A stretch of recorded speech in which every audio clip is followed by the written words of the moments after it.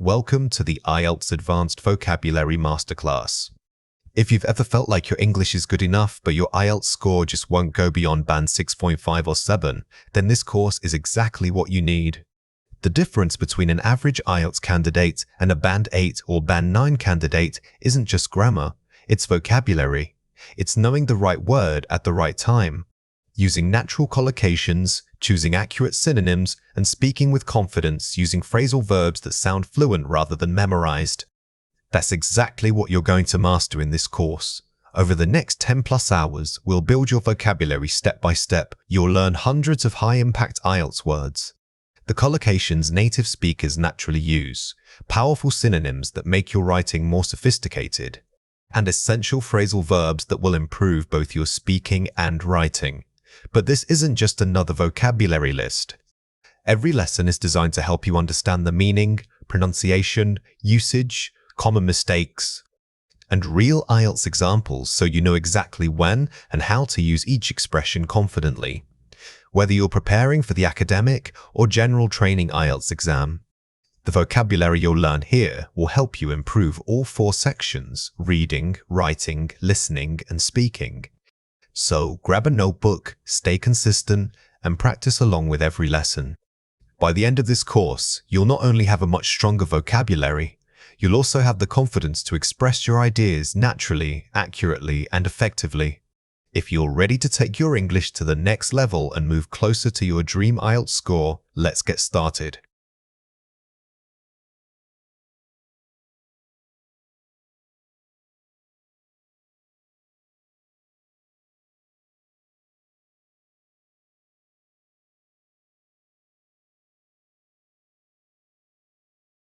Tense consistency means making sure that your verbs align logically with the time frame you are writing about. If you introduce a general truth or an established theory, you must use the simple present tense.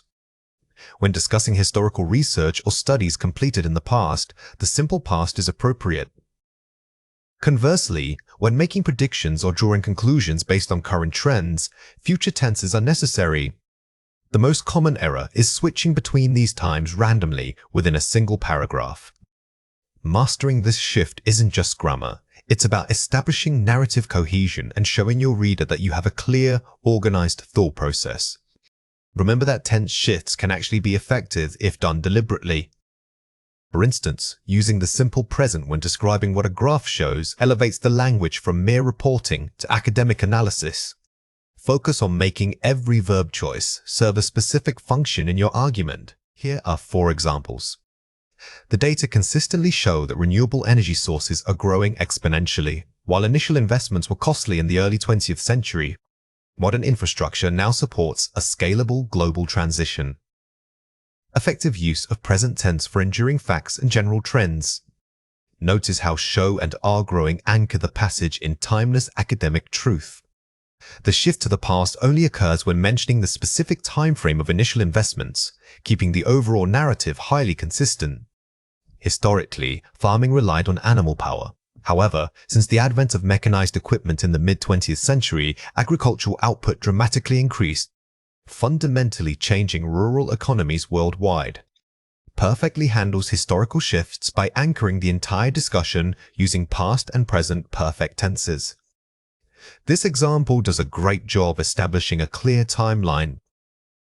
The use of since requires the present perfect tense, which correctly links a past action to its continuing relevance today. If governments continue to prioritize fossil fuels, climate change will accelerate rapidly. Future models predict that coastal regions will face unprecedented flooding by the end of this century. Strong use of conditional and future tenses for predictions and hypotheses. When you are discussing what-if scenarios, always signal those conditions clearly with phrases like if or should, as they require specific modal verbs and with tense agreement. The student population requires diverse resources. Furthermore, educators emphasize that continuous adaptation is necessary for maintaining high standards of academic excellence in the digital age. Maintains a strong, advisory tone using general truths and present tense statements.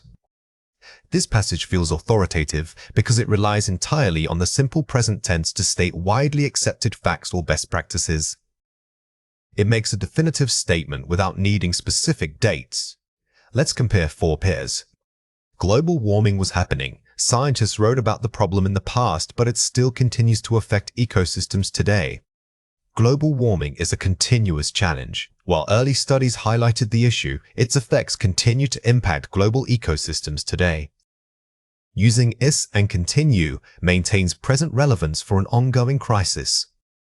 The weak version uses jumpy tense as it describes history in the past, but then abruptly shifts. The strong version correctly frames warming as a persistent, ongoing phenomenon using the simple present.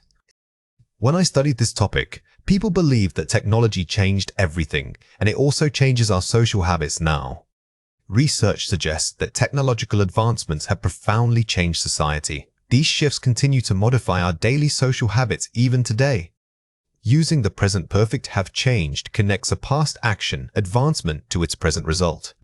The key here is linking past causation to current effect. The phrase have profoundly changed signals that the change started in the past and is still visible now. If we improve education, students will learn a lot of things, but they learned much during the last decade. If educational funding improves, students are likely to benefit greatly. Moreover, empirical evidence shows that their learning has increased significantly over the past decade. Choosing are likely or will be, depending on whether the outcome is a prediction or a fixed plan. The strong version replaces vague verbs like learn with more academic phrases such as benefit greatly. It also correctly uses the present perfect to quantify past learning up. To this point, most people think that diet problems was a big deal yesterday, and it is still affecting health today. Dietary issues have long been recognized as significant public health concerns. These ongoing challenges continue to affect global populations. Using have long been is much more sophisticated than simple past tense for continuous historical relevance. When you want to communicate that a problem has existed for an indefinite period, the present perfect continuous or the structure has long been works much better than simple past. Watch out for these 3 common mistakes. Weak, incorrect continuous. The study was finding that pollution levels increased rapidly. Strong, simple past. The study found that pollution levels were increasing rapidly. Remember to avoid the was-were-ing structure when describing a completed finding. When reporting what a study did, use the simple past tense. The study found. Weak mixing tenses. Climate change affects global life, and it will keep changing every year. Strong present consistency. Climate change affects global life and continues to evolve annually. The error here is mixing affects with the future tense marker will keep changing, since this is a constant truth. Sticking entirely to the simple present maintains maximum cohesion. Weak mixed conditional. If governments invested in green technology, they would improve air quality, which improves now.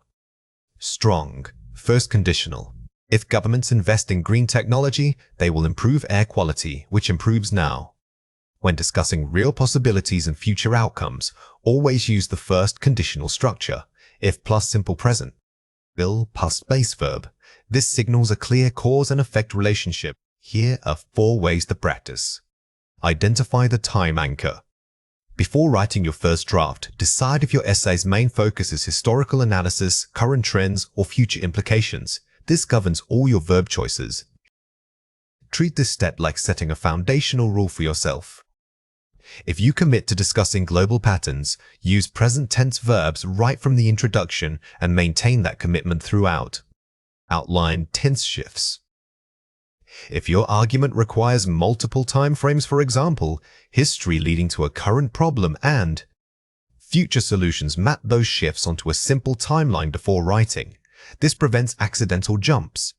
Visually mapping the timeline forces you to acknowledge every single transition point in your argument. It's a powerful tool for preempting tenses inconsistencies. Draft with present tense habits. When struggling with tense, write out key sentences using the simple present tense first. Then, only change the verbs when you absolutely must refer to a specific past event. The simplest solution is often the best. By defaulting to the present tense for general statements, you establish a smooth academic rhythm that feels authoritative and stable. Review verbs last. When proofreading, dedicate an entire pass solely to checking your verbs. Ask yourself, is this verb consistent with the time I am discussing right now? Don't let tense consistency be swallowed by grammar checks for commas or articles. Treat it as a standalone mechanical check at the very end of your revision process. The advanced use of perfect tenses allows us to connect a past action or condition directly to its relevance right now. We are not just stating what happened, we are showing the lasting impact of that event on our current argument. The core structure is often has have plus been doing for ongoing processes, emphasizing duration and continuity. Key signal words include over the last decade since I started researching this, or up until now. Remember, the goal is to build a rhetorical bridge, asserting that because X happened in the past, Y is true today. This depth of connection elevates your speaking and writing scores significantly. Think of perfect tenses as intellectual glue. Instead of simply giving facts, which is what simple past does, you are providing context and justification for your current opinion.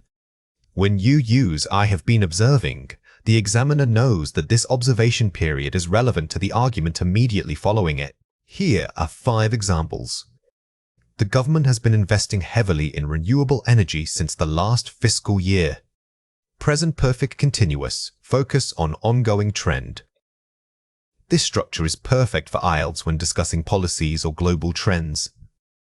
It implies that the action started at a definite point in the past and hasn't stopped, making it highly relevant to current economic discussions. Few countries have successfully implemented such large-scale carbon capture programs. Present perfect simple, focus on total experience achievement. When you need to summarize a global or historical achievement or lack thereof, the present perfect simple works best. It gives the sense of cumulative, observable success across time. Because I have lived in major cities for years, I understand urban infrastructure challenges. Present perfect simple, focus on accumulated experience. In speaking tests, linking your personal life experience to a general topic is powerful. Using I have lived immediately establishes credibility and authority regarding the subject matter. Our research team has been analyzing these data sets since May, leading to new insights. Present perfect continuous, focus on prolonged effort process. This phrasing is excellent for academic writing or speaking when describing a complex process. It emphasizes the effort and time spent which adds weight to your conclusions. Global awareness of climate change has increased dramatically over the past 2 decades. Present perfect simple, focus on measurable change. Notice how has increased treats global awareness as a single entity that changed at an indefinite time in the past, but the result, the elevated awareness, is still true now. Let's compare 4 pairs. Simple past, I studied the problem last year. Present perfect, I have studied this issue many times. Experience versus specific time. The simple past fixes the action to a specific, finished time point in the past. Conversely, using have studied suggests that the experience is part of your current, continuing knowledge base. Simple past, the committee decided last month. Present perfect continuous, the committee has been debating this for weeks. Completed action versus ongoing process. If the debate is still having consequences or hasn't stopped, use the continuous form. This emphasizes the duration of the effort, rather than just stating a historical decision. Simple past, people used to worry about pollution. Present perfect, pollution levels have risen significantly. Habitual past versus present reality. When discussing scientific or measurable data, always lean toward the perfect tenses. They connect a past trend, rising levels, directly to the current state of danger. Simple past, I saw many documentaries. Present perfect, I have seen numerous documentaries on this topic. Chatize, accumulation. If you want to emphasize the total volume of your learning or exposure up until this moment, have seen, is much stronger than simply stating that you saw them at some point. Fill in the blank with the correct form of the verb provided. The government invest in public transport, improving accessibility dramatically. Pause the video now and fill in the blank before we reveal the answer. The correct answer is has invested. We use has invested here because the investment was a past action that has resulted in a current, observable improvement, better accessibility. It links cause and present effect. Since graduating university, I am volunteer at the local library. Pause the video now and fill in the blank before we reveal the answer. The correct answer is have been volunteering. The phrase since graduating is a classic time marker that demands a perfect continuous tense. It shows the duration of your commitment right up to the present moment. Environmental awareness grows exponentially due to global media coverage.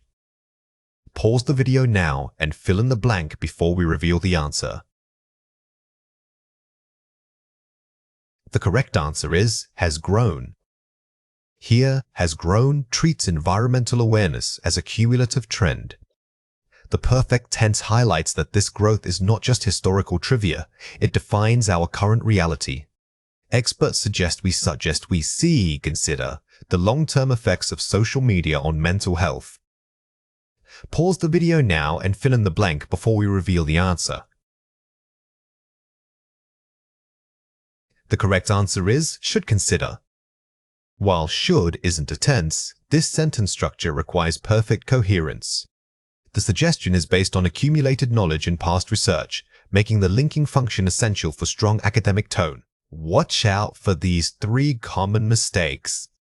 Incorrect, stative verb, I'm understanding the concept of sustainable development. Correct, simple present, I understand the concept of sustainable development. Many students incorrectly use continuous forms with stative verbs like understand or know. These verbs describe a state, not an action in progress. For states, the simple present tense is always required. Incorrect, simple past. Since 2018, the city changed its waste management policy. Correct, present perfect. Since 2018, the city has changed its waste management policy. Whenever you see a time marker like since or for, and that period connects to the present moment, your instinct must jump straight to the perfect tense. The simple past loses this vital connection. Incorrect, tense shift. By the time I reached home, my parents ate dinner. Correct, past perfect. By the time I reached home, my parents had eaten dinner. This is a past perfect structure. When 2 past actions happen and one must be completed before the other starts, the earlier action needs to be had past B3s to establish clear sequencing. Now it is your turn to practice. Read or listen to the following passage carefully. Many people argue that technology has changed human interaction. They point to the fact that face-to-face contact is rarer than ever.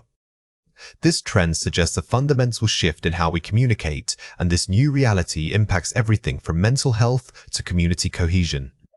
Question 1. Find and correct the grammar error in this sentence. Since I started using social media, people feel less connected. Pause the video now and write your answer before we reveal it. The correct answer is, since I started using social media, people have felt less connected. The initial structure was flawed because feel is a stative verb. However, the context, since, demands a perfect tense to show that this feeling started in the past and continues to affect them now.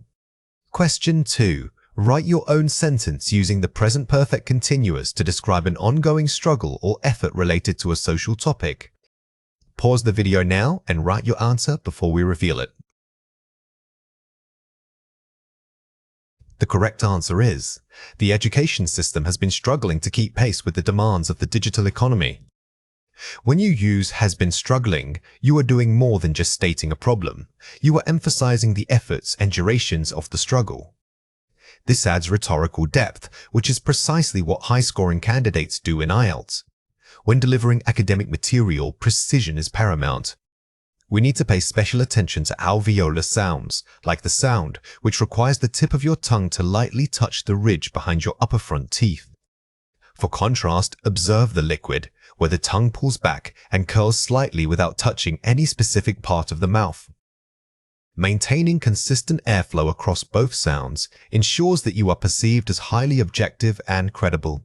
Pronunciation isn't just about sounding smart, it's about projecting reliability. When we speak in a formal register, every sound must be clean and deliberate.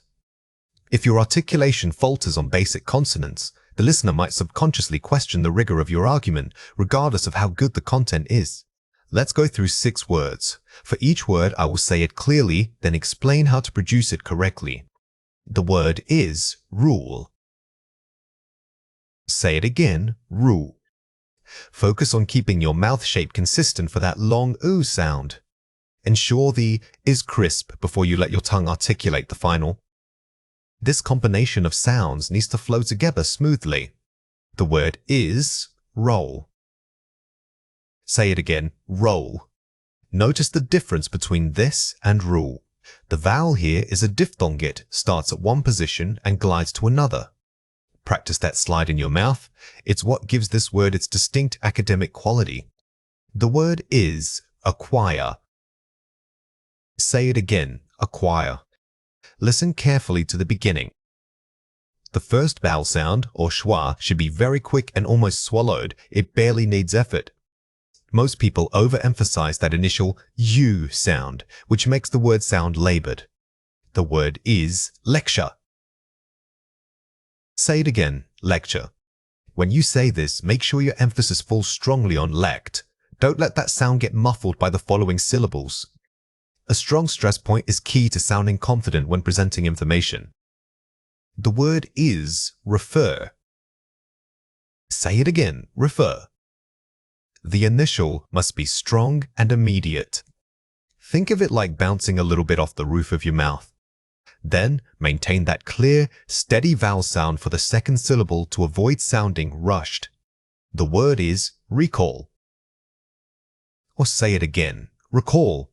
The trick here is the transition. You need to move smoothly from the strong sound into the gentle, controlled lift of your tongue for the L. It should feel like one continuous movement.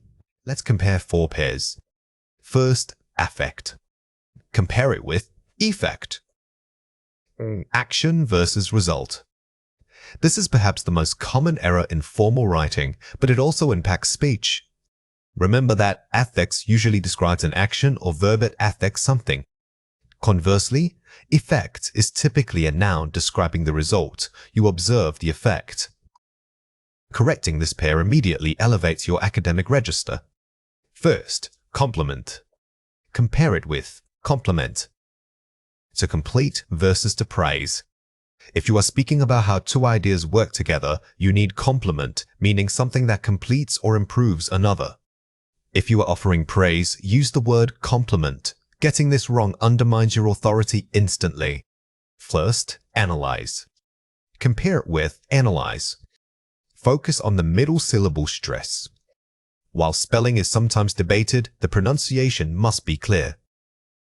The emphasis needs to fall firmly on the second syllable, lies. Don't let the initial vowel sound fade out. Make it audible and distinct. First, principle. Compare it with principle. Person versus concept. When dealing with academic texts, people frequently confuse these two. A principal is a person, often the head of an institution. A principle, however, refers to an underlying rule or concept. Clarity here shows deep command of English vocabulary. Watch out for these 3 common mistakes. Common mistake: stopping short, document. Academic fix: full sound, documentation. A frequent mistake when speaking quickly is to drop the final syllable, making documentation sound like it ends abruptly. When you speak in a formal manner, ensure you fully release that last vowel sound, signaling completeness and meticulous detail. Wrong, meaning cautious, discreet. Right, meaning separate, discreet. Be extremely careful not to confuse the meaning, but also the pronunciation. The word you need for separating concepts is discrete. Articulating this properly signals that your ideas are distinct and separated from one another. Overly wordy. Using elaborate, elaborate. Precise terminology, elucidate, elucidate. Sometimes we use a general word like elaborate when we really mean to clarify. Using elucidate specifically means to shed light upon or make clear, which is much stronger in an academic context. Precision in vocabulary elevates your whole presentation. Here are 4 ways to practice. Shadowing experts. Listen to high-quality academic podcasts or lectures and mimic the speaker immediately. Focus on matching their rhythm, tone, and pace, not just the words. Shadowing is incredibly effective because it forces you to process language orally and motorically at the same time. Don't worry about understanding every word. Focus purely on mirroring the sound patterns of expert speakers. Tongue twister sentences. Practice academic phrases like, "The preliminary research reveals regulated data." This forces rapid, controlled articulation across multiple difficult consonants. These structured sentences are excellent for building muscle memory in your mouth. Say these phrases slowly at first to ensure perfect articulation, then gradually increase your speed until it feels natural and effortless. Minimal pair drills. Take the tricky pairs we discussed, like affect and effect, and record yourself saying them back to back. Listen for any dip in sound quality. Recording yourself is invaluable because you are your own toughest critic. When listening back, don't judge the grammar, only judge the sound. Is the difference between the 2 words perfectly audible? Mirror work. Watch your mouth in a mirror as you read complex definitions aloud. Pay attention to your lip rounding and tongue movement for vowel sounds. Visual feedback is crucial because we often self-correct based on how our mouths look, not just how they sound. When practicing, consciously exaggerate the movements of your lips and jaw. Slightly this will help you stabilize them at natural speed. In IELTS Part 3, examiners aren't just listening for correct grammar, they are assessing your ability to handle abstract thought. This means using conditionals the if structures to speculate about things that might or might not happen. Speculation is key when you need to discuss potential societal changes, future policies, or counterfactual situations. Good candidates move beyond simple Type 1 conditionals, incorporating the hypothetical nature of Type 2 and even Type 3 forms. Remember, the goal is depth. Don't just state an opinion, build a scenario around it. When you sound genuinely thoughtful and nuanced, your score improves significantly. Think of yourself as painting a picture with words you need to set up the scene, the condition, before describing what could happen in that imaginary world. Using various types of conditionals shows linguistic flexibility and intellectual range. Let's go through 5 words. For each word, I will say it clearly, then explain how to produce it correctly. The word is, were we to consider the evidence that... Say it again. Were we to consider the evidence that... This structure, called inversion, immediately elevates your speech level. It signals a very formal and academic approach to the topic. Use this when you want to sound highly persuasive or authoritative while remaining speculative. The word is, assuming that X factors were in play. Say it again, assuming that X factors were in play. Don't treat your assumptions as facts, frame them explicitly. Preface. Your conditional statement with assuming to show the listener exactly which variables you are beginning your argument with. This makes your reasoning transparent. The word is, it would seem that if we prioritized. Say it again. It would seem that if we prioritized. This phrase is perfect for providing balanced, diplomatic suggestions without sounding too definitive. It frames your idea as a possibility or a recommendation rather than an absolute requirement. The word is, I can only imagine what it would be like if... Say it again. I can only imagine what it would be like if... When the question is highly abstract or emotional, use this to connect your hypothetical thought back to a personal feeling. It makes your answer more engaging and less purely academic. The word is, whether or not that were true, I believe. Say it again. Whether or not that were true, I believe. This is a powerful filler phrase because it signals that you understand the complexity of the question. It allows you to acknowledge opposing viewpoints before asserting your own nuanced stance. Let's compare 4 pairs. If things were different in the past, had circumstances been different, we might have seen. Using inversion for formality. Notice how moving from if to had and rearranging the subject makes the sentence significantly more academic. This structural shift is often what examiners are listening for when they grade fluency. I guess if we did X, then Y might happen. One could argue that implementing X would likely result in Y. Replacing informal verbs and conjunctions. Changing guess to, one could argue, immediately raises your register. This teaches you to substitute common conversational verbs with more precise academic vocabulary. If people didn't worry so much about money, were financial concerns not such a dominant factor, society might focus on using the subjunctive mood for advanced grammar. The structure where past subject is the formal way to express counterfactuals. Mastering this shows that you have a deep grasp of English grammatical nuances beyond just everyday conversation. Maybe we should try to fix it by changing.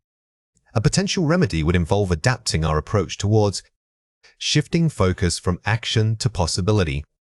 Instead of giving a direct command or suggesting an immediate fix, using potential remedies maintains the required academic distance. This makes your answers sound objective and well-researched.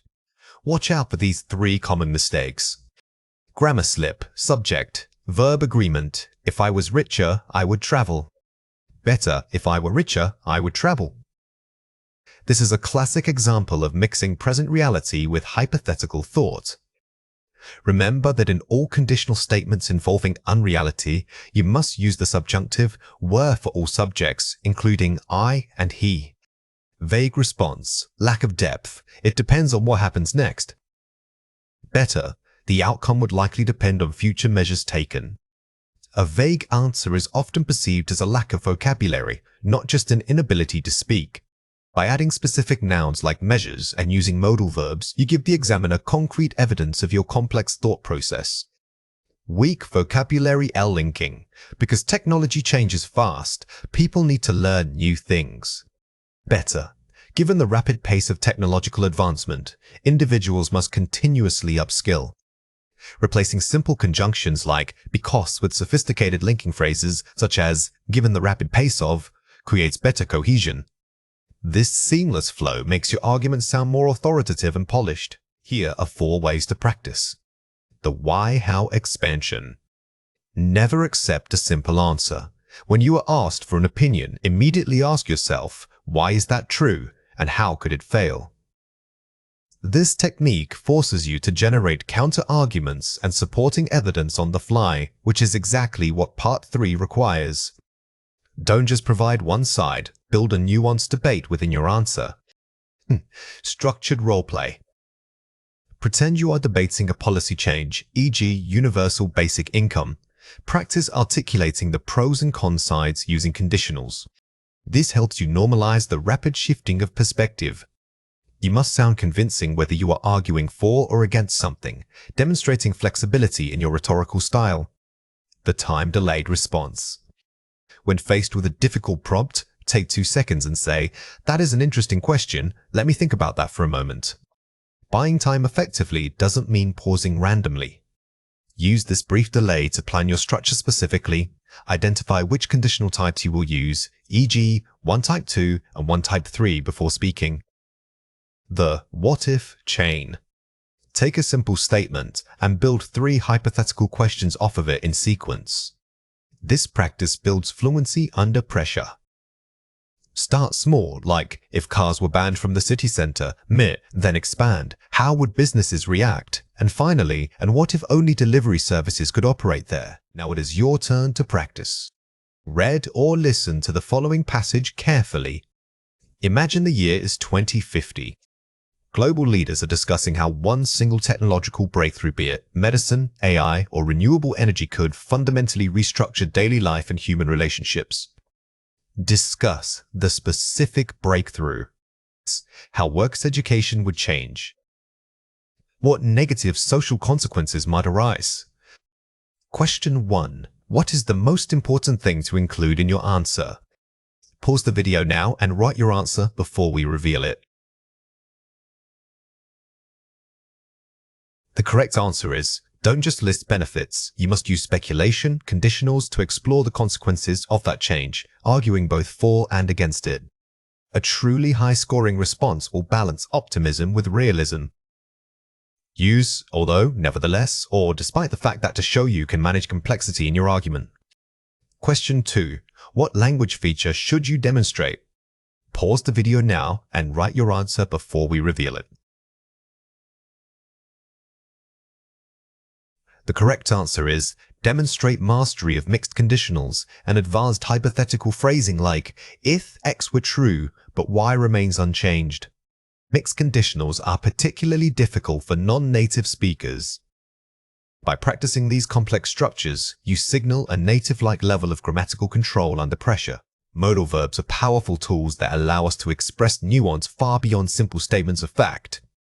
They don't just show ability or possibility, they convey our degree of certainty about a situation. We use them specifically to make deductions, what we believe must be true based on evidence. We also deploy them when recommending policy changes, suggesting what ought to happen next. Understanding the subtle differences between might, must, and could is key to mastering sophisticated English communication.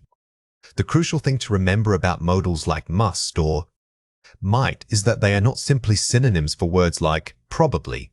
They carry a specific grammatical weight related to probability, obligation, or deduction. When you use one incorrectly, your implied level of certainty can change completely, affecting how seriously your argument is taken. Here are 5 examples. The lights are off. They must be out of town. Strong deduction, near certainty. Here, the speaker has strong visual evidence, the lights being off, which leads them to a near certain conclusion. Must signals that this is not just a guess, but a logical deduction based on observable facts. It could rain later, so take an umbrella. Possibility, weak deduction. Using could suggests that rain is merely one of several possibilities, making the advice less definitive. This is perfect for hedging your bets when you aren't entirely sure about the outcome. They might postpone the meeting until Friday. Speculation, low certainty. When we use might, we are presenting an idea that is quite remote or uncertain. This helps us sound polite and non-committal when predicting future events. We should increase funding for public transport. Policy recommendation, suggestion. The modal should often signals a moral or practical obligation regarding policy. It is the gentlest way to introduce a necessary change without sounding demanding. This model must adhere to new environmental standards. Obligation necessity rule. Unlike personal recommendations, when we use must for rules or policy requirements, it conveys a strict necessity. This is often used in formal reports and legal documents. Here are 3 reasons why this matters. Intensity of certainty. The choice of modal dramatically shifts your apparent certainty level. Think of this as a spectrum, moving from absolute necessity to vague possibility. Knowing where you stand on that spectrum helps you select the most accurate and impactful word. Deduction versus recommendation. We use different modals for what is likely trues versus what ought to be done. If you are talking about a person's current behavior, must have signals deduction regarding the past.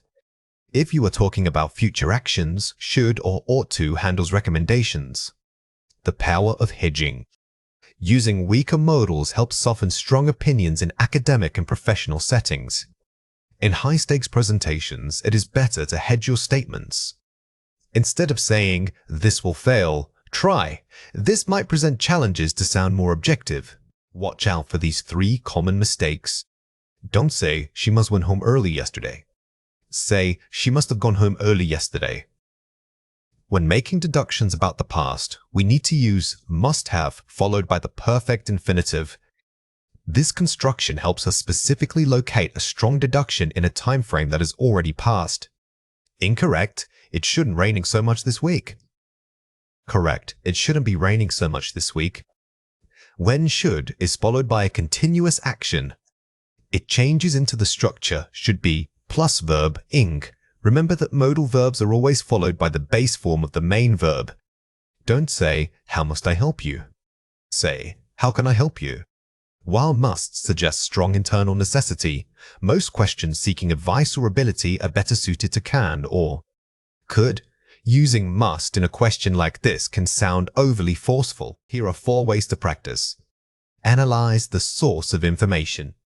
Before choosing a modal, ask yourself, is my statement based on evidence, must, possibility might could, or rule must?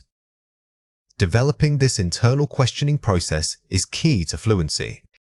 Don't just default to should, pause and evaluate the certainty level you genuinely want to convey. Vary your degree of certainty. Avoid over-relying on one modal. Mix could, might, and mays when speculating. A sophisticated speaker doesn't use the same level of certainty every time they speak. Varying your modals makes your speech sound more natural, nuanced, and persuasive. Focus on formal contexts. Practice using ought to or is advisable when giving recommendations in professional settings. In academic writing or board meetings, these phrases elevate your register. They signal that you are considering the collective needs and best practices, not just personal opinions. Listen actively for modals. When listening to native speakers, pay attention to why they chose could instead of might. Intensive listening is the best way to master this. Try noting down several instances of modals in a dialogue and analyzing the context that forced that specific choice. Participle clauses are powerful tools that allow you to condense information efficiently. They help link ideas together smoothly, making your writing sound much more sophisticated. Instead of using multiple short sentences or lengthy dependent clauses, these structures combine action and description into a single, elegant flow. For academic writing, this conciseness is key because it demonstrates advanced grammatical control and intellectual polish. Using them correctly significantly boosts your coherence score in the IELTS writing test. Think of participle clauses as linguistic superglue. They bind separate ideas together without causing choppiness. When you use one effectively, you prove to the examiner that you can manage complex relationships between concepts. The goal isn't just variation for variation's sake, but making your arguments flow with logical inevitability. Here are 4 examples. Witnessing rising sea levels, coastal communities must urgently implement robust defensive measures to protect their infrastructure. The introductory participle phrase, witnessing rising sea levels, immediately sets the necessary context and cause for the main action. Notice how this structure is far stronger than saying, because sea levels are rising, coastal communities must, by starting with the participial clause. You create immediate dramatic impact. It grounds the reader in the evidence before presenting the required solution. Having significantly increased renewable energy sources, nations can reduce their dependence on volatile fossil fuel markets.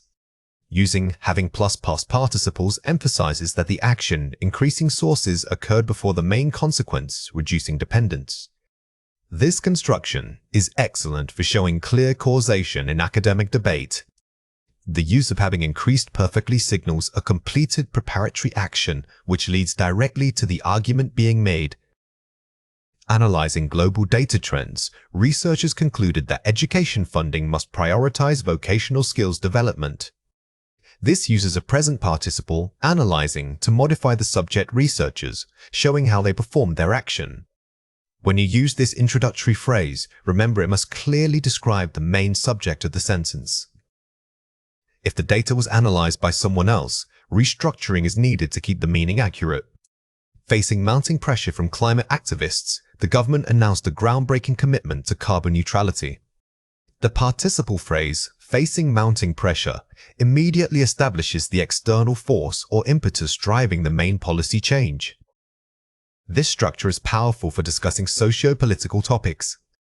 It allows you to acknowledge an outside influencer conflict or challenge before presenting the formal response. Let's compare 4 pairs. Because many cities have insufficient public transport, residents often struggle with daily commutes. Lacking sufficient public transit options, urban residents frequently grapple with difficult daily commutes. Starting the sentence with a participial phrase immediately elevates the tone and improves conciseness. The shift from because to starting with the participial clause achieves maximum sophistication. We eliminate unnecessary words while retaining all the original meaning, making the statement much punchier. When we look at economic models, it becomes clear that global trade barriers slow down growth. Examining global economic models reveals that trade barriers significantly impede sustainable growth. Replacing the introductory clause, when we look at with a strong gerund or participle phrase, makes the writing more academic and objective. Academic writing often benefits from removing personal language like we thinks or it becomes clear, using an active verb structure such as examining reveals, maintains authority. The government implemented new policies which are designed to curb carbon emissions. Implementing new policies aimed at curbing carbon emissions, the government addressed environmental concerns. This structure is often misinterpreted. By moving the action to the beginning, we make sure the subject, government, is clearly performing the action of implementing. Be very careful with misplaced modifiers here. Always check that the subject immediately following a comma or introductory phrase is the one actually doing the verb's action. Students who are motivated by practical outcomes tend to perform better in vocational courses. Motivated by practical outcomes, students often achieve higher performance levels in vocational education. Removing the relative pronoun who are significantly streamlines the sentence without losing any meaning. This is pure conciseness magic. This demonstrates how much power we gain simply by cutting out superfluous linking words. The core idea remains intact, but the rhythm and flow of the writing improve dramatically. Watch out for these 3 common mistakes. Weak dangling modifier. Having completed the experiment, the results were surprising. Strong, clear subject. After completing the experiment, the researchers found that the results were surprising. This is a classic dangling participle error. The structure implies the result completed the experiment, which is impossible. Always ensure the subject of the main clause performed the action described in the introductory phrase. Weak, incorrect subject. Concerned about data privacy, the new law was passed by Parliament. Strong, correct agent. Concerned about data privacy, Parliament passed the new law. Again, we see the dangling modifier. The law itself cannot be concerned. We must make sure that the entity doing the worrying in this case, Parliament, is the grammatical subject of the main sentence. Weak, unspecific causality, leading to increased traffic congestion. Many cities have banned private vehicle use. Strong, clear transition. In response to increasing traffic congestion, many cities have banned private vehicle use. While grammatically correct, leading to is vague when describing policy. Using a prepositional phrase like in response to clarifies the causal relationship and strengthens the academic tone significantly. Here are 4 ways to practice. Identify the core action and subject. Before drafting, underline the main actor and what they are doing. This helps you build a clean participial phrase around that core idea. When planning, treat your argument like an equation, subject plus verb idea. Once you know those primary components, inserting the participle clause just becomes adding descriptive context to the front. Practice the reduction drill. Take 3 sentences and try to combine them into one flowing statement using at least 2 different participial structures. This drill forces you away from comfort zones.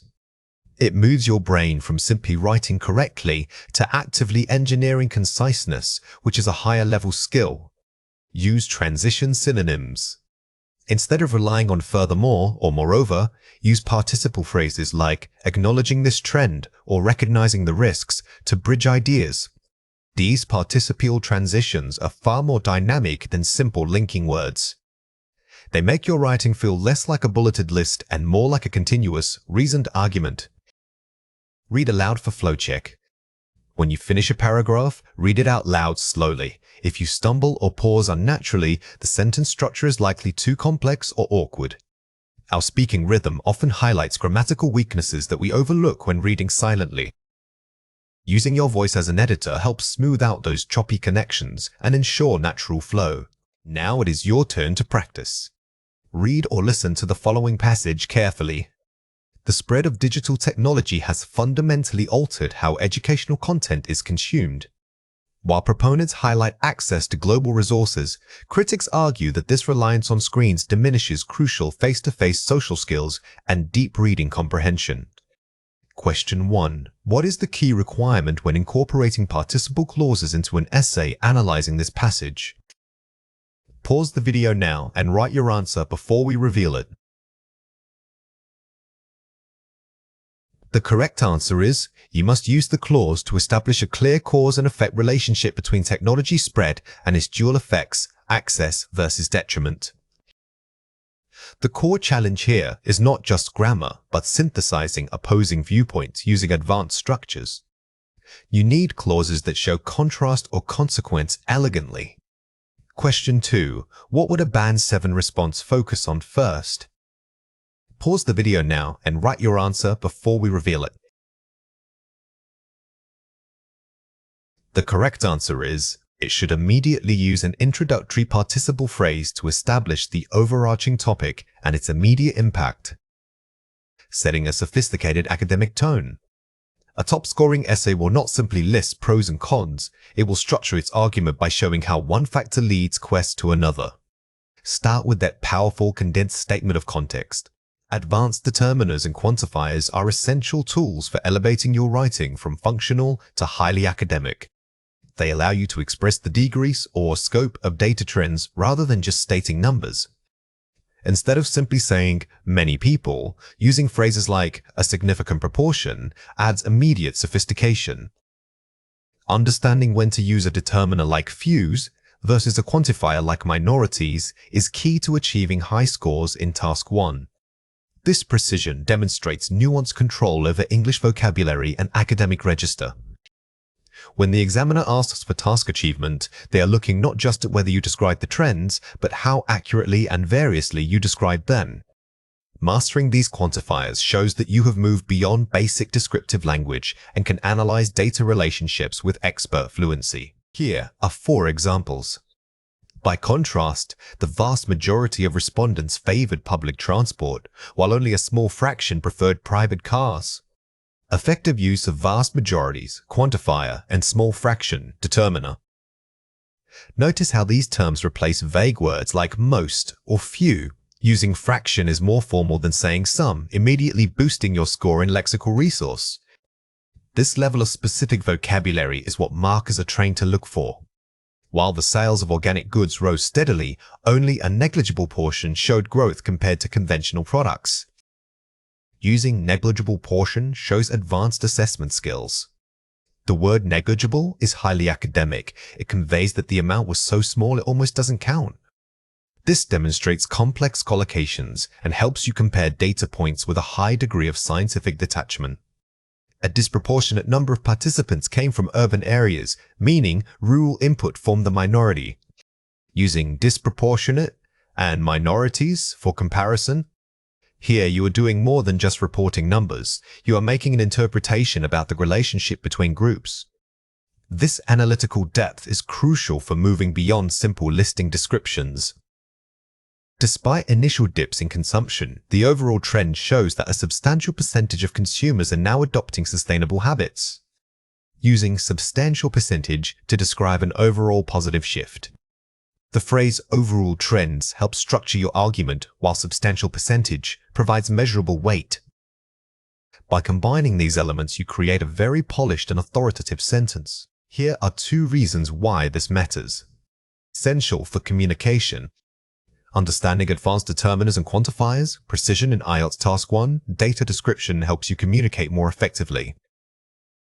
When you master advanced determiners and quantifiers, precision in IELTS Task 1 data description, you will notice your conversations flow much more naturally. Commonly used in daily life. You will encounter advanced determiners and quantifiers, precision in IELTS Task 1, data description frequently in everyday conversations. Pay attention to how native speakers use advanced determiners and quantifiers, precision in IELTS Task 1, data description.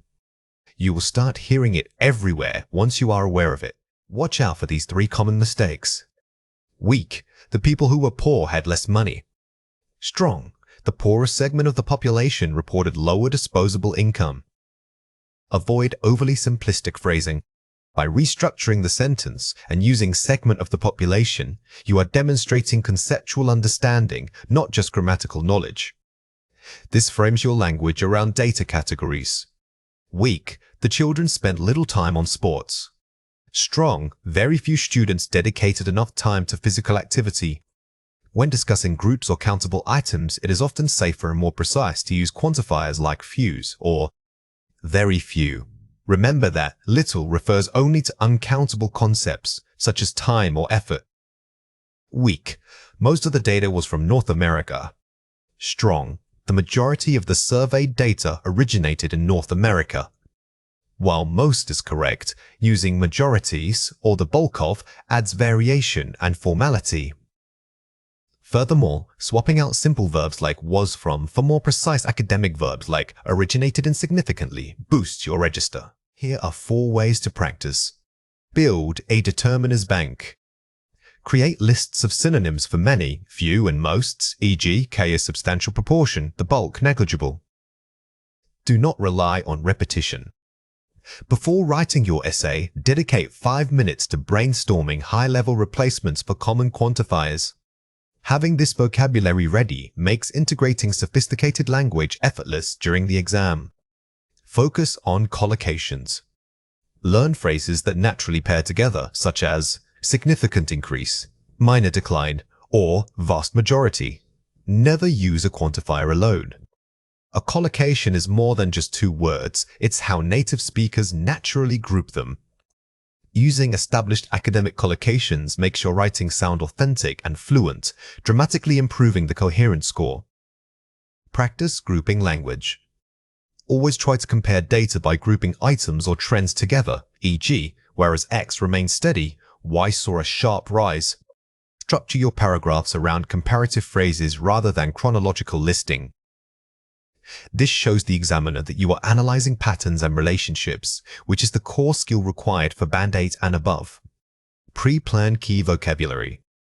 Before starting any Task 1 practice, write down 5 high-level determiners and 5 strong verbs related to trends, e.g., plummeted, surged, represented.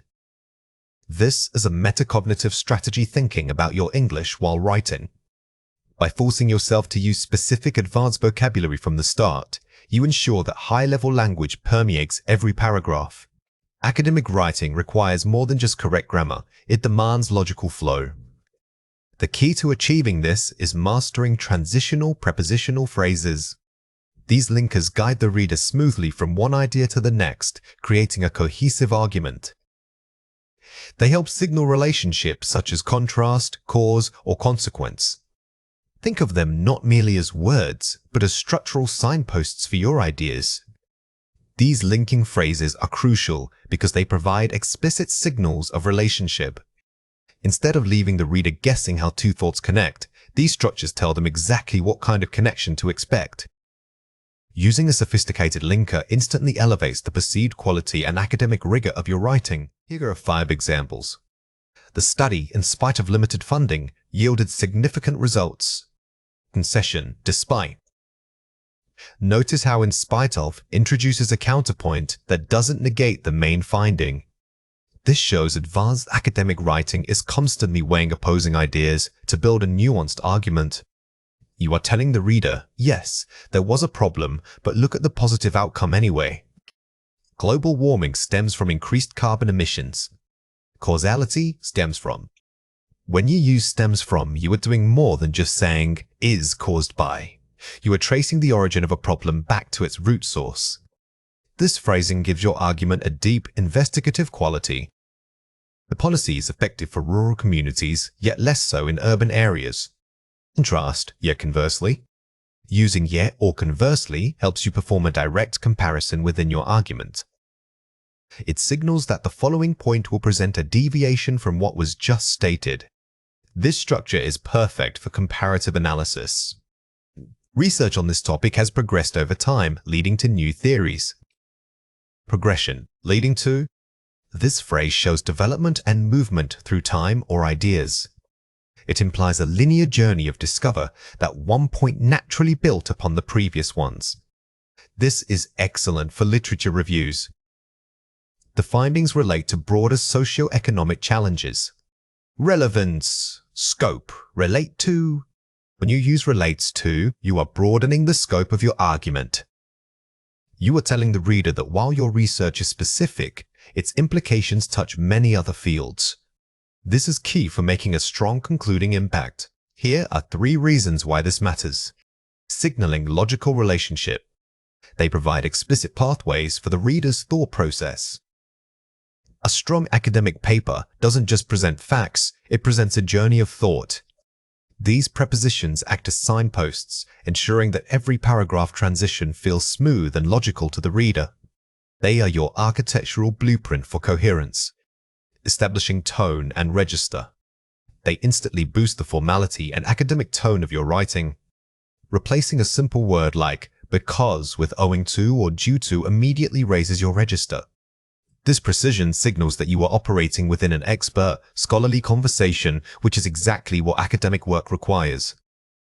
Preventing ambiguity. They clarify the precise relationship between two concepts. Sometimes, simply placing a period between two ideas can be ambiguous. A linker forces clarity by defining if the second idea is an exception toke, a result of, or merely related toke, the first. This precision eliminates guesswork for your reader. Watch out for these 3 common mistakes. Don't say, the decline was due to lack of funding. Say, the decline was attributable to a lack of funding. While due to is common in speech, attributable to is much stronger and more formal in academic writing.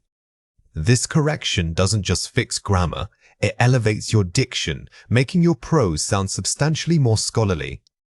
Don't say, the study was based on qualitative data. Say, the study drew its conclusions from qualitative data. Simply saying something was based on is weak. By changing it to drew its conclusions from, you are actively demonstrating the intellectual process of research.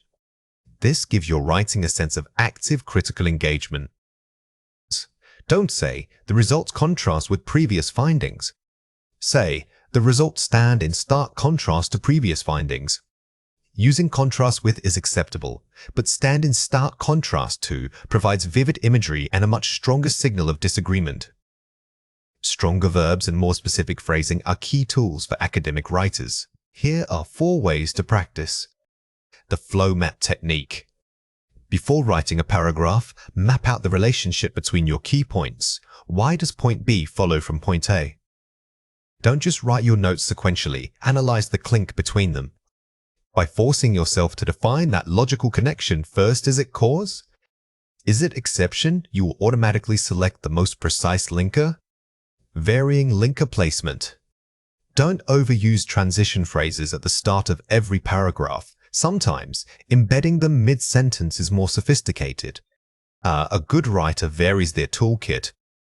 Occasionally integrating a prepositional phrase into the middle of a sentence can make your prose feel less repetitive and much more natural to read.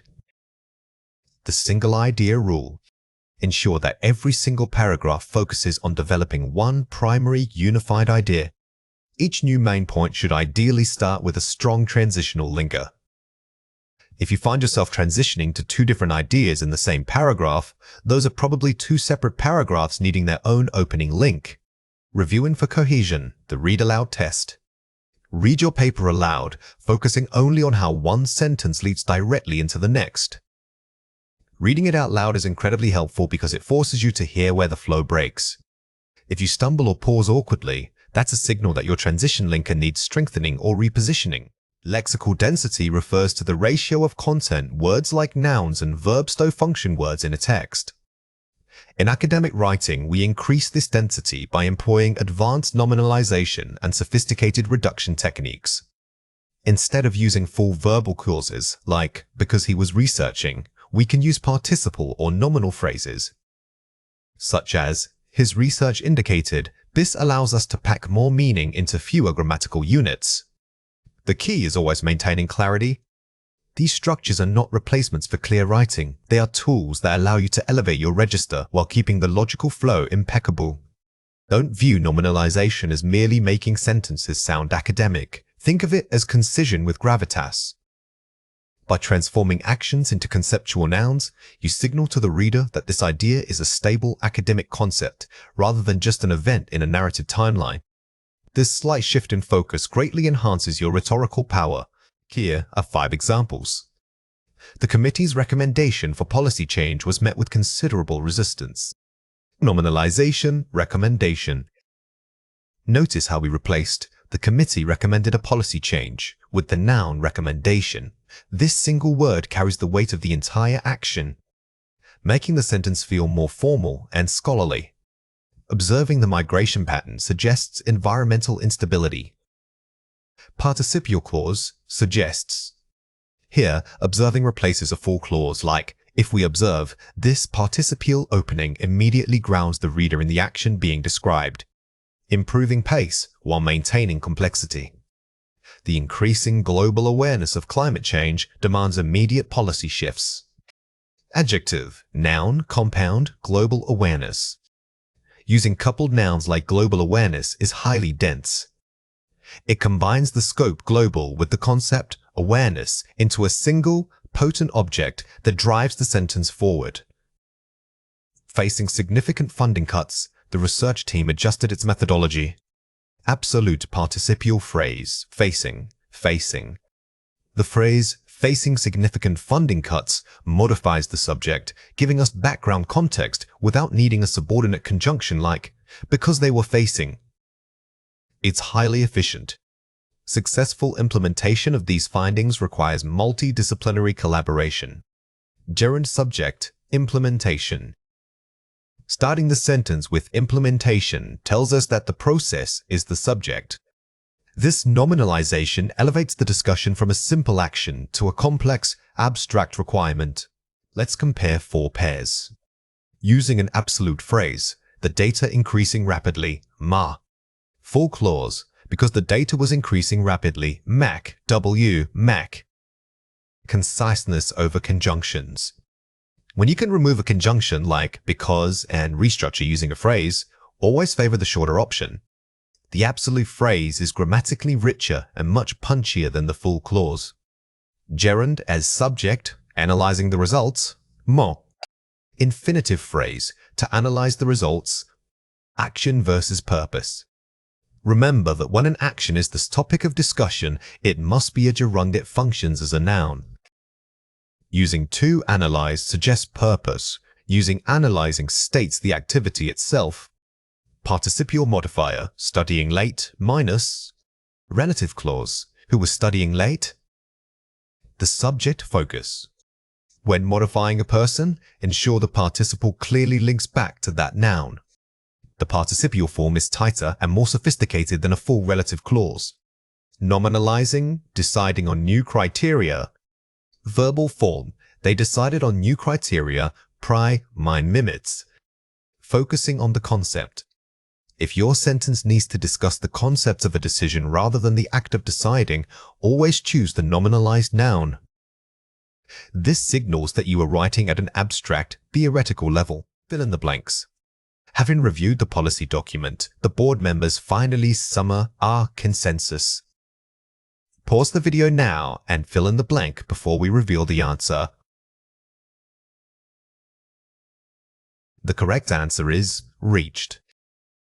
Because we have already established the time frame with having reviewed, we use simple past tense for the main action. This keeps the flow crisp and doesn't confuse the sequence of events. The market fluctuations, investors must exercise caution. Pause the video now and fill in the blank before we reveal the answer. The correct answer is considering. We need a gerund here because it is functioning as an introductory phrase that modifies the entire sentence. It sets the background condition for the main clause. The committee insists on a comprehensive data before making any judgments. Pause the video now and fill in the blank before we reveal the answer.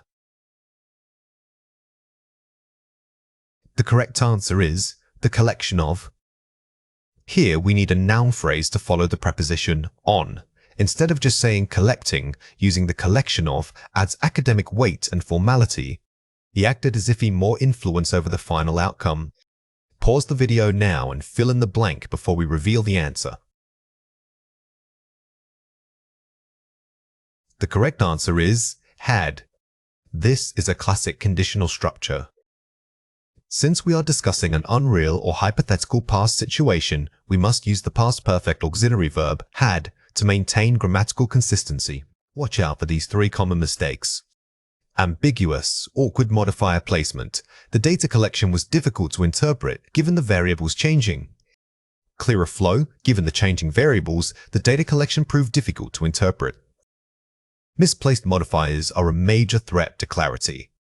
By moving given the changing variables to the beginning, we immediately establish the cause before tackling the main subject and verb. Overly abstract vague noun, nominalizing the entire process was challenging for students.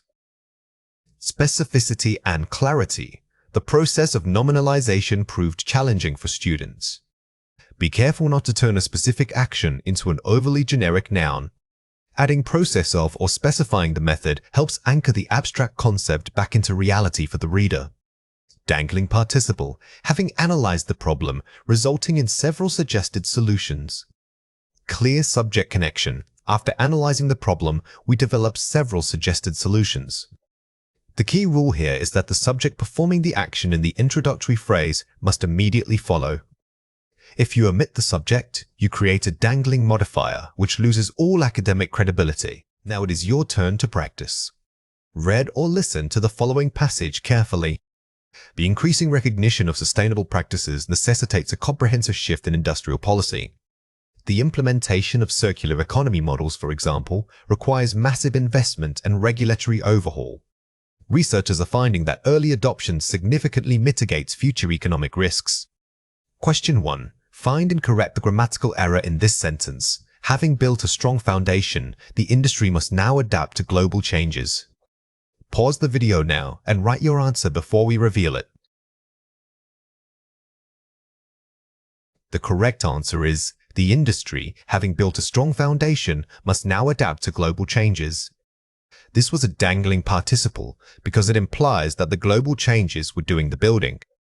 By restructuring it using commas, we clearly mark the modifying phrase as belonging to the industry, restoring logical integrity. Question 2. Write your own sentence using advanced nominalization or participial phrasing to discuss education. Pause the video now and write your answer before we reveal it. The correct answer is, considering global technological advancements, curriculum revision is paramount for modern students. When you construct your answer, try starting with a descriptive phrase like given or having analyzed. This immediately boosts the lexical density and sophistication of your writing. Remember that structure must never compromise meaning. Understanding word families is key to expanding your academic vocabulary. A word family consists of different parts of speech like nouns, verbs, and adjectives all derived from the same root meaning. Instead of learning separate words, you learn one core concept and its structural variations. This strategy allows you to predict meanings and use advanced language with much greater efficiency. Mastering these families is essential for moving beyond basic vocabulary and achieving a truly nuanced academic register. When we talk about word families, we are really talking about linguistic DNA. Think of it as unlocking an entire network of related words rather than just memorizing isolated terms. By understanding the root meaning, you build deep semantic knowledge, which is far more powerful for speaking and writing on complex topics like global development or environmental policy. Let's go through 6 words. For each word, I will say it clearly, then explain how to produce it correctly. The word is mitigate. Say it again, mitigate. This verb is excellent for IELTS because it's formal and precise. Remember that mitigation is the noun form, which refers to the process itself, the actions taken. Instead of saying make better, using mitigate demonstrates a sophisticated vocabulary range. The word is sustainability. Say it again, sustainability. This is one of those high-frequency academic terms you need in every essay topic. When discussing resources, remember that sustainability implies longevity and balance that current use doesn't compromise future needs. The word is comprehensive. Say it again, comprehensive.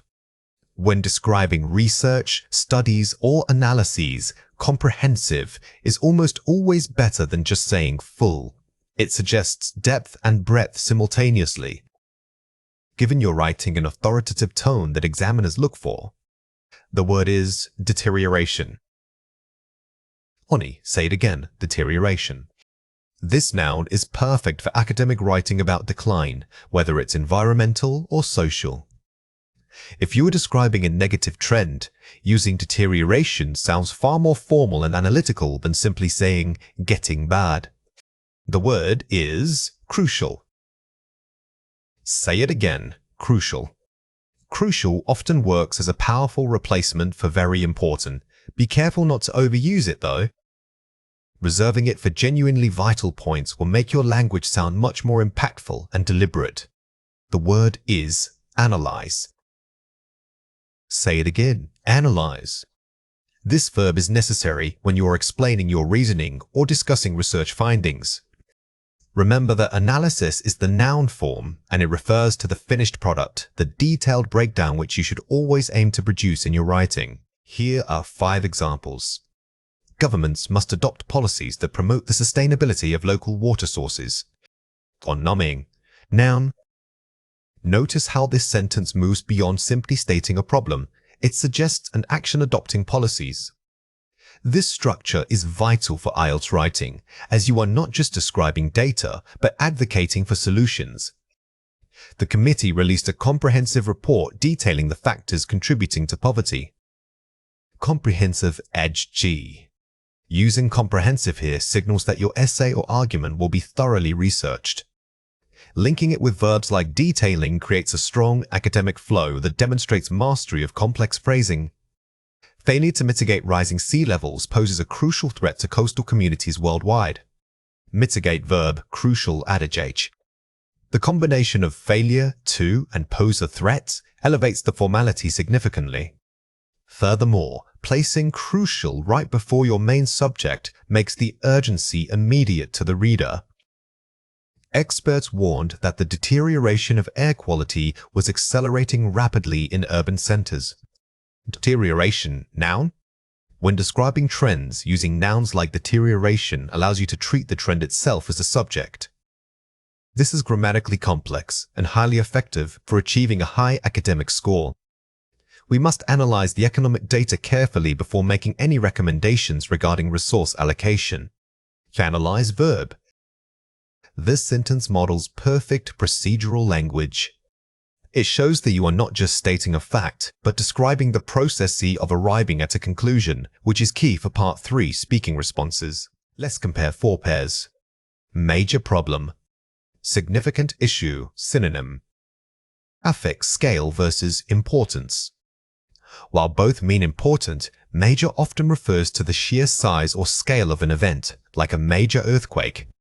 Conversely, significant focuses more on the degree of impact or meaning, the importance within a context. Thirst, boost. Enhance, synonym. Degree of improvement. Boost is often used for immediate, visible increases, like boosting stock prices. Enhance, however, suggests a more subtle, gradual, or qualitative improvement like enhancing life skills through volunteering. Impact, noun. Influence, noun. Force versus power. Think of impacts as an action with force, like the impact of a policy change hitting the market. Influence, however, is about subtle power or persuasive capability, suggesting guidance rather than direct force. Severe, edge. Acute, edge. Duration versus intensity. Severe generally describes intensity. A severe drought is intense. Acute, however, often refers to suddenness or shortness of duration, such as an acute illness or an acute economic downturn. Here are 4 ways to practice. Vocabulary mapping. Create mind maps linking root words to all their variations. When you study a word like analyze, don't just write the definition. Draw arrows connecting it, analyze, V for qua, analysis, analytical, AJJ. This visual approach helps your brain see the entire family unit and strengthens recall. Collocation practice. Practice pairing target words with common academic nouns or verbs. Don't just learn crucial role, crucial juncture, or crucially important. Learning these fixed phrases, called collocations, makes your speech sound immediately natural and native-like. Review vocabulary in increasing intervals, 1 day, 3 days, 1 week. consistency is more important than intensity. Instead of cramming for hours, dedicate 5 minutes every morning to reviewing one word family using flashcards or an app. This systematic repetition moves words from short-term to long-term memory. Contextual substitution. Rewrite 3 sentences a day, replacing simple words with your learned academic vocabulary. This is the most practical exercise. If you normally write, "The country has big problems," force yourself to rewrite it. The nation faces significant economic challenges. This active retraining forces you to use the new word in real time. Now it is your turn to practice. Read or listen to the following passage carefully. Global warming presents a complex challenge. If we fail to mitigate the effects of rising temperatures, we face severe deterioration of vital natural resources. A truly sustainable future requires comprehensive international cooperation and crucial changes in energy policy. The analysis must focus on methods that minimize our ecological footprint. Question 1. Find a word in the passage that means to make less severe or alleviate. Pause the video now and write your answer before we reveal it. The correct answer is mitigate. The answer is mitigate. The context of failure to immediately signals a negative action that must be prevented. By correctly identifying this verb, you show your ability to read for academic function rather than just simple definition. Question 2. Use the word sustainabilities in a sentence about personal habits. Pause the video now and write your answer before we reveal it. The correct answer is adopting sustainable consumption habits is crucial for minimizing waste and resource depletion. When moving this abstract noun to a personal context, you need strong collocations. Pairing sustainables with consumption habits or development goals makes the concept grounded and highly relevant for speaking exams. Collocation theory is the study of how words naturally group together. It's not about knowing individual vocabulary items, it's about knowing which words like to live next to each other. For instance, we say heavy rain, but never strong rain. These predictable pairings make your language sound instantly more natural and fluent. Think of collocations as English idioms that aren't actually idioms. They are just deeply ingrained word partnerships. Mastering these pairs moves you from merely communicating meaning to sounding like a native speaker. When test takers use accurate collocations, it is a major signal of fluency and advanced vocabulary control. Here are 4 examples. The government must implement robust policies to mitigate climate change. Using robust with policies is much stronger than using general adjectives like good. Notice how robust implies resilience and thoroughness. This choice adds academic weight, suggesting that the policies are not just adequate, but structurally sound enough to handle complex problems. Always prioritize intensity and specificity when choosing your descriptors. Students should dedicate time to critical thinking skills rather than simple memorization. The collocation "educate times" is much more natural than saying "spend time on" in this academic context.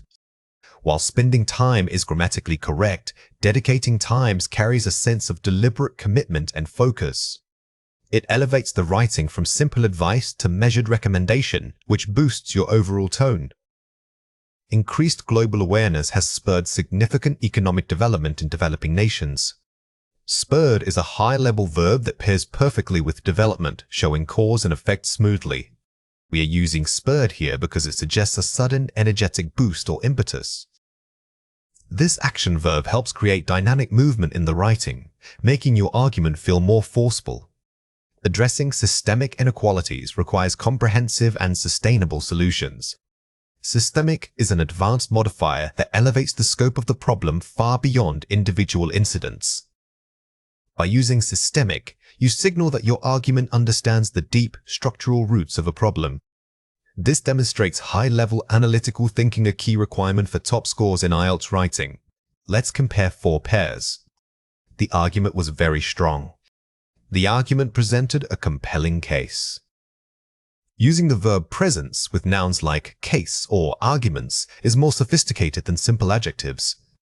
Instead of simply describing the argument as strong, we are showing that it's achieved something, it presented a case. This switch from pure description to active reporting makes your writing much more academic and nuanced.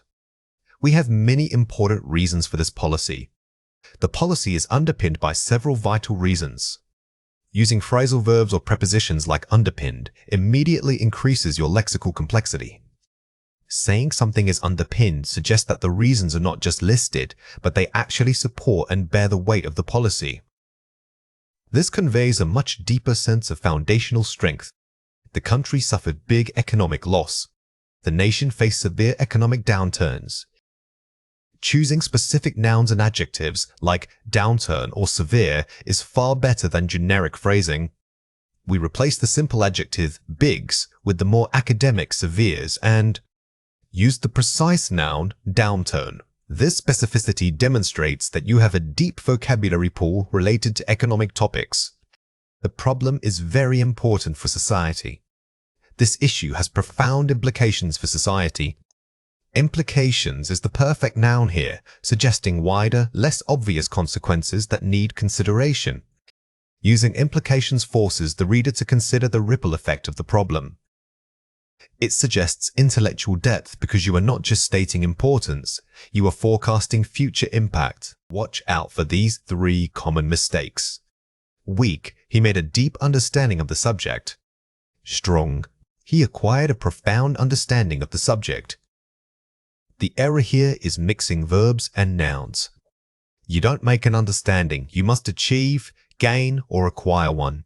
These specific verbs are necessary for proper collocation. Weak, it is very necessary to change the system. Strong, it is essential to reform the existing system. Never use very before words like necessary or essential. They are absolute. Furthermore, replacing the general verb change with reform immediately elevates your academic register. Weak, the problem is affecting many people. Strong, the problem affects a wide demographic of people. Instead of using the continuous verb form is affecting, which can sound vague, use the simple present tense with a stronger phrasal noun like affects. This makes your claim sound more definitive and authoritative. Here are 4 ways to practice. Utilize corpus tools, e.g., COCA. Don't just look up single words. Type in a keyword and see what collocations the tool suggests. Opera, or large text databases, are goldmines for collocation study. They show you how real people actually use language, guaranteeing that your pairings sound authentic. Treat them like cheat sheets for natural English. Read critically and annotate. When reading academic articles or news reports, actively highlight 3-4 unique word pairs you find interesting. This strategy forces passive learning into active memory recall. Instead of just consuming information, you are performing a linguistic analysis every time you read, which is much more effective for retention. The topic box method. For IELTS topics like environment, create flashcards with 3 pairs, noun plus AJ, verb plus noun, adverb plus AJ. This structured method allows you to preload your vocabulary for specific test areas. By grouping collocations this way, you can recall a whole set of high-level phrases very quickly during the writing process. Active rephrasing practice. Take old notes or sample paragraphs and force yourself to rewrite them using at least 3 new collocations. This is high-intensity practice that builds muscle memory. You are not just memorizing phrases, you are learning how to deploy them flexibly in various contexts, which is the ultimate goal. Collocations are not just random pairings of words, they are fixed chunks of language that sound natural to native speakers. When we talk about advanced academic writing, we aren't just looking for big vocabulary words.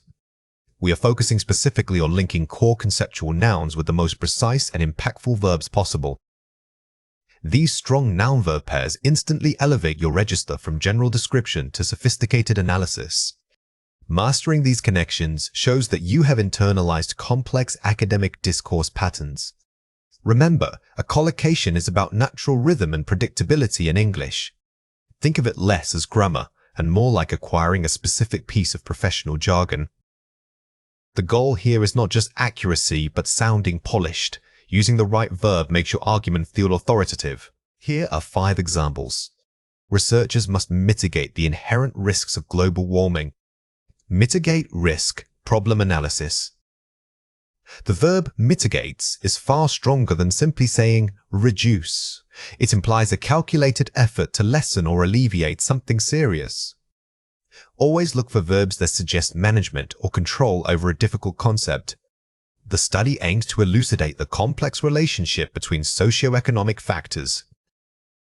Elucidate relationship explanation. When you need to explain something complicated, elucidate is your best friend.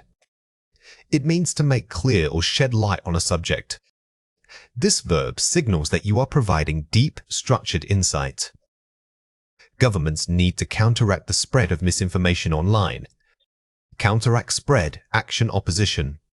If your topic involves opposition or fighting against a negative trend, counteracts is highly effective. It suggests an active force working against something else, giving your argument momentum. We must synthesize these varied data points into a coherent model. Synthesize data, combining information. Synthesize is the perfect verb for when you are bringing together multiple separate ideas or pieces of evidence. It implies careful thought and integration, not just simple listing. Policy changes should address ingrained systemic inequalities. Address inequalities. Focus solution. Instead of saying deal with or look at, which are too casual, use address. This verb immediately gives your tone a formal, policy-driven quality. It focuses on the necessity of action. Here are 3 reasons why this matters. Register and authority. Precise collocations signal expertise. Using specific academic verbs immediately signals to the reader or listener that you belong in a high-level discourse. These pairings are markers of fluency, proving you understand the nuances beyond basic vocabulary. Conciseness and impact. They pack more meaning into fewer words. A well-chosen collocation is often a replacement for an entire weak phrase. For instance, saying mitigate risk is much punchier than spending several words describing the act of reducing danger. Building argumentative flow. They create logical transitions. When you consistently use strong academic verbs, your writing flows with greater logic. The reader connects your ideas smoothly because the language itself is moving them forward step by step. Watch out for these 3 common mistakes. Don't say, the report will discuss the climate change. Say, the report will analyze the climate change. While discuss is grammatically correct, it is vague and weak for academic writing. When your goal is deep investigation or evaluation, use a more active verb like analyze, examine, or evaluate. This shows rigor. Incorrect. We need to make global warming better. Correct. We need to curb global warming effects. The verb makes is too informal and general for scientific writing. Strong, specialized verbs like curb, alleviate, or mitigate are required to give your tone the necessary academic distance. Don't say, the findings tell us about social disparities. Say, the findings reveal or highlight social disparities. Never let your research tell you something. Use verbs that imply the evidence is doing the work. Verbs like reveal, suggest, or highlight give credit to the data, making your arguments sound more objective. Here are 4 ways to practice. Read academic journals actively. Do not just read for content, highlight the verbs and nouns used together. Treat academic articles like a vocabulary mine. When you see a strong noun-verb pairing, write it down in your own customized collocation notebook. This builds immediate recall. Focus on collocation verbs. When reviewing grammar, dedicate time specifically to matching verbs with nouns. Instead of studying general tenses or articles, focus 80% of your vocabulary study time on finding these precise pairings. This targeted approach yields massive returns in writing quality. Use a corpus checker. Search online academic corpora to see how experts actually use specific words. Online corpuses allow you to see frequency and context, showing you which verbs are most commonly paired with your target nouns. This is the gold standard for natural language acquisition. Practice targeted rewriting. Take a piece of weak writing and intentionally replace vague verbs with strong collocations. the best way to cement knowledge is through production. Take an essay you wrote earlier and challenge yourself. Where did I use say or show? Replace those bland words with academic precision. Register switching is the ability to adjust your language formality instantly. It means moving seamlessly from highly academic written prose to natural, fluent spoken discussion. In writing, you use complex structures and formal vocabulary. When speaking, however, you need to maintain credibility while sounding conversational. We must simplify our syntax and incorporate common speech patterns like contractions. This skill is vital for IELTS because it tests not just your knowledge of English grammar, but your communicative flexibility under pressure. The key takeaway here isn't mastering formality itself, it's recognizing the difference between academic and natural. When you shift from essay writing to speaking, remember that perfect, complex sentences can sound stilted. Instead, aim for clear, slightly simpler structures that still convey authority. Here are 4 examples. Formal essay. It is undeniable that technological advancement has substantially altered societal structures. Spoken discussion. When you look at technology today, it's clear how much things have changed in society. Simplifying complex nouns and formal adverbs into direct phrases. Notice how the meaning remains identical, but the linguistic weight has lifted significantly. By replacing substantially altered societal structures with how much things have changed, you maintain an expert tone without sounding like a textbook reading. Formal essay. Furthermore, proponents suggest that mandatory education contributes to socio-economic upliftment. Spoken discussion. On top of that, people who support this say that making schooling compulsory really helps the economy and society grow. Using conversational signposts. On top of that, people who support this instead of rigid academic connectors. In speaking, we rely heavily on discourse markers. Using phrases like, on top of that, or having said that helps guide the listener and smooth out potential awkward pauses, which is much more natural than starting a new paragraph with furthermore. Formal essay. The necessity for governmental intervention in sustainable energy sources cannot be overstated. Spoken discussion. Honestly, governments really need to step up and help create more sustainable energy options. Shifting from abstract nouns, necessity, intervention, to concrete verbs and direct appeals. Academic writing loves abstraction. Speaking requires action. Instead of discussing the necessity for intervention, you should tell the listener what needs to happen. This makes your argument feel immediate and persuasive. Formal essay. Consequently, a comprehensive policy overhaul is warranted in order to mitigate adverse outcomes. Spoken discussion. So, basically, what we need to do is completely rethink the policies if we want to avoid bad results. Replacing polysyllabic jargon, consequently, mitigate with simple causal conjunctions and everyday verbs. When you use sophisticated vocabulary incorrectly or too heavily, it sounds unnatural. Sometimes, the clearest path to a high score is simply using precise, common words that carry weight in context. Let's compare 4 pairs. Weak. The data shows that people use phones a lot. Strong. It seems like mobile phone usage has really exploded in recent years. Using hedging language and making the statement sound observational rather than definitive. The strong version uses hedges like, it seems like, which is much more natural when speculating or discussing trends in conversation. It shows you are critically engaging with the data, not just reciting it. Weak. Government should change policy on plastic waste. Strong. I think policymakers ought to look at updating their rules regarding plastic waste. Shifting from demanding imperatives should to suggesting modals, ought to, for a more balanced, professional tone. In high-level discussion, sounding too absolute can make you seem dogmatic. By using I think or policymakers ought to, you frame your argument as thoughtful suggestion rather than an outright demand. Weak. This problem is big and needs action now. Strong. We face a considerable challenge here, so some decisive action is absolutely necessary. Replacing simplistic adjectives, big, with richer, more academic vocabulary while maintaining rhetorical force. Choosing precise synonyms like considerables or decisive elevates your lexicon without forcing you into overly complex grammar. It adds weight and intellectual depth to a simple point. Weak, people don't care about the environment. Strong, public awareness regarding environmental issues appears to be lagging behind current scientific evidence. Moving from emotionally charged, sweeping generalizations, don't care, to objective, measured analysis. Avoid making direct claims about people's internal feelings. Instead, analyze the evidence or observable trends. This makes your argument sound more researched and less anecdotal. Watch out for these 3 common mistakes.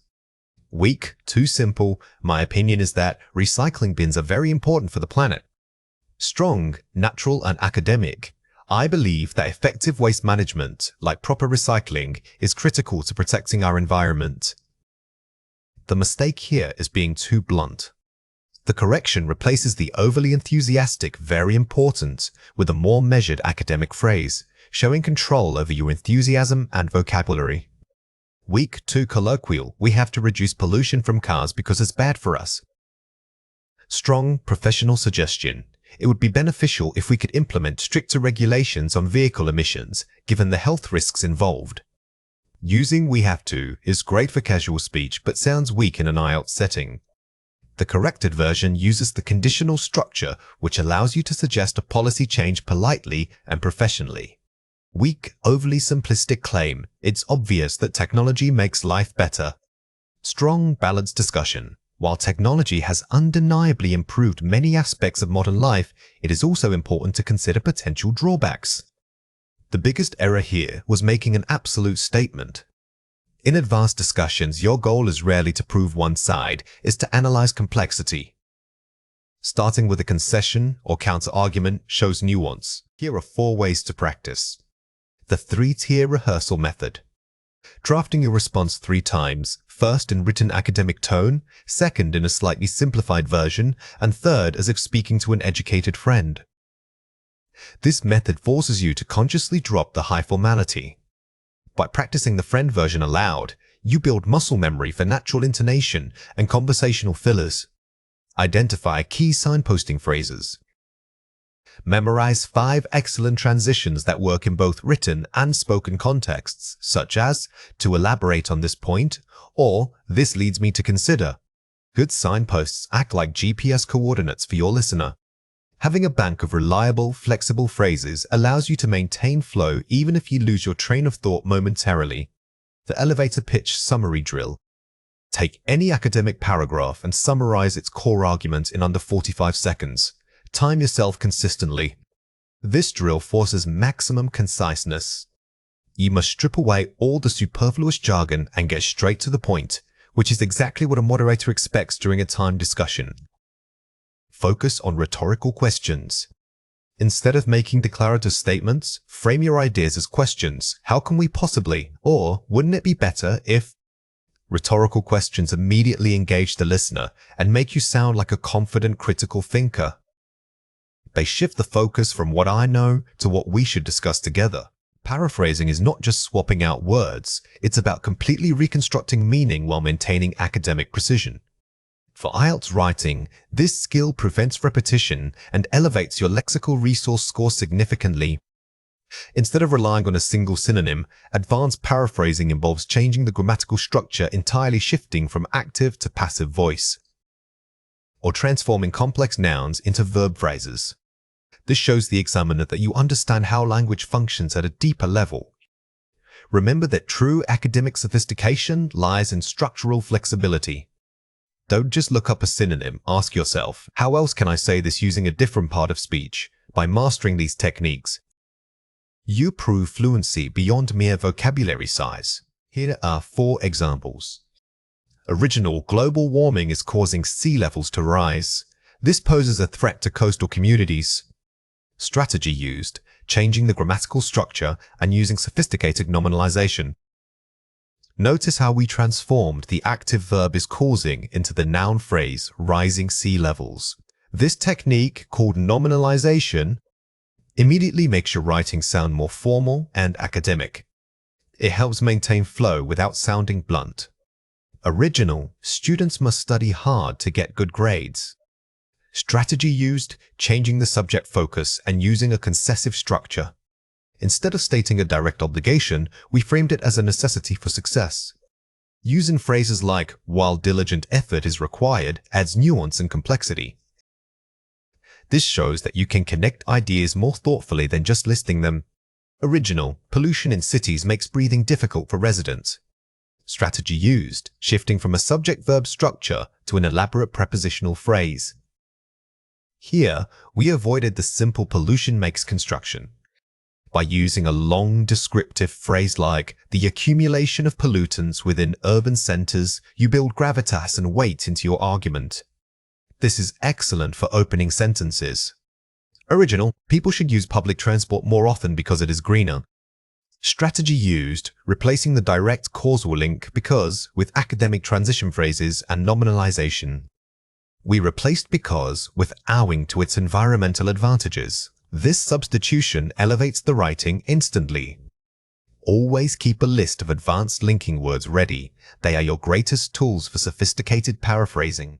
Let's compare 4 pairs. Poor, governments must implement new rules to reduce waste. Strong, new regulations are necessitated by governments in order to curb excessive waste generation. Shifting the subject and using nominalization, necessitated versus must implements. The strong version shifts focus from the action taker, governments, to the necessity itself. This makes the language sound objective, which is critical for academic writing. Passive voice isn't inherently wrong, but it must be used strategically.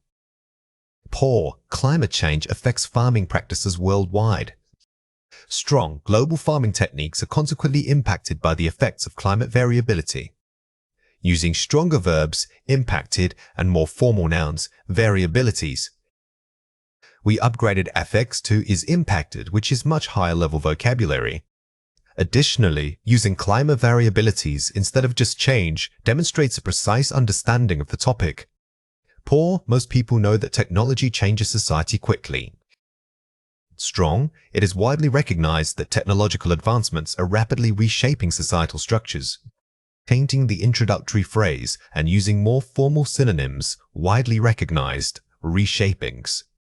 Notice how we replaced the informal most people knows with the sophisticated opening, it is widely recognized. This immediately raises the formality level of your entire essay. Always aim for scholarly diction. Poor, we should recycle plastic more often because it pollutes.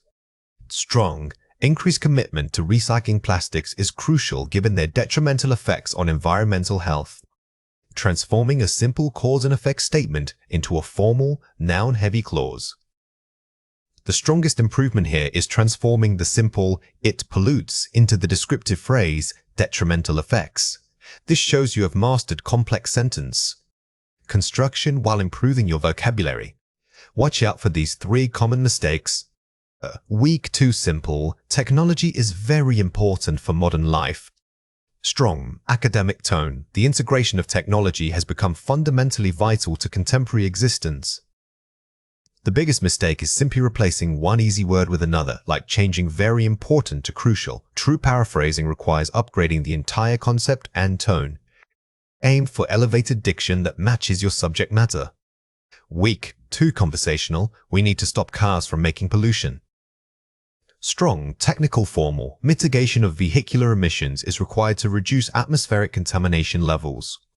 Avoid colloquialisms like stops or simple nouns like pollution. Instead, use precise technical vocabulary mitigation, vehicular emissions, and contamination. This precision boosts your score immensely. Weak, vague, general. Many countries are fighting climate change.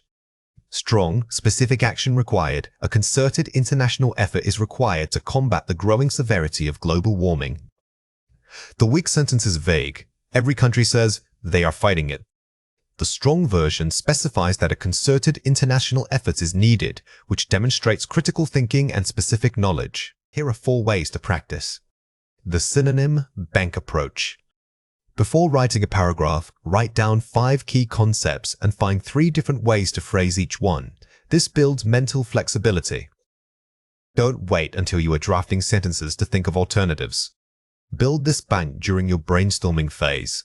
By preloading synonyms and structural variations, you ensure that varied language use is natural, not forced. The concept mapping drill. Instead of writing full paragraphs, map out the core ideas as bullet points first. Then, link these abstract concepts using academic linking phrases. This technique forces you to separate the ideas from the language. Once you have a clean conceptual map, it becomes easier to fill in the sophisticated language needed for each point without repeating yourself. The topic sentence swaps. Draft your entire essay first using simple vocabulary. Then, go back and rewrite every topic sentence using a different grammatical structure. This is an intensive revision exercise that mimics high-level academic writing. It trains you to see the structural possibilities within a single idea, dramatically improving your ability to paraphrase under pressure. The source material analysis. When practicing, mimic professional sources, e.g., UN reports, scientific journals, by adopting their formal tone and complex sentence patterns. To sound truly academic, you must adopt the register of authority. By studying how high-level texts structure arguments, your writing will automatically adopt a more sophisticated and varied vocabulary. When we learn new words, we often focus on their dictionary, definition, what linguists call denotation. But true mastery comes from understanding connotation. This is the emotional baggage or cultural association a word carries. For instance, slender and thin both describe low body weight, but they evoke vastly different feelings. Our goal today is to become highly sensitive to these subtle shades of meaning. Remember that simply knowing multiple synonyms isn't enough. You need context awareness. Think of a word like this. One might be formal and academic, while another might be colloquial and casual. Matching the appropriate register, the tone for your specific audience is what makes your writing sound sophisticated and natural. Let's go through 6 words. For each word, I will say it clearly, then explain how to produce it correctly. The word is mitigate. Say it again, mitigate. This word is fantastic for academic writing and policy discussions. It suggests a proactive effort. You aren't solving the problem entirely, but you are making it manageable. Always pair mitigate with a negative noun, like risk, impact, or damage. The word is ubiquitous. Say it again, ubiquitous. The best way to remember ubiquitous is to visualize something so common it seems impossible to avoid, like plastic bags or Wi-Fi signals. If a word means everywhere, ubiquitous is almost always the most precise choice. The word is ostensibly. Say it again, ostensibly. This is a powerful word for narrative writing because it introduces doubt or skepticism. Whenever you want to signal that something isn't quite what it seems, ostensibly is your go-to adverb. It adds literary weight and complexity to simple descriptions. The word is cogent. Say it again, cogent. Don't confuse cogent with merely good. A good argument can be emotional. A cogent argument is structurally sound and logically undeniable. It focuses specifically on the strength of reasoning, not just the feeling it creates. Word is ameliorate. Say it again, ameliorate. Like mitigate, this is a formal academic verb that implies improvement over time or through effort. If you are discussing social problems, health crises, or economic downturns, ameliorate will elevate your entire writing piece. The word is pervasive. Say it again, pervasive. While ubiquitous means everywhere, pervasive often suggests an invisible presence here feeling, a smell, or an abstract idea that spreads throughout an area. It's perfect when describing cultural trends or emotional atmospheres. Here are 5 examples. The committee needed to find a way to ameliorate the poor working conditions at the factory. Ameliorate VV. Notice how ameliorate works perfectly with abstract nouns like conditions. It suggests that the situation itself, not just an object, needs improvement. This is a common pattern in reports and academic essays. The film was ostensibly about love, but it was really a critique of consumerism. Ostensibly, ad VVGA, pay pass. Here, ostensibly creates dramatic tension for the reader. It immediately signals to the audience that there is an underlying truth or meaning that contradicts the surface appearance, all hallmark of sophisticated commentary. The use of deepfakes has created a pervasive anxiety about media authenticity. Pervasive age. When you are writing about modern societal anxieties or cultural shifts, pervasive is extremely useful. It makes the abstract concept like worry or influence feel tangible and unavoidable. His cogent presentation on climate change convinced even the most skeptical members of the board. Cogent age? This example highlights that cogent relates to persuasive logic. It implies that the argument was so airtight and well supported that it left no room for reasonable doubt. We must take immediate steps to mitigate the inevitable economic fallout from the recession. Mitigate V55. When discussing high-stakes topics like economics or natural disasters, mitigate is much stronger than simply saying reduce. It implies a strategic, careful reduction of potential harm. Let's compare 4 pairs. First, assess. Compare it with evaluate. Degree of judgment. While often interchangeable, assessing is usually the initial gathering of data the process. Evaluating, however, requires judgment. It means taking that gathered data and assigning a value or worth to it. Think of assessment as collection and evaluation as judgment calls. Used, modify. Compare it with alter. Scope of change. Both mean to change, but consider the scope. Modify often implies making minor adjustments, like changing a sentence structure. Alter suggests a more profound or fundamental transformation, almost changing the core nature of something. First, annoy. Compare it with exasperate. Intensity of feeling. These words represent a clear escalation in emotional intensity. Annoys is a mild, passing irritation, maybe a slight buzzing sound. Exasperate, on the other hand, means to drive someone to the point of extreme frustration or near madness. First, suggestion. Compare it with recommendation. Authority and strength. A suggestion is merely an idea offered for thought, carrying little weight. A recommendation, especially in a professional context, implies that the speaker or writer has researched the option and believes it to be the best course of action. Here are 4 ways to practice. Word maps, semantic mapping. Instead of lists, map words around a central concept. For example, if the topic is problems, list all related verbs: mitigate, ameliorate, alleviate. Don't just memorize definitions in isolation, build webs between words. By placing them on a semantic map, you force your brain to see their relationships and usage patterns simultaneously, which mimics how we use language naturally. Collocation drilling. Practice pairing the new word with specific nouns or adjectives. Learn pervasive anxieties rather than just anxiety. Language is about pairings.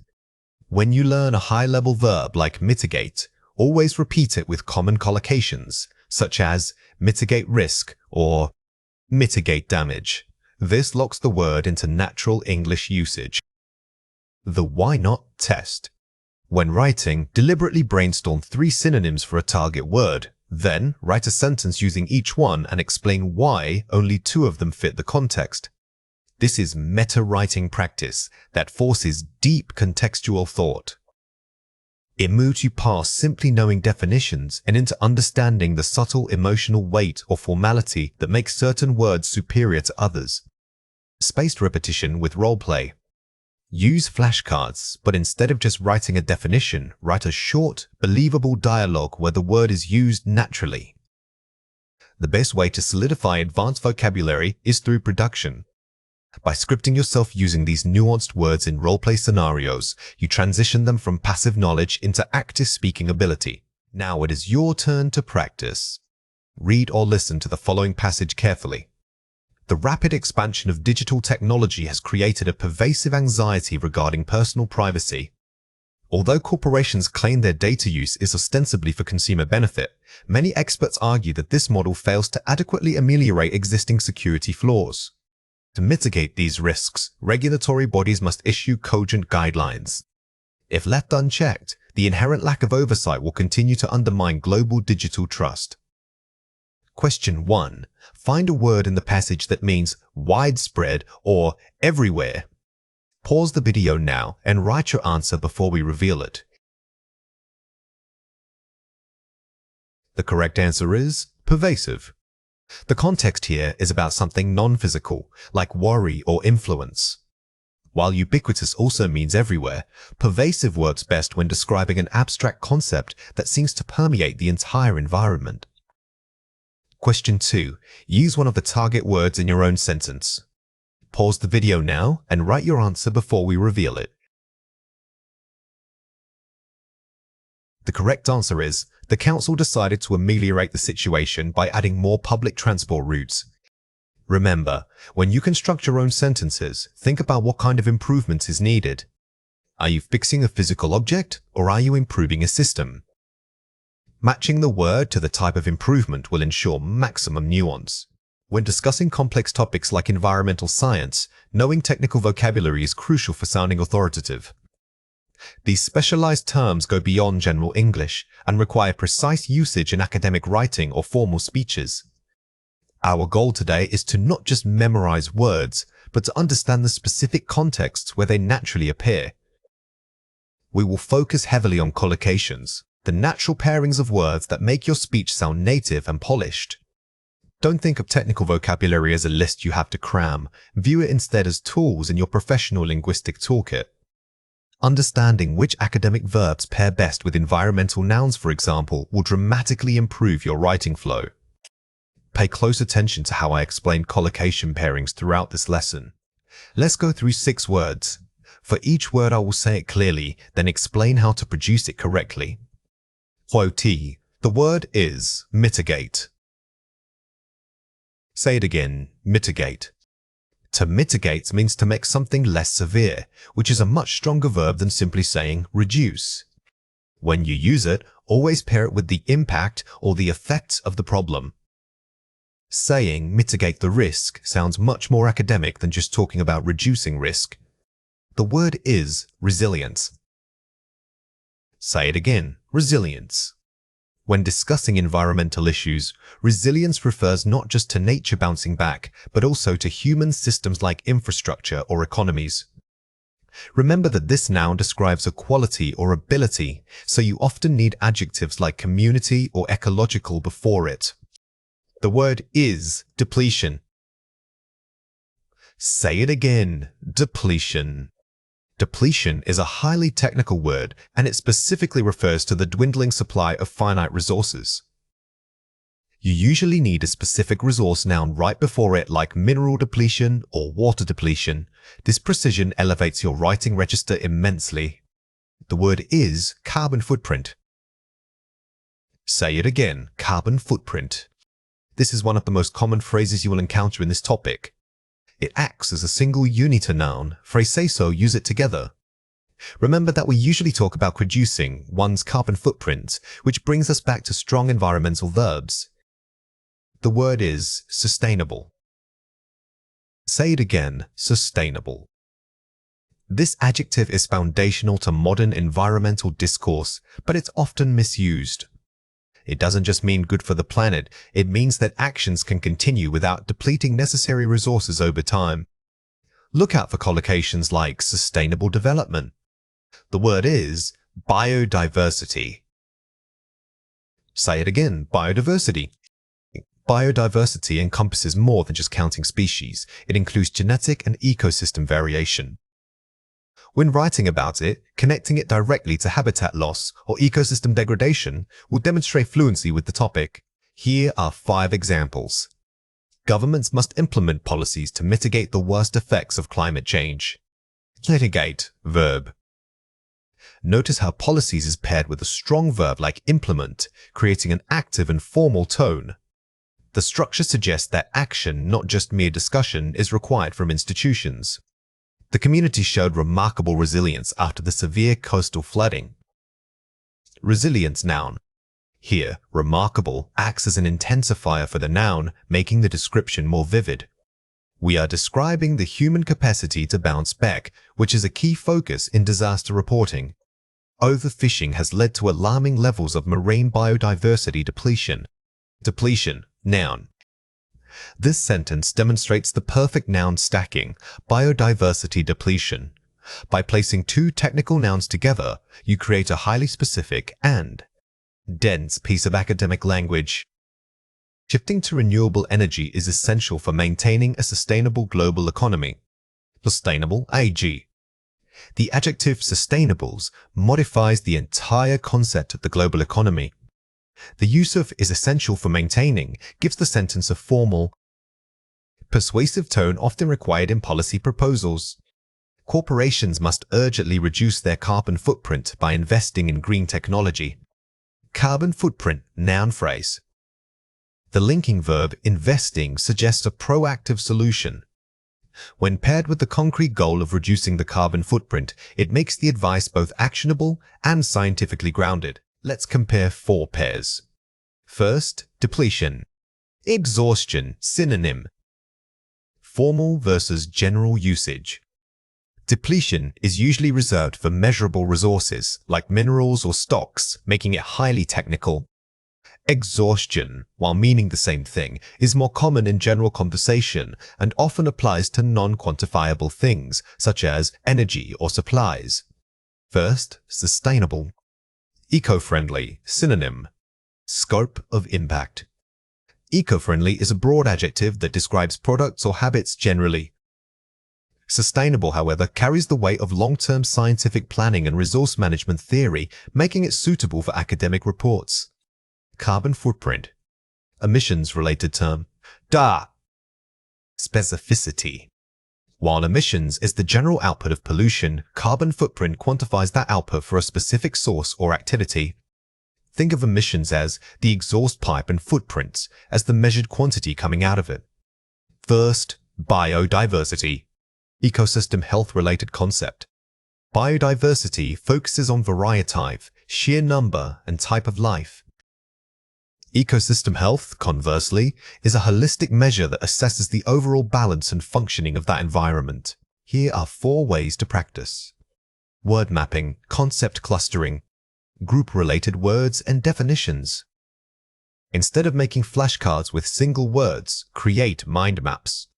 For example, cluster depletion, mitigate, and resources together. This helps you see the entire academic concept rather than just isolated vocabulary items. Sentence completion, contextual gap filling. Fill in blanks using the correct word. This exercise forces you to understand not only the definition, but also the grammatical role of the word. If the sentence requires a noun, you cannot substitute it with an adjective, even if they sound similar. Collocation, chaining. Practice pairing words in meaningful chains. Try chaining 3 or 4 target vocabulary items together into one single sentence. This is the highest level of fluency practice and forces you to sound highly natural, as if the terms were always meant to be used together. Speaking scenarios. Pre-writing key academic phrases. The best way to solidify this specialized vocabulary is to use it out loud. Write down 3 strong, formal statements about environmental policy and practice saying them until they become automatic. Now it is your turn to practice. Read or listen to the following passage carefully. The rapid acceleration of industrialization has led to critical resource depletion. To combat this, global efforts must focus on adopting sustainable infrastructure and mitigating the rising carbon footprint associated with energy use. Protecting biodiversity is key as it enhances ecosystem resilience in the face of climate change. Question 1.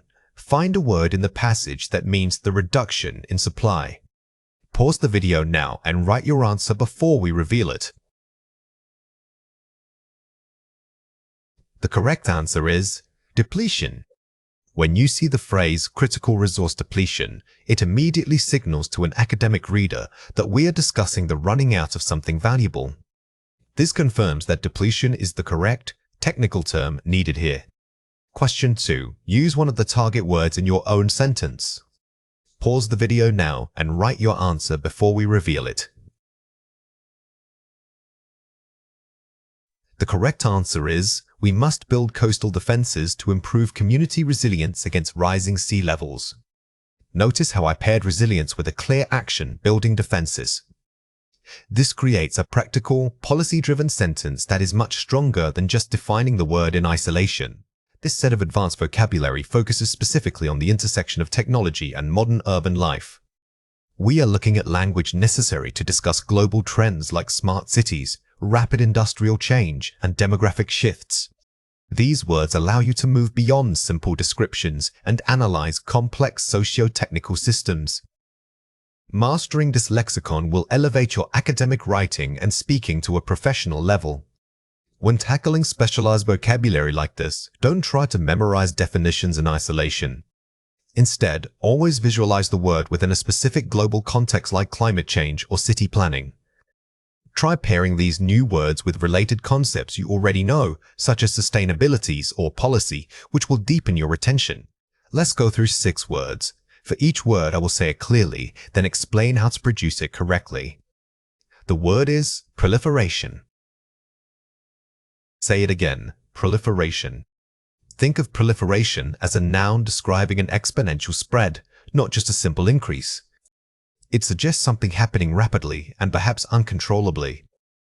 A great collocation to remember is proliferating devices when discussing technology. The word is ameliorate. Say it again, ameliorate. This word is often misused. It doesn't mean improve, but specifically means making a negative condition better.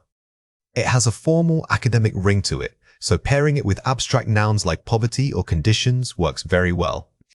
The word is ubiquitous.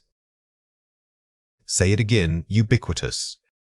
This is a powerful adjective that means everywhere, but it's much stronger than just saying common. When you describe something as ubiquitous, you imply that its presence is so total, it's almost expected. Watch out for using it incorrectly. Only use it when the item truly seems to be everywhere. The word is infrastructure. Say it again, infrastructure. We often use this word to refer to more than just buildings and roads. It can encompass data networks, power grids, and even social support systems. When discussing development in an essay, always pair infrastructure with something it modifies, like digital infrastructure or transportation infrastructure.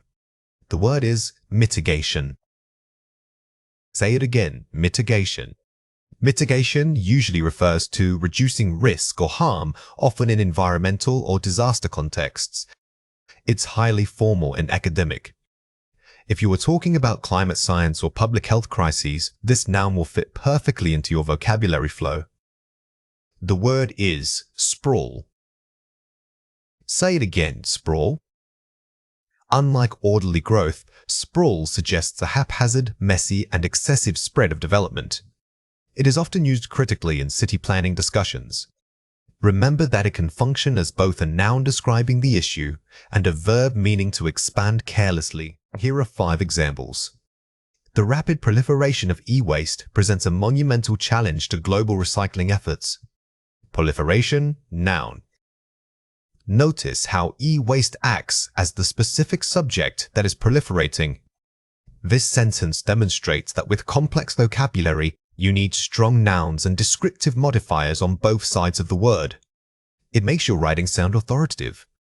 Governments must implement sweeping reforms to ameliorate the disparity in educational access across regions. Ameliorate verb. Here, disparities is the negative condition that needs fixing. Using ameliorates shows you have a precise vocabulary for social progress. Remember that verbs like this often require complex objects to receive the action. The convenience of smart technology has made personal data collection nearly ubiquitous. Ubiquitous, adjective. This example highlights how ubiquitous can be used to discuss abstract concepts like data. It moves the word beyond just physical objects, allowing you to analyze invisible modern trends. Investing in resilient infrastructure is crucial for any city planning a future against natural disasters. In infrastructure, noun. The addition of the adjective resilience here adds significant depth. It changes the focus from simply having infrastructure to having infrastructure that can withstand shocks, which is key in modern discourse. Effective carbon mitigation requires a global shift away from fossil fuels and towards renewable energy sources. Mitigation, noun. This sentence shows mitigation used in conjunction with policy action requires. It anchors the vocabulary firmly within the field of climate change science, giving you immediate speaking material. Let's compare 4 pairs. Plural, noun. Urbanization, process. Difference in scope, quality of growth. While both describe city growth, urbanization is the general process, the shift to city living. Sprawl, however, describes the uncontrolled and often negative outcome of that process, implying wasted land or poor planning. Mitigate, verb. Alleviate, verb. Difference in what is being reduced. Both mean to lessen something bad. However, mitigate usually refers to reducing the cause or severity of a large-scale problem like climate change. Alleviate often relates more to easing personal suffering, such as pain or worry. First, infrastructure. Compare it with framework. Tangible, physical versus conceptual structure. Think of infrastructure as the actual pipes, wires, and roads you can touch. A framework, conversely, is the abstract blueprint or system of rules like a legal framework or academic framework. First, proliferation. Intensity and nature of growth. An increase is neutral and quantitative, meaning simply more. Proliferation, however, carries a sense of rapid, sometimes excessive or overwhelming multiplication, giving it a much stronger academic tone. Here are 4 ways to practice. Creating word maps. Mapping related words and concepts around the core term. Don't just write a definition, draw a web of connections. For example, map mitigation to strategy, policy, and carbon. This forces your brain to see the word not as an isolated item, but as part of a complex academic discussion. Collocation, chaining. Practicing which nouns naturally pair with the target verbs. This method is excellent for moving past simple grammar. Instead of just learning ameliorate, learn to say ameliorate educational outcomes. By building strong pairings, you gain fluency and sound much more native. Building 3 unique sentences using the same word in different registers, formal, informal. This exercise is crucial for advanced learners. It proves that you understand the nuance of a word, allowing you to switch your register seamlessly whether you are writing an academic paper or having a casual discussion. Spaced repetition flashcards. Reviewing vocabulary at increasing intervals over time. This is the most scientifically proven method for long-term memory retention. Instead of cramming, you review when your brain is about to forget the word. Use digital tools or physical flashcards daily for maximum impact. Now it is your turn to practice. Read or listen to the following passage carefully. The global shift toward digitalization has resulted in the troubling proliferation of data collection points. While this has undeniably ameliorated many aspects of urban convenience, it also means that personal life information is now virtually ubiquitous. Furthermore, unchecked urban sprawl poses a significant threat, requiring robust infrastructure improvements and strict policy mitigation to ensure sustainable development. Question 1. Find a word in the passage that means the excessive spread of population or buildings. Pause the video now and write your answer before we reveal it. The correct answer is sprawl. The first step is identifying the function. It's about uncontrolled physical expansion. If you recognize this pattern and adverse process described by a specific noun, you can confidently select sprawl. It's far more descriptive than simply calling it overdevelopment. Question 2. Use one of the target words in your own sentence about academic life. Pause the video now and write your answer before we reveal it. The correct answer is, the university must improve its digital infrastructure to prevent student frustration. When constructing your personal sentence, try to incorporate a high-level modifier like digital or sustainable. This forces you to combine multiple advanced concepts into one cohesive thought. Remember that context is everything when using these powerful words. Today, we are elevating your vocabulary for high-level academic and persuasive discourse. Our focus is on the complex field of social justice and equality. These terms allow you to move beyond simple statements like "it is unfair" or "we need change." Instead, they give you precise tools to dissect systemic issues. We will learn how to articulate not just disagreement, but why a system is fundamentally flawed. When debating complex social topics, precision is everything. These advanced terms allow you to sound authoritative and scholarly. Don't aim for vocabulary volume, aim for conceptual density. Using the right word shows that you grasp the underlying theoretical framework of the issue. Let's go through 6 words. For each word, I will say it clearly, then explain how to produce it correctly. The word is inequitable. Say it again, inequitable. Remember that inequitable is much stronger than just saying something is unfair. It suggests a systemic failure or an imbalance in design, making it perfect for academic writing. Try pairing it with nouns like access, opportunity, or wealth. The word is mitigate. Say it again, mitigate. This is a very useful verb for academic arguments because it implies action and consequence management. You don't just fix a problem, you must mitigate its worst outcomes. Think of it as reducing severity rather than eliminating something entirely. The word is disparity. Say it again, disparity. While difference is common, disparities immediately raises your register to an academic level. It always suggests that the difference is measurable and often problematic, like pay gaps or resource allocation differences. The word is advocacy.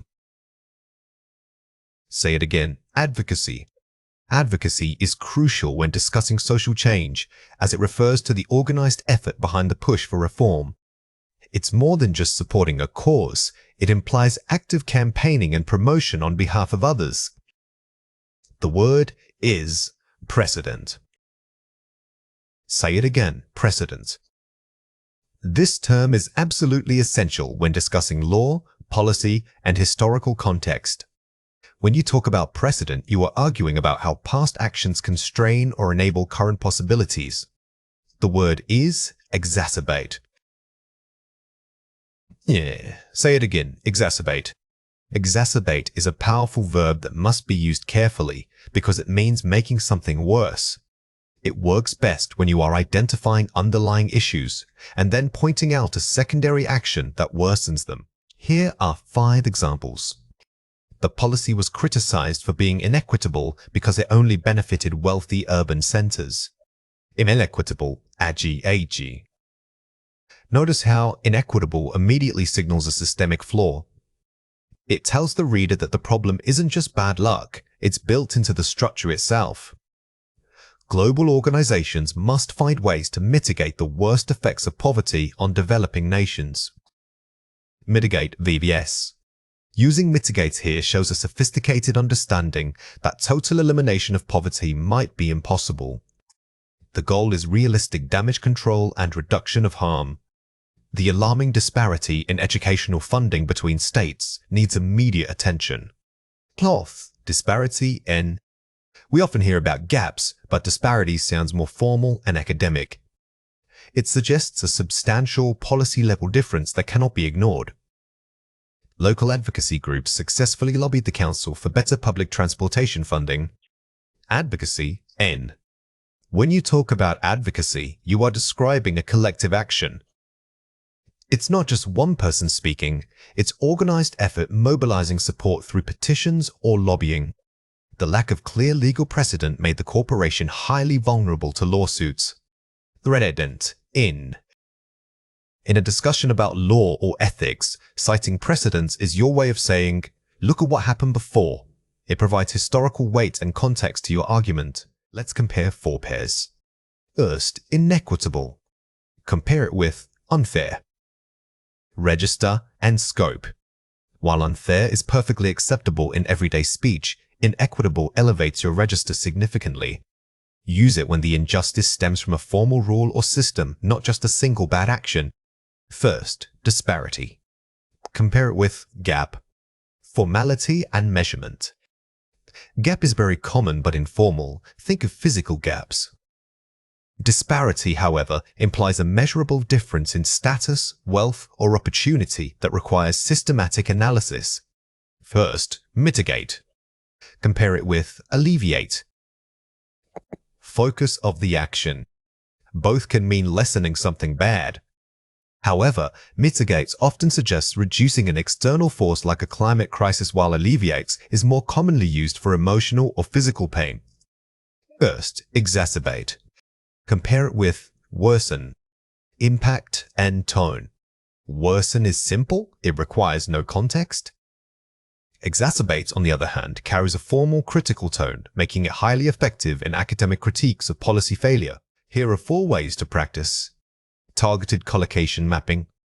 Don't just memorize words, map them to specific collocations. For example, instead of big disparity, use alarming disparity. To truly sound natural, you need the right word partners. Practice chaining your new vocabulary with strong academic adjectives or adverbs to create impactful phrases. The why pre-writing habit. Before writing an argument, force yourself to identify 3 specific systems that are inequitable in the topic area. When you approach a complex argument, always think about which system is failing. This helps you move from general claims of injustice to highly detailed analysis using terms like disparities and precedent. Sentence transformation drill. Take 5 simple, direct sentences and rewrite them 3 times, once casually, once academically, and once critically. This drill forces you to consciously elevate your register. For instance, changing a casual statement into one using exacerbates demonstrates immediate linguistic growth. Spaced repetition for nuance. Review synonym pairs, e.g. inequitable versus unfair, at 24-hour intervals to build nuance recall. Simply reviewing the definition isn't enough. You must review the context in which you choose that word.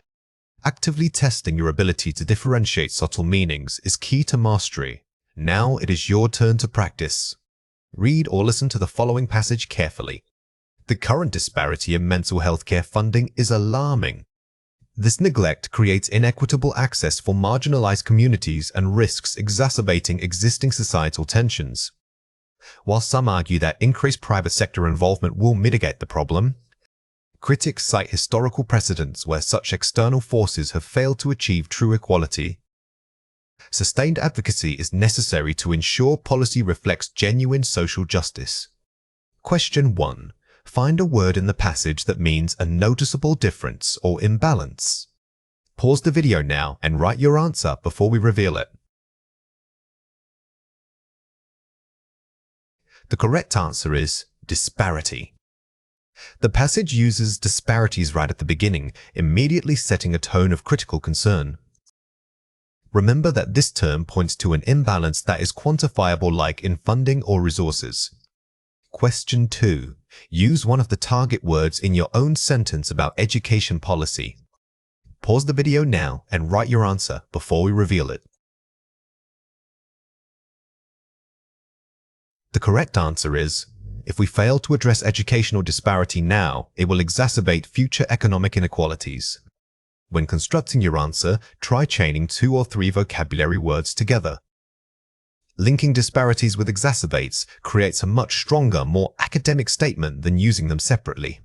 Today we are tackling highly specialized vocabulary related to education systems and policy reform. These terms aren't just general academic jargon, they represent complex institutional concepts that require precise language use. Mastering them is key if you plan on discussing global educational trends or governmental policy changes in English. When dealing with policy, ambiguity can change everything. You must understand the difference between a simple suggestion and an enforceable mandate.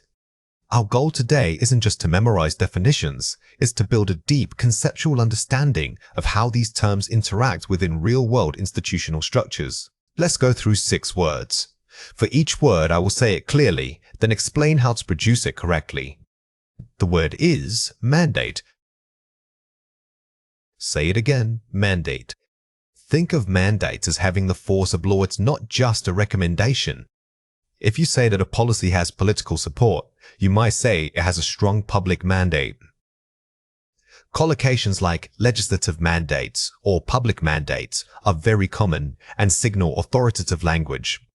The word is pedagogy. Say it again, pedagogy. Many students confuse pedagogy with simply teaching. However, pedagogy refers to the theories or systems of how you teach. It's about methodology, the underlying philosophy guiding your actions in the classroom, making it a highly academic word. The word is accreditation. Say it again, accreditation.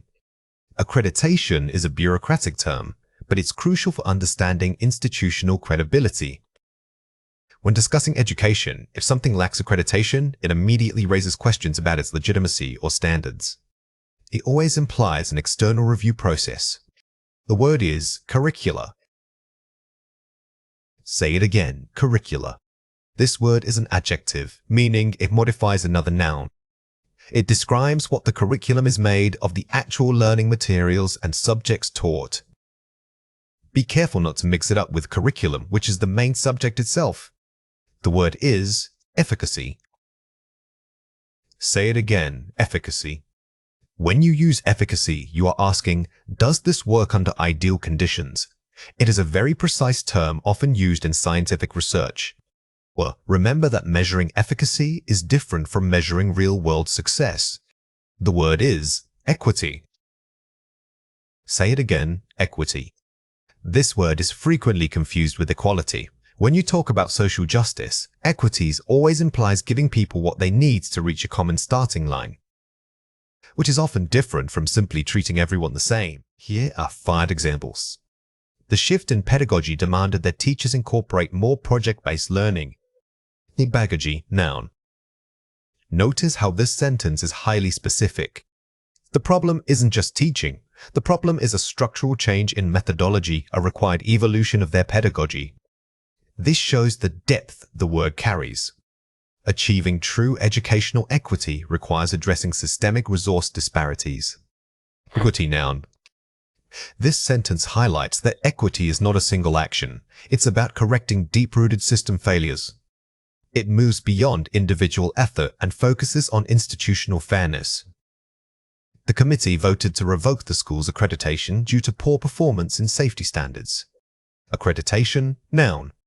This demonstrates that accreditation is not automatically granted. It requires continuous proof of meeting high standards, making it a recurring condition rather than a one-time award. The new curricular framework must balance core subjects with vocational training options. Curricula, adj. Curricula modifies framework. The difficulty in education policy is often finding the right balance within the required content making, sure it serves multiple goals at once. Before implementing reforms, we must determine the efficacy of current technology investments. Efficacy, noun. This is a classic academic question. Before spending more money, do we have solid proof that what we currently have works? Efficacy pushes us toward evidence-based decision-making. Let's compare 4 pairs. First, equity. Compare it with equality. Need versus sameness. This is perhaps the most critical distinction in modern social policy discussions. Equality means giving everyone the same resource, while equity recognizes that some people need more resources to reach the same outcome. First, mandate. Compare it with directive. Source of power. While both mean an order, a mandate often suggests broad public or electoral support that gives the government the right to act. A directive is usually a specific instruction given by an authority. First, efficacy. Compare it with effectiveness. Potential versus reality. If something has high efficacy, it means it can work theoretically. If it's proven effective, it means it actually did work in a specific context. Always ask which one the speaker is referring to. First, curricula. Compare it with curriculum. Adjective versus noun. Remember your grammar. Curricula modifies a noun describing its content. The word curriculum by itself is the full body of planned learning material for a course or program. Here are 4 ways to practice. Contextual mapping, word maps. Don't just write the definition, draw a web showing which concepts relate to the word. When creating word maps, always link the vocabulary item back to its source. For example, mapping accreditation requires drawing lines to board, standards, and review process. This builds deeper semantic connections. The collocation drill. Practice pairing target words with common academic adjectives or nouns. Instead of memorizing the word in isolation, memorize it in chunks. Practice saying phrases like systemic resource disparities or legislative mandate. This makes your speech sound much more native and natural. Structured output, speaking. Force yourself to use 3 different target words correctly in a single paragraph. The best way to cement this jargon is to speak it out loud under pressure. Write a short opinion piece and intentionally weave in 5 or 6 of these academic terms, forcing active recall. Spaced repetition review. Review the vocabulary at increasing intervals over several days. Don't cram. Use flashcards, but when you review a word like pedagogy, don't just check the definition. Try to write 3 unique example sentences using it in different contexts. Now, it is your turn to practice. Read or listen to the following passage carefully. Developing educational equity requires more than simply increasing funding. It demands a careful review of the entire curricular framework and pedagogical approach. Policymakers must ensure that any new mandate has proven efficacy across diverse student populations, moving beyond mere equality to achieve true systemic justice. Question 1. Find a word in the passage that means the ability to produce a desired result. Pause the video now and write your answer before we reveal it. The correct answer is efficacy. The answer here is efficacy. Notice how the passage contrasts this with simple funding increases. It's implying that money alone isn't enough. They need proof of actual impact or efficacy. Question 2. Use one of the target words in your own sentence. Pause the video now and write your answer before we reveal it. The correct answer is, the goal is to shift from equality toward true educational equity by reforming outdated pedagogical methods. When constructing your answer, try to use a contrast. Pair 2 similar sounding words like equities and equality, or place an adjective before the noun. This immediately demonstrates that you fully grasped the nuance of the vocabulary. When an examiner listens to your speech, they aren't just checking if you can define a phrasal verb. They are assessing how naturally and accurately you deploy language in context. This means paying attention not only to the meaning, but also to the correct register, whether that setting demands casual slang or precise academic language. Successful speakers integrate these units seamlessly, making them feel like natural parts of their vocabulary flow. Mastering this skill shows a high level of linguistic confidence. Remember that fluency isn't just speaking fast, it's sounding appropriate for the situation. If you are discussing abstract theory, avoid conversational shortcuts. The key takeaway here is consistency. Always match your language choice to the imaginary audience in front of you. Let's go through 5 words. For each word, I will say it clearly, then explain how to produce it correctly. The word is to figure out a concept. Say it again, to figure out a concept. Das. Instead of just saying understand, using figure out sounds more conversational and adaptive.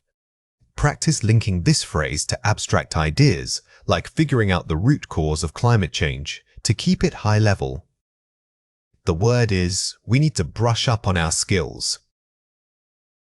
Say it again, we need to brush up on our skills. Brush up on is perfect for academic settings when you aren't an expert, but need to recall specific information. It shows humility and a willingness to learn, which is always positive in speaking exams. The word is to talk over the main points. Say it again, to talk over the main points. This is useful for collaborative or discussion-based prompts. It demonstrates that you are not speaking in a vacuum, but engaging in dialogue, which adds depth to your response. The word is to run into some difficulty. Say it again, to run into some difficulty. This phrase is great for narrative storytelling within an answer. Instead of simply stating there was a problem, using run into makes your description much more vivid and engaging. The word is to zero in on the core issue. Say it again, to zero in on the core issue. This is a higher level, slightly more formal alternative to simply focus on. It gives your speech an academic edge and shows you can direct the listener's attention effectively. Let's compare 4 pairs. I think it's kind of hard to... It presents notable challenges in elevating your register. When you shift from kind of hard to presents notable challenges, you immediately signal that you are addressing a formal, objective topic. This adjustment helps maintain an academic distance from the material. You know, we got to figure out, we must thoroughly investigate how to, replacing filler words and slang. Avoid starting sentences with vague fillers like you knows or I mean. Replace them with strong introductory phrases that immediately ground your argument in high-level vocabulary. It'll probably turn out to be, the outcome is likely to demonstrate. Using precise prediction language. For making predictions, use modal verbs and formal structures instead of casual contractions. This makes your argument sound more researched and authoritative. It's a big deal because its significance lies in the fact that adding sophisticated transitions. Instead of relying on simple connectors like because, use formal transitional phrases. These help your speech flow logically and give the impression of careful, structured thought. Watch out for these 3 common mistakes. Grammar word choice slip. The economy is going downhill when inflation hits. Formal lexicon upgrade. When inflation rises sharply, the economy tends to deteriorate. A common error is using overly simplistic or slightly incorrect collocations. By upgrading going downhill to tends to deteriorate, you show immediate control over academic vocabulary and nuance.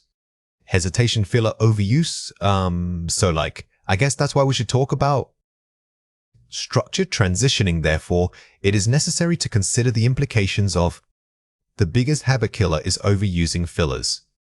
Instead of filling silence with or like, pause briefly and use a strong transition phrase like therefore to buy yourself time while sounding confident. Topic: drift, the lack of focus. I spent my last holiday in the mountains, so I think people should go there. Structuring and generalizing. While my recent trip was to the mountains, I believe that such natural environments offer significant benefits for mental well-being. Never let a personal anecdote take over your entire answer. After sharing an example, you must generalize that point back to the main topic. This reassures the examiner that you are controlling the conversation's focus. Here are 4 ways to practice. Shadowing expert speakers. Listen to native speakers and immediately repeat everything they say, focusing on rhythm and intonation. This practice is fantastic for natural sound production. Don't just focus on the words. Mimic the speaker's pace, their stress points, and how they link different phrases together. This dramatically improves your sounding fluent. The role-play scenario. Pretend you are having a discussion with an expert in a field like science or history. Role-playing forces you to adopt a specific register, in this case, academic. When speaking to a professor, your language naturally becomes more formal and complex. Recording yourself, self-correction. Record answers to practice questions and then listen back specifically for filler words or awkward phrasing. We are often our own harshest critics, but that's good. Listening critically helps you spot those repetitive mistakes like using the same phrasal verb too often, which you won't notice when speaking live. The elevator pitch drill. Summarize a complex article or concept in 60 seconds, maximizing advanced vocabulary. This drill builds conciseness. You are practicing how to compress a large amount of information into a highly articulate, impactful short speech. It's perfect preparation for timed speaking tasks. Now it is your turn to practice. Read or listen to the following passage carefully. Describe a time when you had to significantly improve a complex skill or learn difficult language. Discuss the initial challenges and the strategies you employed to reach mastery. Question 1. What is the most important thing to include in your answer? Pause the video now and write your answer before we reveal it. The correct answer is a clear progression from struggling novice to competent user, detailing both efforts and outcome. Don't just talk about the skill, narrate the journey of acquiring it. Use strong temporal markers like initially, gradually, and ultimately to structure your story effectively. Question 2. What language feature should you demonstrate? Pause the video now and write your answer before we reveal it. The correct answer is the natural deployment of appropriate phrasal verbs and varied discourse connectors. This is your moment to shine. We want to hear phrases like, I had to brush up on, or it took me ages to figure out, all while maintaining a formal narrative tone. Figurative language is when we use words to create imagery or comparisons rather than stating facts directly. It includes metaphors, similes, and personification. These tools are essential for scoring highly because they show advanced vocabulary and rhetorical skill. However, the key challenge in IELTS isn't using them at all, it's knowing when and how much to use. Remember that figurative speech is a signal of sophistication, but overuse can sound melodramatic or forced. The goal is always precision. Instead of painting a picture with every sentence, aim for one targeted, impactful piece of figurative language per paragraph to maximize your effect without overwhelming the reader. Let's go through 6 words. For each word, I will say it clearly, then explain how to produce it correctly. The word is metaphor. Say it again, metaphor. A metaphor claims identity, so it's very strong language. Instead of saying the crowd was big, you use a metaphor to make that size feel tangible and specific. Always ensure the 2 items being compared share some common underlying quality. The word is understated. Say it again, understated. This word is perfect for IELTS because it signals intellectual maturity. It means you can make a strong point without resorting to dramatic language. Use understated when describing tone, like a speaker who is thoughtful rather than fiery. The word is juxtaposition. Say it again, juxtaposition. Think of juxtaposition as setting up a visual or conceptual before and after. This is powerful for essay writing because it allows you to analyze tension, for instance, placing historical evidence next to modern data to show change. The word is epithet. Say it again, epithet. An epithet is essentially an elevated title, and it works similarly to calling someone by a defining nickname.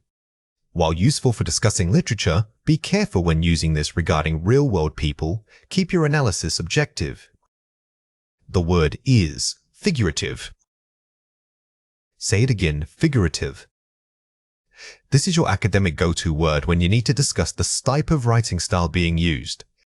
If a piece of text uses many similes and metaphors, you can correctly identify that it is highly figurative in nature. The word is juxtapose. Say it again, juxtapose.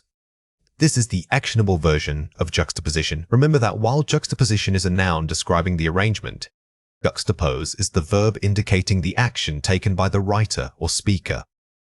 Use it when you are analyzing how something was deliberately placed. Here are 5 examples. The rapid growth of the city was a metaphor for unchecked global consumerism. Metaphor, noun. Notice how unchecked global consumerism is being equated to physical growth. This single comparison allows you to discuss complex economic ideas using simple, powerful imagery. His speech was remarkably understated, allowing the gravity of his words to speak for themselves. Understated, adjective. This demonstrates restraint in language. When analyzing speeches or arguments, calling them understated shows you appreciate subtlety and measured delivery over bombast. The juxtaposition of ancient ruins next to modern skyscrapers highlighted societal decay. Juxtaposition, noun. This structure is incredibly useful in essay analysis. You are using physical placement truants versus towerstow create a deeper thematic argument about time and progress. The report employed an epithet for the policymakers, architects of unsustainable change. Epithet, noun. Here, the phrase acts as a label that defines the group. You are elevating simple description into a loaded title, which immediately changes how the reader perceives those individuals. The author used various figurative devices to deepen the emotional impact of the narrative. Figurative adjective. This sentence is a perfect academic summary. If you need to summarize a text without getting bogged down in details, classifying its language as highly figurative gives your analysis instant authority. Let's compare 4 pairs. First, metaphor. Compare it with simile. Difference in connection type. The main difference is that a simile uses the word like or as, creating an explicit comparison. A metaphor, however, makes the two things one and the same instantly. Using both correctly shows depth of understanding. First, juxtaposition. Compare it with contradiction. Arrangement versus logical conflict. A contradiction is a logical statement that cannot be true, A cannot A. Juxtaposition, on the other hand, is simply placing two contrasting elements next to each other for the reader to find the contradiction themselves. First, understated. Compare it with overwrought. Tone, subtle versus excessive. If understated is quiet confidence, overwrought is excessive emotional display. In academic writing, the goal is usually to sound thoughtful and measured, avoid anything that sounds overly dramatic or ornate. First, figurative. Compare it with literal. Meaning conceptual versus direct. This pair helps you categorize language instantly. If the speaker means exactly what they say, it's literal. If they are implying a deeper meaning or using imagery, it is figurative. Here are 4 ways to practice. Collocations, word pairing. Practice pairing the target words with common academic verbs or nouns. For instance, we often juxtapose data or analyze an epithet. Don't just learn definitions, learn how these words function in a sentence. Knowing that you can juxtapose economic trends is much more useful than simply knowing the definition of juxtaposition. The thesaurus trap. Don't replace a simple word with a complex one just to sound smart. Always check if your replacement maintains the original connotation. If you are describing something as challenging, don't automatically jump to a rare synonym unless you are certain it carries the same emotional weight or academic register. The power of analysis. When analyzing text, use these words to label techniques. This is an example of metaphor, or the author achieves this contrast through juxtaposition. Using these terms in your speaking or writing shows the examiner that you understand rhetoric. You are not just answering a question, you are dissecting the language itself. Active usage check. Write 3 original sentences using different vocabulary words, ensuring they relate to social issues or policy debate. Writing is the best way to solidify these concepts. Try forcing yourself to use at least one figurative term alongside a formal academic noun in each sentence for maximum practice. Now it is your turn to practice. Read or listen to the following passage carefully. The new economic policy created an immediate juxtaposition. Gleaming corporate towers stood right next to struggling community centers. Critics argue this design is a metaphor for the current social divide. The government's defense, however, was that these varied elements should be viewed not as conflicting ideas, but rather as complementary parts of a larger whole. They claim the initial criticism is simply an overreaction, calling it understated. Question 1. Find a word in the passage that means a direct comparison stating one thing is another's or an implied identities. Pause the video now and write your answer before we reveal it. The correct answer is metaphor. The policy critics are suggesting that the physical contrast, the towers and centers, should be interpreted metaphorically. This shows you how figurative language can elevate a simple visual difference into a deep social commentary. Question 2. Use one of the target words in your own sentence about city planning. Pause the video now and write your answer before we reveal it. The correct answer is the planner sought to juxtapose natural green spaces with modern industrial parks. Notice how we use juxtapose here. We are actively placing 2 distinct types of environments side by side, making the contrast itself the focus of our argument about urban design. Advanced academic writing relies heavily on precise collocation. Today, we are focusing specifically on the powerful structure, a noun followed by an adjective. This structure allows writers to create dense, sophisticated phrases that communicate complex ideas efficiently. Instead of simply stating the problem is big, using a profound challenge elevates your prose immediately. Mastering this pattern adds depth and academic gravitas to your writing, which is crucial for achieving higher scores in the IELTS assessment. Remember, the collocations are not just pairs, they are linguistic habits formed by native speakers. When you use them naturally, it tells the examiner that your command of English is highly sophisticated. Think of this structure as a powerful rhetorical tool. By pairing nouns and adjectives correctly, you aren't just decorating your sentences, you are increasing their information density. This ability to convey complexity with minimal words is exactly what separates Band 6 writing from Band 8 writing. Here are 4 examples. The region faces a profound economic slump due to outdated infrastructure. Profound ajay plus economic slump in. The adjective modifies the severity of the noun phrase. Notice how profound is much stronger than just saying big. This single word choice immediately evokes a sense of deep systemic failure. When you choose an academic adjective like this, ensure it perfectly matches the scope of your subject matter. Governments must address the persistent social disparity overlooked by current policy. Persistent AGH plus social disparity N. Persistence implies ongoing resistance to change. The key here is selecting an adjective that suggests continuity or recurrence, like persistent. This shows that the issue isn't a momentary glitch, but a deep-rooted structural problem. Always choose words that imply process over simple state. The committee proposed actionable measures to curb rising carbon emissions. Actionable, AJ plus measures N. Actionable suggests the solutions are practical and implementable. In academic discussions, vagueness is penalized. Using an adjective like actionable signals that your ideas aren't merely theoretical, they have concrete steps for implementation. This provides a higher level of critical depth to your argument. The report highlighted the necessity for systemic reform in educational institutions.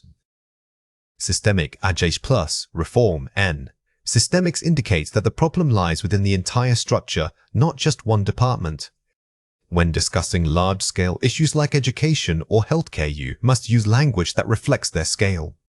Words like systemics elevate your writing from anecdotal observations to comprehensive analyses. Let's compare 4 pairs. The economy is in a big trouble. The economy faces profound instability and challenges. Using profound instead of big, the difference between these 2 sentences is staggering. The weak version sounds conversational, while the strong version immediately establishes an academic register. Always prioritize precision over simplicity when aiming for high marks. They need better rules about technology. There is a pressing need for robust regulatory frameworks concerning technology. Using pressing and robust. Here, we upgraded 3 simple words into academic phrases. By using robust and pressing, you signal that the issue is both urgent and complex enough to require formal, detailed solutions. The government should change old ideas. The government must initiate systemic shifts in outdated paradigms. Using systemic and outdated paradigms. We are moving beyond simple adjectives here.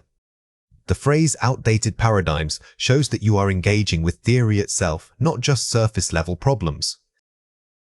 This demonstrates mastery of abstract critical thinking. People don't think about the environment enough. Societal indifference has led to declining environmental stewardship. Using declining and environmental stewardship. Instead of stating a negative observation, we are naming the abstract failure, indifference leading to declining stewardship. This makes your argument sound researched and highly authoritative. Watch out for these 3 common mistakes. Weak, the massive impact on local businesses was clear.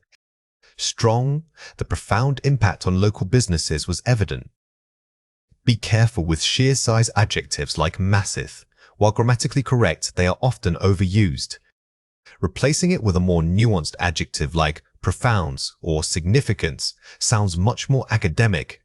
Weak, we need to solve the big problem of pollution. Strong, we must tackle the pervasive issue of industrial pollution. Avoid generic terms like big or. Major, if you can replace it with a precise adjective like pervasive to describe how widespread it is, your writing gains immediate scholarly weight. Weak, the government made some effort for the poor. Strong, the government implemented commendable measures targeting economic disadvantage. This correction shows how to make your verbs and nouns more active. Instead of saying made some effort, we use the strong collocation implemented measures. This phrasing is direct and highly academic. Here are 4 ways to practice. Build a collocation bank. Keep a list categorized by noun plus, adjective pairs relevant to IELTS topics, e.g., climate's dire warning, systemic failure. Don't just memorize words, memorize structures. When you are preparing for an essay, actively look up these combinations in context. This builds automatic recall so that the right collocation pops into your head under pressure. Use topic-specific adjective fields. For environments essays, focus only on adjectives like biodegradable, precarious, irreversible. For society, use marginalized, entrenched, pervasive. Limiting your vocabulary choice to a specific field makes you sound hyper-focused and knowledgeable. It prevents the jarring effect of using an adjective that simply doesn't fit the academic domain. The thesaurus trap avoidance.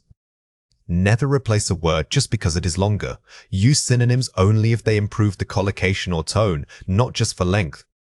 This is crucial. Choosing an overly complex word that doesn't collocate correctly will sound unnatural and forced.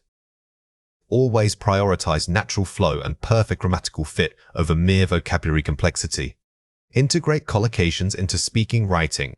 Practice using these structures in both your speaking answers and your essay drafts multiple times until they become second nature. The best way to internalize complex language patterns is through consistent deployment. Treat this workshop not as a list of words, but as a toolkit that must be actively assembled during your practice sessions. Now it is your turn to practice. Read or listen to the following passage carefully. You read an article claiming that reliance on private vehicles drastically contributes to air pollution in major cities. To what extent do you agree with this claim? Write a formal essay, 250 words minimum. Question 1. What is the key requirements of this task? Pause the video now and write your answer before we reveal it. The correct answer is, the prompt requires agreement. Disagreement using advanced collocation to discuss cause and effect. When you plan your essay, force yourself to use at least 3 noun plus adjective collocations in your body paragraphs. Don't just write about pollution, describe the pervasive nature of it or the stark impact on public health. Question 2. What would a Band 7 response focus on first? Pause the video now and write your answer before we reveal it. The correct answer is stating a clear, sophisticated thesis that uses advanced vocabulary from the start. Your introduction should immediately establish your argument using strong collocations.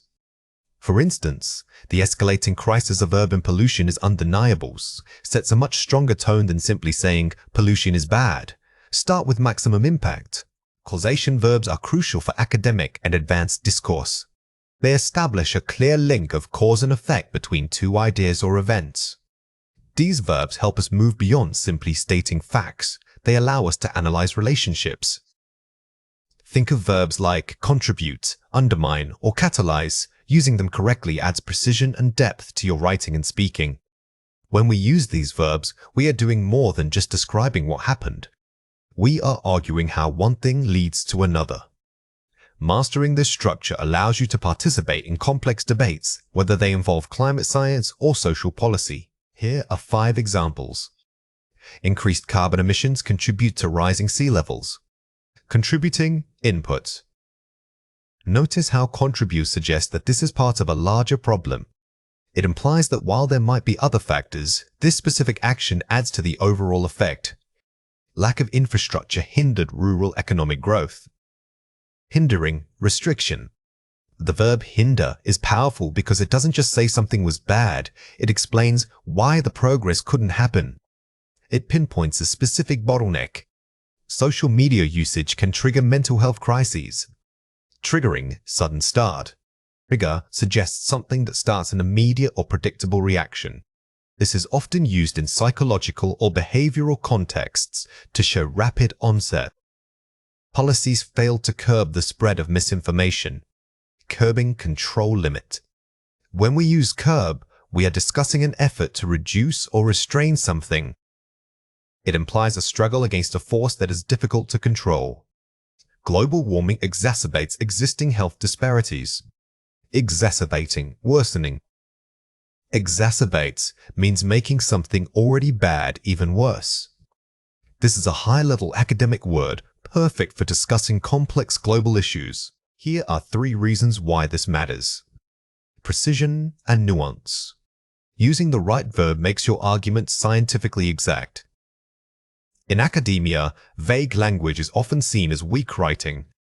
By choosing exacerbates instead of just make worse, you instantly signal a high level of vocabulary control to your reader. Establishing authority. Collocations are markers of fluency and expertise. When students use these academic collocations naturally, it gives them an aura of authority. It helps the listener or reader trust the depth of your knowledge on the subject matter. Cohesion in discourse. They help transition smoothly between ideas. Think of causation verbs as bridges. They don't just connect 2 sentences, they connect 2 entire concepts, ensuring your argument flows logically from point A to the resulting point B. Watch out for these 3 common mistakes. Don't say, technology contributed to the rise of inequality. Say, technology fueled the rise of inequality. While contributes is correct, fueled often carries a more dynamic and powerful sense in socioeconomic writing. It suggests that technology provided the energy or motive force needed for inequality to grow. Don't say, climate change causes migratory patterns. Say, climate change drives migratory patterns. Drives implies a deep, sustained, and often irresistible force. It is much stronger than causes, which can sound too general for such a massive global phenomenon. Don't say, the policy resulted in poor public health. Say, the policy undermined public health. Instead of stating the simple outcome with resulted in, using undermined is far more sophisticated. It suggests a slow, systemic weakening rather than a sudden failure. Here are 4 ways to practice. Identify the core relationship. Before writing, ask, is this link slow contribute, sudden trigger, or restraining curb? Don't just pick a verb you like. Choose the one that best matches the natures of the relationship. Understanding the subtlety of causation is key to sounding academic. Vary your verbs constantly. Avoid repeating causes or results in. Use synonyms like precipitates, fosters, or promotes. Variety is essential for maintaining reader interest and demonstrating lexical range. If you use the same linking verb too often, your writing will sound monotonous. Practice thesis restatement. Take a complex article and rewrite its introduction using 3 different causation verbs. A great exercise is taking a source text you admire and intentionally rewriting the thesis statement multiple times, each time focusing on changing only the core causative verb. This builds muscle memory. Speaking speed drill. When speaking, pause slightly after the causation verb to emphasize the link. In spoken English, rhythm matters greatly. Taking a small breath after this development undermines gives your listener time to process the strength of the linkage you just established. High-band writing and speaking require more than just correct grammar. They demand lexical sophistication. This means moving beyond common verbs and nouns to use the most precise and nuanced word available in English. We are learning to replace weak, general vocabulary with powerful, specific alternatives. Instead of simply saying something is bad, you might learn a word that describes how it is bad. Is it complex? Is it acute? This level of precision signals expertise and academic fluency. Remember, the goal here isn't just to sound smart, it's to be precise. When an examiner or listener hears sophisticated vocabulary, they are measuring your ability to select the perfect word for the context. which is a key indicator of advanced proficiency. Let's go through 6 words. For each word, I will say it clearly, then explain how to produce it correctly. The word is articulate. Say it again, articulate. When you use this word, you are describing a skillful ability to structure thoughts and speak them logically. Don't confuse it with simply being eloquent. Articulation focuses more on the clarity of the expression itself. The word is elucidate. Say it again, elucidate. This is an excellent academic verb. When you need to ask someone to explain something, elucidate sounds much more formal and intelligent than simply asking them to explain. It implies a deep dive into understanding. The word is propagate. Say it again, propagate.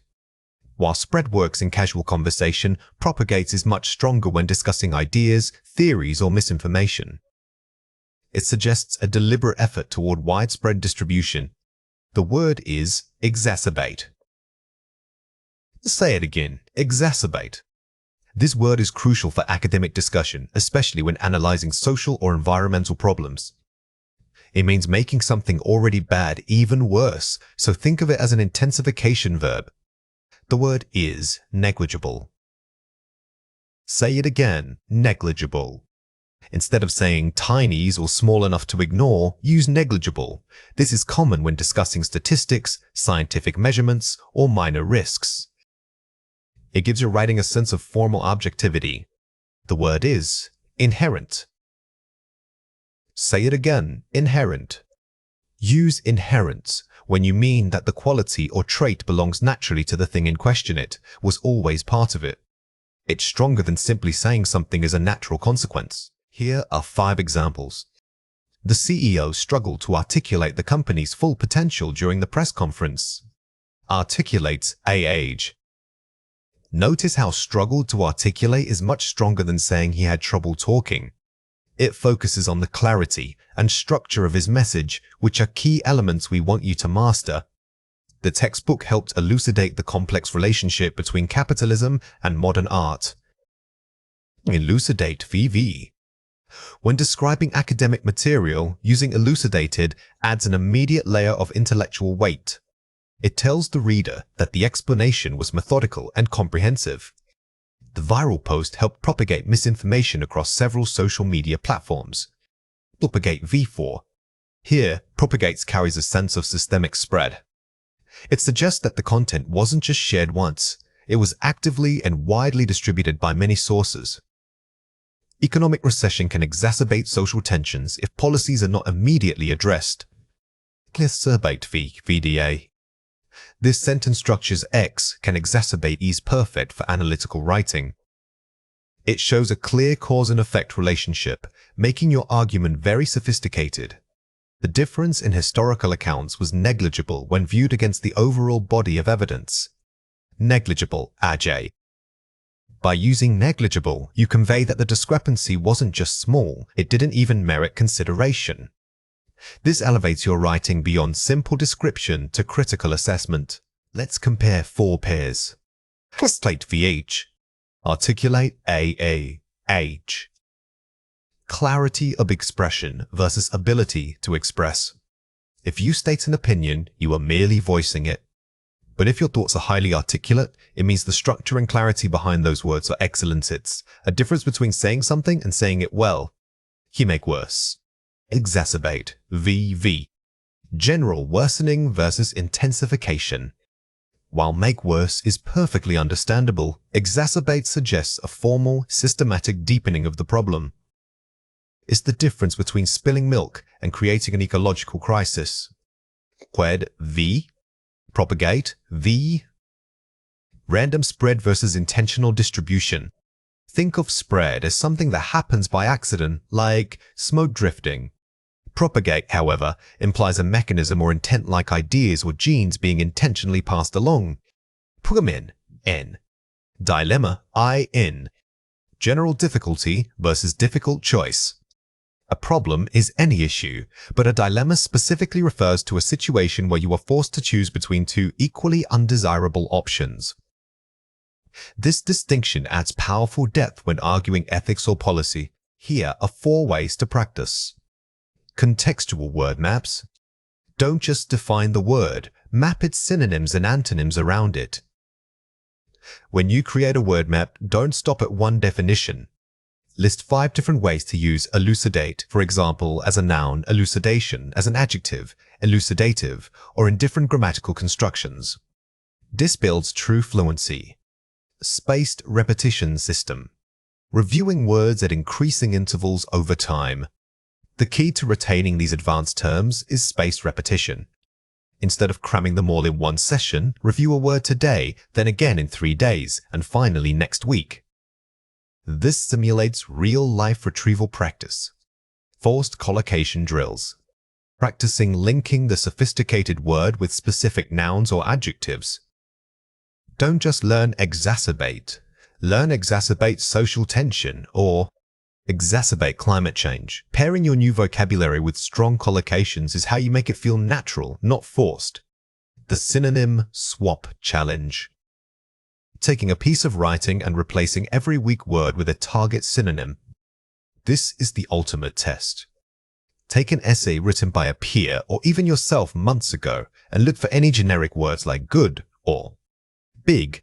Force yourself to replace them using one of our high-band alternatives. Now it is your turn to practice. Read or listen to the following passage carefully.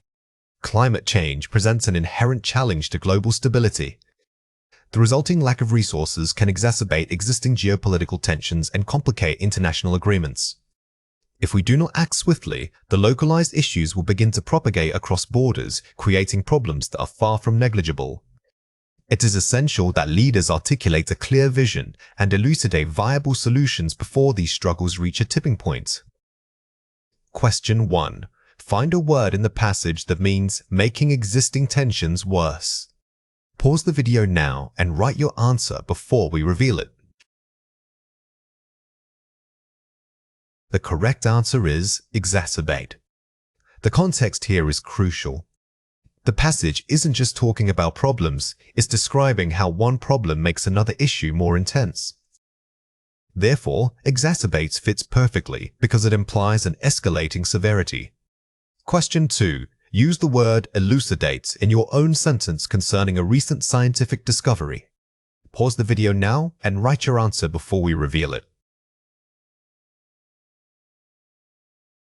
The correct answer is, the researchers were able to elucidate how deep-sea vents support unique ecosystems far from sunlight. When constructing your response, try to maintain the formal academic tone. Remember that elucidate always works best when suggesting clarity for a complex idea, making it sound authoritative. Discourse markers are the navigational signs of academic writing. They are crucial, linking phrases like consequently, moreover, or in contrast that guide your reader through your argument. They don't just connect ideas, they signal the relationship between them. Is it a cause, a contrast, an example, or an addition? In IELTS, using these markers correctly elevates your writing from simply correct grammar to sophisticated academic discourse.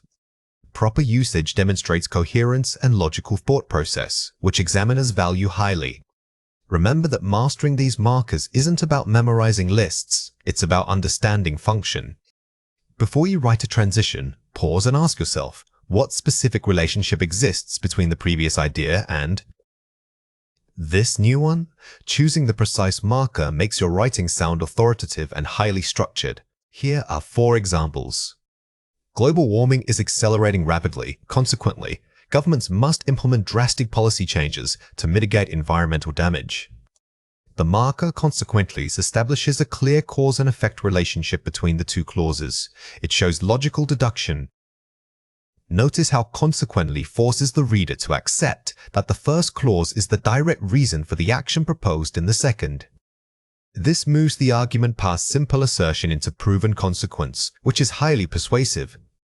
While some argue that private vehicles are convenient, it must be acknowledged that public transport offers a superior alternative for urban density.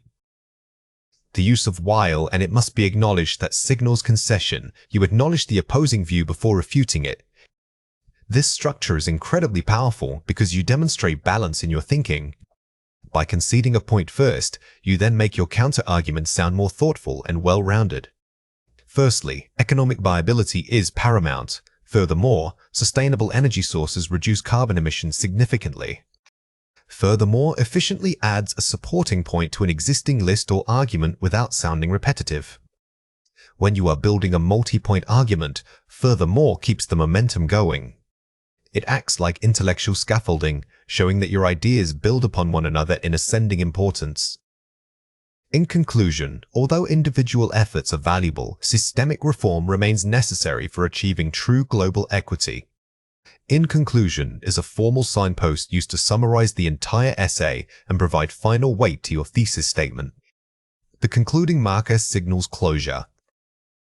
It's not just summarizing, it's making one last definitive point that should resonate with the reader, leaving them with a clear takeaway message. Let's compare 4 pairs. The city is growing big. Also, many people move there. As the metropolitan area expands, a notable influx of residents has been observed. Replacing informal connectors, also with academic transition phrases, elevates the register significantly. The key difference here is formality and precision. Simply stating alsos is conversational, using a's. Furthermore, immediately places your writing into a formal, published academic context. This is bad because it hurts the environment, but we need cars. While concerns regarding environmental damage are valid, the practical necessity of personal transport cannot be dismissed. Using while or although to frame conflict shows sophisticated argumentation structure. Strong writing doesn't just state 2 opposing facts, it uses markers like while to manage the tension between them. It acknowledges complexity, which is what academic texts do best. The research showed this. Therefore, we should change policy. Given that the recent investigation provided compelling evidence, it logically follows that policy adjustments are warranted. Replacing simple causal markers, therefore, with more nuanced phrasing strengthens logical flow. Instead of a blunt therefore, which is basic, phrases like, it logically follows that force the reader to follow your reasoning process step by step. This makes your argument feel inevitable. People worry about costs. Also, they don't have time. Concerns regarding financial feasibility and limited time availability are frequently cited by the public. Grouping ideas into parallel noun phrases makes the sentence much more academic and concise. Notice how we moved from 2 simple, separate thoughts to a single, sophisticated phrase, financial feasibility and limited time. This conciseness is a hallmark of expert writing. Watch out for these 3 common mistakes. Weak, the policy failed, therefore the economy will fail too. Strong, the failure of this single policy does not necessarily predict a collapse in the wider economy. This mistake is making an unwarranted leap. Instead of stating cause and effect too strongly, you use nuanced markers like does not necessarily to hedge your prediction. This shows caution, a trait of expert writing. Weak, also, the cost was high. Furthermore, it took time. Strong. In addition to the prohibited costs, the implementation process was excessively protracted. The error here is using multiple markers, also and furthermore, in rapid succession for similar functions. By consolidating them into one strong introductory phrase, you create a single point of emphasis. Weak. Because pollution is bad, we should act now. Strong. Given the escalating level of pollution, immediate action is critically required. The weak version uses a basic dependent clause structure. The strong version elevates this by using given, which immediately frames the entire statement as an outcome based on existing evidence, giving it weight. Here are 4 ways to practice. The signposting outline method. Before writing any body paragraph, write out the marker you plan to use, e.g. to start, subsequently, or conversely. This forces structural planning. Don't wait until you are drafting sentences to think about transitions. By pre-writing your markers, you are essentially building a skeleton for your argument that guarantees coherence before the flesh even goes on. The function-first approach. For every single idea point, decide its function. Is it an example, a contrast, a result? This dictates which marker you must use. Viewing your writing process through the lens of function is key. If the function is example, do not start with a cause. Always lead with for instance or to illustrate. The structure guides the language. The thesis marker check. Ensure your introduction contains clear markers defining your scope, such as, this essay will examine, or we shall explore 3 primary areas. Your thesis isn't just an opinion, it is a roadmap. Using explicit structural markers in the first paragraph manages reader expectations and signals to the grader exactly how you intend to proceed.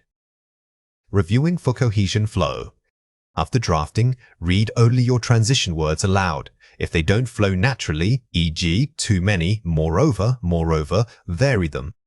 The final edit is crucial. Reading the text aloud helps you hear where the writing stumbles or where the transitions feel repetitive. This auditory check is often more effective than a visual one. When you write about data trends in IELTS Writing Task 1, achieving a high band score requires more than just knowing the right vocabulary. The key is demonstrating grammatical control through complex structures like subordination and participle clauses. These advanced grammar tools allow you to link cause and effect or show simultaneous actions within a single sentence. Focusing on these connections elevates your writing from simple reporting to academic analysis.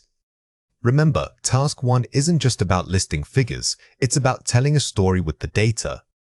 By using subordinating conjunctions like although, while, or as, you show the examiner that you understand not only what happened, but how different elements related to each other over time. This grammatical sophistication is what moves your score up. Here are 4 examples. While sales of renewable energy sources steadily increased from 20% to 45%, fossil fuel consumption declined significantly over the same period. Effective use of while and balanced contrast clauses. It shows 2 things happening simultaneously. This sentence is powerful because it uses a single grammatical structure, the subordinate clause introduced by while, to manage complex comparison. Instead of writing 2 separate sentences, the writer effectively links these opposing trends into one cohesive thought. Having undergone rapid growth in the preceding decade, the tech sector now dominates the global economy. Perfect use of a participial phrase, having undergone, to establish prior action and cause. The opening fragment here is crucial because it uses a perfect participle. This structure efficiently signals that one event, the rapid growth, is the established background reason for the current situation, making your writing much punchier.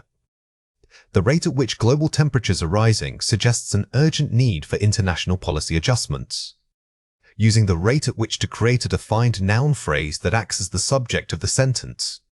By framing the trend using the rate at which, you shift your writing from simply stating a fact to making an academic observation. This grammatical choice implies analysis and evaluation, even if the task doesn't explicitly ask for it.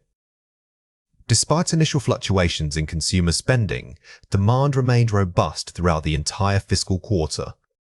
Excellent use of a concessive structure, despite, to acknowledge counter-evidence before stating the main point. The phrase, despite initial fluctuations, immediately signals that you are ready to handle complexity. Concessional structures are excellent for Task 1 because they show nuance, acknowledging dips or rises while focusing on the overarching trend. Let's compare 4 pairs. Sales rose, but oil sales dropped. While sales of renewable energy sources increased sharply, they were mirrored by a steep decline in oil consumption. Using sophisticated conjunctions and parallel structure to connect related ideas. The weak version is choppy. It treats the 2 facts as unconnected bullet points. The strong version uses while and maintains parallelism, creating an academic flow that shows a relationship between the 2 opposing trends. The population increased in 2010. It kept growing till 2020. Having reached its peak growth rate by 2010, the population continued to expand steadily until 2020.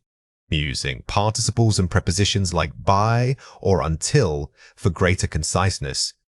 Notice how efficiently we condense 2 simple sentences into one. The participial phrase, having reached its peak growth rates, does the work of a whole introductory clause, making the writing sound much more authoritative. The spending was high in Asia. Europe spent less money. In contrast to Asian spending patterns, European expenditure remained relatively subdued throughout the period. Using advanced comparative phrases, in contrast to, and elevated adverbs, subdued. Instead of using simple contrasting words like but or however, this structure uses a full prepositional phrase. This elevates the tone immediately, making your comparison sound highly academic. This area started small and grew big. Beginning from minimal levels, this quadrant experienced exponential growth over the next decade, using strong verbs and precise adverbs to replace simple adjectives. The difference here is in word choice and grammar. Replacing grew bigs with experienced exponential growth uses a technical term while also restructuring the sentence foundationally, demonstrating advanced control. Watch out for these 3 common mistakes. Weak. The rise in sales was due to the new advertising. Strong. The increase in sales can be attributed to the company's extensive new advertising campaign. Be mindful of overly simple linking phrases like is due to. Replacing this with sophisticated structures such as can be attributed to instantly raises your linguistic register. It signals a higher level of academic writing. Though weak, it grew fast and it kept growing for years. Strong, the sector experienced sustained growth over several consecutive years. When describing continuous trends, avoid simple coordinating conjunctions like and. Instead, use single powerful verbs and advanced adverbs such as sustained or. Exponentially, keeping the sentence concise. Weak, comparing to last year, this number is much higher. Strong, compared with figures from the previous year, this metric shows a significant upward trajectory. The prepositional comparison needs careful handling. Using compared to is often grammatically shaky. It's safer and more academic to use compared with or restructure the phrase entirely as we did here. Here are 4 ways to practice. Outline grammatically first. Before writing a single word, plan the grammatical structures you want to use, such as 3 subordinate clauses or 2 participles. Treat your grammar like a scaffolding blueprint for your essay. If you know you need strong subordination, force yourself to build that link into your outline first. This pre-planning prevents you from reverting to simpler sentence structures under pressure. The because is although swap. Practice replacing simple cause and effect statements with advanced connectors like owing to, due to the fact that, or although. This is a quick grammar upgrade. Don't just swap words, restructure the whole thought around the connector. For instance, instead of saying it dropped because X happened, try owing to X, the drop occurred. Vary sentence openers. Avoid starting every sentence with the subject. Start with time phrases. By 2015, prepositions, in contrast to or modifying clauses, having witnessed. Sentence variety is a key marker of high band scores. By changing how you open your sentences and paragraphs, you maintain reader engagement while demonstrating grammatical flexibility.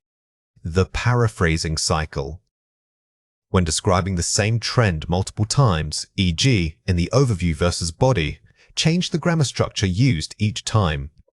Do not use the same type of sentence twice.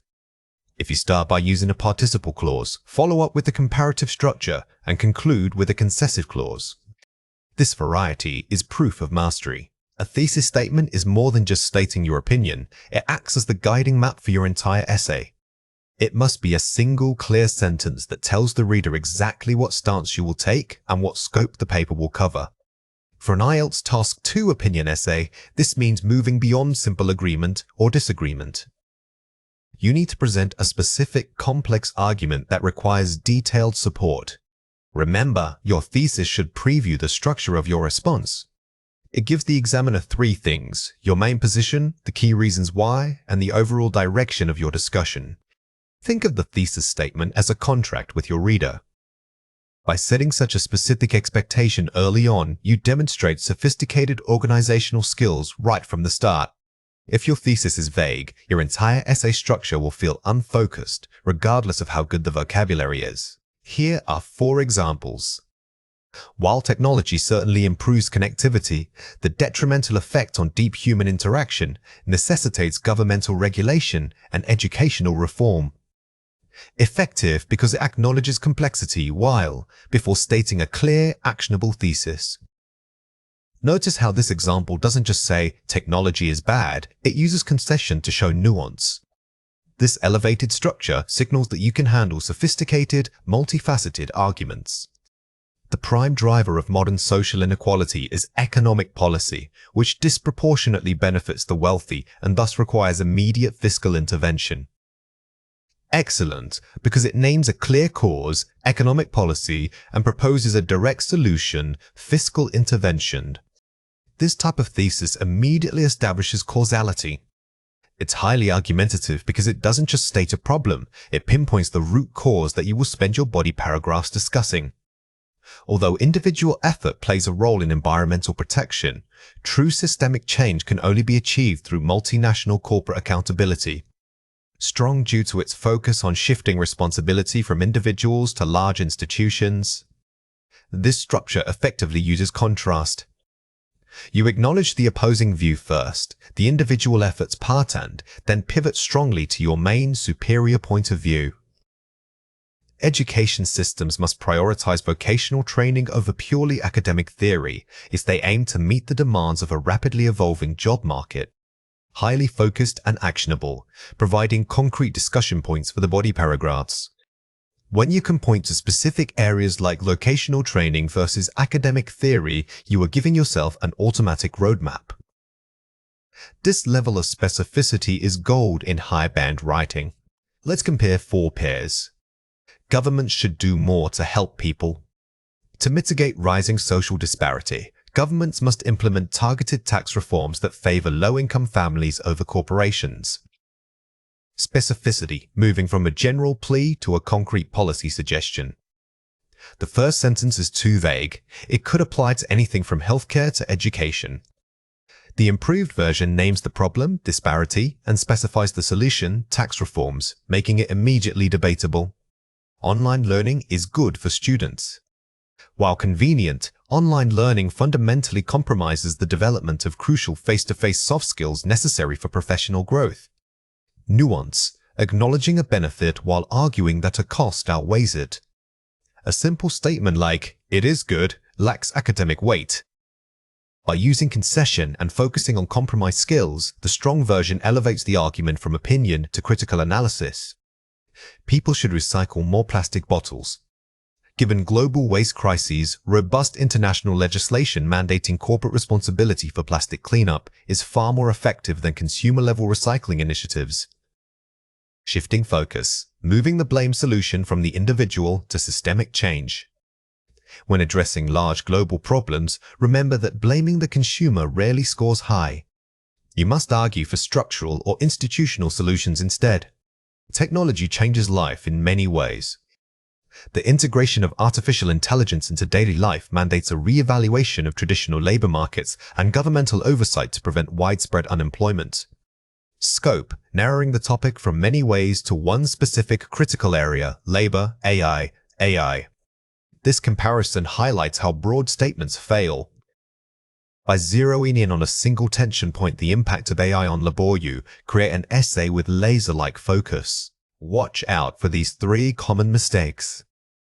Weak, too broad, pollution is a serious problem today. Strong, debatable claim. Addressing climate change requires prioritizing international carbon pricing mechanisms over localized green energy subsidies. The first sentence states an obvious fact, which is not arguable. A strong thesis must take a stand that someone could reasonably disagree with. Your claim needs to be debatable. Weak, hedging, tentative, it seems that education should be reformed. Strong, definitive stance. To effectively reform the education system, resources must shift significantly from theoretical subjects toward practical, industry-specific apprenticeships. Avoid weak phrases like "it seems" or "perhaps." These words undermine your authority. Use powerful, declarative verbs to assert confidence in your argument. Weak, vague on thesis, the role of media is important. Strong, comparative thesis, because modern media outlets often lack editorial oversight. The spread of misinformation poses a greater threat to democratic stability than any physical security risk. This mistake is common, stating that something is important. Instead, your thesis must compare ideas or prioritize one solution over another. That comparison is where the argument lies. Here are 4 ways to practice. Identify the tension point. What are the 2 opposing forces or ideas in the prompt? Your thesis should address this inherent conflict. Before you even write a sentence, map out the tension. Is it freedom versus security? Individual versus state? By identifying that core friction, your entire argument gains immediate dramatic structure. The why-how method. Don't just say what needs changing, explain why it needs changing, and suggest the mechanism of change. This is a powerful way to deepen your claims. Instead of saying we need better policies, you argue, because X problem exists, we must use Y mechanism. This provides immediate scope. Write the counter-argument first. Spend 5 minutes writing out the strongest possible opposing view. Then, write your thesis that refutes it. This exercise forces you to anticipate objections, which is a hallmark of high-level academic writing. By acknowledging and then dismantling the opposition in your introduction, you sound highly authoritative. Use keyword mapping. Extract 5 key nouns and 3 verbs from the prompt. Force yourself to build the thesis using only these words in a new arrangement. This is a great vocabulary drill that forces precision. It ensures you are directly engaging with the prompt's core concepts without wandering off topic or being overly general. Coherence is more than simply placing a linking word between 2 sentences. It is the underlying logic that connects entire paragraphs and shifts the focus for your reader. Instead of focusing only on transition words, we must think about the intellectual relationship between ideas. Are you presenting an opposing view? Are you providing supporting evidence? Or are you deepening an existing point? Identifying this logical architecture allows us to select markers with true rhetorical precision. Think of your essay as a building. The linking markers are not just decorative wallpaper. They are structural beams that hold up the logic. When you master coherence, you aren't just writing well, you are guiding the reader through a sophisticated line of reasoning. Here are 5 examples. The initial economic forecast was optimistic. Nevertheless, recent inflation data suggests a significant downturn. In contrast, concession. Notice how nevertheless doesn't just signal disagreement, it acknowledges the previous idea before presenting a superior counterpoint. This structure shows that you considered both sides, which elevates your argument. Climate change affects coastal regions severely. Consequently, proactive infrastructure planning has become an urgent global priority. Causation, result. Here, the relationship is direct and inevitable. The first statement causes the second. Using consequentlies establishes a very clear cause and effect link for the reader to follow. While many argue that policy X is sufficient, it is also worth considering alternative approaches. Shift alternative view. It is also worth considering subtly redirects the reader without dismissing the previous point. This tone is ideal for academic writing, where you need to be balanced but expansive. This initial finding suggests a correlation between sleep and cognitive function. Moreover, further studies have confirmed this link. Reinforcement, addition. The use of moreovers elevates the addition beyond simple accumulation. It signals that the new information is not just extra, but strengthens the major point you are trying to prove. In light of these findings, policymakers must reconsider their current regulatory framework. Inclusion, implication. In light of is powerful because it summarizes all the previous evidence and makes a sweeping recommendation. It acts as a definitive bridge from discussion to required action. Here are 3 reasons why this matters. Establishing authority and credibility. Sophisticated markers signal to the reader that you have carefully considered every angle. When your transitions are precise, it makes your argument feel well-researched and airtight. It convinces the grader that you understand not just what you're saying, but how those ideas relate. Mimicking expert discourse. Advanced academic writing requires transitions that mirror how subject matter experts actually speak and write. Academic discourse isn't just a collection of facts, it's a disciplined, managed conversation. Using varied markers helps you adopt the authoritative tone expected in high-level essays. Preventing cognitive strain. Clear signposting reduces the mental effort required for the reader to follow your complex thought process. A strong transition acts like a roadmap, pointing out exactly where the argument is going next. This improves readability and ensures that even dense material feels manageable. Let's explore the topic of advanced coherence markers, linking paragraphs and ideas with sophisticated transitions. This is an important concept to understand for learning English effectively. This is a foundational concept when learning English. Understanding advanced coherence markers, linking paragraphs and ideas with sophisticated transitions deeply will unlock many other areas of the language. Think about how often you encounter this in real life and try to notice it in the English you hear every day. The more you engage with this idea, the more natural it will feel. Here are 4 ways to practice. The reader's eye test. After drafting, read your piece aloud and listen specifically for places where the flow feels abrupt or choppy. When you hear a sudden stop or jump in tone while reading, that is where a coherence marker is needed. This auditory check will reveal structural gaps invisible to the naked eye. The why question. After every introductory sentence, pause and ask yourself, so what? Why am I saying this next? The answer determines your marker. This metacognitive step forces you to articulate the logical relationship before writing. If you can't answer that question, you need to restructure or add a transitional idea. Varying position. Do not always start your paragraphs with transition markers. Sometimes they work best embedded in the sentence.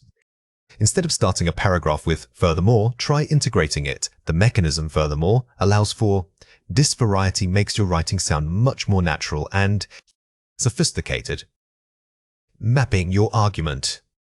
Before drafting, outline 5 key ideas and draw arrows between them, labeling the type of relationship, e.g. cause, opposition, example. Visual outlining is incredibly helpful for complex essays. By pre-mapping these logical connections, you ensure that every paragraph serves a distinct and necessary purpose in supporting your thesis. Writing variety is key to engaging your reader. We achieve this by expertly combining simple thoughts into either compound or complex sentences. A compound sentence joins 2 complete, independent ideas using a comma and a coordinating conjunction. For example, the rain was heavy, so we stayed inside. Conversely, a complex sentence links one main idea with one supporting idea, typically signaled by subordinating words like because, although, or when. Understanding the difference between these 2 structures is about more than just commas. It's about rhythm. Knowing when to use a strong coordinating conjunction gives your writing a punchy, equal feeling, while using subordinators creates a natural sense of cause and effect, guiding the reader through one thought leading into another. Here are 5 examples. The concert was sold out, so we decided to watch a recording instead. Compound sentence, I see. Coordinating conjunction, I see. Notice how the 2 parts of this sentence could stand alone as their own sentences. Because they are equal in weight, wait on caused the other we use that comma, and so to link them smoothly. Although it was late, we continued walking until we reached the main square. Complex sentence, subordinating conjunction, DC, IC. Here, although tells us that the second clause modified the first. The dependent idea, although it was late, modifies our understanding of why we kept walking. She finished her presentation early, and she received high praise from the panel. Compound sentence, IC, coordinating conjunction, IC. The actions of finishing and receiving praise are 2 separate, whole events. Using and keeps them balanced in importance. We missed the train because we left the house after dawn. Complex sentence, subordinating conjunction, DC, IC. The word because clearly establishes a cause and effect relationship. Main action missing the trainees directly explained by the dependent clause. I bought the bread, but I forgot to buy milk. Compound sentence, IC, coordinating conjunction, IC. The but shows a contrast between 2 independent thoughts. This structure is great when you want to show a quick shift in direction or expectation within your narrative. Let's compare 4 pairs. Comma splice, missing punctuation. Correct compound sentence using conjunction. Always use a comma plus fanboys. The comma splice is one of the most common errors. It happens when you join two full sentences with only a comma. Remember that coordinating conjunctions are your best tools for fixing this instantly. Simple sentence, one subject, one verb. Complex sentence, using when, because, etc. Build complexity to add depth. If you only use simple sentences, your writing will sound choppy and juvenile. By adding a dependent clause, you elevate the connection between ideas, making your prose feel much more sophisticated. Misplaced subordinator, starting with because. Reordering for clarity, I see because DC. Test which order sounds most natural. Sometimes, placing the subordinating conjunction at the end of the sentence can create a better flow. Always read your restructured sentences out loud to verify that the emphasis feels correct. Overuse of coordination, only using and. Varying with complex structures. Mix and match for rhythm. If every single sentence you write uses a coordinating conjunction, your writing will become monotonous. Varying the structure sometimes, starting with a dependent clause, sometimes using a compound joiner is what makes professional writing sound polished. Fill in the blank with a coordinating or subordinating conjunction and correct punctuation. The library was closed today. We decided to study at the coffee shop. Pause the video now and fill in the blank before we reveal the answer. The correct answer is so. Since both parts of this sentence are fully independent thoughts, you need a coordinating conjunction like so's or. 4. The comma before that word is non-negotiable for proper construction. So what scene C and probably a festival continued. The outdoor festival continued. Pause the video now and fill in the blank before we reveal the answer. The correct answer is although. The blank asks you to introduce a concession or contrast. Although signals this relationship, and because we start with that dependent clause, we do not need a comma after it. She studied for hours. She felt confident for the exam. Pause the video now and fill in the blank before we reveal the answer. The correct answer is and. Here, and is appropriate because both action studying and feeling confident are equally weighted events in her preparation process. This keeps the focus on sequential action. We waited for the bus, the rain finally stopped. Pause the video now and fill in the blank before we reveal the answer. The correct answer is until. The word until establishes a time limit, making it a perfect subordinating conjunction. It clearly subordinates the waiting to the event of the rain stopping. Watch out for these 3 common mistakes. Comma splice run-on. I love reading books. I buy them every week. Correct compound sentence. I love reading books, so I buy them every week. This error is called a comma splice. Remember that a comma alone cannot join 2 complete sentences. You must use a coordinating conjunction or separate them with a period. Awkward emphasis. Passive beginning. When the movie ended, we left. Clearer focus. We left when the movie ended. While the original structure is technically correct, sometimes moving the subordinate clause to the end puts more emphasis on the main action, the leaving. Always consider where you want your reader's attention to land. Missing comma DC comma. Because it was cold, we wore coats. Correct complex sentence. Because it was cold, we wore coats. This is a critical rule for complex sentences. When you begin the entire sentence with a subordinating conjunction like because or although, you must follow it with a comma to signal that the dependent clause has finished. Now it is your turn to practice. Read or listen to the following passage carefully. Instructions. Read the short paragraph below. First, identify one sentence that uses a simple structure and rewrite it to achieve variety using either a compound or complex connection word. Then, write your own original sentence combining these structures. Question 1. The test was difficult. I studied for weeks. Pause the video now and write your answer before we reveal it. The correct answer is, because the test was difficult, I studied for weeks. In this case, changing it to a complex structure using because makes perfect sense, because the difficulty of the test is the reason you focused your studying. This shows cause and effect clearly. Question 2. Write your own sentence using both structures. Pause the video now and write your answer before we reveal it. The correct answer is, since the meeting ran long, we left early. Consequently, we missed the train. A great way to impress an audience is to vary your conjunctions. Notice here that I used since for a complex structure and then opted for a semicolon plus a conjunctive adverb, consequently for a more sophisticated compound joiner. When an examiner assesses your speaking ability, they are listening for more than just correct grammar. They want to hear evidence of deep thought and critical thinking. This means moving past simply describing a situation, you must analyze it. We call this the YC factor, the ability to justify opinions, predict consequences, and explore underlying causes. High-scoring responses don't just list facts, they build arguments using supporting examples and logical transitions. Think of yourself as a professor presenting research, not just giving an answer in class. Instead of stopping after stating what something is, always challenge yourself to explain why it exists or how it affects people. This shift from mere recounting to genuine analysis is what elevates your fluency. Let's go through 5 words. For each word, I will say it clearly, then explain how to produce it correctly. The word is, to illustrate that, the pebis. Say it again, to illustrate that. Use this phrase when you need concrete support for a general claim. It signals to the listener that what follows is not just your opinion, but evidence based on observation or knowledge.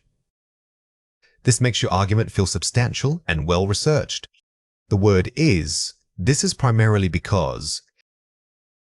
Say it again, this is primarily because. If you find yourself saying because repeatedly, swap it out for this more sophisticated structure. By using primarily, you imply that while other factors might be at play, this single point is the most crucial catalyst or root cause. The word is, in terms of implications, test. Say it again, in terms of implications, bowl. This phrase is excellent for demonstrating foresight. It lifts your answer from a static description to a dynamic discussion about potential outcomes, forcing you to think about the ripple effect of an issue across different areas. The word is, for instance, one could argue. Say it again, for instance, one could argue. Don't be afraid to present a counter-argument. Using phrases like one could argues shows intellectual maturity. It suggests you recognize the complexity of the topic and are capable of seeing multiple sides. The word is, consequently, we might observe. Say it again. Consequently, we might observe. This is your ultimate conclusion builder. When you have laid out the causes and the evidence, use this phrase to summarize the inevitable outcome, giving your response a powerful sense of conclusion and closure. Let's compare 4 pairs. It's really bad when the detrimental impact occurs when formalizing negative assessment. Notice how we moved from an emotional statement to a technical one. In academic speaking, using precise, elevated vocabulary like detrimental shows a sophisticated command of the language and keeps your tone objective. I think it's important because this is crucial given that stronger justification opening. By replacing I think, you remove the focus from your personal feeling and place it onto the objective importance of the topic itself.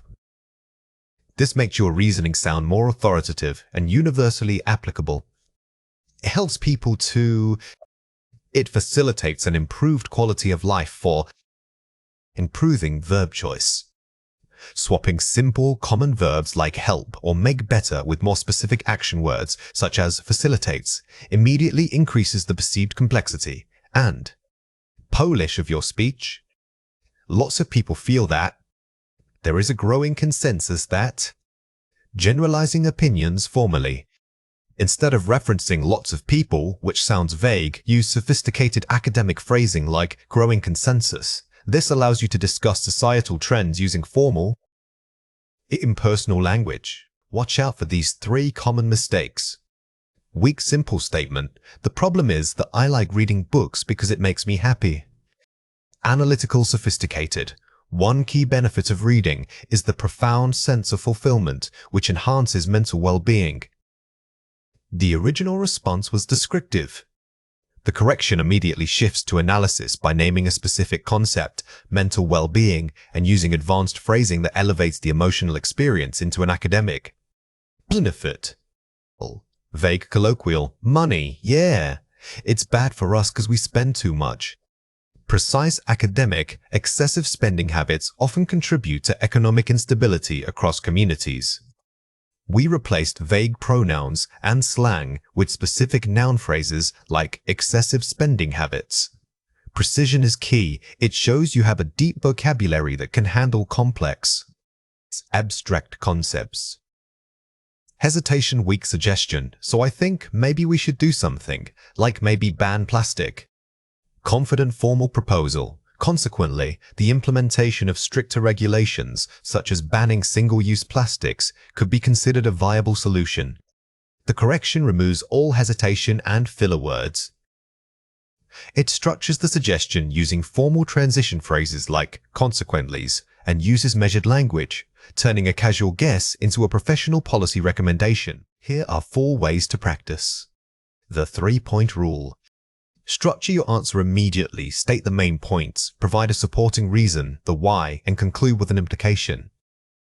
Before you even open your mouth, mentally map out 3 distinct points.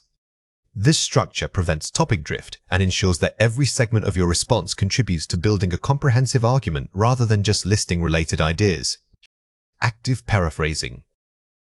When discussing a concept, practice immediately rephrasing it 3 different ways using synonyms and varied syntax. This technique forces your brain to access vocabulary alternatives instantly. It builds fluency by ensuring that you never rely on the same few words or structures repeatedly, making your speech sound incredibly rich. The TED Talk method. Record yourself speaking for 2 minutes straight on a complex topic, e.g., AI ethics. Do not stop, even if you make an error. The goal here is endurance and maintaining flow, even when imperfect. This builds the muscle memory needed to keep talking naturally, rather than pausing because you are searching for the perfect word. The devil's advocate roleplay. Ask a partner, or record them, to continuously challenge your points with, but what about, and practice maintaining composure. This is high-level training for critical thinking on the spot.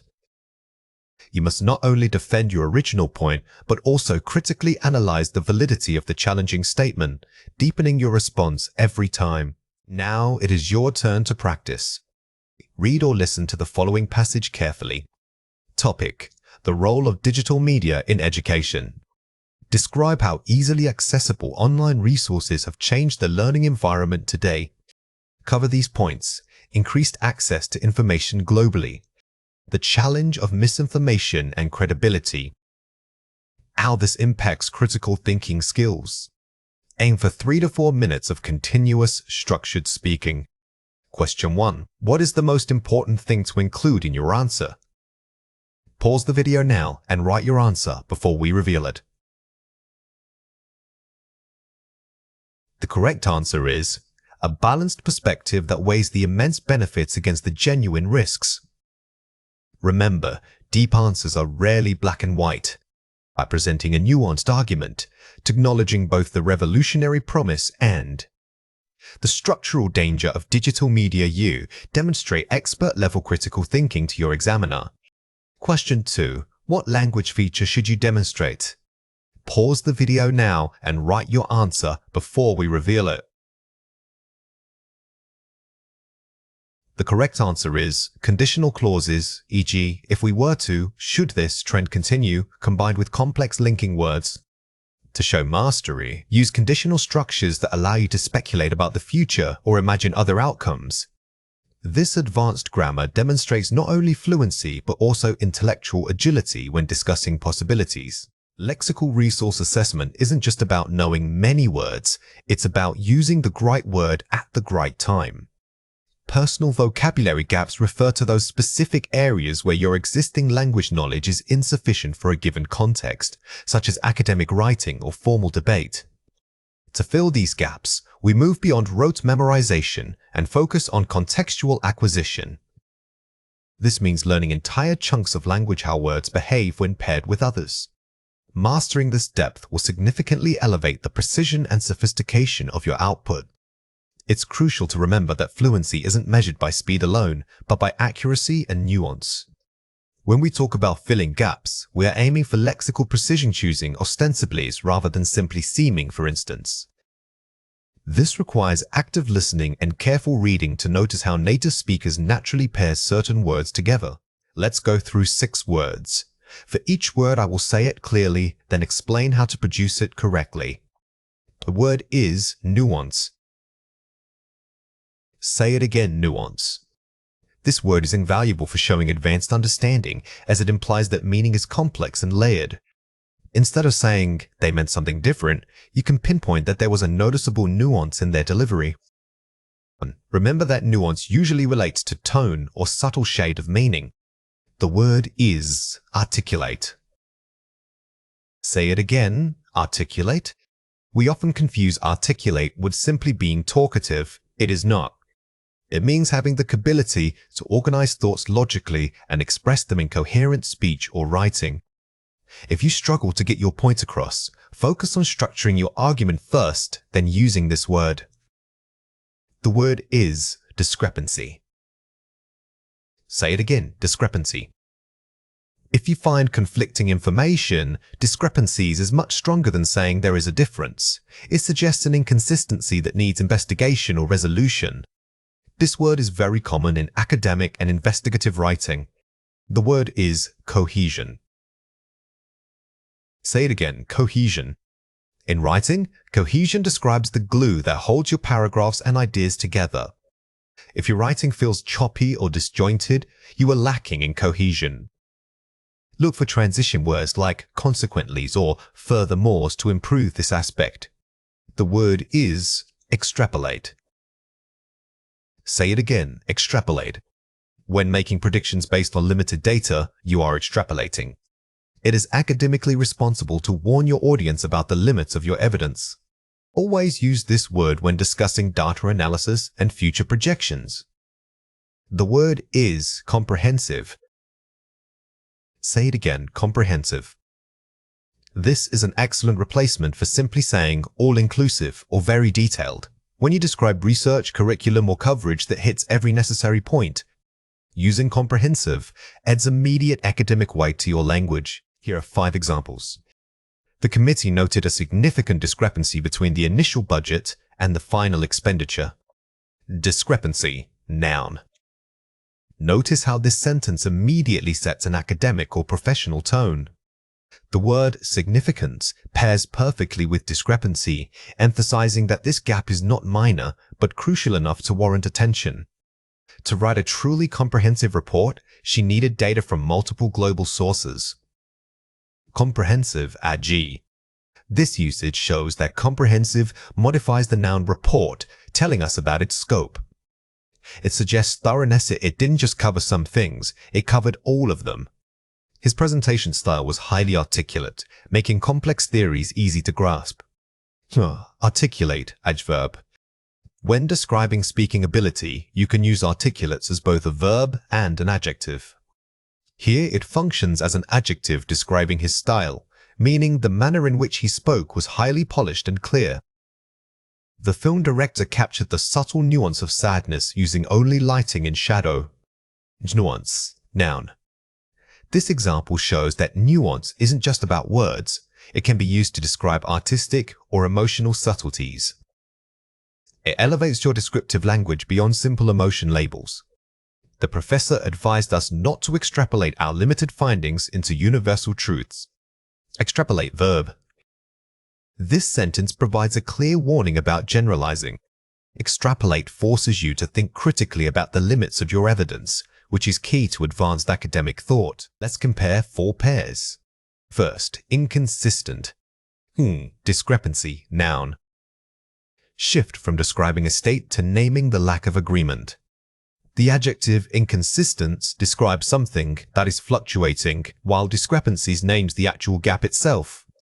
Think of it this way. You might notice an inconsistency which reveals a discrepancy in the data. First, explain. Elucidate, verb. Formal replacement for clarifying complex ideas. While explain is perfect for daily conversation, elucidate signals a higher level of formality when you are asked to clarify something highly technical or abstract. It means shedding light on the subject. First, general. Comprehensive, edge. Moving from broadness to total coverage. If your material is general, it covers a wide area but might miss key details. If it's comprehensive, it means the scope was intentionally designed to include every necessary detail, making it far more robust. First, vague. Ambiguous AJ. Difference between unclear and having multiple possible meanings. A vague statement is simply fuzzy or ill-defined. However, if a statement is ambiguous, it actively holds two or more contradictory interpretations, which requires the reader to make an assumption. Here are 4 ways to practice. Contextual mapping. Don't learn words in isolation. Always map them to related collocations. Instead of writing nuance, subtle difference, write a mini-sentence that forces the word into use. Like a subtle nuance in tone. Combining 2 new words instantly builds memory pathways and makes recall much easier. Spaced repetition review. Reviewing vocabulary at increasing intervals, 1 day, 3 days, 7 days. This technique is far more effective than cramming. By forcing your brain to recall the word right when it's about to forget it, you strengthen long-term neural connections. Use flashcards or digital apps designed for this method. Output first. Try to use the new word immediately in speaking or writing practice. The best way to solidify a vocabulary item is by forcing yourself to produce it under pressure. Don't just read the definition, structure an entire paragraph using that target word naturally. This builds muscle memory for advanced language. Thematic grouping. Learning words related to one topic, e.g. science, politics, together. Our brain loves patterns. By grouping discrepancy, extrapolate, and comprehensive all under the theme of research methodology, you give them a shared meaning framework. This makes recall faster because they are linked by topic. Now it is your turn to practice. Read or listen to the following passage carefully. The recent study offered a comprehensive overview of urban migration patterns. However, critics pointed out a significant discrepancy between the reported data and historical records. They warned that simply extrapolating these findings to all cities would be premature. The author struggled to articulate the subtle nuance in modern economic behavior, making his preliminary conclusions seem vague. Question 1. Find a word in the passage that relates to a lack of consistency between 2 sets of information. Pause the video now and write your answer before we reveal it. The correct answer is discrepancy. The passage uses this word to highlight where the data fails to align with what is already known. It's an academic way of pointing out a contradiction which forces deeper analysis from the reader. Question 2. Use one of the target words, e.g. articulate, in your own sentence about professional life. Pause the video now and write your answer before we reveal it. The correct answer is, it is challenging for employees to articulate their ideas when they feel unheard by management. When crafting your answer, remember that we are aiming for natural integration. If you use articulate, ensure the rest of your sentence supports that idea of clear communication, making your usage sound effortless and polished. In academic writing, tense and agreement errors are common detractors from a high score. The goal is not just grammatical correctness, it's maintaining temporal consistency across your entire argument. We must accurately differentiate between statements of general truth, historical facts, and the specific actions taking place in the present moment. Furthermore, subject-verb agreement rules become more complex when dealing with collective nouns or inverted sentence structures. These errors undermine clarity because they make the reader question whether you are discussing a long-standing concept or a recent development. Remember that IELTS graders look for precision here. Don't just be grammatically correct, be logically consistent with your timeline. When writing about causes and effects, ensure that if you establish one past action, all subsequent discussions related to its outcomes maintain the proper tense alignment. Here are 4 examples. Historically, the decline of traditional farming methods has caused significant socio-economic shifts globally. Consequently, modern economies now rely heavily on automation. Uses past tense for established historical trends and present tense for current resulting facts. Notice how has course uses the present perfect tense. This suggests a connection between a past action to decline and its lasting relevance today, which is crucial for academic analysis. The government recommends that all citizens utilizing public transport adjust their commuting patterns to alleviate peak hour congestion. Uses the subjunctive mood recommends that adjust, signaling formal objective advice. Using the subjunctive adjust instead of should adjust immediately elevates your register. This structure is highly effective in writing opinion editorials or policy discussions. Although many people believe that diet alone determines health outcomes, lifestyle factors including stress and sleep also play a critical role. Successfully uses appositives, a list of examples, while maintaining subject-verb agreement with the plural factors. When you separate the true subject from its lengthy description using dashes, always check that your main verb agrees with the original noun, not the descriptive phrase. Climate change continues to pose a threat. Thus, international cooperation now dictates stricter environmental regulations. Uses continues, present tense, for an ongoing state and maintains strong flow with linking adverbs. The key here is the permanence of the issue. Using continues reinforces that this isn't a temporary problem, but one requiring continuous action. Let's compare 4 pairs. The people uses many resources for pollution. People utilize vast resources, contributing significantly to pollution levels. Corrected subject-verb agreement and improved vocabulary. The singular noun peoples is always plural in English. More importantly, swapping out simple verbs like uses for sophisticated ones like utilize boosts your lexical resource scores. If the government will act now, pollution stop. If the government acts now, pollution will slow significantly. Corrected conditional type 1 structure and improved vocabulary. When discussing hypothetical future conditions in an if clause, we must use the simple present tense, even if the outcome is future. This establishes a strong cause and effect relationship. The team are having many disagreements about policy. The team is divided by numerous disagreements regarding current policy.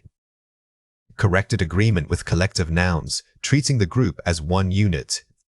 In American English, we usually treat teams or governments as singular, is. This shows that you are viewing them as a single unified entity working together. Global warming effect is visible in sea level rise. The effects of global warming are evident through rising sea levels. Improved phrasing, using effects, plural, and restructuring the sentence for formality. Using a more nominalized and formal structure, like starting with the effects of, makes your writing sound much more academic and objective. Watch out for these 3 common mistakes. Weak. The rise of technology has changed how we communicate.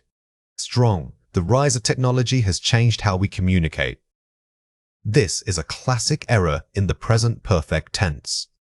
Remember, the has must be followed by the past participle form of the verb, which requires adding an ed or changing the spelling. Weak. Mistake 2. Few students agree with this viewpoint. Strong. Correction. Few students agree with this viewpoint.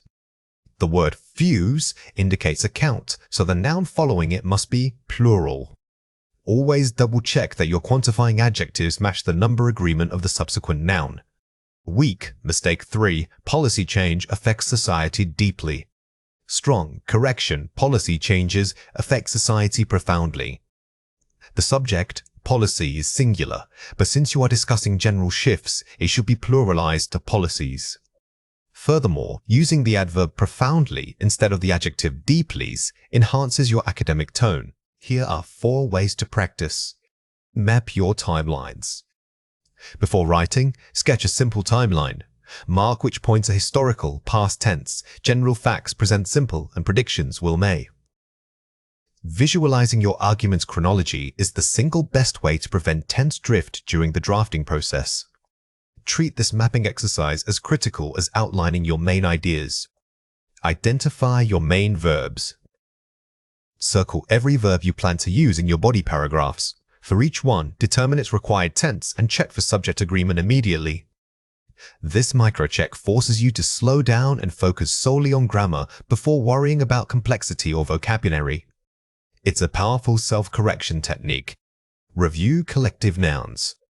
Be aware of groups like committee, agency, or public. Decide if you are treating the group as one unit, singular, or as individuals, plural. The choice between singular and plural for these nouns depends entirely on context. Are they acting together, or are they arguing amongst themselves?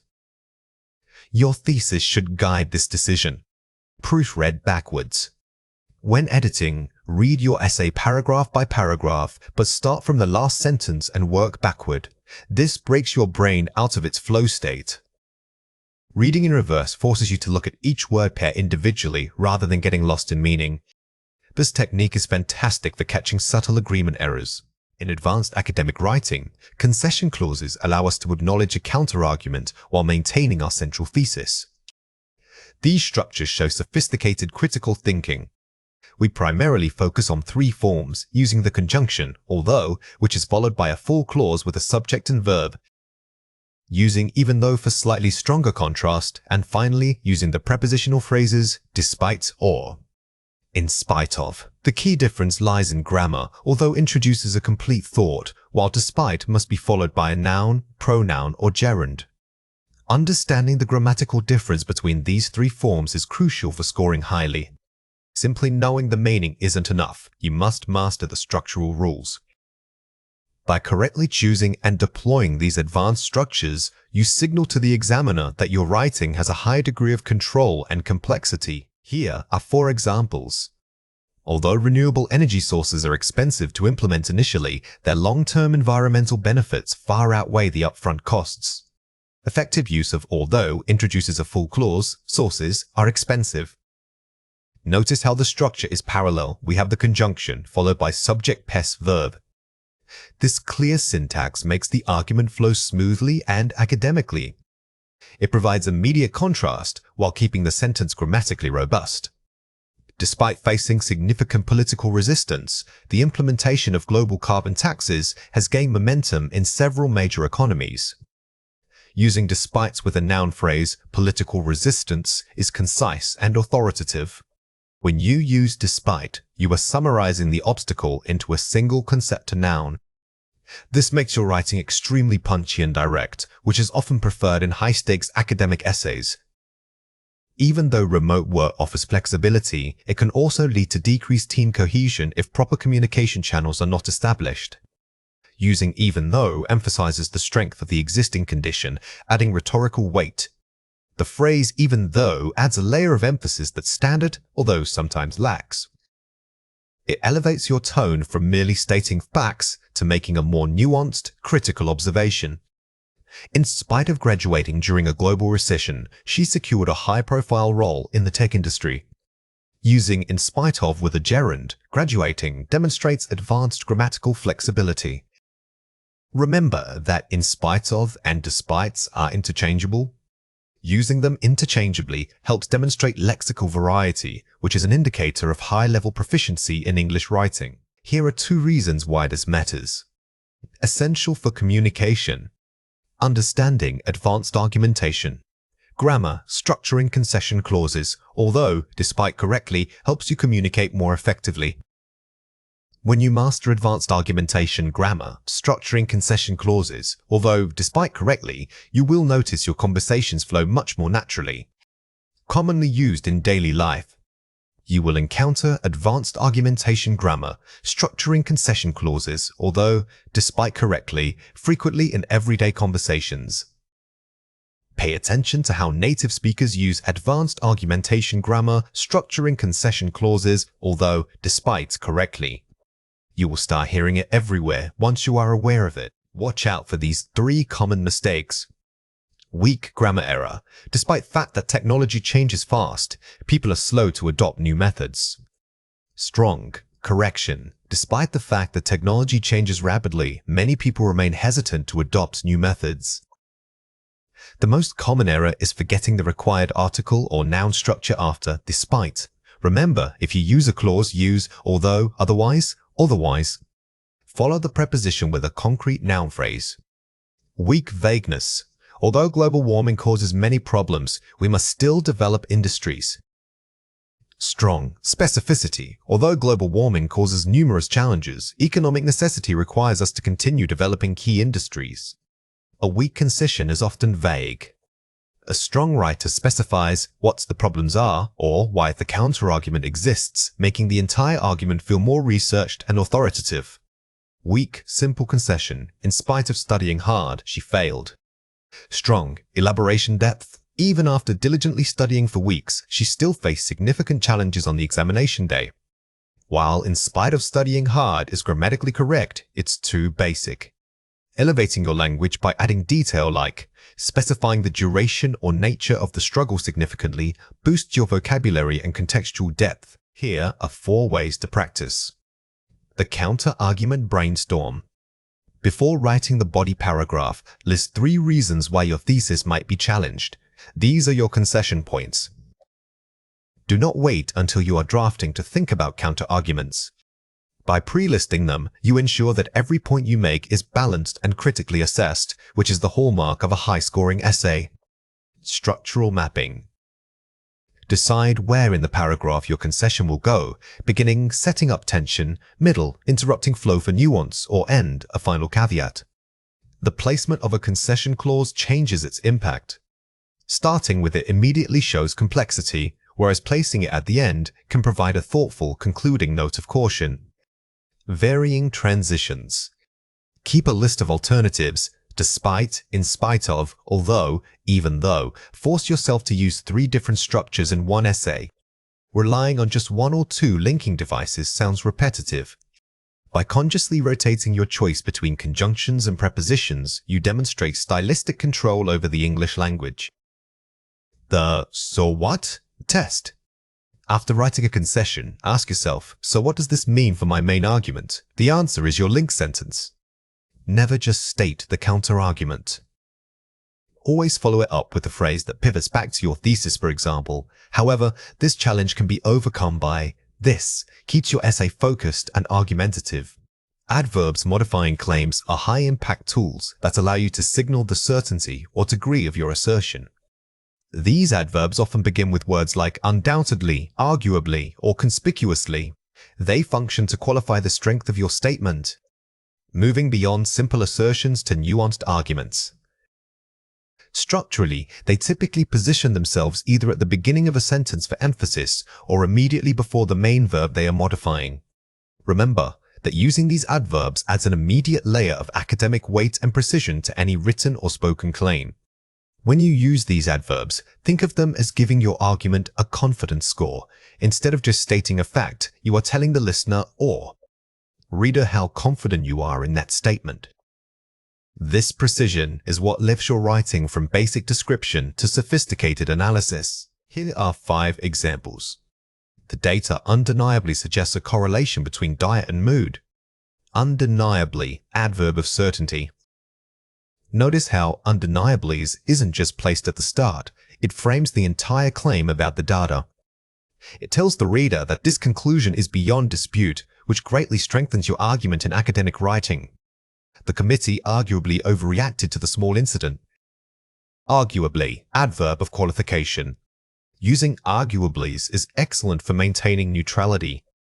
It signals that your statement is a point of view or debate rather than an absolute truth, which is crucial when you are presenting counterarguments. The CEO conspicuously avoided answering the reporter's direct question. Conspicuously, adverb of observation. This adverb modifies how the action happened. Saying he conspicuously avoided is much stronger than just saying he avoided it, because it implies a deliberate and noticeable attempt to hide something. The new policy will inevitably lead to resource reallocation. Inevitably, adverb of prediction. When you use an adverb like inevitably, you are making a predictive claim. This suggests that the outcome is so logical based on the current circumstances that it simply cannot be prevented. The historical record clearly shows shifts in economic power. Clearly, adverb of evidence. Here clearly points the evidence finger. It means that if you review the facts, the pattern is unambiguous. This type of adverb grounds your claim directly in observable proof. Let's compare 4 pairs. The policy is bad. The policy is undoubtedly bad. Adjective versus adverb modification. This pair shows the difference between describing a noun and modifying a whole clause. The second option doesn't just say bad, it commits to the degrees of badness, adding argumentative force. The report showed growth. The report demonstrably showed growth. Modifying the verb versus modifying the subject. We place demonstrably right next to the verb. This is key because we are modifying the action itself, the showing of the growth, not just the report. Although he worked hard, he failed. Inevitably, despite his effort, he struggled. Concession clause versus high-impact adverb. While concession clauses are powerful for showing contrast, using a strong adverb like inevitably allows you to state the negative outcome as a logical certainty, making your point feel more forceful. The market struggled. Unquestionably, the market struggled significantly, placing adverbs for emphasis. Moving the adverb to the front, unquestionably, gives it maximum impact. If you want the reader to focus on your certainty first, this placement is far more effective than placing it mid-sentence. Fill in the blanks. The evidence suggests that climate change is accelerating. Pause the video now and fill in the blank before we reveal the answer. The correct answer is overwhelmingly. When you use overwhelmingly, you are building a sense of undeniable proof. This adverb elevates your claim and directs the reader to accept the conclusion with minimal argument. The new design improves user experience. Pause the video now and fill in the blank before we reveal the answer. The correct answer is noticeably. Choosing noticeably is more precise than simply saying it improves. It implies that the improvement is visible and measurable, which strengthens your technical critique. He failed to meet the deadline due to unforeseen complications. Pause the video now and fill in the blank before we reveal the answer. The correct answer is regrettably. Using regrettably here adds a layer of professional tone. It acknowledges the failure but frames it within a context that excuses or explains the shortcoming. The trend points toward a shift in consumer behavior. Pause the video now and fill in the blank before we reveal the answer. The correct answer is markedly. In this case, markedly tells the reader that the change isn't subtle, it is sharp and easily identifiable. This precision helps you avoid sounding vague or speculative. Watch out for these 3 common mistakes. Incorrect, misplaced modifier. The scientist conclusively proved the theory. Correct, modifying evidence. The evidence conclusively proved the theory. The original sentence implies that the scientist was conclusive when we actually mean the evidence. Always check what part of speech your adverb is supposed to modify. It must be placed right next to its target. Incorrect. Adjective adverb. Confusion. He spoke very articulate about the process. Correct. Proper adverb form. He spoke very articulately about the process. This is a classic error, confusing the adjective form with the adverb. Remember that adverbs usually end in lies, and they are used to tell us how an action was performed. Incorrect. Weak, vague adverb. It certainly implies future growth across all sectors. Correct, stronger qualifier. It strongly suggests future growth across all sectors. While certainly is grammatically correct, it can sound weak in academic writing. By swapping it for a stronger qualifier like strongly, you boost your argumentative tone and appear more authoritative. Now it is your turn to practice. Read or listen to the following passage carefully. A report suggests that the shift toward remote work is dramatically changing urban economies. This trend undeniably forces companies to reconsider their physical infrastructure and staffing models. Therefore, local governments must intervene swiftly to prevent economic decline. Question 1. The statement, therefore, local governments must intervene swiftly is a strong claim. How can you modify the word swiftly with an adverb of necessity to make your claim more impactful and authoritative? Pause the video now and write your answer before we reveal it.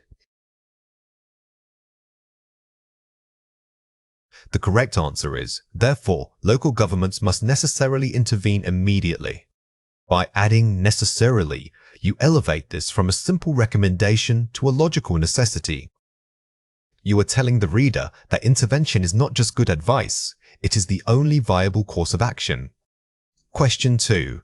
Write your own original sentence using an adverb that qualifies the degrees of change observed in modern technology. Pause the video now and write your answer before we reveal it.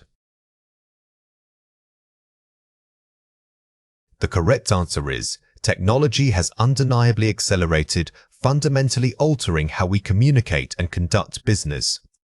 Focus on depth when choosing your adverbs. Instead of just saying big changes, use a high-level qualifier like undeniablys or dramaticallys to give your writing instant academic sophistication. Gerunds are verb forms ending in ing that function as nouns. They can be the subject of a sentence, or they can follow certain verbs and prepositions. On the other hand, infinitives use to followed by the base form of the verb, like to analyze. When choosing between them, remember that some verbs are strictly followed by gerunds like avoiding or suggesting, while others require the infinitive, such as deciding or plan to. Furthermore, many prepositions always trigger a gerund, regardless of what follows. It is crucial to understand that these aren't just different forms. They change the function and sometimes even the meaning of the sentence. If you swap out a gerund for an infinitive or vice versa, you might fundamentally alter the academic premise you are trying to make. Focus on memorizing those key trigger verbs, as pattern recognition is much more reliable than applying abstract rules. Here are 5 examples. The researcher spent hours analyzing the complex dataset. Require to infinitive, analyze. Many verbs, particularly those related to intention or purpose, naturally pair with the infinitive. This structure helps us clarify that an action is a goal that needs to be achieved. Think of intend or planned. These words point toward future effort. The committee suggested revising the methodology section. Require gerund revising. When a verb like suggest or recommends is used in an academic context, it usually points backward to the action itself. Therefore, we use the gerund form because the suggestion refers to the act of revising that has not yet begun. She refrained from submitting preliminary findings until all data was collected. Required gerund submitting. Anytime you see a preposition like from or verbs that express restraint, such as refrain, the next verb must take the gerund form. This is a key rule to flag when proofreading technical reports. The team aims to improve its data collection process immediately. Require to infinitive, to improve. Verbs expressing a goal or aspiration, like aim, hope, and plan, are usually followed by the infinitive. This structure emphasizes the desired outcome or future state of improvement. Mistaking correlations for causation is a common error among novice scholars. Require gerund mistaking. When we are describing the act or habit of doing something like making an error, we use the gerund. Here, mistaking functions as the subject of the sentence, identifying what the error consists of. Let's compare 4 pairs. Remember to V. Forget V. Action versus experience. This pair highlights a meaning shift. If you forget to do something, it means you forgot the necessary action itself. But if you forgot doing it, it suggests that the entire experience or habit of doing it was forgotten. Stop smoking gerund. Stop to smoke infinitive. Purpose versus sation. This is a classic trap. Stopping plus gerund means ceasing an activity entirely, like quitting a habit. However, stopping plus infinitives means pausing one current action in order to perform another task. Enjoy learning gerund. Want to learn infinitive. Liking, disliking versus desire. Verbs related to emotion or enjoyment, such as enjoy, always demand the gerund because they describe pleasure derived from an ongoing activity. In contrast, want focuses on a future desire. Due to preposition. Because of prepositional phrase. Cause and effect. While not directly about gerunds, remember that prepositional phrases like due to or because of must be followed by a noun or a gerund. They signal the cause, making them excellent signals for using the being form. Fill in the blank with the correct gerund or infinitive form. The committee recommended implement a phased approach to policy reform. Pause the video now and fill in the blank before we reveal the answer. The correct answer is implementing. When recommend is used, it signals that the action itself, the process of implementing, is what needs to be considered. This strong academic verb requires the gerund form. Students must present their research findings by next week. Pause the video now and fill in the blank before we reveal the answer. The correct answer is to present. The structure must prepares indicates a necessary action or goal for the future. Therefore, we use the infinitive to clarify the precise purpose of the preparation. He delayed submit his final paper until all sources were verified. Pause the video now and fill in the blank before we reveal the answer. The correct answer is submitting. The verb delays is a key trigger here. It means postponing or holding back, and it consistently takes the gerund form when followed by an activity. We are accustomed to work in large collaborative academic groups. Pause the video now and fill in the blank before we reveal the answer. The correct answer is working. The phrase be accustomed to is a fixed idiomatic structure. This common mistake requires learners to remember that the preposition to here does not signal an infinitive, but rather demands a gerund. Watch out for these three common mistakes. Incorrect. The study avoided to discuss potential biases. Correct. The study avoided discussing potential biases. Remember that avoid is a verb that strictly governs the gerund form. It describes avoiding an action or activity, not avoiding the abstract concept of an action with to. This rule must be internalized. Incorrect.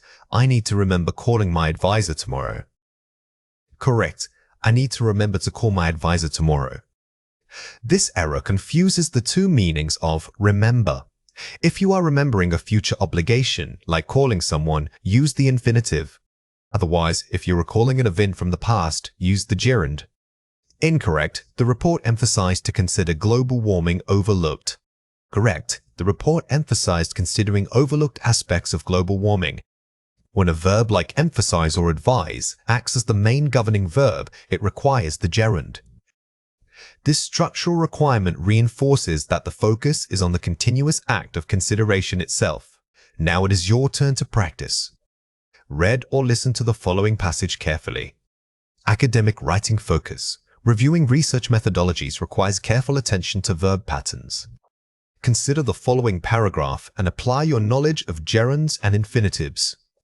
Question 1. Find and correct the grammar error in this sentence. The researchers were hesitant to presenting their preliminary findings due to conflicting data. Pause the video now and write your answer before we reveal it. The correct answer is, the researchers were hesitant about presenting their preliminary findings due to conflicting data. This sample demonstrates two errors. First, hesitance often pairs better with about. Second, the structure requires a gerund because it describes the action they were apprehensive about undertaking. Question 2. Write your own sentence using this grammar point, focusing on an academic context. Pause the video now and write your answer before we reveal it. The correct answer is, The literature review suggests developing further research into sustainable energy sources. When constructing complex sentences in academia, always check the verb immediately preceding your gerund or infinitive. This constant self-checking process is what moves you from simply knowing the rule to confidently applying it under pressure. When examiners assess speaking depth, they are not just listening for a large vocabulary. They are listening for precision and the ability to sustain complex ideas across different parts of the test. In Part 1, you must move beyond simple answers. Try giving reasons or examples immediately. For Parts 2 and 3, your goal is to demonstrate how connected your thoughts are. Use sophisticated linking phrases to build arguments that don't just list points, but connect them logically. Remember, depth isn't about knowing obscure words, it's about using the right word with the right level of formality. If you can structure a cohesive argument that moves smoothly from one point to the next, even if your vocabulary is moderate, you will score highly for coherence and advanced discourse management. Let's go through 5 words. For each word, I will say it clearly, then explain how to produce it correctly. The word is, on the one hand, on the other hand. Say it again, on the one hand, on the other hand. This structure is excellent for Part 3 questions that ask you to weigh pros and cons. It signals to the examiner that you understand complexity, allowing you to explore nuances rather than taking a simple side. The word is, by and large, de-ac. Say it again, by and large, be and large. When you need to summarize your position without sounding absolute, by and large is perfect. It acts as a gentle buffer, suggesting that while this is your view, there might be minor exceptions. The word is. This brings up the issue of. Say it again. This brings up the issue of. Never simply jump from one topic point to the next. Use this phrase when you want to naturally pivot your discussion, making your speech feel highly organized and thoughtful. The word is, to a certain extent. Say it again, to a certain extent. This is a more advanced way of hedging than simply saying maybe. It suggests partial agreement, which shows intellectual maturity and prevents your points from sounding overly confident or absolute. The word is, it seems to me that. Say it again, it seems to me that. This provides a formal framing for your opinion, making it sound less like a sudden assertion. Is particularly useful when responding to abstract or controversial prompts. Let's compare 4 pairs. It's really hard to believe. I find it difficult to accept the notion that elevating disagreement surprise. Moving from really to difficult to accept instantly raises your register. Why? Using more formal verbs and nouns, you signal that you are speaking in a scholarly context. Lots of people think. There is a general consensus that stating common knowledge, replacing lots of with general consensus or prevailing views makes your language sound analytical. It frames the idea as a societal trend rather than just a group thought. Like, for instance, specifically speaking, giving examples. Informal fillers disrupt academic flow. Instead of vague phrases like, you know, always use a strong transition phrase to guide the listener and structure your supporting evidence. I think it's bad for. It could potentially detrimentally affect. Giving negative assessments. Notice how bad is replaced by the much stronger academic adjective detrimentally. Choosing precise vocabulary like this demonstrates a deep control over your language. Watch out for these 3 common mistakes. Vague colloquial language. The issue is, like, it's too much work. Precise academic terminology. This raises concerns regarding the sheer volume of labor required. Avoid vague descriptors like too much or a lot. Using specific nouns and adjectives, such as volume of labor, makes your speech sound knowledgeable and articulate. Weak A hesitant phrasing. I think maybe we should do this. Confident recommendation. Given the parameters, perhaps an alternative approach would be to implement. While hesitation is natural, weak phrases undermine your argument. Practice replacing filler words with sophisticated modal verbs and formal structures that convey thoughtful suggestion. Topic drift over generalization. This whole thing about technology, it's bad because focus, scope, and topic narrowing, the proliferation of modern technology presents challenges, particularly in the realm of privacy. When you start speaking too broadly like, this whole thing, you lose focus. Instead, use sophisticated nouns like proliferation, realm, or implications to precisely define your topic area. Here are 4 ways to practice. Focused shadowing. Listen to advanced podcasts or TED Talks and repeat complex phrases immediately after the speaker. Don't just shadow for speed, focus on shadowing for sound gesture. Pay attention to where native speakers pause, how they link words, and what linking sounds they use between ideas. The vocabulary swap drill. Take a simple article or transcript and rewrite it aloud, forcing yourself to replace every common word with a higher-level synonym. This is an intense academic exercise.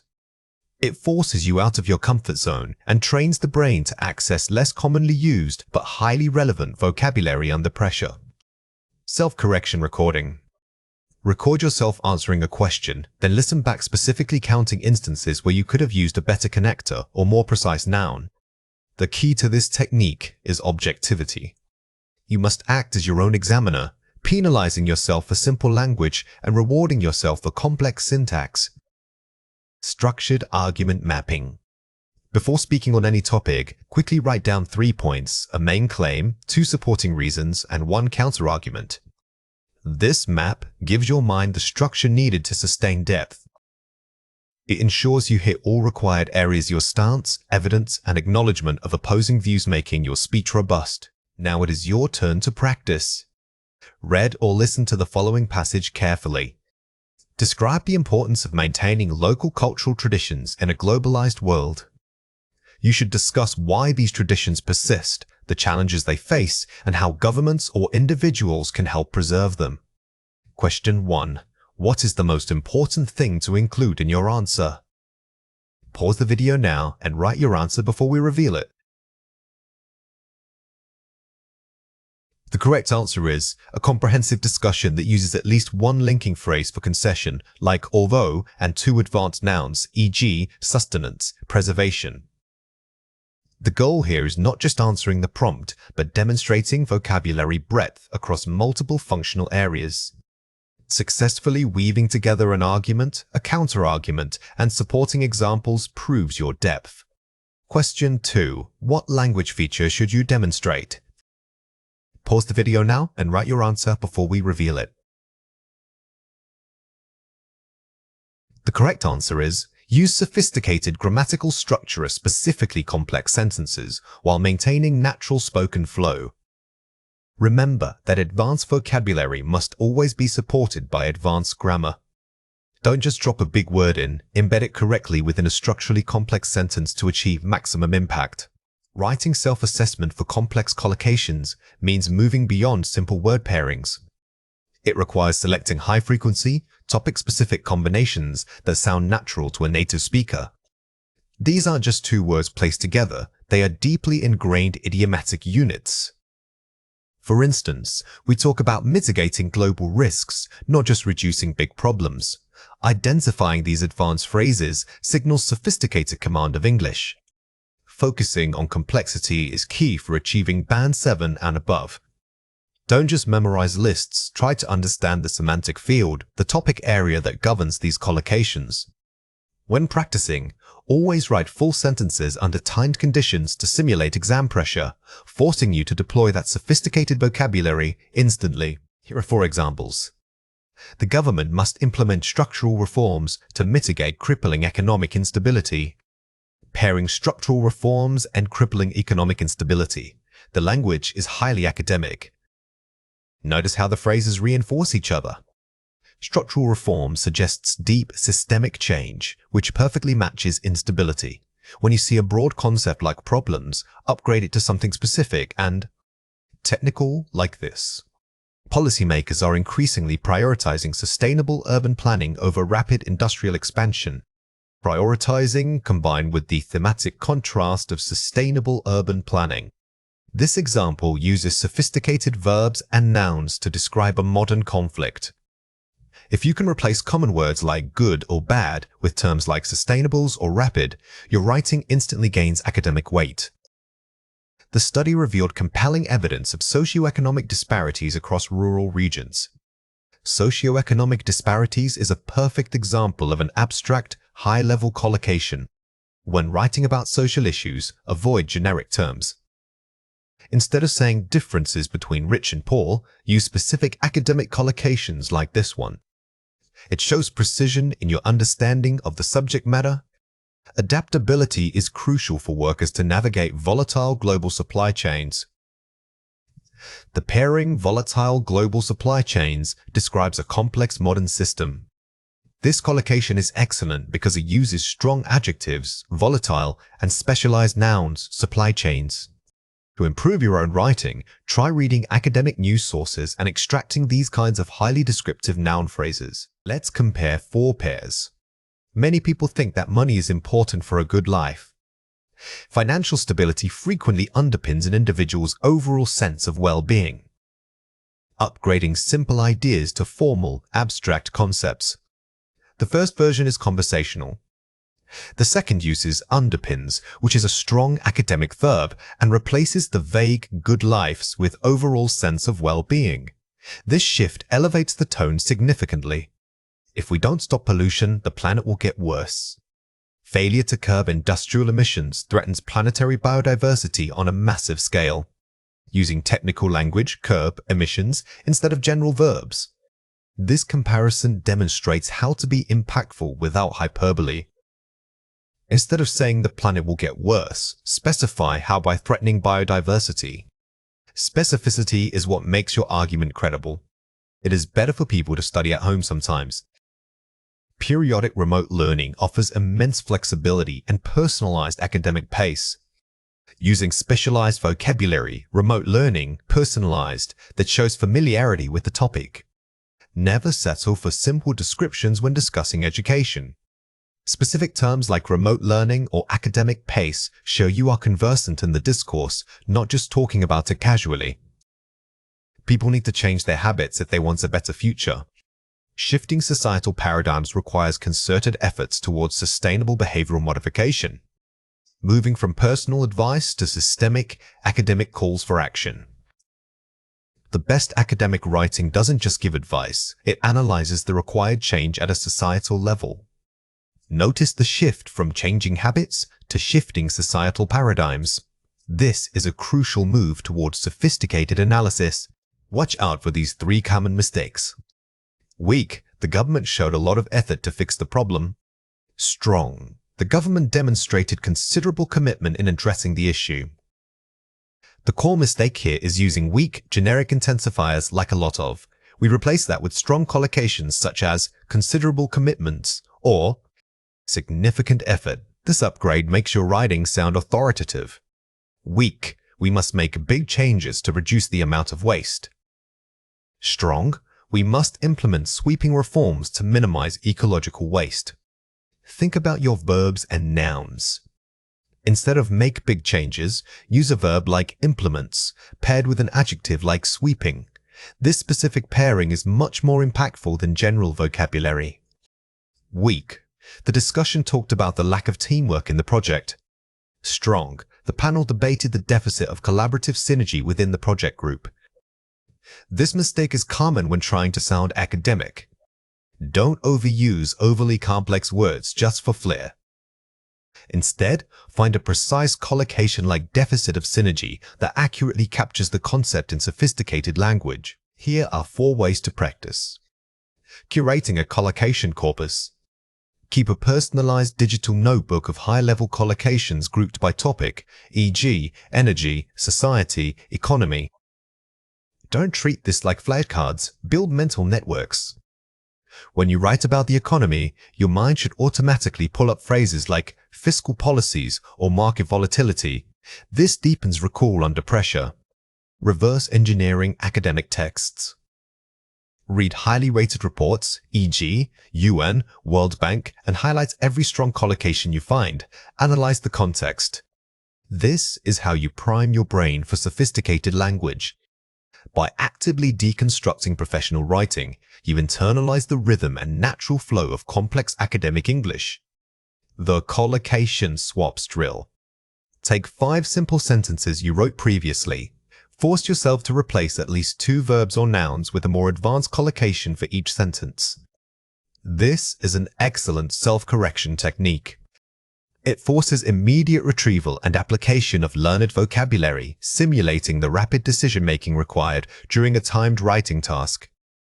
Writing predictions, hypotheses.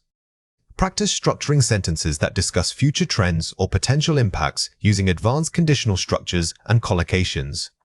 Many IELTS tasks require speculation. Mastering collocations related to prediction, such as catalyze change or exacerbate tensions, ensures your arguments are both sophisticated and forward-looking. A synonym bank is more than just a list of similar words. It's a personalized resource designed to broaden your linguistic toolkit for specific academic topics. Instead of simply memorizing definitions, we are learning how to track the contexts and register of powerful vocabulary. High-yield topics are those themes like climate change or economic policy that appear frequently in advanced exams or professional discussions. By focusing our efforts, we build specialized linguistic depth that truly elevates your writing and speaking. Remember, the goal here is not breadth, but depth. When you consolidate vocabulary this way, you are moving past basic word recall into semantic mapping. This means understanding which synonyms fit a particular emotional tone or formal setting. Think of it like upgrading from general car parts to specialized tools for one specific job. Let's go through 6 words. For each word I will say it clearly, then explain how to produce it correctly. The word is ubiquitous. Say it again, ubiquitous. This word is fantastic for academic writing because it describes scope in a precise way. A common error is using it when the thing isn't truly everywhere, so make sure you can prove its omnipresence with your example sentence. The word is articulate. Say it again, articulate. We often use articulates just for speaking, but it also describes abstract concepts or emotions. To really master this word, try pairing it with nouns that are difficult to name, like a sense of unease or economic disparity. This shows true fluency. The word is synthesize. Say it again, synthesize. This is one of the most useful words for advanced students, especially in essay writing. Whenever you are summarizing multiple sources, you aren't just listing them, you are synthesizing them. Always remember to use this word when you are merging disparate ideas into a single thesis. The word is nuanced. Say it again, nuanced. If you use nuanced, your reader expects the rest of your argument to be equally detailed and careful. It implies complexity, so don't overdo it. Save this word for moments where simple descriptions simply won't do. The word is extrapolate. Say it again, extrapolate. This word belongs firmly in the scientific or analytical register, so be careful not to use it casually. You must always have some kind of established data point to graph, a trend line, an observed pattern to base your extrapolation on. The word is requisite. Say it again, requisite. Think of requisites as a formal substitute for necessary. It gives your writing an academic weight, making it perfect for official reports or university applications. If you are listing requirements, this word sounds much more authoritative than simply saying needed. Here are 5 examples. The sheer ubiquity of digital advertisements has changed how consumers interact with media. Ubiquitous, age. Notice how I used sheers before the word. This intensifies its meaning and gives the sentence a stronger rhythm. This technique helps you embed complex vocabulary naturally within flowing speech. It is crucial to articulate your methodology clearly if you want your research findings taken seriously. Articulate by 5. Here, articulates doesn't just mean speaking well, it means establishing a clear, structured intellectual process. This shows the word can modify abstract concepts like methods or theories. The panel managed to synthesize conflicting accounts into one cohesive policy recommendation. Synthesize, V. This example demonstrates the perfect use case for this word: conflict resolution. When you are presenting a solution that resolves multiple opposing views, synthesize is your ultimate choice. A truly understanding of global politics requires considering its nuanced cultural differences. Nuanced adjective. The placement of the adjective here modifying these differences is key. It tells us we aren't talking about simple differences, but those with subtle layers and implications, which is a much higher level of thought. Based on historical spending patterns, we can extrapolate a need for increased infrastructure funding. Extrapolate VDS.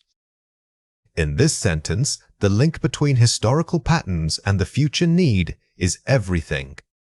The word only works if there is a clear dataset or pattern preceding it. It's a mathematical concept applied to language. Let's compare four pairs. Corroborate. Compare it with substantiate. Proof versus confirmation of proof. While both mean to prove something, substantiates usually involves providing concrete evidence like receipts or data points. In contrast, corroborates means having multiple sources confirm the same fact independently, giving it a collaborative feel. First, plausible. Compare it with credible. Likely versus trustworthy. A statement can be plausible, meaning it sounds reasonable or possible but still be entirely false. Credible means the source itself is trustworthy, giving you a deeper level of assurance about its accuracy. First, alleviate. Compare it with mitigate. Easing symptoms versus lessening impact. Think of alleviate as calming an immediate symptom, like easing pain. Mitigate, on the other hand, refers to lessening the overall severity or force of a problem, making it better suited for large-scale risks like climate change. First, complicate. Compare it with convolute. Adding difficulty versus inherently twisting. Complicates often suggests adding new elements to make something harder. Convolute, however, implies that the difficulty is inherent or built. In the structure itself is twisting and complex, like a narrative plot device. Here are 4 ways to practice. Create word maps.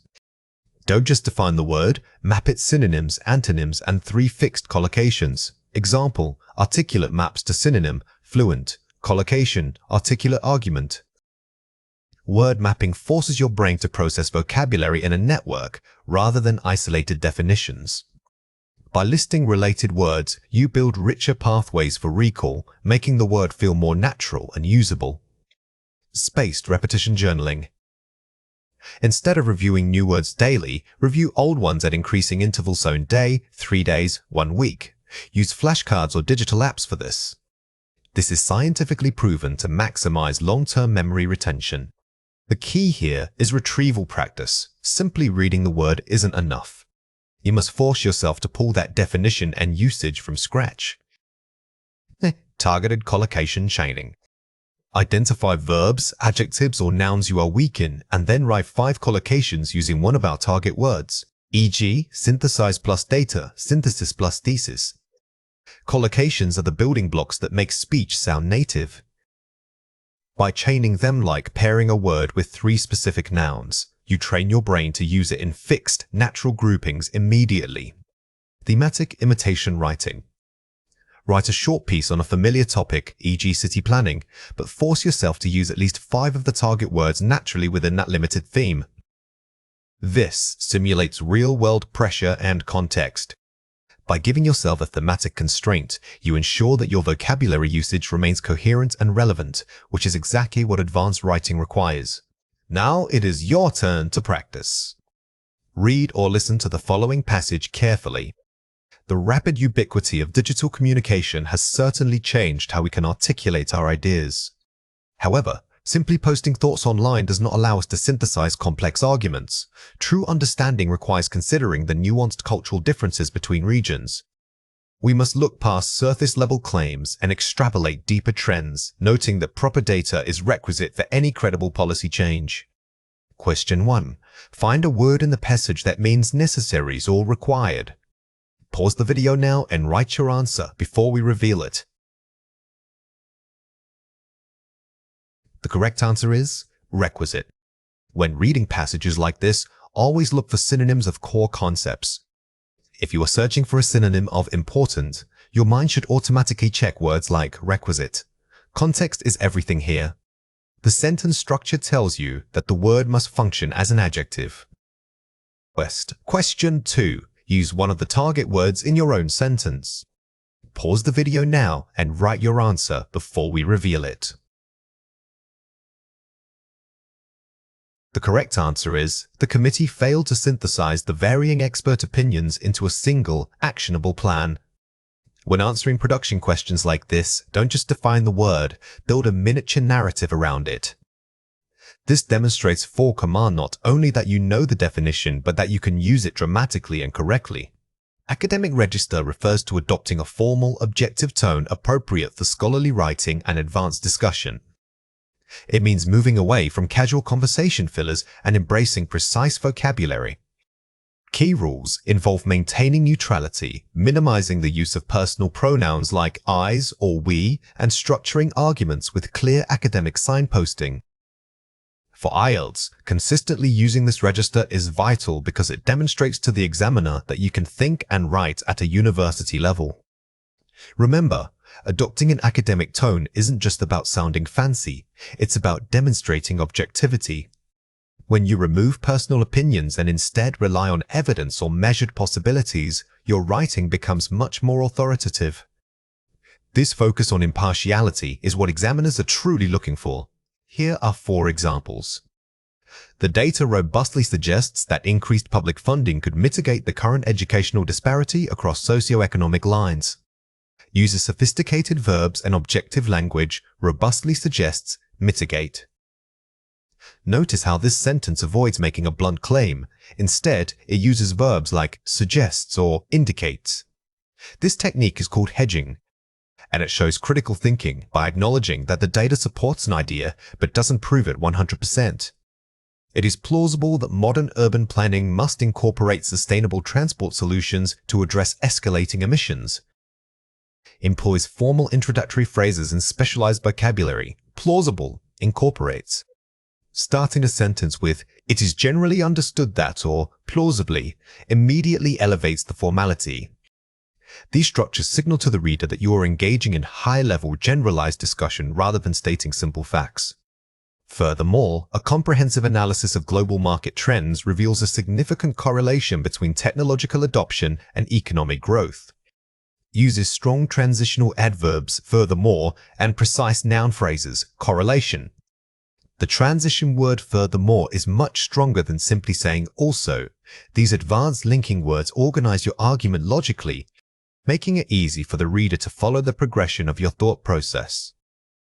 Consequently, policymakers should prioritize policy adjustments that incentivize local community involvement in resource management.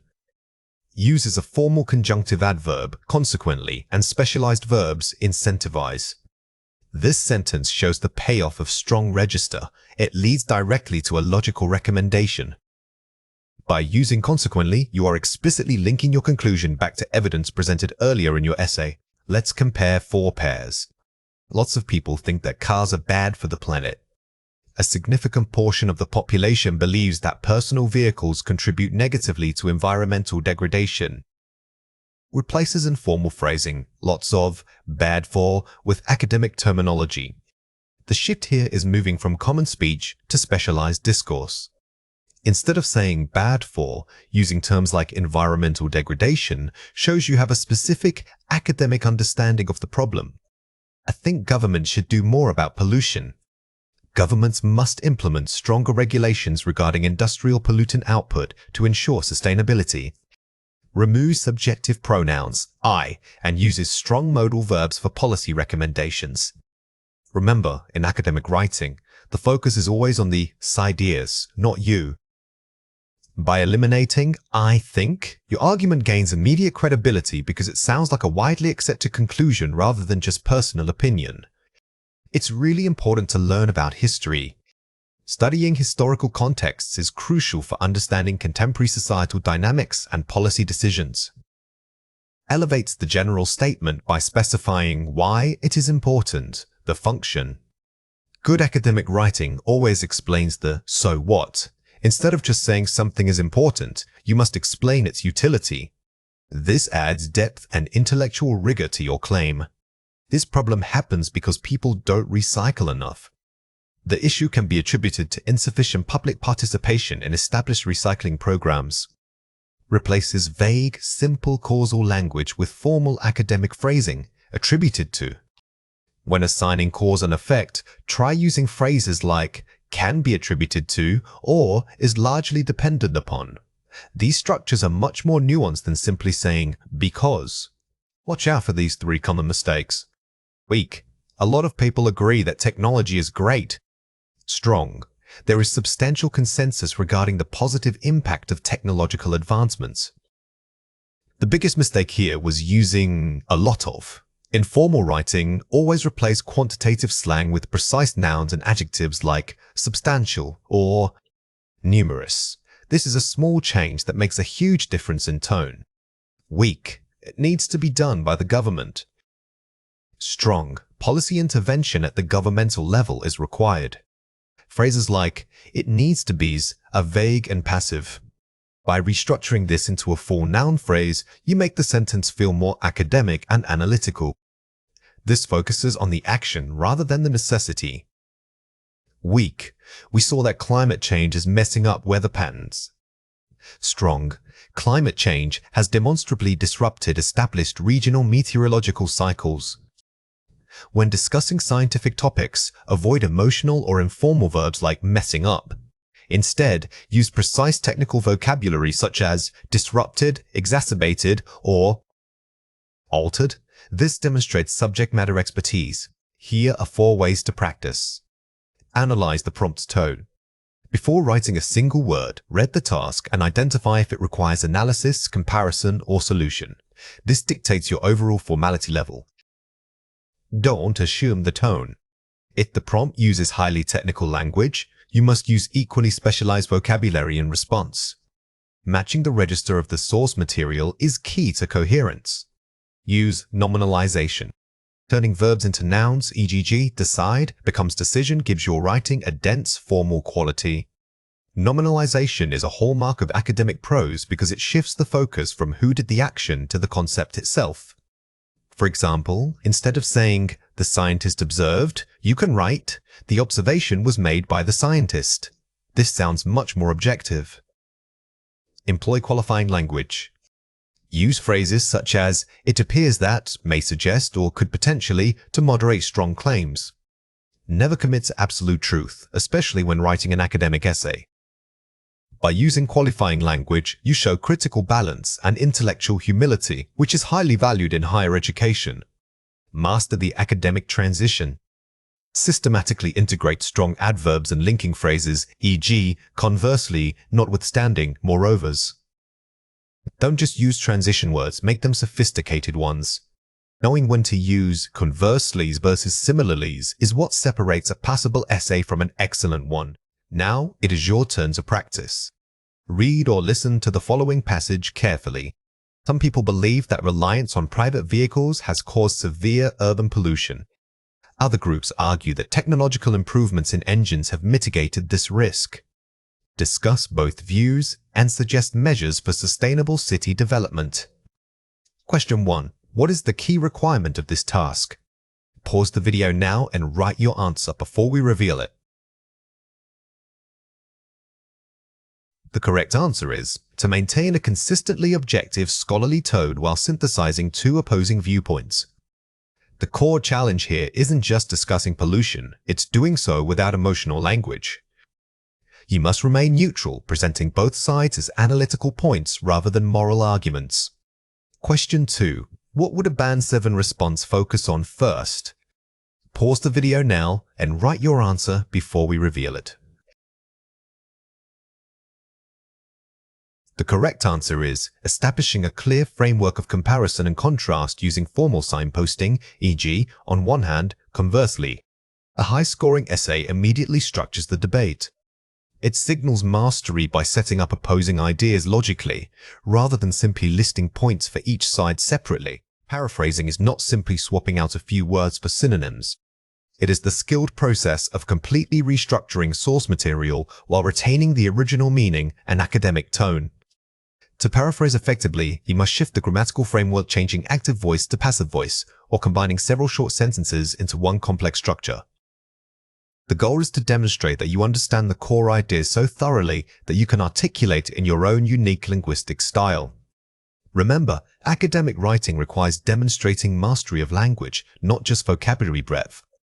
If you only change words but keep the sentence structure identical, examiners will flag this as patch writing, which is a form of plagiarism.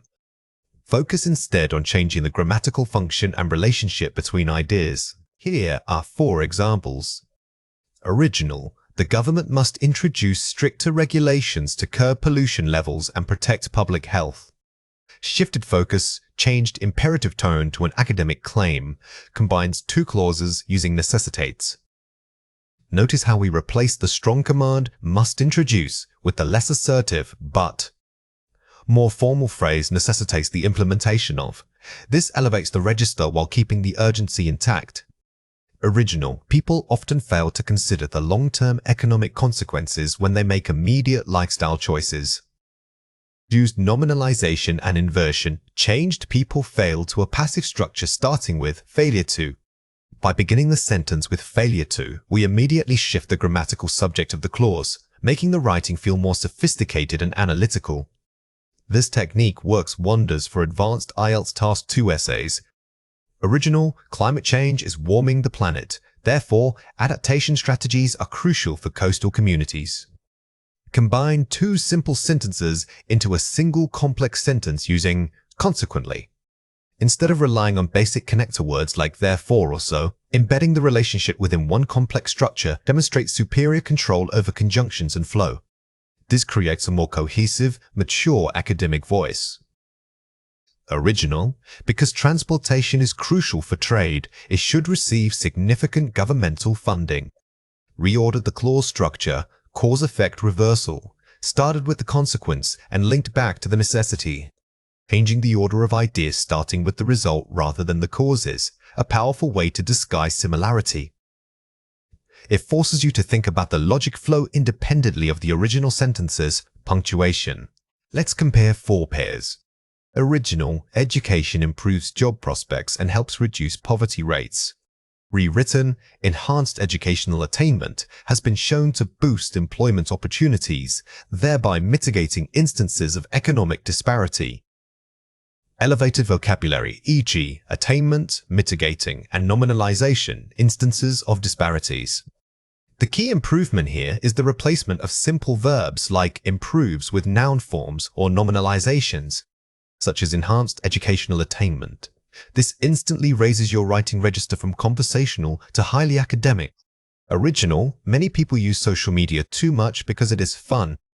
Rewritten: the inherent entertainment value of social networking platforms often leads individuals toward excessive usage, prompting concern. Shifting the focus from peoples, the agent, to the platforms, the subject. By making the inherent entertainment value the true subject, we move away from a simple statement about human behavior and instead analyze the cause of that behavior. This analytical depth is what high-scoring essays require. Original: governments need to invest in green energy sources to fight climate change. Rewritten: a transition towards sustainable, renewable power sources necessitates substantial investment from governmental bodies in order to combat escalating climatic instability. Increased formality and complex synonyms necessitates climatic instabilities. Notice the shift from fight climate change to combat escalating climatic instability. This phrasing is much more technical and specific, showcasing that you are familiar with academic discourse surrounding environmental issues. Original: if we don't act now, the environment will be damaged forever. Rewritten: failure to implement immediate policy changes risks irreversible ecological damage across global ecosystems. Using strong academic nouns and minimizing emotional language, risks irreversible. The original sentence is quite dramatic. For an IELTS essay, we must temper that emotion with academic certainty. Phrases like failure to implement are objective statements of risk, which sounds much more authoritative, Watch out for these 3 common mistakes. Weak, too simple, original. The world needs more money in public transportation. Strong, formal and precise. The necessity for increased governmental investment in sustainable urban transit systems is widely recognized. The weakest mistake is being too simplistic and direct. The strong version uses precise nouns like investment, sustainable, and transit systems instead of general words like more money. Precision adds credibility. Weak, colloquial, original. It is bad when pollution makes people sick. Strong, academic tone. Atmospheric pollutants pose significant health hazards to human populations. Using phrases like, it is bad, immediately drops your register into casual speech. Always aim for formal verbs and nouns, such as pose significant health hazards, which are standard academic collocations. Weak, vague, original. Companies should change their policies to be better. Strong, specific, and measurable. Corporations are strongly advised to revise existing operational policies in order to enhance overall efficiency. Avoid vague intensifiers like better. Stronger writing specifies how something should improve. By adding words like operational and enhance overall efficiency, you make your claim actionable and much more detailed. Here are 4 ways to practice. The synonyms. Structure audit. Don't just find new words. Identify the core grammatical structure, e.g., subject, verb, object, and rebuild it entirely. Before you rewrite anything, mentally label the sentence components, who is doing what to whom.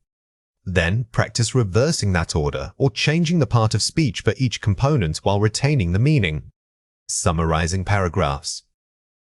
If given a 3-sentence paragraph, your goal should be to summarize its entire idea in one complex sentence. This forces maximum condensation. You are not just rewriting, you are demonstrating high-level synthesis, which is exactly what the advanced IELTS writing task requires for coherence and cohesion. The time delay technique.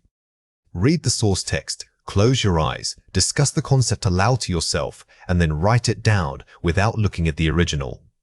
This mimics real exam conditions where you are forced to recall the idea purely from memory. It is the most effective way to prove that the idea belongs to you, not just the source material. Focus on academic connectors. Use advanced transition phrases like consequently, thereby, or in light of this fact, instead of basic conjunctions. High-level linking words are crucial because they signal to the examiner that your essay is logically structured. They help guide the reader smoothly through complex, paraphrased ideas. Mastering synthesis means integrating tense agreement, sophisticated collocations, and precise vocabulary seamlessly within a single argument. It is the ability to write complex sentences that sound natural and highly academic. This goes beyond simply knowing many words. It requires deploying them with the correct grammatical frame. When you combine these elements under exam pressure, your writing demonstrates genuine mastery. This high level of integration is exactly what differentiates Band 7 from Band 8 essays in IELTS.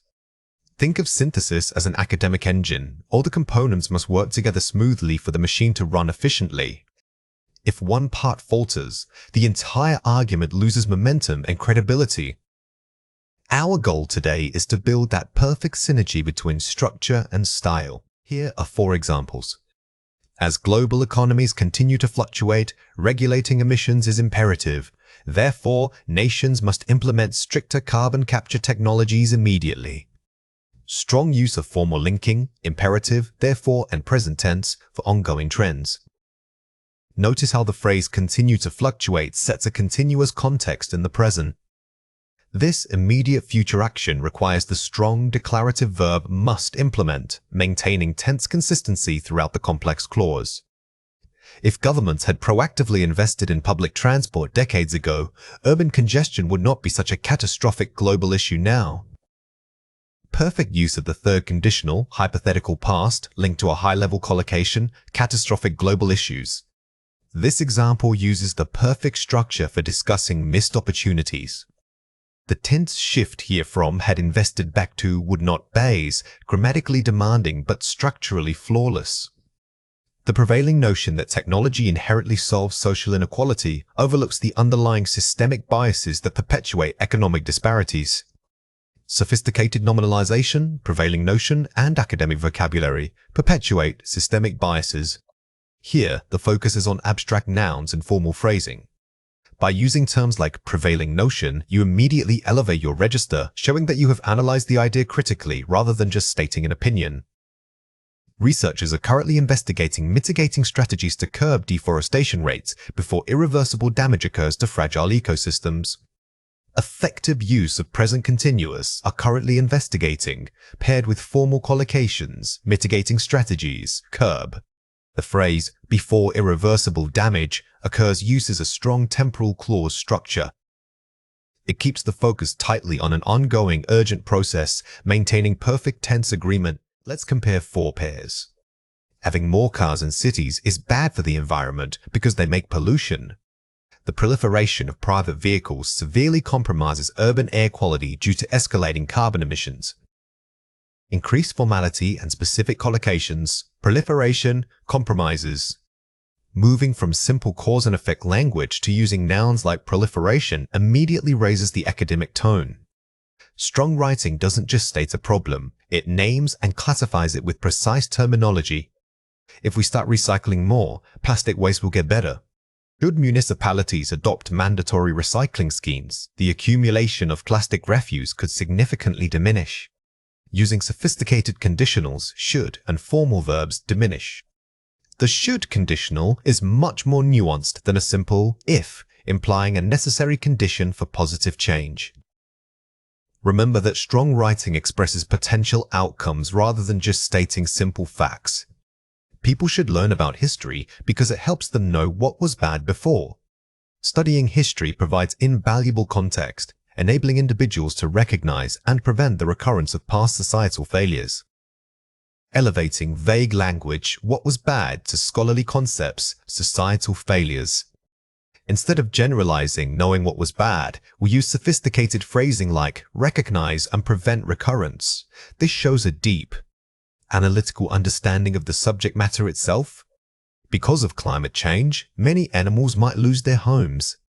Anthropogenic climate shifts are rapidly displacing wildlife populations, thereby threatening biodiversity across fragile habitats.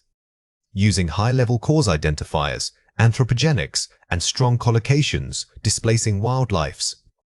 The key here is specificity. Climate change is too general. Using anthropogenic climate shifts immediately grounds your argument in scientific discourse, which boosts your lexical resource score. Watch out for these 3 common mistakes. Weak. The government will invest money in education because it helps the future of the country. Strong, increased governmental investment in educational infrastructure is vital for securing a prosperous national future.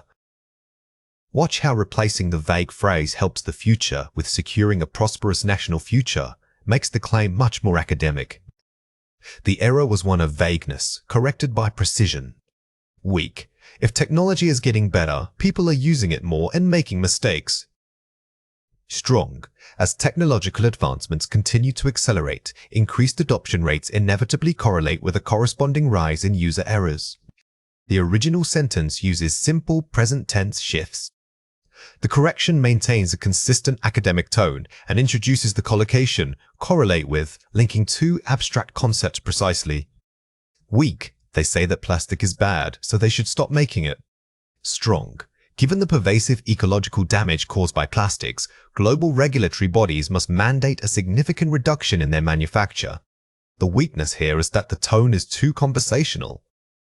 We fix this by adopting formal verbs like mandates and using powerful collocations such as pervasive ecological damage. This instantly elevates your register. Here are 4 ways to practice. The tense map outline. Before writing, map out your argument's temporal shifts. Will you discuss past failures, past perfect, current trends, present continuous, or future predictions, will might? Don't let tense choices be reactive, make them proactive during planning. By identifying the necessary timeline structure first, you pre-program your grammar and prevent awkward shifts later on. Collocation chunking. Instead of listing individual words, plan specific word pairs or triplets, e.g., mitigating strategies, profound impact. Write these chunks into your outline. This strategy forces you to think about vocabulary not as single units, but as integrated phrases that naturally belong together. It is the best way to make your language sound native and highly advanced. The thesis anchor. Start every body paragraph by writing a full topic sentence that contains at least one complex collocation and dictates the necessary tense for all subsequent sentences. Treat your first sentence as a contract with yourself. If you set a high standard of vocabulary or tenses here, it forces the rest of the paragraph to match that elevated level consistently. The if-only review. After drafting, review your essay by substituting every simple verb or adjective with its most complex synonym and checking for tense agreement in those new forms. This final self-correction step mimics the pressure of a high-stakes exam. It trains you to immediately elevate low-level language while simultaneously maintaining grammatical accuracy. Practice this method often. Now it is your turn to practice. Read or listen to the following passage carefully. Some people believe that mandatory universal basic income would solve poverty. Others argue it is economically unsustainable and discourages labor force participation. To what extent do you agree or disagree with the proponents of UBI? Question 1. What is the key requirement of this task? Pause the video now and write your answer before we reveal it. The correct answer is, the essay must synthesize a complex argument, economic feasibility versus social welfare, while maintaining consistent, high-level grammatical structures and linking vocabulary. Remember that simply stating an opinion isn't enough here. You are required to weigh opposing arguments using sophisticated concession clauses. Focus on the synthesis of ideas, not just agreement with one side. Question 2. What would a Band 7 response focus on first? Pause the video now and write your answer before we reveal it. The correct answer is, a strong Band 7 essay will address both sides equally in the introduction and body paragraphs, using conditional tenses to explore potential outcomes for each scenario.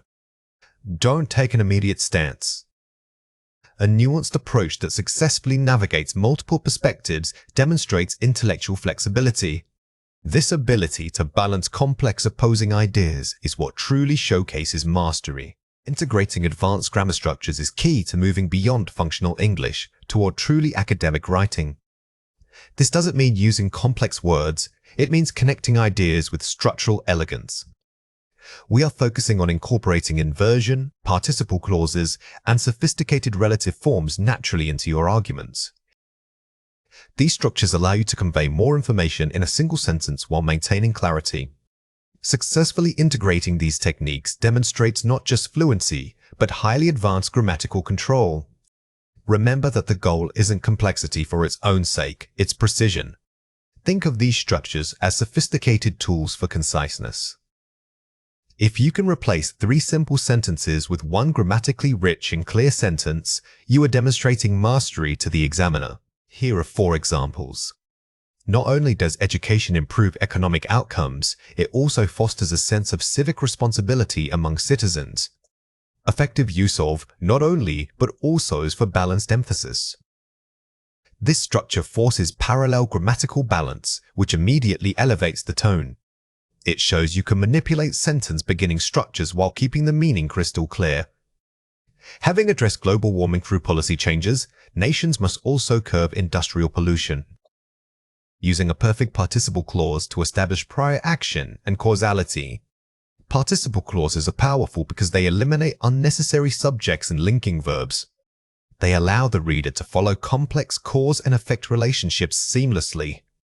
It was only after decades of public outcry that governments finally acknowledged the severity of the crisis. Employing cleft structures, it was that, for focused emphasis on a key element, time cause. Cleft sentences are excellent tools when you want to draw specific attention to one piece of information within a larger idea. It makes your argument feel more rhetorically powerful. The policies, implemented over the last decade, have fundamentally reshaped the educational landscape. Using reduced relative clauses, omitting which are or that for flow and conciseness. Reduced clauses make your writing feel highly polished and academic. They help you avoid repetitive phrases like the policies which were implemented, making the text denser and more sophisticated. Let's compare 4 pairs. The government needs to invest in public transport. This is important for reducing traffic. Investing in public transportation is crucial, thereby helping reduce urban congestion and carbon emissions. Upgrade from simple sentences to a nominalized subject and participle phrase. Notice how the strong version transforms the action into a concept investing. This noun form makes the argument sound more academic and abstract. It shifts focus away from who is doing the action toward the importance of the action itself. Because technology has advanced, people use screens more. The effects are worrying. With technological advancements leading to increased screen time, the subsequent psychological effects warrant serious investigation. Use prepositional phrases and gerunds to open the sentence, creating a sophisticated cause and effect link. Starting with is a highly effective way to introduce a complex background condition that leads directly into your main argument. It immediately signals advanced grammatical handling to the examiner. The problem is global warming, and we must act now. Given the urgency of global warming, immediate international cooperation is paramount. Replace 2 simple clauses with a sophisticated introductory participial phrase, given. This single structural change makes your tone authoritative. Given acts as a powerful connector that shows the entire rest of your sentence is contingent upon that initial reality, the urgency. Students learn better when they are taught practically. Learning methods, particularly those emphasizing practical application, prove far more effective for students. Rephrase the clause using an adjective participial modifier preceding the noun, learning methods, that emphasize. By using methods, emphasizing, you are demonstrating a mastery of modifying phrases. It keeps the sentence tightly focused and gives it a scholarly rhythm. Watch out for these 3 common mistakes. Dangling modifier, who is doing the action? Walking through the park, the dog was chased by a man. Clear modification, while walking through the park, we saw a dog being chased by a man. This common mistake makes the subject of the main clause seem unrelated to the introductory phrase. Always ensure that the noun immediately following your opening modifier is the actual performer of that action. Vague relative pronoun, which, the government should invest heavily, which will create jobs.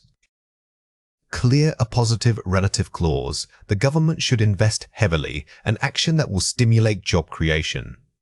Using which can be ambiguous. Does it refer to the investment or the entire clause? By restructuring it as an appositive phrase, you clarify that the investment itself is what stimulates jobs. Passive overshadowed subject, having read the report, conclusion was drawn that policy changes are needed. Active voice clarity. After reading the report, we concluded that policy changes are urgently needed. When using a perfect participle like having read, you must follow it with a clearly defined subject. Keeping the active voice and making the actor clear strengthens your writing significantly. Here are 4 ways to practice. The structural map outline. When planning your body paragraphs, don't just list ideas, map out the grammar structure you will use. This forces you to pre-select sophisticated grammar points rather than scrambling for words under pressure. For example, body 1, participle clause, concessive clause, example, example. This is highly efficient. The first sentence rule. Dedicate extra time to crafting the first sentence of every paragraph. Use an advanced structure, e.g. inversion, despite, here. Since the introduction and topic sentences are what examiners read most closely, placing your strongest grammar structures right at the start ensures immediate impact. It sets a high structural tone for the entire essay. The grammar buffer time. Allocate 5 minutes of your total writing time specifically for reviewing and refining complex structures. Do not write until the end to check grammar. Integrate a planned review step into your timing structure.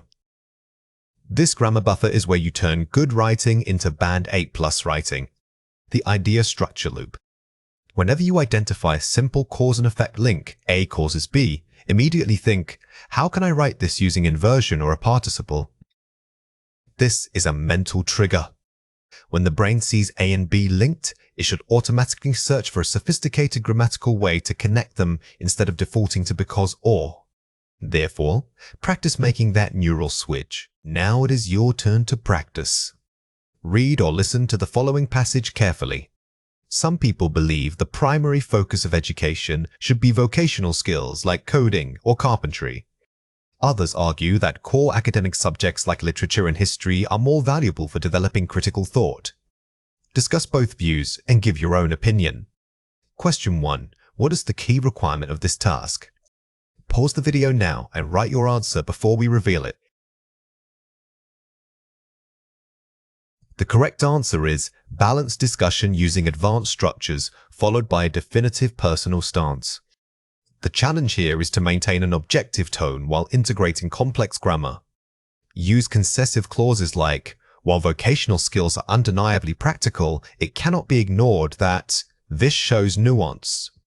Question 2. What would a Band 7 response focus on first? Pause the video now and write your answer before we reveal it.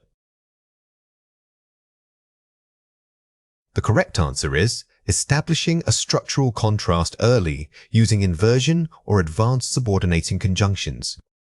Do not start with, some people think. Instead, try starting your discussion body paragraph by emphasizing the counter-argument. Rarely is it true that, or, despite the appeal of vocational training, this immediately demonstrates structural command. When examiners assess fluency, they aren't just looking for speed. They are listening for natural rhythm and the ability to manage your thoughts smoothly in real time. This includes using appropriate pauses, the kind that sound thoughtful, not hesitant. You must also demonstrate a wide range of vocabulary by varying your language choices to keep the listener engaged. Remember that effective pausing is key. It gives you time to structure your next thought and makes you sound more authoritative. Instead of pausing because you forgot what to say, pause rhetorically to signal that you are considering a complex idea. This technique instantly elevates your speaking style. Let's go through 5 words. For each word, I will say it clearly, then explain how to produce it correctly. The word is, on reflection, I think that, but. Say it again. On reflection, I think that. This phrase is excellent because it implies you have taken time to truly consider the question before answering. It buys you valuable thinking time and sounds inherently thoughtful. Use this when the prompt requires you to weigh different sides or admit complexity. The word is, to put it simply. Say it again, to put it simply, pensez. Sometimes you have an advanced concept but need to explain it clearly for maximum impact. Using this phrase signals that you are about to distill a lot of information into its core meaning. It shows both depth and communication ability. The word is, having said that, we must also consider. Say it again. Having said that, we must also consider. This is a perfect tool for sophisticated discussion because it allows you to acknowledge one idea while immediately pivoting to another. It transforms simple disagreement into nuanced academic contrast. This demonstrates high-level critical thinking. The word is, this leads me to believe that. Say it again. This leads me to believe that. Don't just state your final opinion, build up to it. By using this transition, you guide the examiner through your logic chain.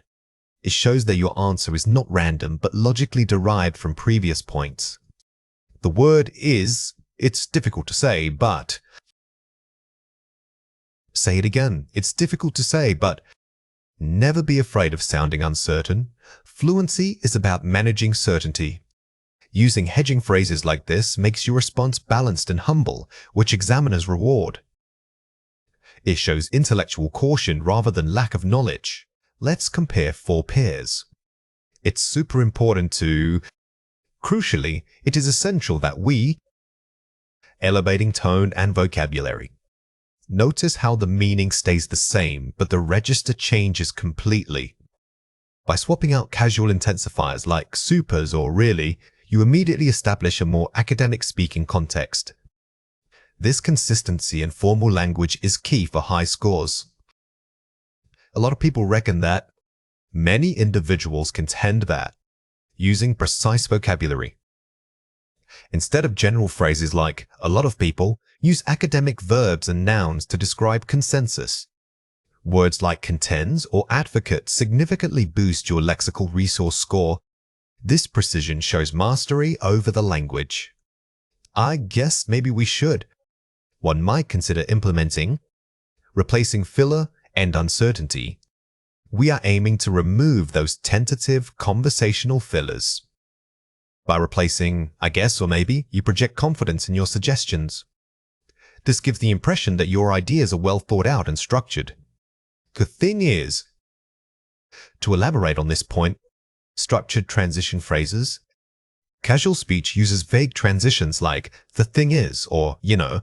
For formal speaking, you must use explicit signposts to guide the listener through your argument. This structure makes your response feel cohesive and easy to follow. Watch out for these 3 common mistakes. Filler dependence, pausing.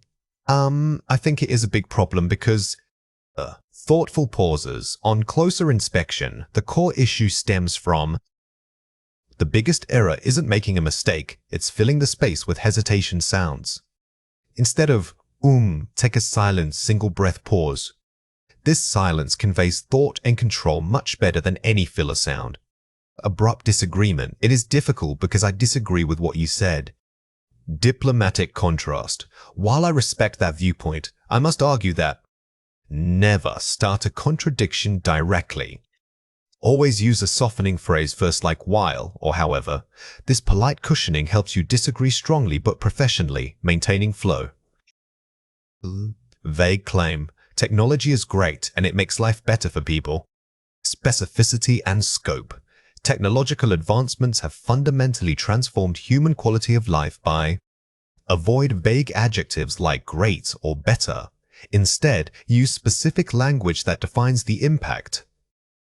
For example, instead of "makes life better," try "enhanced global connectivity." Here are 4 ways to practice. Shadowing advanced speakers. Listen to TED Talks or academic podcasts and mimic the speaker's rhythm, pauses, and intonation exactly. Don't just focus on mimicking words. Pay attention to where they pause and how long those silences are.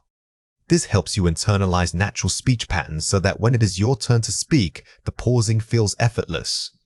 Recording and self-analysis. Record yourself answering a prompt.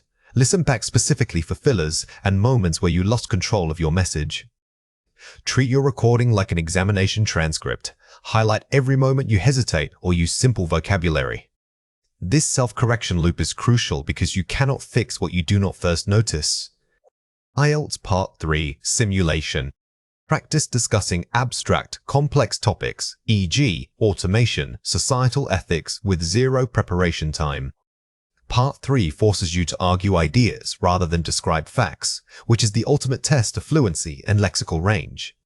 Focus on structuring your response, point, example, conclusion. Timed discourse expansion. Pick a simple sentence, e.g., "the planet is warming," and force yourself to speak about it for 2 minutes without repeating ideas. This exercise builds endurance and demonstrates your ability to sustain complex thought on one subject. It proves that you can maintain high-level English communication even when discussing a single, potentially boring topic. Now it is your turn to practice. Read or listen to the following passage carefully. You are required to speak for 3 minutes on the impact of remote work and automation. Cover these points. 1. Changes in physical office spaces. 2. Balancing professional life with personal well-being. 3. The necessity of retraining workers. Use "on reflection, I think that" at least once. Demonstrate 3 varied linking phrases, e.g., "this leads me to believe." Question 1. What is the most important thing to include in your answer? Pause the video now and write your answer before we reveal it. The correct answer is structure and depth of argument. The prompt gives you a clear structure roulette. By dedicating time to each bullet point, you manage the pacing and ensure comprehensive coverage. Don't just jump between ideas. Use those signal phrases to guide the examiner smoothly. Question 2. What language feature should you demonstrate? Pause the video now and write your answer before we reveal it. The correct answer is sophisticated discourse markers and varied collocation. When speaking, actively select a phrase from our list in segment 2. Once it feels natural, try to maintain that level of advanced vocabulary throughout the entire 3 minutes. Consistency is what makes your fluency truly impressive. Today we are focusing on 3 powerful tools: collocations, synonyms, and phrasal verbs. These aren't just fancy words, they are structural cornerstones of high-level academic writing and speaking. Understanding how these elements fit together is key to moving beyond basic vocabulary recall. We need to know which words naturally go with each other. Remember, simply knowing a word's definition isn't enough for advanced communication. You must understand its context, or what we call its natural habitat within English. If you can correctly pair words like crucial evidence instead of important proof, your writing instantly gains sophistication and credibility. Let's go through 6 words. For each word, I will say it clearly, then explain how to produce it correctly. The word is articulate. Say it again, articulate. When using articulate, think less about speaking and more about structuring thought. A speaker can be fluent, but if their thoughts aren't logically organized, they won't be truly articulate. It implies precision in expression. The word is discrepancy. Say it again, discrepancy. Discrepancy is an excellent academic word used heavily in research and analysis. It's much stronger than just saying difference. Use it anytime you are pointing out conflicting data or viewpoints. The word is mitigate. Say it again, mitigate. This word is fantastic for discussing solutions and risk management in essays. Instead of saying it made it better, you can say that an action helped to mitigate the potential effects. It elevates your academic register immediately. The word is cogent. Say it again, cogent. Cogent specifically relates to the strength of an argument's logic. It means the points are so well supported that they are undeniable or hard to refute. When discussing theories, this is your go-to adjective. The word is rely on. Say it again, rely on. Remember that phrasal verbs often change meaning when separate from a single word, and rely on is a key academic one. It's better than saying depend upon in most contemporary writing because it flows more naturally. The word is crucial. Say it again, crucial. While important is fine, using crucial adds weight and authority to your statements. It suggests that without this element, the entire effort would fail entirely. Here are 5 examples. The expert was able to articulate the nuances of the economic downturn with great clarity. Articulate VVU. Notice how articulates here refers not just to speaking clearly, but to understanding and conveying complex ideas, the nuances. This shows a deep level of linguistic command. The report highlighted a major discrepancy between the sales figures for Q1 and Q2. Discrepancy, N. In academic writing, pointing out a discrepancies is a sophisticated way of saying there are conflicting pieces of evidence. It signals that you have done thorough research. Implementing new safety protocols can help mitigate the risk of accidents in the factory. This shows mitigate being used to lessen a negative outcome. It's powerful because it implies that while the danger exists, you have an active strategy to reduce its impact. The researcher provided a cogent argument proving causation rather than mere correlation. Cogent, HHH.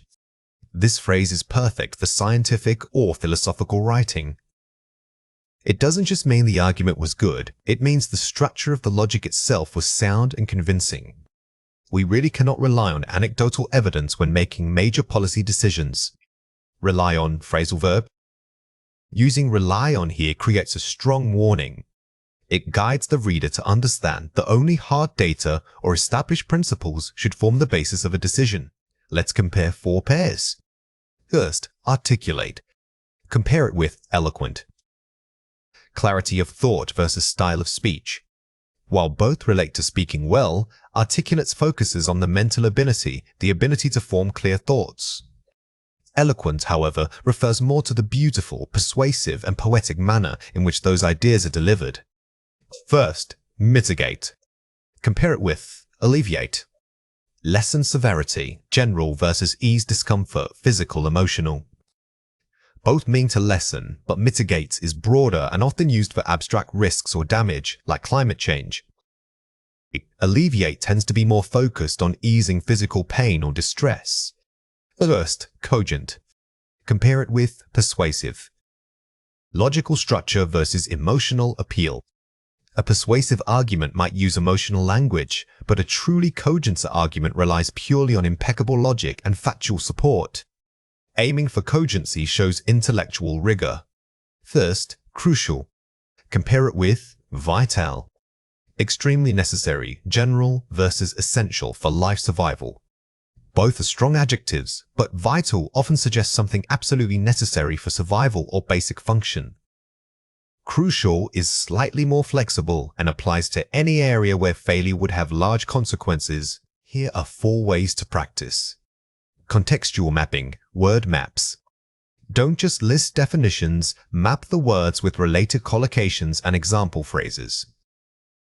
Instead of studying mitigate, write down 3 things it can mitigate, like risk, damage, or tension.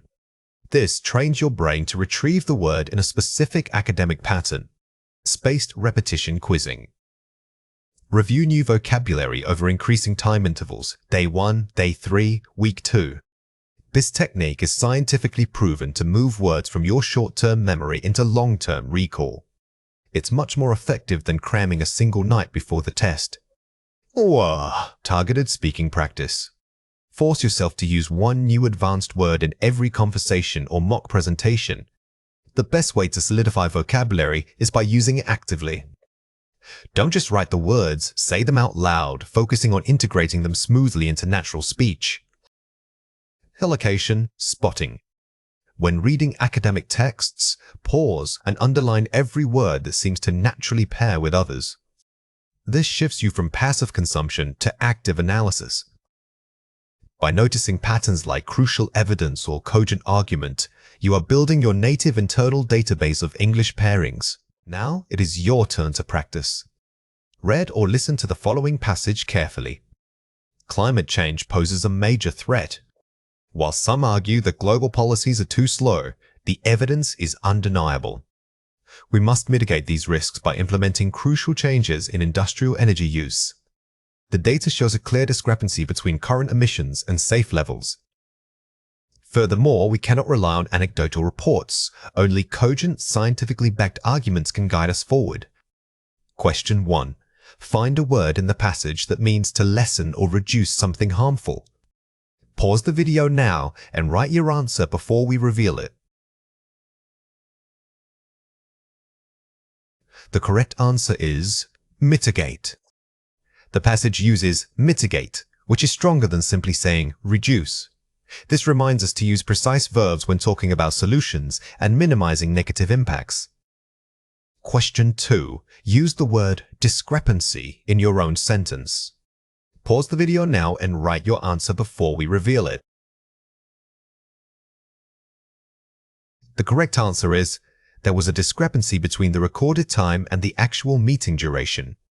When generating your answer, try to frame it around comparing 2 things to 1 numbers, 2 opinions, or 2 observed facts. This is the natural home for the word discrepancy. Mixed conditionals allow us to talk about hypothetical situations where the time frames don't match. We use this when a past action or condition has an effect on the present reality or vice versa. The basic structure involves combining the third conditional if clause with the second conditional main clause. For example, if you had taken that job in London, past, you would be living abroad, now, present. Signal words like currently, even though, and despite often signal this temporal mismatch. Remember that mixed conditionals are a high-level structure, perfect for scoring points on advanced writing tasks. They demonstrate not just grammatical knowledge, but also an ability to think critically about causality across different points in time. Using them correctly elevates your discourse from merely correct to genuinely sophisticated. Here are 5 examples. If she had managed her time better last semester, she would not be struggling with the coursework today. Past condition dollars, $, present result. Here, failing to manage time in the past creates a direct consequence for her current academic struggle. This shows that past regrets have ongoing present implications. If I were fluent in German present ability, I would move to Berlin next year. Unreal present I-taros, future result. Although we usually use the simple second conditional for this, remember that a hypothetical internal state like fluency is what dictates the future possibility. If the conference had rescheduled its dates past, our travel plans would be much less complicated now. Past condition, I-taro, present result. The key here is that a single past event, the rescheduling of the conference's ripple effects affecting your current ability to plan. She would feel more confident today if she had received better feedback last year. Past condition I-taro, present feeling. This type shows an emotional or psychological consequence. The lack of past support has resulted in a diminished sense of current confidence. If the company hadn't implemented these changes, past, we wouldn't face such budgetary restraints today. Past condition, I-taro, present result.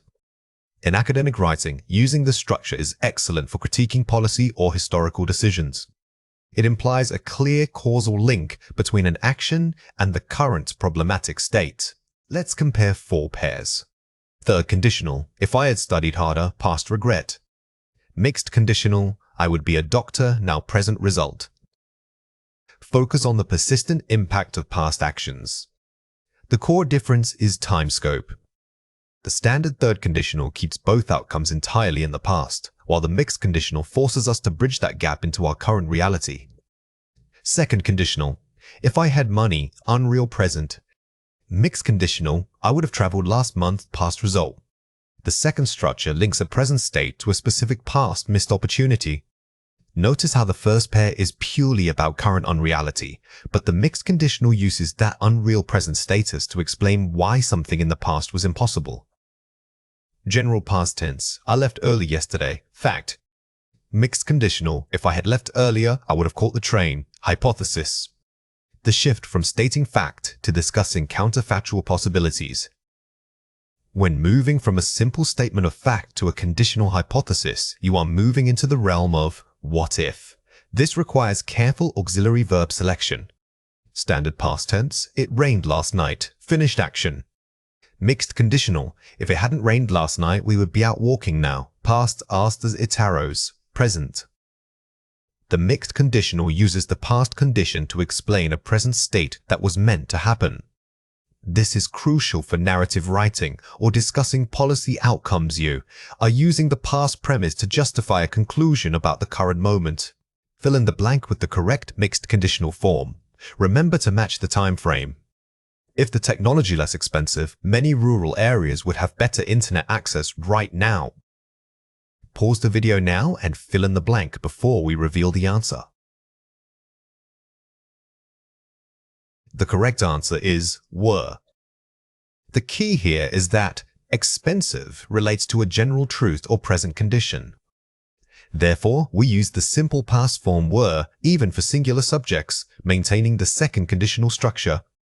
If my parents sent me more support when I was writing my thesis, I wouldn't have changed my research focus. Pause the video now and fill in the blank before we reveal the answer. The correct answer is had given. The condition receiving support happened in the past. This requires the perfect tense had given to establish a counterfactual action that failed to happen. He would feel much better today if he had an apology for his behavior last week. Pause the video now and fill in the blank before we reveal the answer. The correct answer is received. Here, the hypothetical feeling is present, would feels, so the condition must also relate to the present or general state. We use received, simple past form for second conditional. If we sown a better understanding of climate change decades ago, our current policies would be much stronger. Pause the video now and fill in the blank before we reveal the answer. The correct answer is had. The lack of understanding happened in the distant past, decades ago. Since this failure to understand dictated a weaker present reality, we must use the third conditional structure had here. Watch out for these three common mistakes. Incorrect, mixing tenses. If I would have known about the traffic, I wouldn't be late. Correct. If I had known about the traffic, I wouldn't be late. The most common mistake is using would have in the if clause. Remember that the if clause must never contain a modal verb like would, could, or might.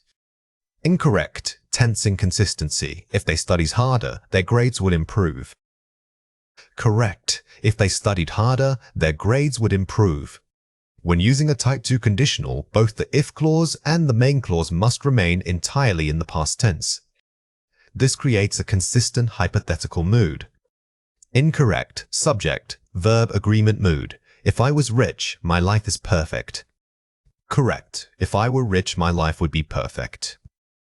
Even for I, we use the subjunctive mood with were in unreal conditionals. This is a formal grammatical marker that signals to the reader that the statement is purely hypothetical. Now it is your turn to practice. Read or listen to the following passage carefully. The City Council debated the new zoning laws last month. If they had listened to the concerns of local residents, especially those who live near the river, the development plan would be vastly different today. Currently, however, many people are complaining about the lack of green space and increased traffic congestion.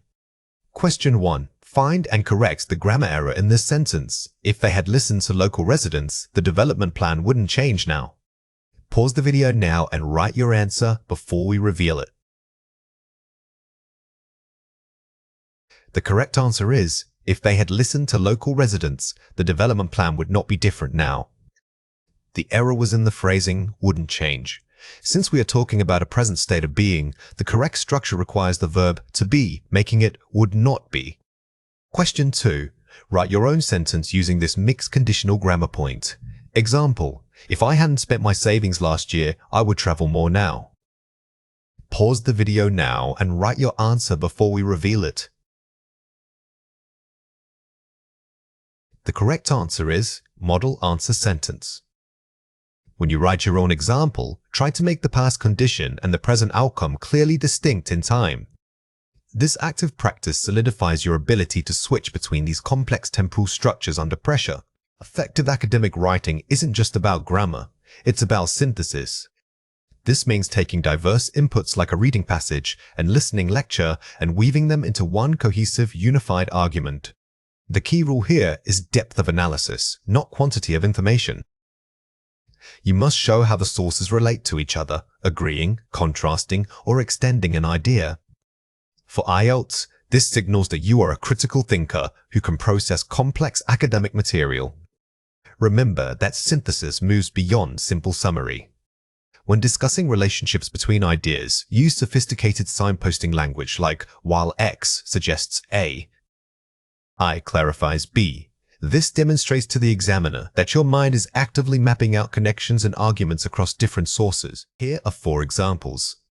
While the article highlights urban density as a core challenge, the lecture pointed out that infrastructure investment not merely population control is the primary mitigating factor. Excellent concession and contrast. It directly contrasts 2 sources while maintaining an academic tone. Notice how this sentence structure masterfully contrasts the reading's focus with the lecture's counter-argument. By using while and not merely, you elevate your vocabulary and demonstrate precise understanding of the relationship between ideas.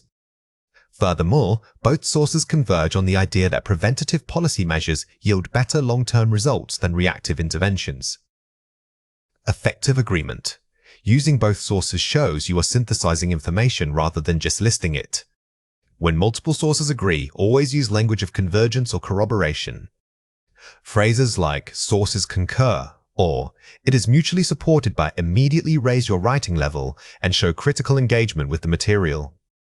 The economic implications are therefore multifaceted. While initial costs are high, the long-term sustainability benefits far outweigh these upfront expenditures. Using complex structure to discuss cause and effect. This shows deep analytical ability. This example showcases a strong argumentative structure using sophisticated conjunctions like therefore and semicolons. Always aim for this level of structural complexity when you are synthesizing contrasting data points. It is clear that while technology facilitates connectivity, it simultaneously risks creating a digital divide among less affluent communities. Balanced critical viewpoint acknowledges both the positive and negative effects of a single topic. The strongest arguments are rarely one-sided, they are balanced. By framing your answer this way, you satisfy the examiner's need to see nuanced thinking that you can view a topic from multiple perspectives. Let's compare 4 pairs. The reading says, recycling is good. The speaker said it costs money. Although the passage affirms the environmental benefits of recycling, the lecture cautioned that initial infrastructural investment presents a significant financial hurdle. Replaces simple reporting with academic contrast and precise vocabulary. The jump from good to environmental benefits is crucial. It immediately gives your writing an academic register. Similarly, replacing casual phrasing like costs monies with financial hurdles elevates the entire tone. Many people rely on cars because they are easy to use, and that causes pollution. The widespread reliance on private automobiles, while convenient for individual commuters, contributes significantly to atmospheric pollution levels. Uses nominalization, turning verbs into nouns, and formal phrasing. Look how the passive voice and nominalization like reliance instead of people rely make the sentence sound much more formal and objective. This is a hallmark of high band scores in academic writing. The government should do something about energy sources because they are changing quickly. Given the rapid transformation occurring within global energy markets, governmental intervention to mandate sustainable sourcing appears increasingly necessary. Shifts from vague statements, do something, to specific, formal academic recommendations. Never use vague verbs like do or simple phrases like should do. Instead, specify the action in this case. Mandate sustainable sourcing. Specificity is what makes an argument academically robust. Kids playing games online can be bad because they don't interact with people in real life. While digital gaming facilitates global social interaction, excessive amounts of time spent online may potentially impede the development of crucial face-to-face interpersonal skills. Uses formal connectors, while, and hedging language may potentially. Notice the use of impeding instead of bad for. Academic writing requires precision. You are not stating a fact, but analyzing a potential impact. Hedging language is essential to sound objective. Watch out for these 3 common mistakes. Weak. The speaker said that global warming is a big problem. The reading confirms this. Strong. Both the lecture and the reading passage confirm that global warming represents an accelerating ecological crisis requiring immediate policy action. The weak version merely reports. The strong version synthesizes. We upgraded big problem to accelerating ecological crisis, which is highly specialized vocabulary demonstrating depth of knowledge. Weak. Because people are busy, they don't read things about global issues. Strong. The escalating demands of modern professional life often lead individuals to prioritize immediate concerns over engaging with complex global socioeconomic issues. We moved away from the simplistic cause and effect structure because they don't. Instead, we used a more formal noun phrase to describe the pressure of modern life escalating demands. This makes your argument sound much more scholarly. Weak. If you want better cities, then people need public transport. Strong. To foster truly sustainable urban development, there must be a systemic shift toward robust and accessible public transportation infrastructure. The weak version is too directive and simple. The strong version uses abstract nouns, development, infrastructure, and formal modal verbs like must be to create a weighty, authoritative tone appropriate for academic discussion. Here are 4 ways to practice. The thesis mapping technique. Before writing a single word, draft 3 core, debatable thesis statements. These must synthesize the main points from both sources. Do not simply list the source materials, your job is to argue between them. By creating multiple thesis options beforehand, you structure your essay around sophisticated arguments rather than mere transcription. idea, clustering, synonym, webs. When taking notes during listening or reading, don't just write down keywords. Cluster synonyms and academic phrases for those concepts. This preparation allows you to write fluently even if you forget a specific word. If your target is pollution, pre-populating words like atmospheric contamination and environmental degradation ensures seamless lexical variety. The signpost outline. Structure your notes using explicit transition markers. Introduction, thesis, body 1, reading point plus, source link, body 2, listening point plus, synthesis, conclusion. Treat your outline like a roadmap, using formal signposting language. To begin with, furthermore, and in conclusion, guides the reader through your highly integrated argument, making it feel logical and polished. Hypothesis, questioning. For every key statement in the sources, ask, what is the counterargument? Or how does this affect X? This creates the backbone of your analysis. This technique forces you out of passive reporting and into active analysis. You are anticipating challenges to the source material, which immediately elevates your response from summary to true academic critique. Hedging is the act of softening your claims to reflect academic caution. It signals that your statement might not be absolute truth, but rather a plausible interpretation or hypothesis. Instead of stating something as an undeniable fact, you frame it gently. Speculation falls into this category when we are making educated guesses based on limited evidence. These linguistic tools allow us to maintain intellectual credibility while acknowledging the complexity of any academic subject. Think of hedging as building a bridge of polite uncertainty between your idea and objective reality. It's not about being unsure, it's about showing nuance. By softening your language, you demonstrate that you understand the limitations inherent in research findings. Here are 5 examples. The data proves that global warming is accelerating. Strong claim, too absolute.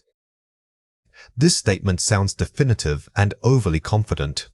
In academia, absolute proof is rare, so we need to temper this certainty. The data suggests that global warming appears to be accelerating. Hedged claim, observation. By using suggests and appears, you are correctly attributing the conclusion back to the evidence rather than presenting it as your own undeniable truth.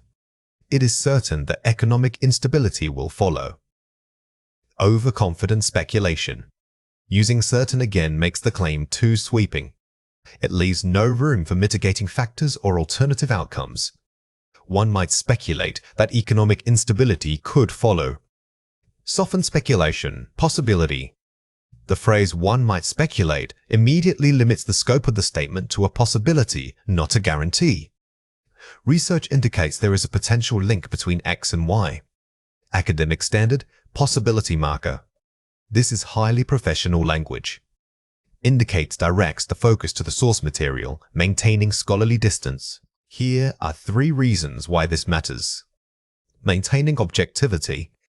Hedging prevents your personal opinion from overshadowing the empirical data. The goal of academic writing is to analyze evidence, not advocate for a single viewpoint. Hedging keeps the focus squarely on what the sources are telling us. Acknowledging limitations. Every study has boundaries. Pointing out these limits shows critical thinking. A hallmark of advanced academic discourse is acknowledging what isn't known alongside what is. This intellectual humility earns respect from your readers. Avoiding overstatement. Overstatements can lead to accusations of bias or exaggeration. By using appropriate modal verbs and qualifiers, you protect yourself and your argument from being dismissed as hyperbolic or biased. Let's explore the topic of the art of hedging and speculation, softening claims for academic credibility. This is an important concept to understand for learning English effectively. This is a foundational concept when learning English. Understanding the art of hedging and speculation, softening claims for academic credibility deeply will unlock many other areas of the language. Think about how often you encounter this in real life and try to notice it in the English you hear every day. The more you engage with this idea, the more natural it will feel. Here are 4 ways to practice. Use modal auxiliaries. Swap will for might or must for could. This immediately softens the tone. Modal verbs are your most powerful tool. Instead of asserting necessity, suggesting possibility makes you sound more measured and scholarly. Employ disclaimers. Phrases like, it is worth noting that, or this may be due to, frame caution proactively. These introductory phrases signal to the reader right away that you are about to present a nuanced view, managing expectations before you even make your point. Vary your speculation markers.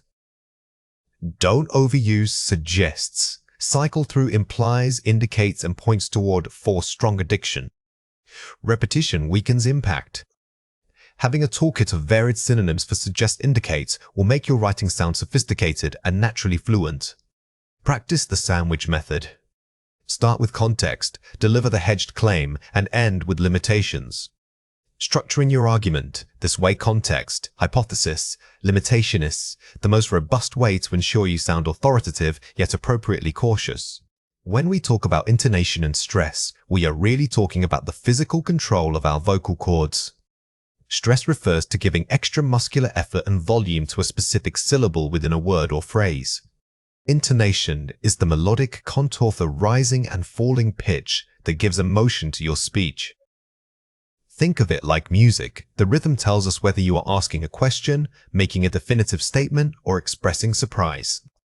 Understanding these concepts physically helps immensely because speaking becomes less about memorizing rules and more about intentional performance. When you consciously exaggerate where your stress falls, for instance, emphasizing environment versus environment, you train your mouth muscles to recognize the natural rhythm of English word patterns. Let's go through 6 words. For each word, I will say it clearly, then explain how to produce it correctly. The word is leaf. Say it again, leaf. Remember to sustain that E sound slightly longer than you might think. It requires opening your mouth fully and keeping the airflow steady through the consonant sounds at the end. The word is live. Say it again, live. This contrast is crucial for clear speaking. Keep your jaw relaxed and use a quick, clipped sound for the short ein vowel, letting the air move out quickly. The word is stress. Say it again, stress. When you say this word, really push the volume and duration onto that initial stray sound. It shouldn't just be a regular part of the flow, it needs to feel like the strongest point in your voice. The word is rest. Say it again, rest. Notice how the second syllable is just as prominent and clear as the first. Don't let your voice drop off in volume on that trailing syllable, keep it energized. The word is commit. Say it again, commit. This is a classic example of stress moving internally. Give that mid chunk significantly more power and duration than the introductory sound. It's less about volume and more about emphasis. The word is communicate. Play it again, communicate. When you speak longer words like this, the rhythm is your friend. Instead of rushing through every syllable equally, find the natural peaks and valleys that give the word its most authentic sound. Let's compare 4 pairs. Present noun. Present verb. Noun, stress on the first syllable, verb, stress on the second. The meaning changes entirely based on where you place your vocal emphasis. Remember that nouns and verbs often share spelling but require dramatically different stress patterns, so always check which role the word is playing in the sentence. It's tough. Compare it with talk. Vowel shift. The back of your mouth for oo versus the front for or. This pair highlights how subtle changes in mouth position can change everything. For tough, think of a tight, rounded grip. For talk, open your jaw wide and keep your tongue low. First, borrow. Compare it with lobby. The initial sound is key, a strong B versus a softer all. Sometimes the difference is just one consonant that completely changes the airflow. Pay close attention to your articulation of the initial sounds, as they are often where learners make small, persistent errors. First, affect. Compare it with effect. Focus on which part of speech you need, verb versus noun. This is a common spelling trap that also impacts stress and sound. When discussing academic writing, understanding if you are using the word as an action or a result will automatically guide your pronunciation toward the correct phonetic pattern. Watch out for these 3 common mistakes. Wrong, depend. Right, depend. Many non-native speakers drop the final sound. Remember that even if a consonant isn't visible in writing, you must articulate it cleanly to keep your rhythm strong and professional. Weak phrasing, very interested. Strong vocabulary, highly engaged. Instead of relying on simple intensifiers like very, try incorporating more sophisticated adverbs or nuanced adjectives. This not only sounds more academic, but also gives you natural places to vary your pitch and stress. Overly direct, I think that academic hedging. It seems that in the IELTS setting, sounding overly certain can sometimes be perceived as less nuanced. Practice using modal verbs and phrases like it suggests or it could potentially, which naturally soften your tone while maintaining academic authority. Here are 4 ways to practice. Shadowing advanced speakers. Listen to TED Talks and immediately repeat complex phrases for rhythm and stress. The goal here isn't just recitation, it's mimicry. Focus specifically on where the speaker raises their pitch when they make a key point or where they pause for dramatic effect. Try matching that cadence exactly. Minimal paired dictation. Have a partner read pairs of highly confusing words like ship and sheep back to back. This exercise forces your brain to differentiate between very similar sounds. When you are listening, don't just hear the sound, actively label it in your mind as either pattern A or pattern B. Exaggerated speaking drill.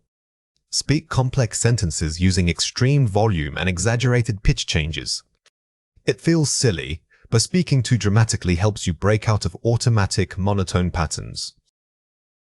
Exaggeration allows you to feel the physical muscles needed for strong stress points, making natural delivery easier later. Record and analyze. Read an academic paragraph aloud and then immediately listen back critically. The most powerful tool is self-critique. When listening to your own recording, don't just check for grammar, listen specifically for places where your pitch dropped too low or where you rushed through a multi-syllable word. Discourse markers are linguistic tools that act as signposts for your reader. They don't just connect sentences, they map the logical relationship between ideas, whether it's addition, contrast, concession, or causation. Mastering these advanced markers, such as moreover, conversely, and albeit, is critical because they demonstrate sophisticated rhetorical control. For high-stakes exams like IELTS, using them correctly elevates your coherence score significantly. They show the examiner that you are not just listing facts, but constructing a cohesive argument. Think of these markers as punctuation for logic itself. A simple conjunction like and is adequate for basic writing, but advanced markers allow you to qualify how those ideas relate. Knowing when to use conversely instead of just however, for instance, adds precision and academic weight that graders are looking for. Here are 4 examples. The digital economy has transformed global commerce. Moreover, small businesses now have access to international markets previously reserved for large corporations. Using moreover correctly signals an expansion of the previous point with equally strong evidence. Notice how moreover suggests that the second point is built upon the strength of the first. This structure creates momentum, making your argument feel cumulative and highly persuasive to the reader. Many people believe physical books are superior reading material. Conversely, e-readers offer unparalleled portability and instant access to vast libraries. Conversely doesn't just mean but, it establishes a direct opposition between 2 established ideas. This marker is powerful because it forces the reader to acknowledge both sides of an argument simultaneously. It signals that you have considered the nuance and complexity of the issue at hand. Remote work drastically reduces commuting time for employees. Albeit this flexibility is beneficial, it also requires robust digital security protocols to maintain productivity. Albeit introduces a concession caveat that accepts the benefit while immediately pointing out a necessary limitation. This is perhaps the most sophisticated marker on our list. It allows you to acknowledge truth in one clause and then temper that statement with a minor drawback or condition. This shows balanced critical thinking. Climate change necessitates global policy shifts across all sectors. Furthermore, individual consumer choices, while vital, cannot solve the systemic issues inherent in industrial output.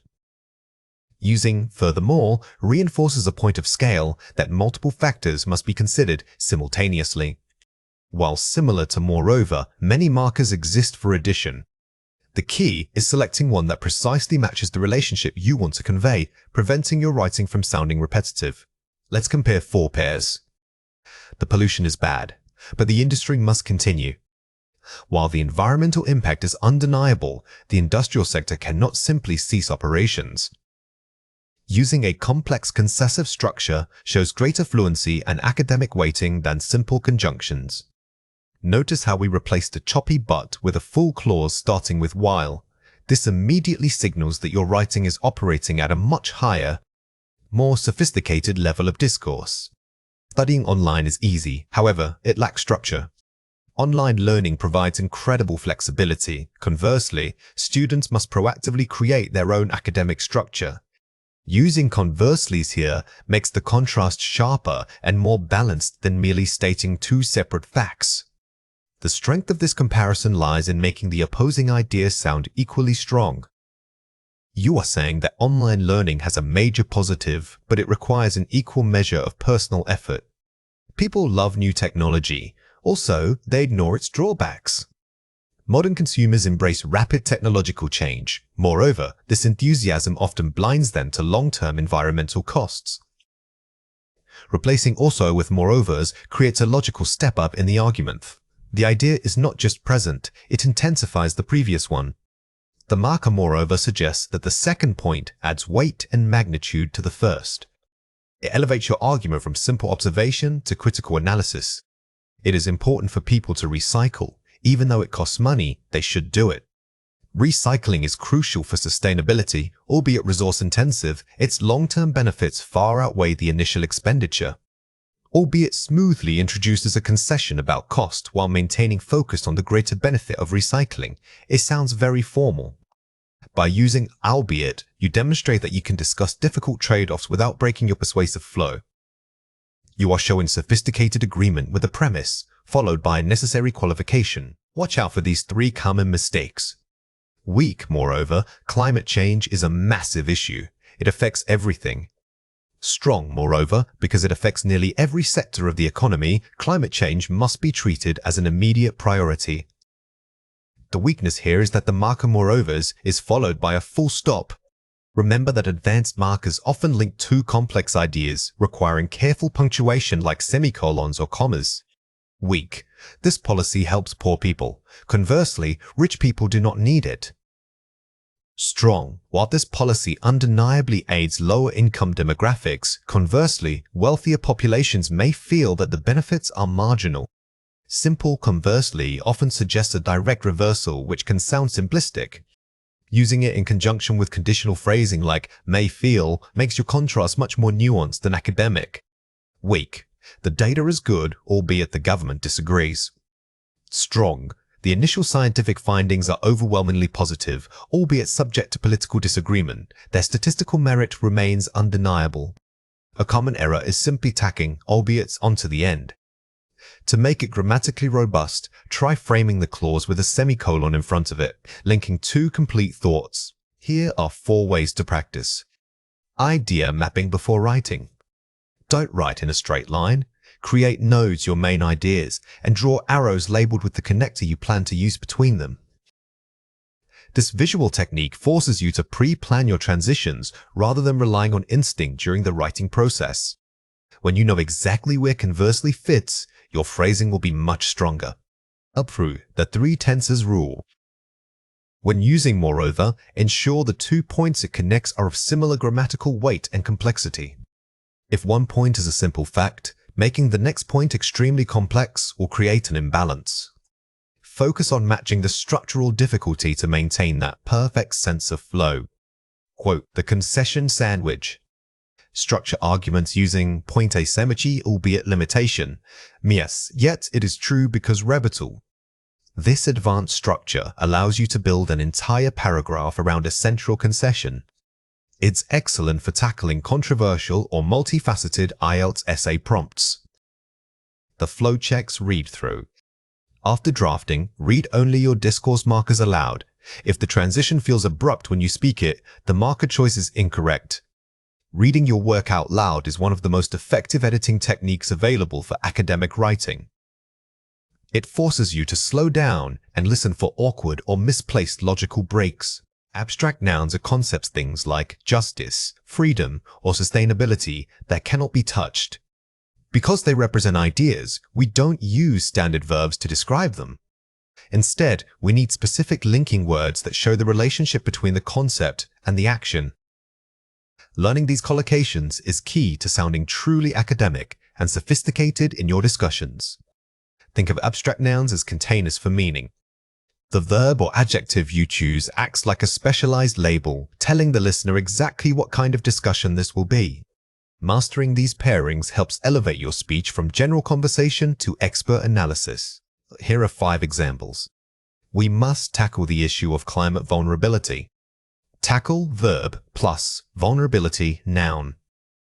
When we use tackle, it suggests that the problem is complex and requires sustained effort. It's much stronger than simply saying deal with. This verb immediately implies a focused strategic approach to an issue. The government needs to mandate universal access to clean water. Mandate, verb, plus access, noun. Mandate is a powerful academic verb that suggests authority and legal necessity. It's not enough just to recommend action. Mandates implies that the concept of access must be enforced by law or policy. Addressing systemic inequality requires cross-sector collaboration.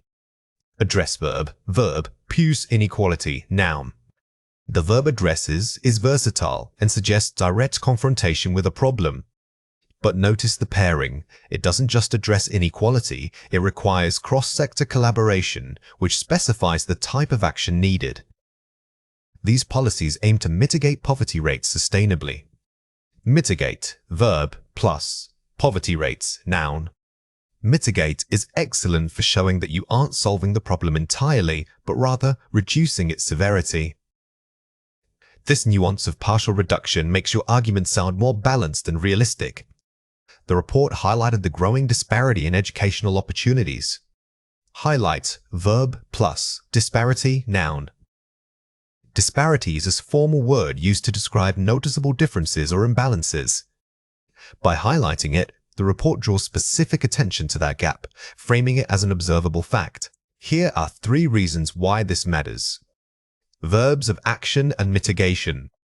Some verbs imply a physical or forceful action, while others suggest gradual reduction. When discussing global challenges, choosing the right verb conveys your level of certainty and suggested effort. Do you need to address it, general, tackle it aggressively, or merely mitigate it cautiously? The subtle choice changes the entire thrust of your argument. Specificity in noun phrases. Instead of using general nouns, combine them with modifiers to be precise. General terms like problems are weak. By specifying systemic inequalities or climate vulnerability, you demonstrate that you have studied the topic deeply and understand its complex mechanisms. The power of collocation chains. Collocations aren't isolated pairs, they form chains, requiring specific grammatical support. For example, if you use address, it often leads to a need for an object that describes how the problem is tackled.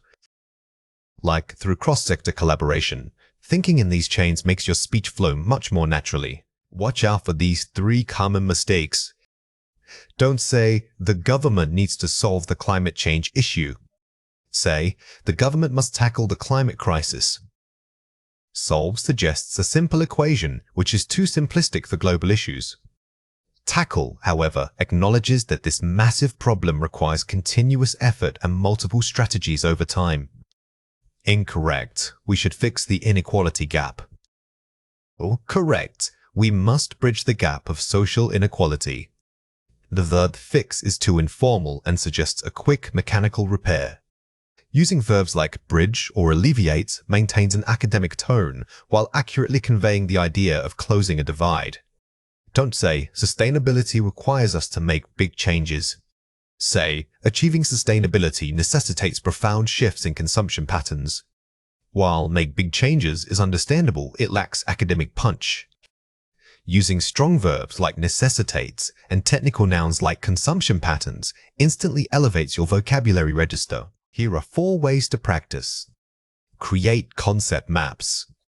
Don't just list collocations. Map out a central noun, like poverty, and draw connecting verbs, e.g. alleviate, combat, mitigate, and nouns, e.g. systemic injustice, economic disparity. Visualizing these connections helps you recall them quickly during speaking.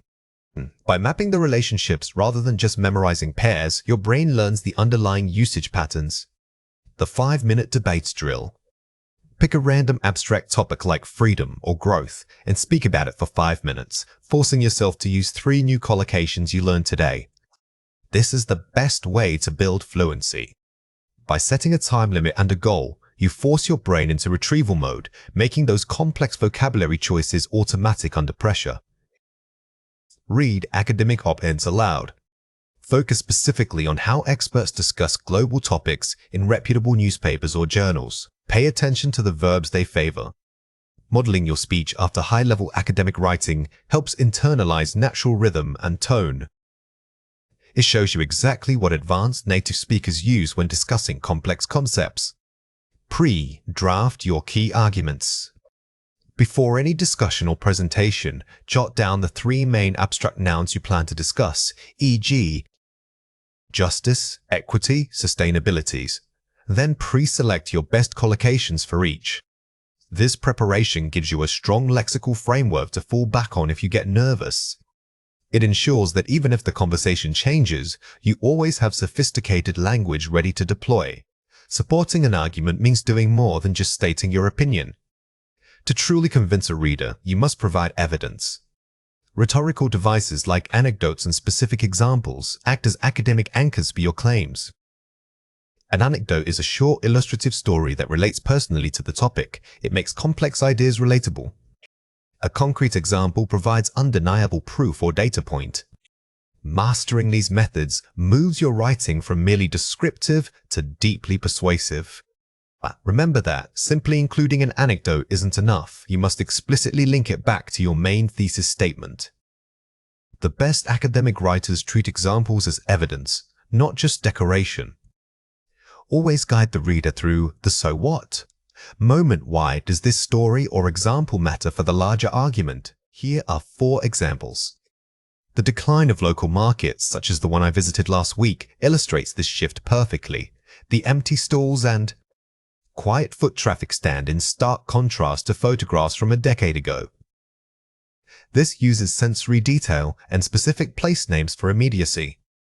Notice how this example doesn't just say markets are declining. It transports the reader using location specifics, making the abstract concept of decline feel tangible. This is far more powerful than a general statement. Consider the case of Norway's electric vehicle subsidies. This policy led to a massive reduction in emissions within urban centers by 20% over 5 years. Using statistics and geographical scope for objective weight. When you want your argument to sound scientific or heavily researched, use data points like percentages and timeframes. This adds an authoritative tone that strengthens credibility immediately. My grandmother often told me how her small community relied on shared labor during planting season, a resilience far stronger than any modern machinery could replicate. A personal anecdote used to support a philosophical point about community. Anecdotes are powerful because they inject emotion, which engages the reader's empathy. However, treat this as a single data point and ensure your analysis explains why that personal experience is relevant globally. For instance, many developing nations are now bypassing fossil fuels entirely by investing directly in solar infrastructure, proving that innovation can overcome resource limitations. A broad, verifiable global trend used as evidence of possibility. This type of example shows the reader a viable alternative or solution. Always ensure your example supports the direction of your argumentative. You argue for change. Show examples of that change happening. Let's compare 4 pairs. Many people rely too much on technology. For instance, the rapid reliance on GPS navigation has weakened innate spatial reasoning skills among younger generations. The strong version specifies how and where the weakness occurs. The shift here is moving from a vague generalization to a precise mechanism of impact. By naming spatial reasoning skills, you give your argument academic weight that readers respect. Education is important for success. A study in Lagos showed that students who participated in vocational training programs had job placement rates 3 times higher than those with only traditional diplomas. The strong version uses a specific, cited outcome, a study, instead of making a general claim. Academic writing demands proof over platitudes. Always ask yourself, what single piece of evidence would prove this point? That's your goal for improvement. Climate change is having effects on coastlines. Consider the Maldives, where rising sea levels have already necessitated massive infrastructure projects and forced multiple communities to relocate entirely. Using a single, highly vulnerable case study creates intense urgency for the reader. Case studies like this are excellent because they provide immediate visual evidence of crisis. They make abstract global problems intensely personal and urgent. People should eat more vegetables to be healthy. Anecdotally, after incorporating a daily routine of leafy greens into her diet, my friend reported an increase in sustained energy levels throughout her workday. The anecdote makes the general health advice feel personal and achievable. When using anecdotal evidence like this, be careful to frame it as supporting evidence, not definitive scientific proof. Use phrases like, "it suggests," or "an example of this is." Watch out for these 3 common mistakes. Weak over-reliance on personal experience. My neighbor's dog got sick because he walked near a busy road. Strong. Acknowledging anecdote but pivoting to academic theory, while local incidents can be concerning. Scientific consensus suggests that pollution levels are the primary contributing factor to canine respiratory illness in urban areas. This is a critical distinction. Do not let your own life become the proof for an argument. Use anecdotes only as springboards and then pivot immediately to broader evidence or academic consensus. Weak, vague, and unsubstantiated, technology has changed everything, and this is obvious. Strong, naming specific technologies tools to ground the claim. The emergence of AI tools such as ChatGPT represents a profound shift in the educational landscape, necessitating a re-evaluation of traditional assessment methods. General statements like "everything has changed" hold no weight. By naming a specific tool or technology, you anchor your argument in reality, making it credible and focused. Weak, attributing complex issues to character flaws. The problem is that people are lazy. Strong, shifting blame from person to system or structure. Instead of attributing the issue to individual apathy, research points towards systemic economic factors, such as insufficient public transport funding, which limits accessibility for many workers. Good academic writing rarely blames people. Instead, it investigates the e-system, the policies, economics, or infrastructures that create the problem.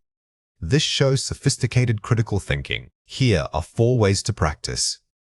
The claim, evidence, explain model, CEE. Start with your assertion, follow immediately with a concrete example, and then spend equal time explaining how the example proves your claim. This is the structural backbone of every strong paragraph. Don't just drop in an example, dedicate at least 1 full sentence to analyzing its implications for your thesis statement. The funnel technique. Begin with a broad, general statement, the macro view, narrowed down to a specific area or country, the case study, and conclude by widening the implication back out. Think of this like painting. Start wide so you have room to expand.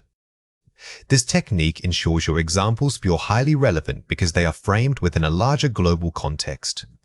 Pre-vetting examples. Before writing, brainstorm 5 potential examples and check them against the criteria. Is it recent? Is it verifiable? Does it fit the scope? Do a quick quality control on your ideas. If an example is too complex or requires too much background knowledge, it risks distracting the reader from your main point. Using for example versus specific wording. Avoid generic phrases. Instead of saying, for example, use specific transitional phrasing like, A case in point is, or this is clearly demonstrated by, more. 2. Elevating your transition words signals to the reader that what follows is not just an afterthought, but crucial proof. These subtle changes greatly improve your academic register. When tackling complex or abstract questions in Part 3, examiners are not just assessing grammar, they are testing your ability to think critically and structure an argument. They want to hear evidence of nuanced thought that you can explore multiple perspectives rather than giving a single answer. A strong response requires defining the core concepts immediately, providing supporting examples from various fields, and concluding with a balanced summary or future projection. Remember that abstract questions demand a high level of rhetorical structure. Don't just list ideas, connect them using sophisticated linking phrases we covered previously. By structuring your answer introduction, body points 1 and 2, conclusion, you demonstrate not only knowledge, but also supreme organizational fluency. Let's go through 5 words. For each word I will say it clearly, then explain how to produce it correctly. The word is, from a sociological standpoint. Say it again, from a sociological standpoint. This phrase helps you immediately professionalize your answer by signaling the framework of your thought. Instead of saying, people think, use this to suggest an academic field is influencing the discussion. It elevates your vocabulary and analytical depth. The word is, the crux of the matter, however, remains. Say it again, the crux of the matter, however, remains. Use this when you need to pivot away from a distracting side point and bring the conversation back to the central theme. It shows that while you can discuss tangential ideas, you maintain control over your main argument flow. The word is, this is contingent upon several factors, such as. Say it again. This is contingent upon several factors, such as. Never give a simple yeses or no answer to an abstract question. Using this phrase shows maturity in your thinking because it acknowledges variables and conditions. It signals that the issue is complex, which is exactly what Part 3 requires. The word is, one could argue that the underlying principle is. Say it again. One could argue that the underlying principle is. This is a highly polite and academic way to present a counter-argument without sounding confrontational. It allows you to acknowledge validity in opposing viewpoints, making your overall argument sound more balanced and objective. The word is, in retrospect, I believe the initial assumption was flawed because. Say it again. In retrospect, I believe the initial assumption was flawed because. If you feel the question or premise is incomplete, this phrase helps you gently challenge it. It requires confidence and intellectual agility, demonstrating that you are an active, critical participant in the discussion itself. Let's compare 4 pairs. It's super hard to tell what people really think. Analyzing public sentiment is notably challenging due to inherent biases. Formal vocabulary choice. The switch from super hard to notably challenging immediately raises your lexical score. Focus on replacing casual intensifiers like really, super, or pretty with precise academic adjectives. Maybe it depends on the situation. The answer is likely contingent upon several variables. Increased precision and formality. We are moving from vague conversational fillers to precise academic phrasing. Contingent upon replaces a casual hedge, showing you can articulate conditional arguments with authority.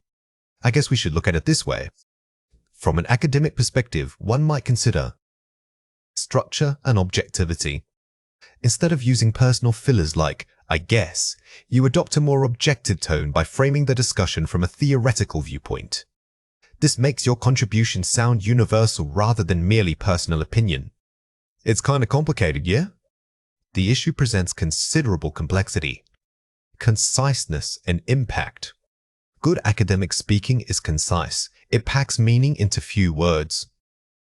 Replace filler sounds or vague agreements with strong nouns and adjectives to give your statements punch. Watch out for these 3 common mistakes. Vague and hanging filler words, I think it's good because structured opening, one could argue that its inherent benefits include Eliminating fillers like or excessive use of I mean is crucial for perceived fluency. These are conversational crutches that undermine your authority in an academic setting. Over-hedging, lack of focus. It depends on who you ask, I guess. Specific generalization. The perception of this varies significantly across demographics. While hedging is useful, I guess weakens your entire argument. Instead, generalize by naming groups or variables like demographics or socioeconomic classes to ground your uncertainty in an academic concept. Oversimplification, lack of scope. So yeah, basically we just need more money for it. Comprehensive solution scope. Ultimately, the implementation requires substantial infrastructural investment and policy changes. Never reduce a complex problem to a single variable, like money. By listing multiple necessary components, policy, infrastructure, behavioral change, you demonstrate that you grasp the multifaceted nature of the challenge. Here are 4 ways to practice. Simulated Part 3. Discussion. Take a random topic and force yourself to argue 3 different sides: economic, social, and ethical. This exercise trains you in rapid conceptual switching. When you finish one perspective, immediately switch your focus using a marker like furthermore's or ethically speaking. This builds impressive argumentative stamina. The thesis statement drill. Practice condensing complex ideas into 2-sentence thesis statements under timed pressure. Before answering any question, quickly planning a structure mini-thesis helps. You stay on track and ensures your response is focused. This technique turns spontaneous speaking into calculated academic discourse. Academic shadowing. Listen to TED Talks or university lectures and mimic the speaker's sophisticated, linking phrases exactly. Don't just listen for vocabulary, pay attention to how ideas transition. Notice where the speaker pauses, how they use rhetorical questions, and which discourse markers they overuse to maintain flow. The why? Deep dive. When you state an opinion, immediately follow it by explaining its root cause or underlying principle. This is the single most important skill for abstract topics. Don't just assert a point, trace it back to its fundamental reasons. Always ask yourself, why does that happen? And build your answer from there. Now it is your turn to practice. Read or listen to the following passage carefully. Cue card prompt: the role of technology in maintaining cultural heritage. Discuss the following points: how technology preserves physical artifacts. The challenge of digital authenticity versus original experience. 2. Whether virtual reality is a true replacement for physical travel. Aim to speak for 2 minutes, covering all 3 areas. Question 1. What should be the most important thing in your answer? Pause the video now and write your answer before we reveal it. The correct answer is maintaining balance between preservation and experience. The key is not choosing a side pro-tech or anti-tech, but demonstrating that you understand the tension between them. Acknowledge both sides equally to show nuanced critical thinking. Question 2. What language feature should you demonstrate? Pause the video now and write your answer before we reveal it. The correct answer is conditional structures and concession. Use phrases like, if we were to assume, or while technology certainly aids. This allows you to explore hypothetical scenarios and acknowledge limitations, which is the hallmark of advanced academic speaking. Self-correction is the ability to critically analyze your own written work and systematically improve it. It moves beyond simple proofreading. We're looking at structural improvements across 3 key areas: fluency, cohesion, and lexical range. To boost fluency, ensure your ideas progress logically without jarring shifts in thought. For cohesion, focus on linking ideas so that every sentence feels connected to the one before it. Finally, expanding your lexical range means consciously replacing simple words with more precise academic vocabulary. Remember that editing is where many students lose marks because they assume good writing happens naturally. Instead, treat self-correction as a multi-stage process. First, let the ideas flow during drafting, and then, when you edit, adopt the mindset of an examiner looking for structural weaknesses. Here are 4 examples. While some critics argue that remote work diminishes office culture, the undeniable flexibility it offers dramatically enhances employee morale and productivity levels. Strong use of concessive clauses, while, and precise vocabulary diminishes undeniable. Notice how this single sentence accomplishes several things at once. It presents a counter-argument using the conjunction while, signaling complexity, while also employing high-level verbs like diminishes to maintain an academic tone. Consequently, governments must invest heavily in digital infrastructure to ensure that economic opportunity is not confined solely to urban centers. Excellent cohesive device, consequently, and clear cause and effect structure. The use of consequently immediately grounds the sentence in previous discussion, creating a seamless logical progression for the reader. This shows strong organizational control between your paragraphs. Furthermore, cultivating a global mindset requires more than just access to information.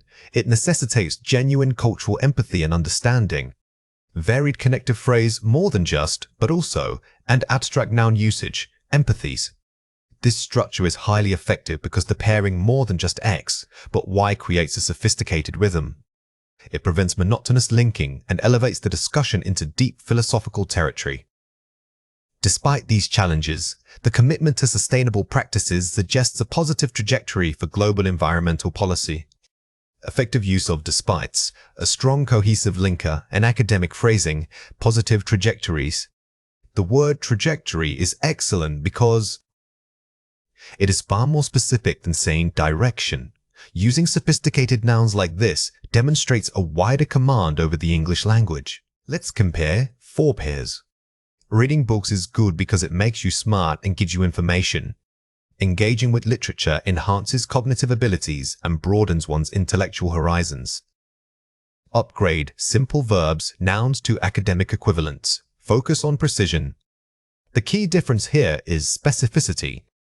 We changed vague words like good or smart into precise phrases such as enhances cognitive abilities. This immediately raises the overall academic register. Because pollution is bad, we need to do something about it right now.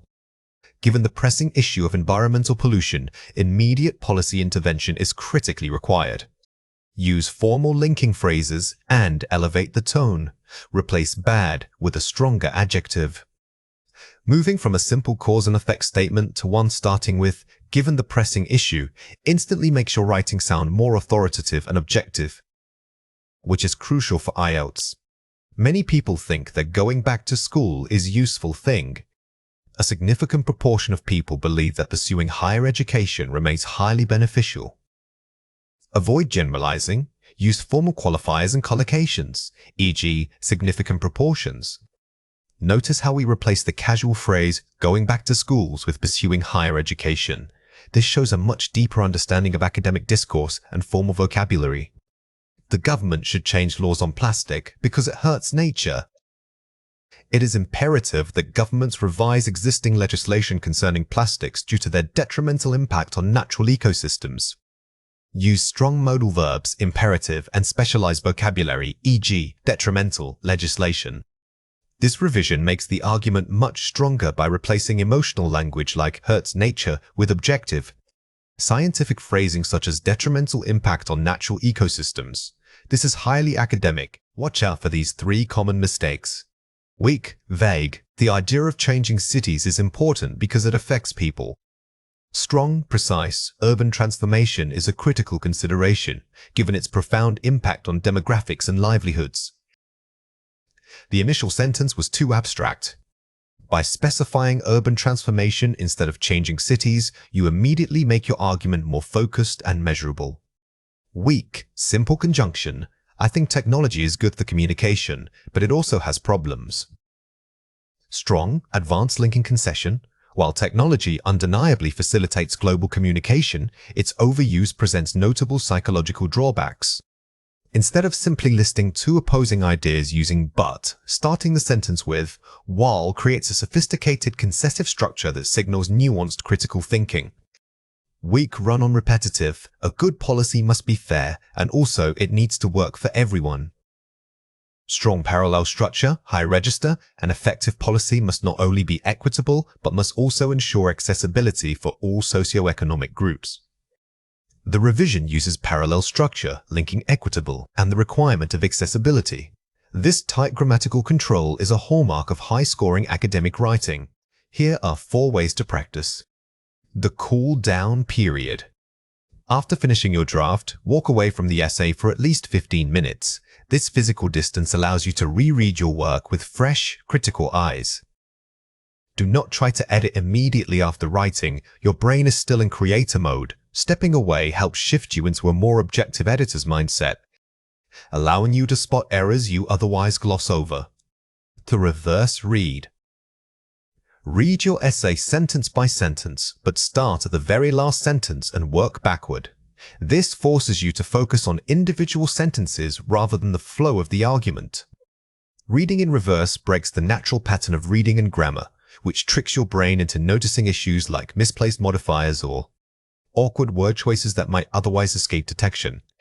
The 3-pass system. Do not edit for everything at once. Instead, dedicate 3 passes. Pass 1, cohesion linking, Pass 2, lexis vocabulary, and Pass 3, grammar spelling.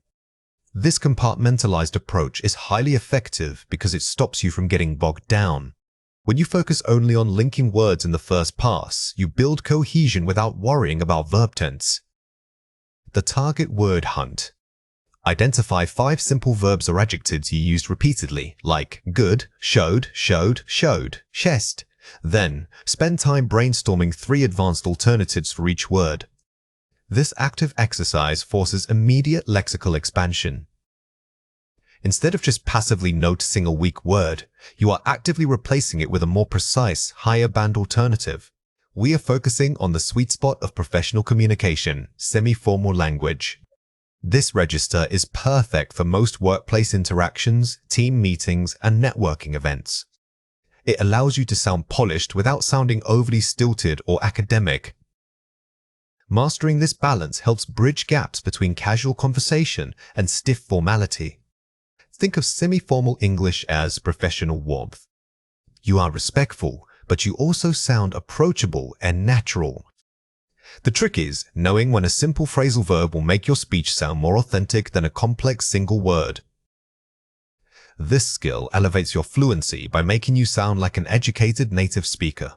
Let's go through 6 words. For each word, I will say it clearly, then explain how to produce it correctly. The word is bring up. Say it again, bring up. When you use bring up, remember that it often introduces something potentially sensitive or difficult, so your tone needs to be careful. It's much softer than simply saying mention. A good habit is always to preface this phrase with a softening phrase like, I was wondering if we could bring up. The word is talk over. Say it again, talk over. Talk over implies a collaborative, detailed discussion. It suggests that multiple people are contributing their thoughts. It is generally used when you need consensus or deep brainstorming, making it ideal for team settings. The word is figure out. Say it again, figure out. This is one of our most natural sounding verbs, but because it's so common, we sometimes overuse it incorrectly. Remember that figure out applies not just to problems, but also to understanding abstract concepts or people's motivations. The word is run with. Say it again, run with. Run with is excellent for decision points. It signals agreement and forward momentum, telling your colleagues that you are ready to commit resources to a specific idea. If the suggestion isn't good, don't run with it, hold off until further discussion. The word is catch on. Say it again, catch on. Catch on has 2 main meanings, understanding and success. In a work context, it usually refers to an idea gaining traction or popularity. If you say the concept caught on, you mean people started liking or understanding it. The word is clear up. Say it again, clear up. Clear up is perfect for disputes or confusion, both literal and figurative. When you need something explained, it works well. When a relationship needs mending after a disagreement, it also fits perfectly. It implies resolution. Here are 5 examples. Before we finalize the pitch, I want to bring up a point about resource allocation. Bring up phrasal verb. Notice how this sentence uses bring up professionally. By stating it as preparation for finalization, you frame the discussion not as an interruption, but as a necessary addition to the overall plan. Could we schedule an hour tomorrow to talk over the Q3 financial reports? Talk over phrasal verb. Using talk over here suggests that no single person has all the answers. It's a gentle way of asking for collective input and detailed review, which is always collaborative. After reviewing the data, we finally figured out that the bottleneck was in the approval process. Figure out phrasal verb. Here, figure out works as a culmination of effort. It implies detective work. You didn't just know the answer, you actively worked to discover it, which gives your argument weight. The committee unanimously decided to run with the revised timeline immediately. Run with phrasal verb. Run with is strong and decisive. When a group runs with something, it means they have achieved buy-in and are ready for immediate action, signaling high commitment. It took weeks, but the new department policy eventually caught on with all employees. Catch on phrasal verb. In this example, caught on means that skepticism turned into acceptance. It's a great way to describe institutional change, the moment an idea moves from novelty to accepted practice. Let's compare 4 pairs. Bring up. To mention formal. Softening a topic versus simple statement. Mention is direct, which can sound abrupt in conversation. By contrast, bring up softens the impact, giving the listener a preparatory warning that a potentially tricky subject is coming up. Figure out. Determine formal. Casual problem solving versus rigorous analysis. Determine implies formal research and evidence. It requires proof.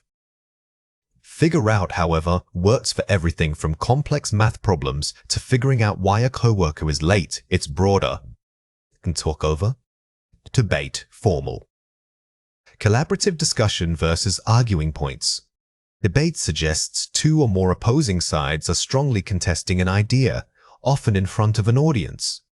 Talk over is much milder. It means simply discussing options together to reach a shared understanding. In a resolve, formal. Addressing confusion versus solving the issue entirely. Resolve usually refers to achieving finality. A problem is solved, period. Clear up focuses more on removing confusions or misunderstanding, which can be a lighter, conversational topic. Here are 4 ways to practice. Collocation mapping. Pairing words with common nouns and verbs. Don't learn these phrasal verbs in isolation. Instead, practice collocations, which are natural pairings of words like saying, bring up a sensitive topic, rather than just talking about the topic. Situational role play. Mapping the word to specific professional scenarios. The best way to internalize register is through role play. Before you enter a meeting, quickly decide which phrasal verb you will use depending on whether you need to propose, dispute, or confirms an idea. Active recall and flashcards. Defining the word and creating a unique sentence. When using flashcards, don't just write the definition.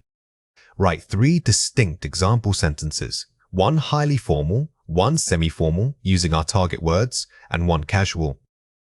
This forces you to control your register. King and flow. Grouping useful phrases together. Finally, practice chunking. Instead of just learning the phrasal verb, learn the whole functional phrase, like, if I could bring up more. Let's talk over this later. This makes your speech sound more fluent and natural. Now it is your turn to practice. Read or listen to the following passage carefully. The team had been struggling to figure out the root cause of the low engagement. Mary suggested we bring up the possibility of changing our internal communication style. Initial resistance was high, but after an hour of talking over potential solutions, everyone started to catch on to the need for change. The manager therefore decided to run with a revised plan and clear up any outstanding misunderstandings before launching it next month. Question 1. Find a word in the passage that means to discover or solves the cause of low engagement. Pause the video now and write your answer before we reveal it. The correct answer is figure out. The original problem was complex, which is why the text uses figure out. This phrase acts as the key finding moment, suggesting that much effort and analysis went into reaching this conclusion. Question 2. Use one of the target words in a sentence describing a future professional goal. Pause the video now and write your answer before we reveal it. The correct answer is, I hope to clear up any departmental confusion when I take on the team lead role. When structuring your own answer, remember that these verbs are action-oriented. Don't just state a fact, frame it as an active effort you intend to make in the future. Describing graphs and charts is much more than simply stating numbers. Examiners are looking for your ability to structure a coherent narrative. You must identify the main trend immediately, support it with specific data points, and then offer effective comparison or contrast between different sets of information. Always ensure you use sophisticated linking phrases to guide the listener through your analysis. Remember that precision isn't just about accuracy, it's about sounding analytical. Instead of saying it went up, try using verbs like soared, climb steadily, or experience the sharp incline. This immediately elevates your vocabulary and shows mastery. Here are 4 examples. Overall, the most striking trend is the significant divergence between online and physical book sales. While physical media saw a consistent decline over the period, digital consumption experienced exponential growth. Effective overview statement. The big picture. Notice how this opening sentence doesn't list data. It states the main takeaway. This gives your listener immediate context and demonstrates high-level summary skills right at the start. For instance, in 1990, global carbon emissions peaked at 30 gigatons before gradually tapering off to just under 2010. Using time-based adverbs and precise measurement language. When dealing with trends over time, vary your temporal adverbs. Instead of repeating in the years, use phrases like over the decade, by this point, or following this period. A comparative view reveals that while country A maintained a steady upward trajectory, country B's figures remained stagnant throughout the entire 30-year span. Sophisticated comparison structure comparing 2 entities. Strong comparisons don't just say country A was higher than country B. They use balanced structures like while X did this, Y remained. This shows complex grammatical control. In contrast to the previous year's data, expenditure on renewable energy saw a remarkable surge, accounting for nearly 20% of the total market by the end of the period. Using contrasting phrases and strong quantifiers, e.g., nearly 20%.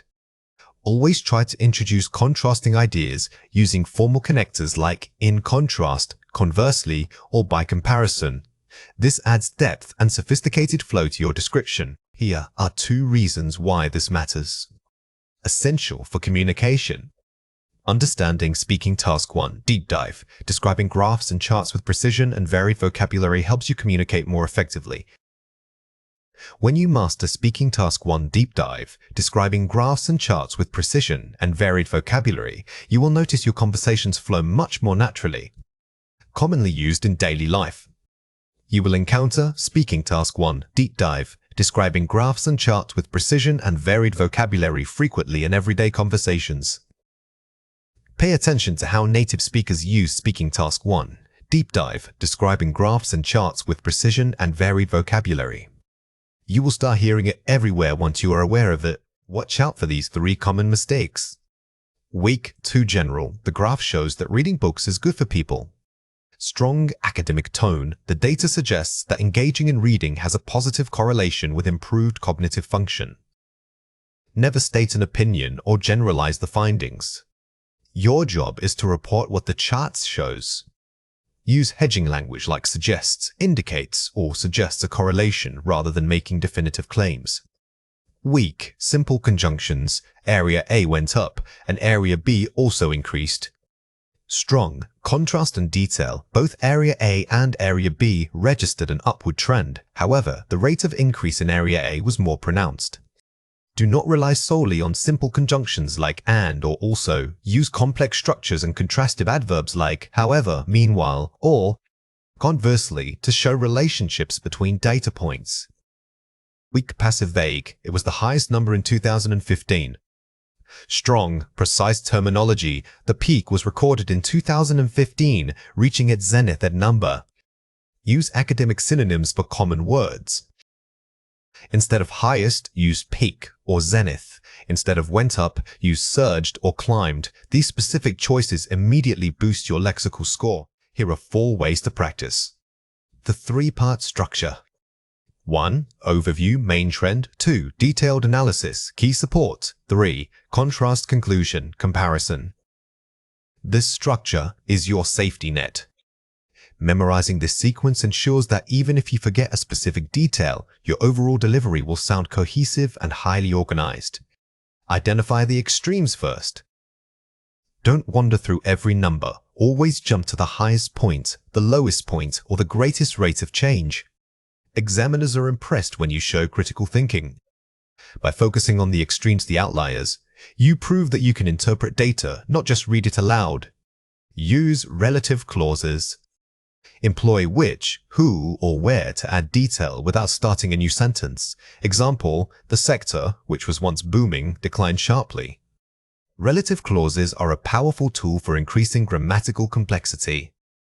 They allow you to embed extra relevant details about a data point while maintaining excellent flow and rhythm.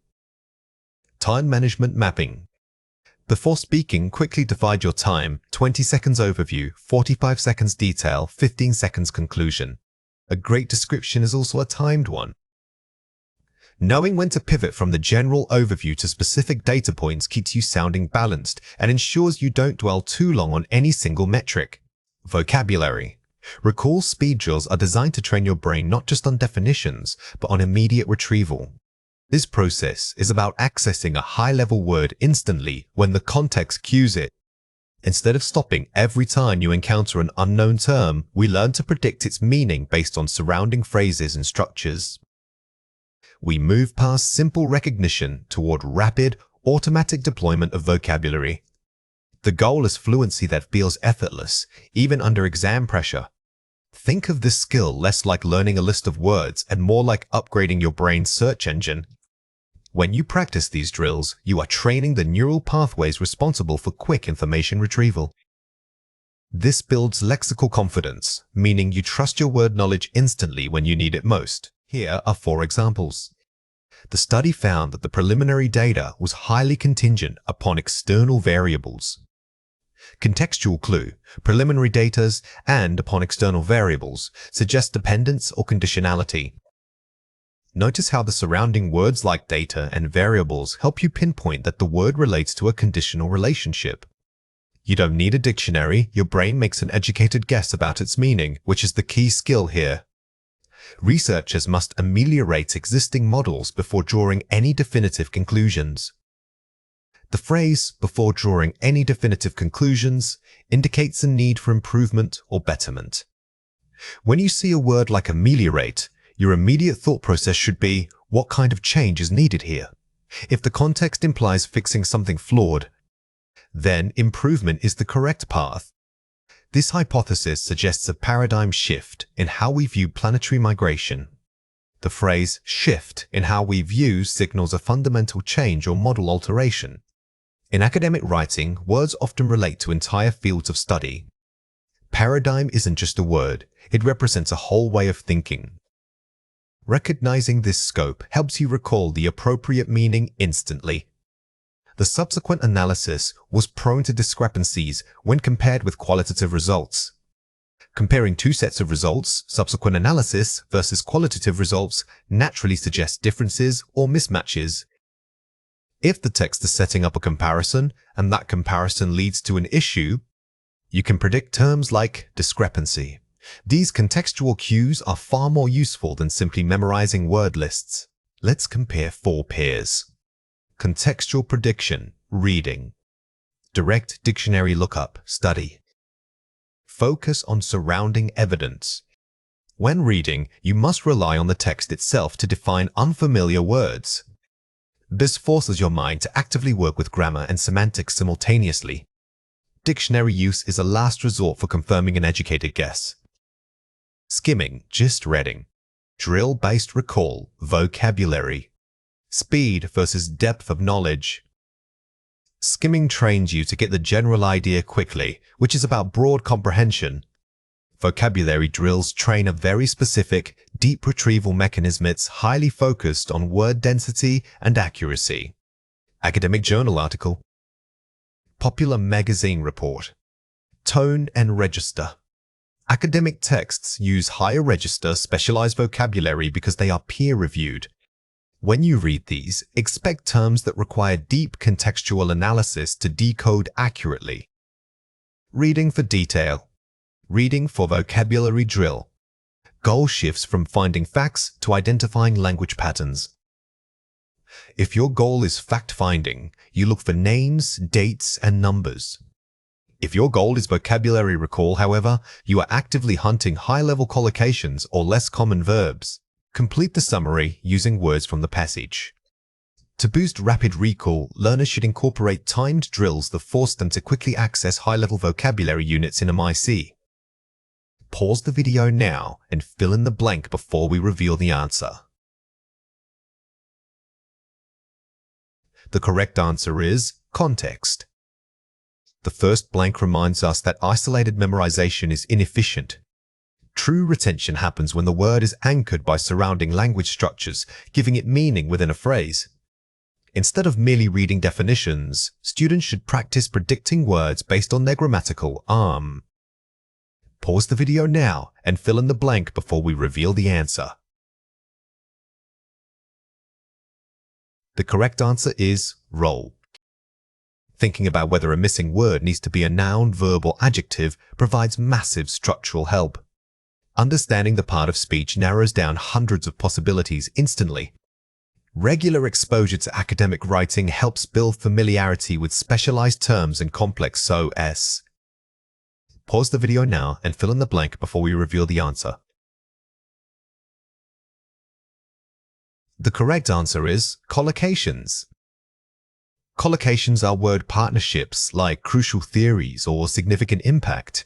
Remembering these fixed pairings makes your language sound much more natural and advanced. Ultimately, consistent drilling strengthens the connection between a root word and its immediate meaning in practice, boosting overall lexical YS.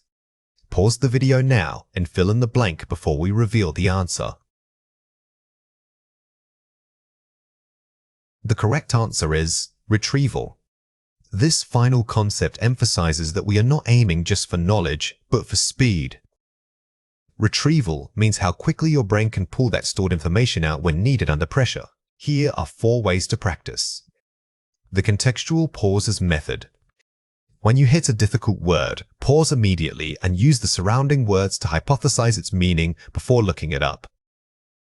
This technique forces your brain into active problem-solving mode rather than passive acceptance. By making a guess first, you build critical predictive skills that are vital for high-stakes reading. The synonym chain drill. Take 5 high-level words and write down 3 different synonyms, forcing yourself to use them in new sentence structures. This is deeper than simple synonym lists. It tests your ability to maintain the word's precise register. It ensures that when you recall a word, you also know its appropriate level of formality. Timed passage replication. Select short paragraphs and time yourself reading them 3 times, first for comprehension, second identifying 5 key terms, and third writing down those definitions without notes. The repetition helps build muscle memory for both comprehension and retrieval. Don't just read it, actively process the information multiple times to solidify the knowledge transfer. Read aloud with emphasis. When reviewing difficult passages, read high-level vocabulary words aloud 3 times in a row, focusing on perfect pronunciation and stress patterns. Connecting reading skills to speaking skills reinforces the word's meaning kinesthetically.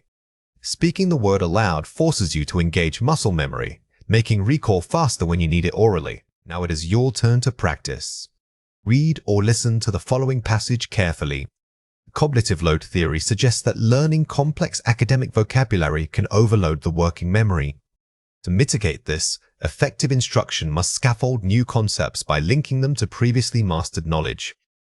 Learners benefit significantly from spaced repetition and interleaving, the deliberate mix of different vocabulary types in study sessions. Mastery does not come from single-session cramming. Rather, it requires consistent, varied engagement across time increments. Question 1. What is the primary argument regarding learning complex academic vocabulary? Pause the video now and write your answer before we reveal it. The correct answer is, it can easily overload working memory if not properly scaffolded. The main idea revolves around scaffolding, meaning you need support when learning something difficult. The passage warns against information dumping and instead recommends a structured, gradual approach. Question 2. Find a word in the passage that means preventing overloading or making easier. Pause the video now and write your answer before we reveal it. The correct answer is mitigate. When you see words like mitigate, think of what they are doing, lessening severity or reducing impact. These high-level verbs are excellent additions to your academic lexicon, showing sophisticated control over language. Subordinating conjunctions are powerful linguistic tools that help us build complex sentences. Think of them as relationship signposts. They signal how one idea depends on another. These conjunctions introduce a dependent clausier group of words that cannot stand alone. They link this dependent clause to an independent clause, which can speak by itself. Mastering these links allows you to show cause, condition, time, or contrast in your writing and speaking. It's important to remember that subordination is all about showing hierarchy. You aren't just listing ideas, you are explaining the relationship between them. Using a conjunction like because tells the listener that one idea is the direct reason for another, adding analytical depth to your communication. Here are 5 examples. Although the rain was heavy, we continued our hike. Contrast although. Notice how, although introduces a concession way, expected us to stop, but we didn't. This structure immediately elevates your writing from simple statements to thoughtful arguments. We arrived late because the train was delayed. Because. When you start a sentence with because, always remember that comma rule. The dependent clause is at the beginning, so it needs that pause to separate it from the main idea. If you study regularly, you will improve your grades. Condition, if. This example uses a condition.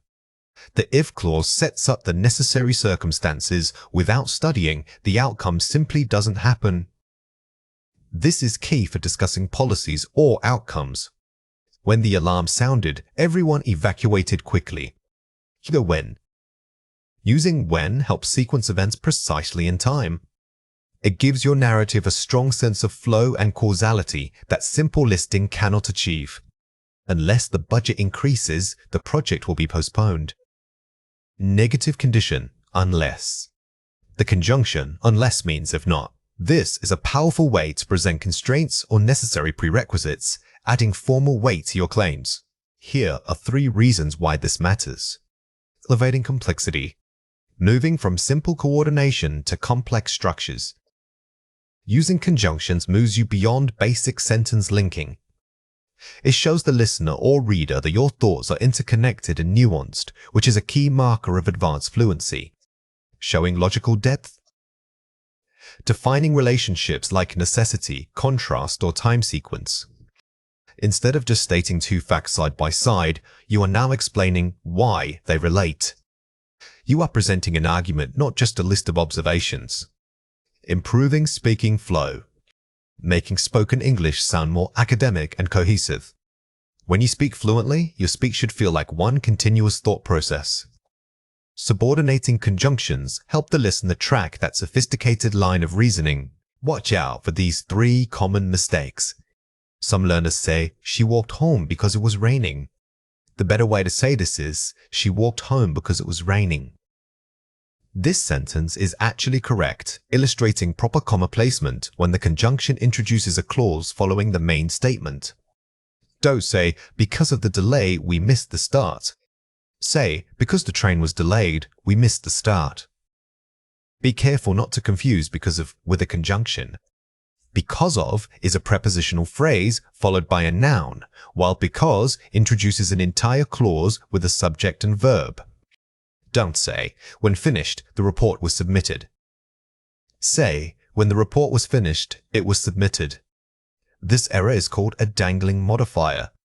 The initial clause needs to clearly specify who or what is performing the action mentioned in the main part of the sentence. Here are 4 ways to practice. Identify your core relationship. Before writing or speaking, ask yourself, is this idea a cause, effect, condition, or contrast? If you know the function, this type of relationship, you can quickly select the precise conjunction needed. This pre-planning step dramatically improves your rhetorical accuracy. Practice varying structures. Don't start every complex sentence with although. Mix up starting clauses to keep listeners engaged. Try embedding the dependent clause in the middle of the sentence rather than just always leading with it. This variety makes your speech sound less predictable and more sophisticated. Focus on if and unless. These are high-level conjunctions perfect for academic discussions about policy and outcomes. Whenever you are discussing hypotheticals or necessary criteria, these words are your best friends. They allow you to explore possibilities without making definitive statements. Read aloud for flow. Always read your complex sentences out loud to check the rhythm and natural pause points. Writing something that looks grammatically correct on paper can still sound stilted when spoken. Reading it aloud helps you find where a slight comma adjustment will make the entire sentence flow perfectly. Building complex sentences means combining multiple related ideas into one grammatically cohesive unit. It requires understanding how different clause-independent, dependent, and relative interact seamlessly. The goal is not just to string words together, but to show the logical relationship between all your points. This advanced skill allows you to express nuanced arguments with greater academic weight. In IELTS writing, this demonstrates a high level of grammatical control and sophisticated thought. Remember that complexity isn't about length, it's about precision. When you use multiple clauses correctly, you signal to the examiner that your thoughts are deeply connected and structured. Think of these sentences as miniature research papers, where every piece of information supports a central claim. Here are 4 examples. Although technology has increased global connectivity, the resulting over-reliance on digital communication often hinders genuine face-to-face interaction. Uses an adverbial clause, although, to set up a contrast immediately. Notice how although establishes a clear tension between 2 ideas. This structure allows you to present a counter-argument gracefully, which is highly effective in academic writing. The government must invest heavily in public transportation networks, ensuring that all citizens, regardless of socioeconomic status, have reliable access to employment centers. Uses a non-restrictive clause, regardless of, to add necessary detail about the scope of the policy. This example uses an appositive phrase and a dependent clause together. This shows that your argument isn't just general, it has specific, equitable implications for all groups. Experts suggest adapting educational curricula to incorporate practical skills, which will better prepare students for the rapidly evolving demands of the modern job market. Uses a relative clause, which, to modify and elaborate on the main action, adapting curricula, the use of which efficiently modifies the entire preceding idea. This is much tighter than using 2 separate sentences, creating better flow and academic resonance. Having implemented stricter environmental regulations last year, the company significantly reduced its operational carbon footprint while maintaining profitability. Starts with a perfect participial phrase, having implemented, to establish cause and effect immediately. Starting with a participle creates immediate momentum. It tells the reader why the main action happened first, giving your argument a strong sense of causality and proactive thought. Let's compare 4 pairs. Poor infrastructure limits economic growth. Also, people cannot get to work easily. Because poor infrastructure severely limits economic growth, many citizens find it difficult to commute to viable employment centers. Combining 2 short, choppy sentences into one flowing cause and effect statement. The weak version feels like a list of complaints. By subordinating the second idea with because, we show that the lack of infrastructure is the direct cause of the commuting difficulty. We need better water management. This is important because climate change increases drought risk. Given that climate change escalates the risk of severe droughts, Enhancing regional water management systems is critically urgent. Using a prepositional phrase, given that, at the start to introduce the premise before making the main argument. Starting with, given that immediately sets the necessary context. It elevates your tone from merely stating facts to analyzing underlying conditions. The government should teach coding skills. These skills help people in new jobs today. Training students in modern coding skills, which are increasingly vital, will better equip them for the dynamic demands of 21st century labor markets. Using a relative clause to seamlessly insert explanatory information without breaking the sentence's flow. The phrase "which are increasingly vitals" acts as an elegant parenthetical explanation. It adds depth without needing separate, choppy sentences. Solar energy is good. Many countries should use it more to fight climate change. As global efforts intensify to mitigate climate change, increasing the adoption of solar energy sources presents a crucial opportunity for numerous nations. Starting with a complex introductory phrase, as global efforts intensify, that sets the stage and frames the argument globally. This structure immediately places your idea within a larger, urgent global dialogue. It moves beyond simple suggestion to strategic analysis. Watch out for these 3 common mistakes. Comma spliced choppy. The data showed a clear increase in usage. This suggests people are using the internet more. Subordinating clause. Because the data showed a clear increase in usage, it strongly suggests that public reliance on the internet is growing. A comma splice happens when you join 2 complete sentences with only a comma. By using because, we grammatically establish that one idea causes the other, making your logic undeniable. Dangling modifier, walking quickly through the park, the city was beautiful. Clear subject linkage, walking quickly through the park, I found the city to be incredibly beautiful. A dangling modifier is when the subject performing the action isn't clear. You must ensure that the noun doing the walking is also the actual person who found the city beautiful. Misplaced modifier, the solution, focusing on education reform, was rejected by lawmakers. Clarity and placement. Lawmakers rejected the proposed solution, which focused heavily on educational reform. The word focusing needs to be attached correctly. By placing the modifying clause after solution, we clarify that it was the content of the solution, not the lawmakers, that failed. Here are 4 ways to practice. The triple point method. Identify 3 connected ideas. A cause, B action process, and C result. Link them using because, thus, and a relative clause. Instead of writing the sentence, write these 3 points down first. This forces you to map out the causal chain before worrying about grammar, ensuring your complex structure is logically sound. The parenthetical pause. Use non-restrictive clauses, often with which, to add supporting detail without stopping the main flow of thought. Think of this as an academic aside extra, valuable information. Using commas around these phrases shows excellent control and deepens your analysis. The causal chain mapping. When discussing policy or science, always map X leads to Y, which consequently causes Z. Build the sentence in that order. This technique helps you build momentum. You are not just listing facts, you are illustrating a chain reaction of cause and effect, which is key for high scores. The transitional sentence skeleton.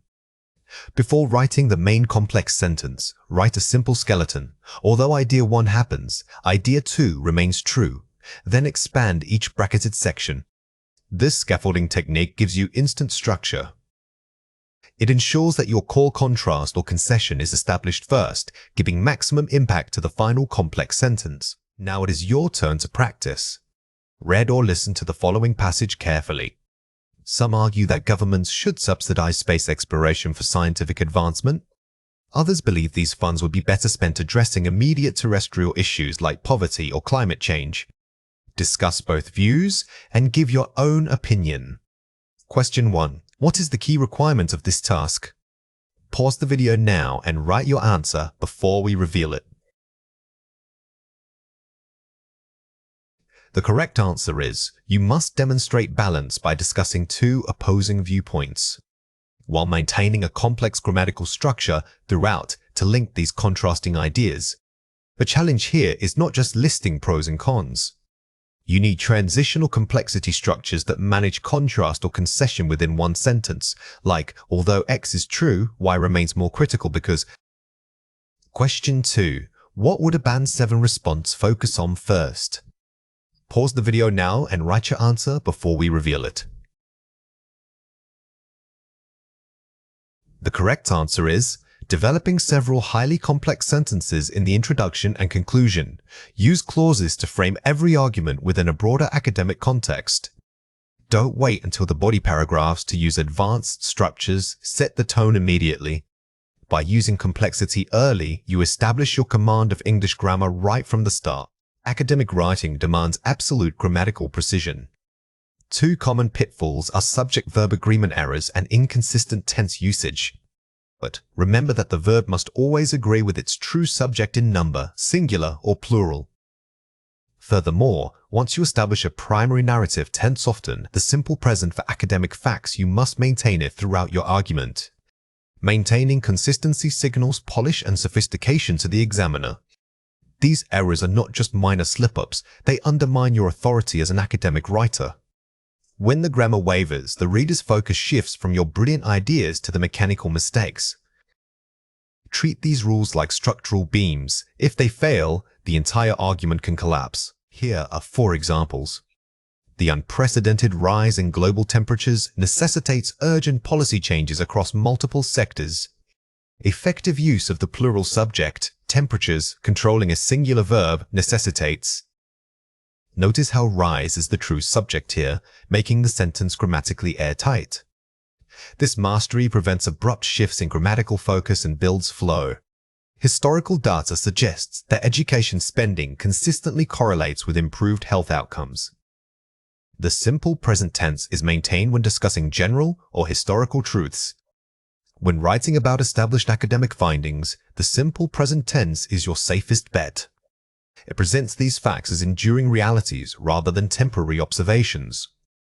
Many factors, economic shifts and cultural resistance influence how communities adopt new technologies. Handling compoundless subjects correctly, factors, is plural, controlling a verb that matches the plurality. This example shows you can handle complex subject structures. Always locate the core noun that dictates whether your main verb must be singular or plural. While early researchers believed X was true, modern studies now suggest alternative explanations. Smoothly transitioning between past, belief, and present, current knowledge, controlling tense shifts effectively. The key here is managing the timeline. You acknowledge what was previously thought in the past tense, but anchor your current argument firmly in the present perfect or simple present. Let's compare 4 pairs. The evidence suggests that social media affects mental health. The evidence suggests that social media affects mental health. Fixing SVA, evidence, is an uncountable singular noun. This simple fix demonstrates how confusing collective nouns can be. Always pause and ask yourself if the subject treats the concept as one whole unit or multiple individual parts. The government implemented policies that changing society quickly. The government implemented policies that changed society quickly. Fixing tense, the action changing must match the past context of implementation. When describing a completed event in your essay, stick to clear past tense verbs. Using an incorrect participle can create ambiguity about when the change occurred. Climate change and pollution are major issue worldwide. Climate change and pollution are major issues worldwide. Fixing plurality, both issues plural and worldwide, adverb conceptually pluralized, need adjustment. Remember that subject-verb agreement also extends to general nouns. If you list multiple topics, make sure the noun count matches your descriptor. The study has revealed a pattern which are not immediately obvious. Fixing agreement, the relative pronoun which refers back to the singular noun pattern. This is a common trap involving compound subjects and relative clauses. Identify what which is replacing that singular noun dictates your verb. Watch out for these 3 common mistakes. Weak. Data are increasingly used by researchers. Wrong. Data is increasingly used by researchers. While data historically means plural, in modern academic writing, it is often treated as a singular mass noun. Using the singular verb is safer and more common practice today. Weak. If governments will invest more money, poverty decrease. Strong. If governments invested more money, poverty would decrease. This corrects a mixed conditional structure. To talk about hypothetical or unlikely conditions, you must use the past simple in both the if clause and the main result. Weak. The biodiversity of rainforests are threatened by logging. Strong. The biodiversity of rainforests is threatened by logging. Crucially, in this sentence, biodiversity itself is the single subject. The prepositional phrase of rainforests gives context but does not change the core singular noun. Here are 4 ways to practice. The subject test, SVA. Mentally remove all prepositional phrases. The noun remaining must match the verb number. This is a powerful diagnostic tool for complex sentences. Getting rid of distracting information allows you to see the true structural relationship between your subject and your verb. The tense roadmap. Map out time markers, e.g. since 2020, currently, historically, before writing, ensuring tense agreement. Do not wait until the end to check tenses. By creating a roadmap first, you guide yourself toward inevitable temporal shifts and maintain narrative integrity. The noun-verb anchor. For every sentence, underline the primary subject noun and its corresponding verb. If they don't agree, flag it. This tactile method of underlining forces you to slow down and physically confirm agreement. It turns a passive grammar check into an active, measurable skill. The revision read-through. Read your essay aloud, focusing only on the verbs and their subjects. Listen for unnatural pauses. Reading aloud is perhaps the most underrated editing technique. Your ear will often catch an awkward grammatical mismatch that your academic eye might skip over. Now it is your turn to practice. Read or listen to the following passage carefully. Some argue that universal basic income, UBI, is the necessary response to job displacement by automation. Others claim UBI disincentivizes work and creates economic dependency. Discuss both views and suggest a balanced policy approach. Question 1. What is the key requirement of this task? Pause the video now and write your answer before we reveal it. The correct answer is, you must maintain consistency when discussing current trends, simple present, while also acknowledging historical or potential changes, conditional future forms. The prompt requires you to analyze a contemporary debate, so using the simple present tense for general facts is ideal. However, because you are suggesting solutions, don't neglect conditional structures like governments should consider. Question 2. What would a Band 7 response focus on first? Pause the video now and write your answer before we reveal it. The correct answer is, a strong response will dedicate clear topic sentences to each differing viewpoint while ensuring every verb in those sections aligns with the intended time. Remember that grammatical accuracy supports coherence. If your argument shifts between historical data and modern proposals, ensure your tense shift is grammatically justified and smooth. When an examiner is assessing your speaking depth, they are not just looking for accurate information, they are listening for the complexity of your thought process. Excellent answers move beyond simple description by providing causation, consequence, and nuanced examples. You need to explain the why behind your claims and elaborate on the how something might impact others. Think about structuring your response around evidence and analysis rather than just listing facts. Remember that true depth isn't about using massive vocabulary, it's about showing intellectual flexibility.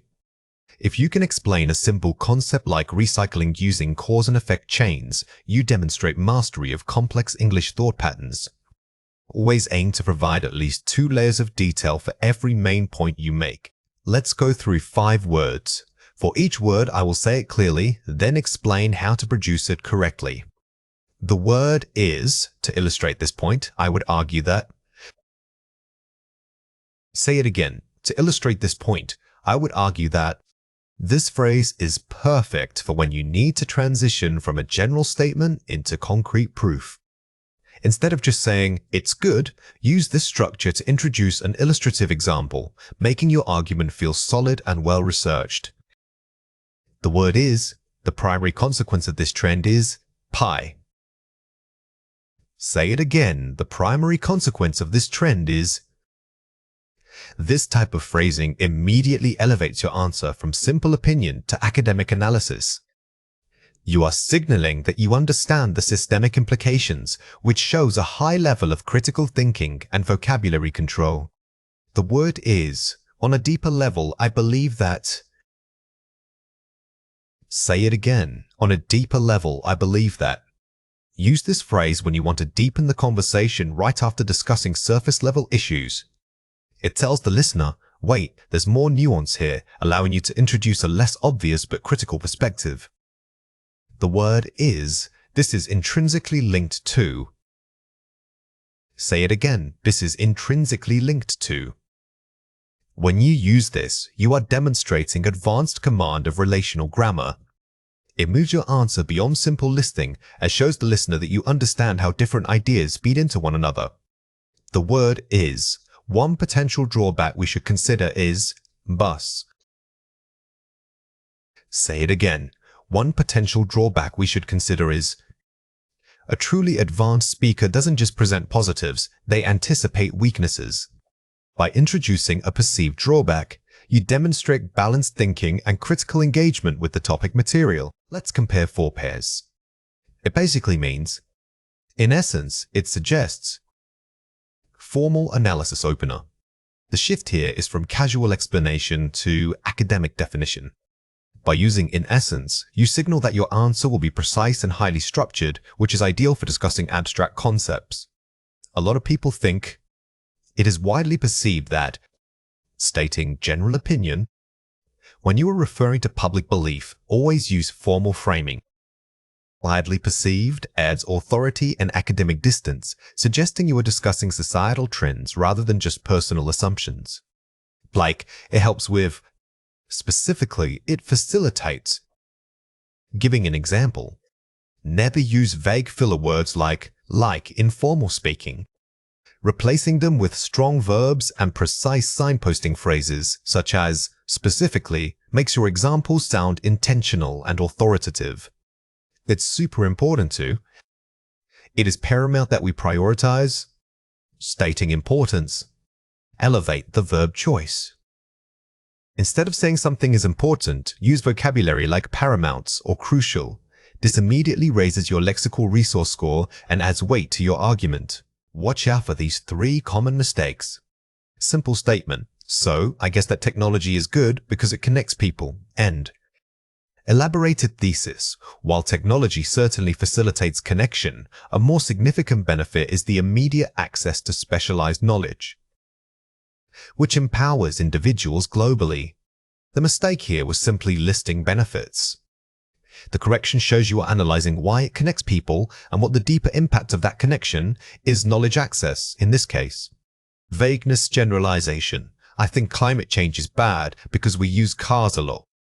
Systemic detail. The escalating carbon emissions from private vehicles contribute significantly to global warming, which necessitates a systemic shift towards sustainable public transport infrastructure.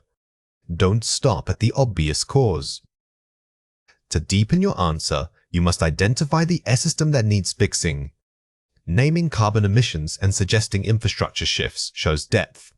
Hesitation, deflection. It's hard to say, I don't know what you mean. Strategic refocusing. That's a complex question. To provide the most detailed response, could we perhaps focus on the economic factors involved? A filler phrase is far worse than needing to pause. Instead, use a phrase like this to buy time while simultaneously guiding the conversation back to an area you are confident discussing in depth. Here are 4 ways to practice. The White House expansion drill. Pick any simple statement, e.g., I like coffee, and practice expanding it by force, feeding yourself 3 follow-up questions. Why? How? What is the consequence? This drill forces you out of your comfort zone of surface detail.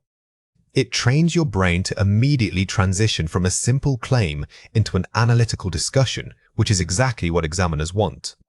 The counter-argument role play. Pretend someone disagrees with everything you say. Practice responding not by defending yourself, but by calmly acknowledging their point before pivoting to a more complex counterpoint. This technique is excellent for improving fluency under pressure and mastering polite disagreement. It shows the examiner that you can logically dismantle an opposing viewpoint while maintaining politeness.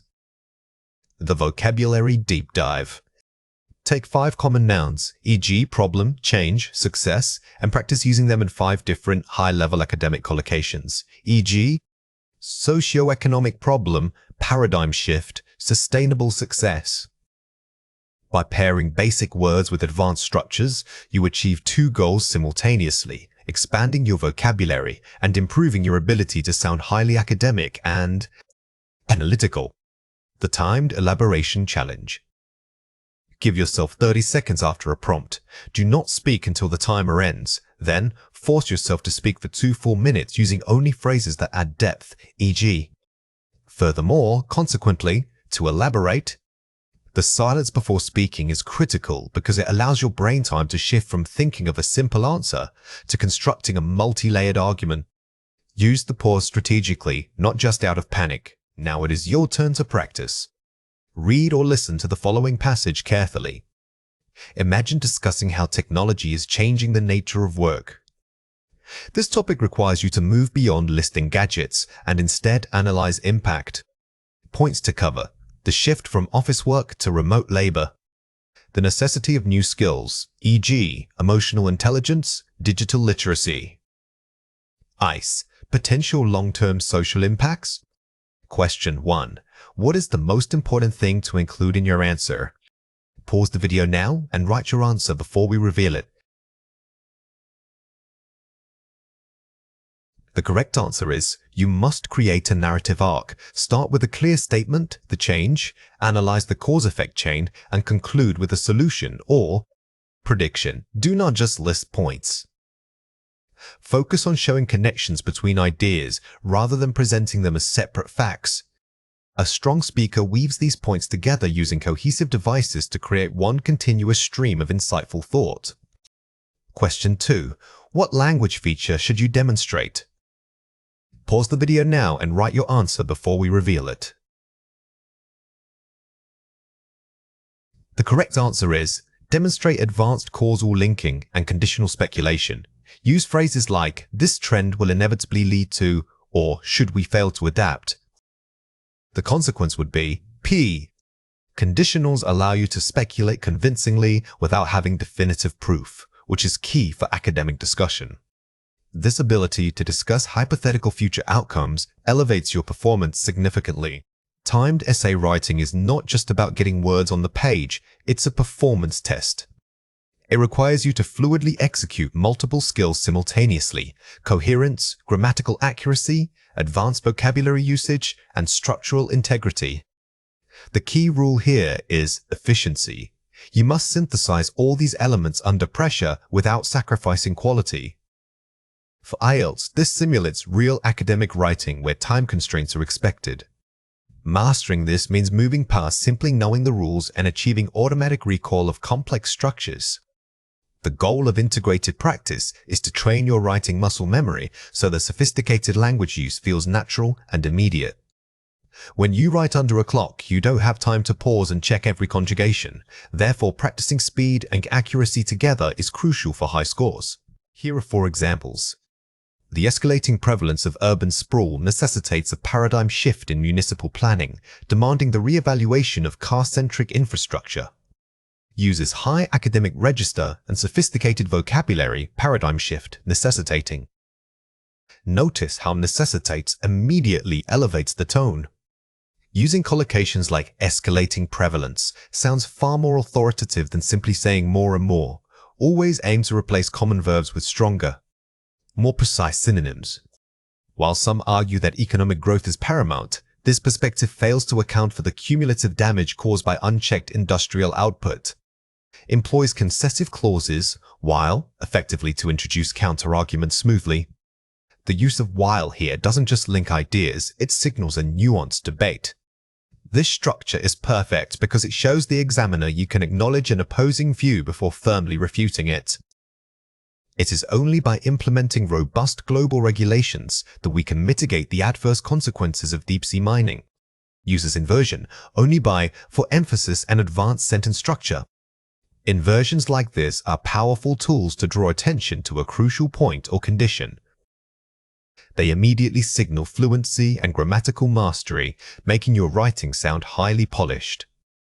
Consequently, policymakers must pivot toward decentralized renewable energy sources if they wish to secure long-term climate resilience. Strong conclusion using precise linking adverbs and expert vocabulary, pivot, resilience. The word consequently provides clear logical flow. Pairing strong verbs like pivots with abstract nouns like resilience showcases a high level of academic command over both action and concept. Let's compare 4 pairs. The government should do more about climate change. Governments must implement stricter policies to address the urgent crisis of climate change. Replacing vague language with specific, formal terminology. This comparison shows the immediate shift in tone. Instead of sounding like an opinion piece, the strong version adopts a formal, policy-driven register expected in academic writing. Because people use phones too much, it is bad for their focus. Given the pervasive nature of mobile phone usage, cognitive function and attention spans are demonstrably deteriorating, moving from simple cause-effect because to complex causal relationships. By utilizing given the pervasive nature, you signal sophisticated vocabulary while structurally linking the cause to its measurable effect. This level of specificity is what separates Band 6 from Band 8 writing. If we change things, maybe it will be better. Should radical reforms be implemented, a significantly improved quality of life could subsequently materialize. Using conditional structures, e.g., should plus subject plus verb for formal speculation. The structure should X happen is much more advanced than a simple if. It's a highly elegant way to speculate on policy outcomes while maintaining a confident academic voice. I think education is important for people's future. Education serves as the primary catalyst for socio-economic mobility and individual advancement in modern society. Shifting from personal opinion, I think, to objective, authoritative statements.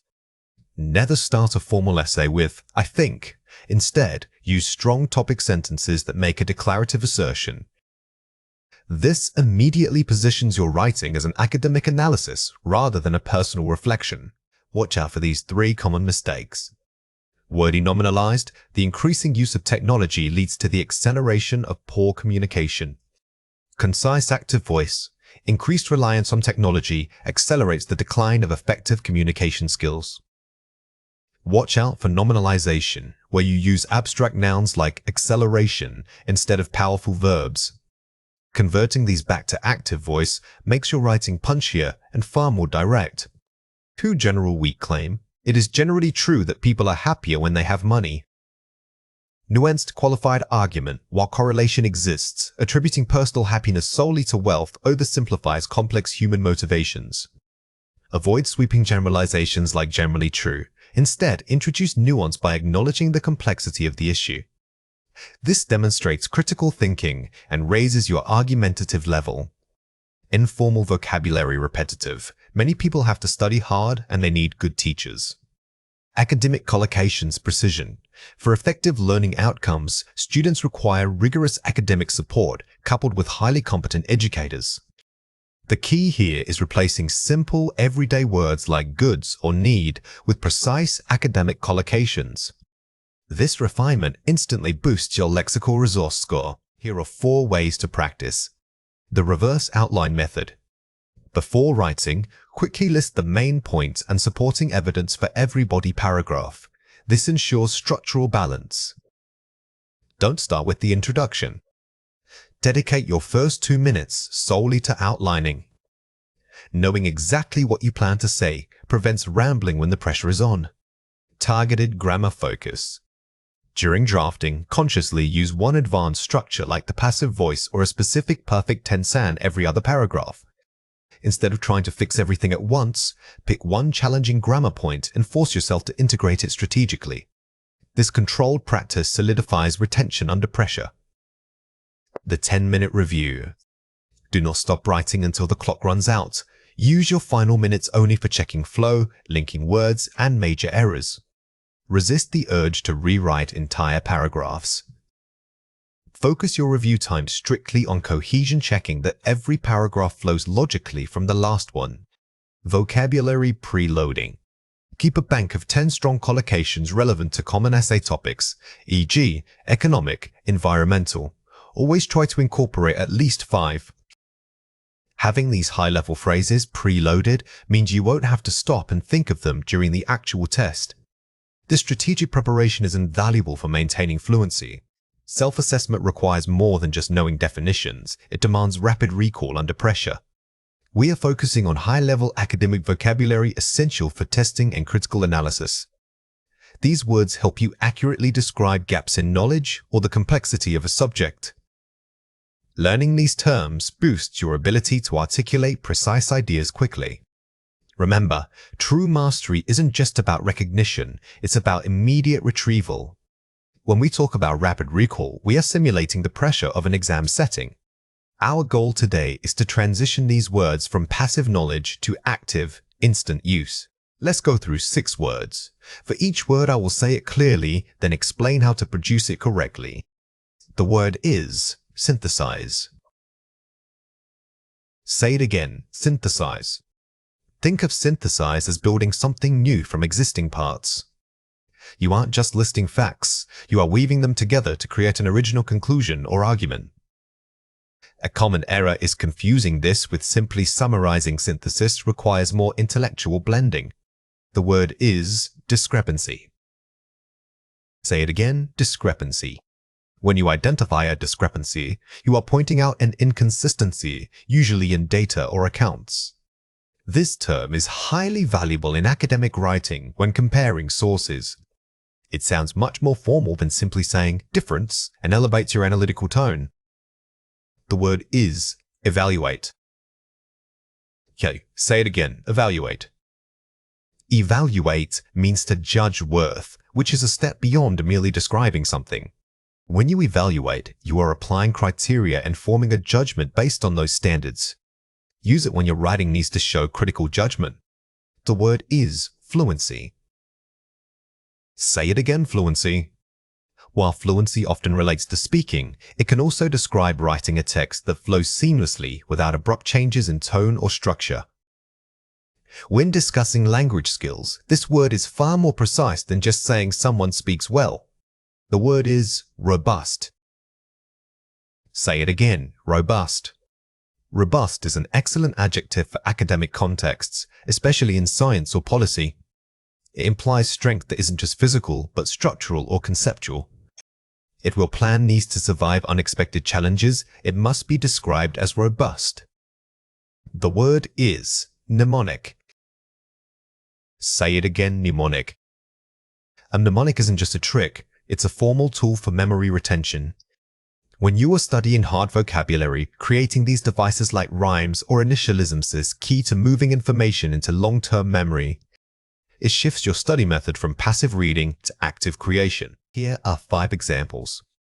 The author managed to synthesize complex philosophical ideas into a single, accessible argument. Synthesize verb. Notice how the phrase single, accessible argument emphasizes that the synthesis was successful. It suggests the writer took disparate pieces of information and made them work together smoothly for the reader. The report highlighted a major discrepancy between the recorded sales figures and the physical inventory count. Discrepancy, noun. Here, discrepancy is used to signal an investigative problem. It tells the reader that there is a mismatch that needs explaining or correcting, giving your writing immediate tension.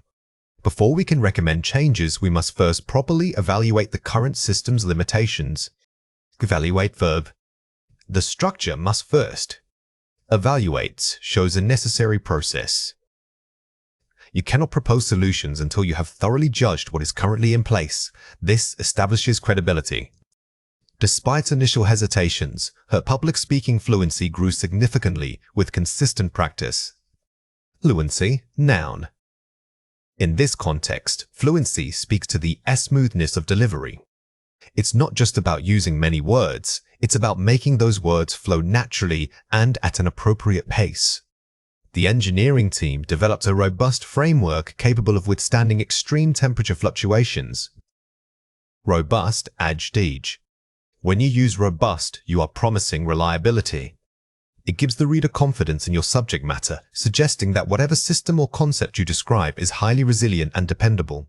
Let's compare 4 pairs. First, synthesize. Compare it with summarize. Synthesis creates new meaning, summarizing reports' existing points. The difference is crucial. Summarizing means boiling down what others said, while synthesizing means using those ideas as raw material to build something entirely original. Always aim for synthesis when you want to demonstrate deep thought. First, assess. Compare it with evaluate. To assess is general measurement. To evaluate requires forming a value judgment. While these words are close, assessors can be objective like counting items. But evaluates forces you one step further, determining if those counted items are good or bad. Think of it as moving from data collection to critique. First, clarity. Compare it with fluency. Clarity is precision. Fluency is smooth delivery. You can speak with great fluency sounding very natural and fast, but if your ideas lack clarity, the listener will be confused. True mastery requires both effortless speech combined with crystal clear thought. First, vague. Compare it with robust. Describes weakness, lack of detail versus strength, resilience. These are structural opposites in description. If your argument is vague, it lacks specific support. If it is robust, it means the core structure, the evidence, and logicis unshakable. Here are 4 ways to practice. Contextual mapping. Don't memorize isolated definitions. Connect the word to an entire scenario. Instead of writing discrepancy difference, write a mini-story where you must use that word. Linking vocabulary to vivid mental images drastically improves retention and recall speed. Spaced repetition. Reviewing material at increasing intervals prevents decay. This is scientifically proven for memory. Review your difficult words today, then again in 3 days, then a week, and finally 2 weeks later. This spaced effort solidifies the knowledge without unnecessary cramming. Collaborative gap filling. Test yourself by having a partner fill in blanks using the target word. Teaching or testing others is one of the most effective ways to cement your own knowledge. It forces you to not only know the answer, but also to articulate why it fits, which builds fluency. Minimal pair practice. Drilling word pairs, e.g., assess, evaluate, quickly improves distinction. When 2 words are similar in meaning but different in usage like assess and evaluate, you must drill them together. Quick contrast practice solidifies the subtle, high-level distinctions needed for academic fluency. Now it is your turn to practice. Read or listen to the following passage carefully. The research team faced a significant challenge when they noticed a major discrepancy between the initial field reports and the newly acquired satellite data. To overcome this, they decided to evaluate both datasets independently. They had to synthesize these varied inputs into one robust model. This process demanded high analytical fluency and required them to create several mnemonic aids for complex variable tracking. Question 1. Find a word in the passage that means a lack of consistency or agreement. Pause the video now and write your answer before we reveal it. The correct answer is discrepancy. The context made it clear that the contradiction was between 2 types of data, the reports and the satellite images. Use this question to activate your knowledge, demonstrating immediate recall under a time constraint. Question 2. Use one of the target words in your own sentence, showing its academic power. Pause the video now and write your answer before we reveal it. The correct answer is, the policy needs a more robust framework to ensure long-term success. When you answer, try to make it sound like formal speech. Don't just write the definition, build an entire thought around the word. This shows true mastery and prepares you for high-level academic writing. Achieving high band scores means moving beyond simply performing 4 separate skills. Instead, you must adopt an integrated performance mindset where listening informs your speaking and reading structures your writing. This requires viewing English not as a collection of isolated rules, but as a fluid system for complex communication. When preparing, always ask yourself, how can I use this grammar point to improve my argument structure? Or, how can I describe this data using more varied vocabulary? The goal is seamless transition and constant cross-referencing between skills. Many students still think of reading, writing, speaking, and listening as separate checklist items. However, true fluency means they operate simultaneously. When you integrate these skills, you are showing the examiner that your language knowledge is deep and versatile, which is exactly what top marks reward. Here are 5 examples. After hearing the speaker mention resource scarcity, I argued that local policy changes are necessary. Listening, speaking, synthesis. This example shows how listening is not just comprehension, it's fuel for your output. You must actively reference specific points from an audio source to make your response highly credible and detailed. The dramatic dip in Q3 suggests a market correction, which could be attributed to global supply chain issues.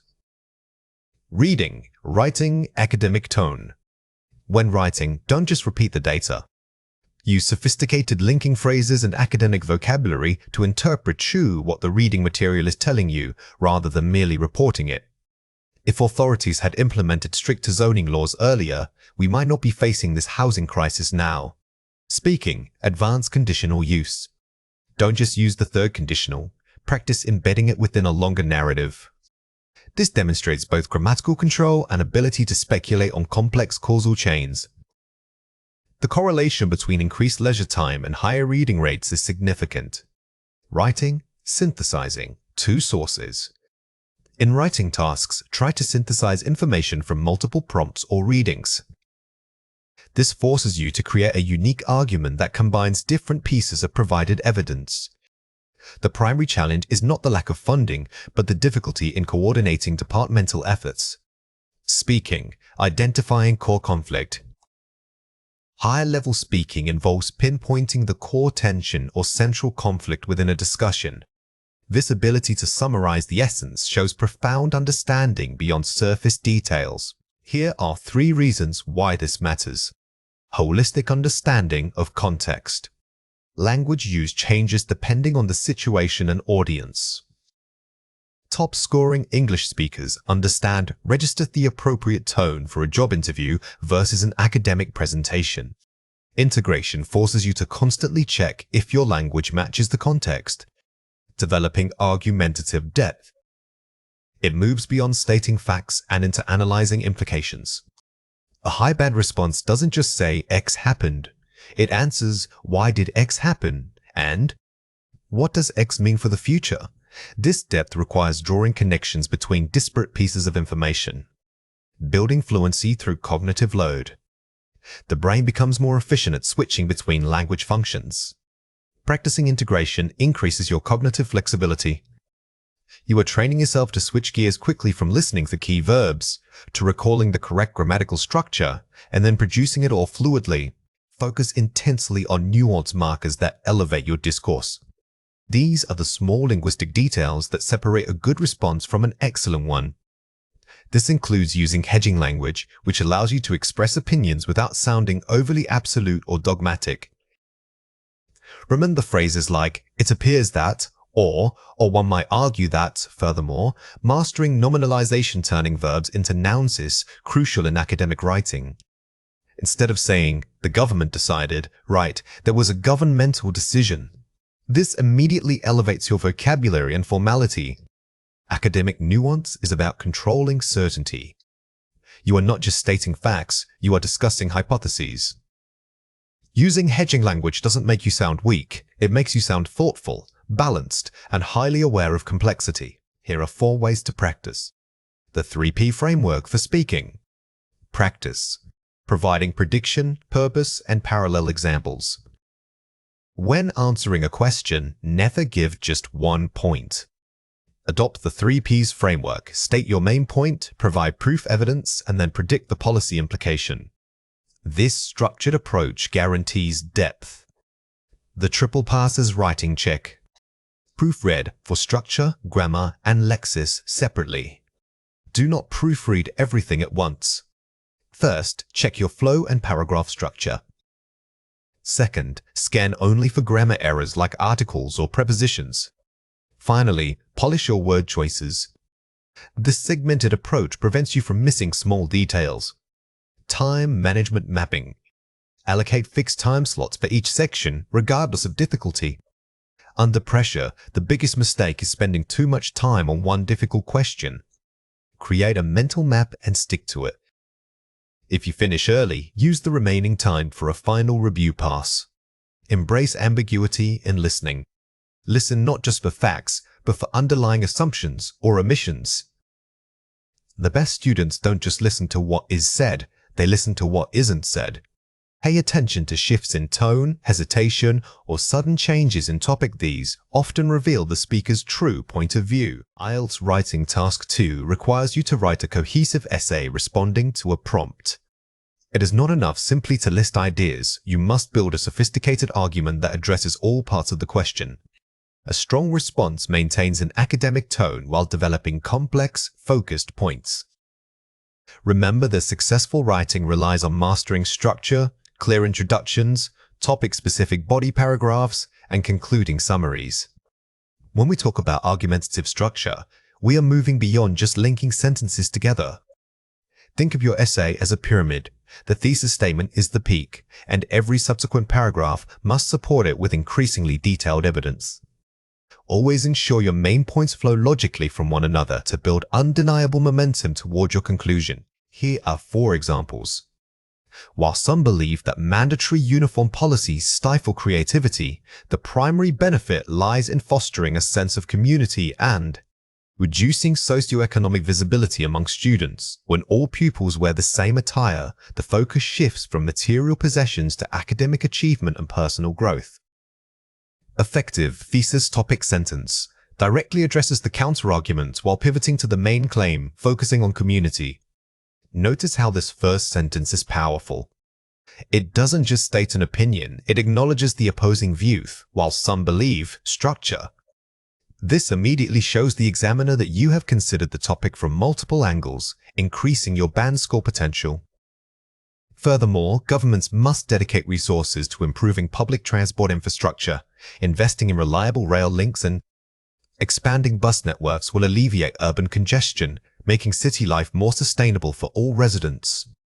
Strong transitional linking uses furthermore and provides clear cause-effect reasoning, alleviate congestion, sustainable life.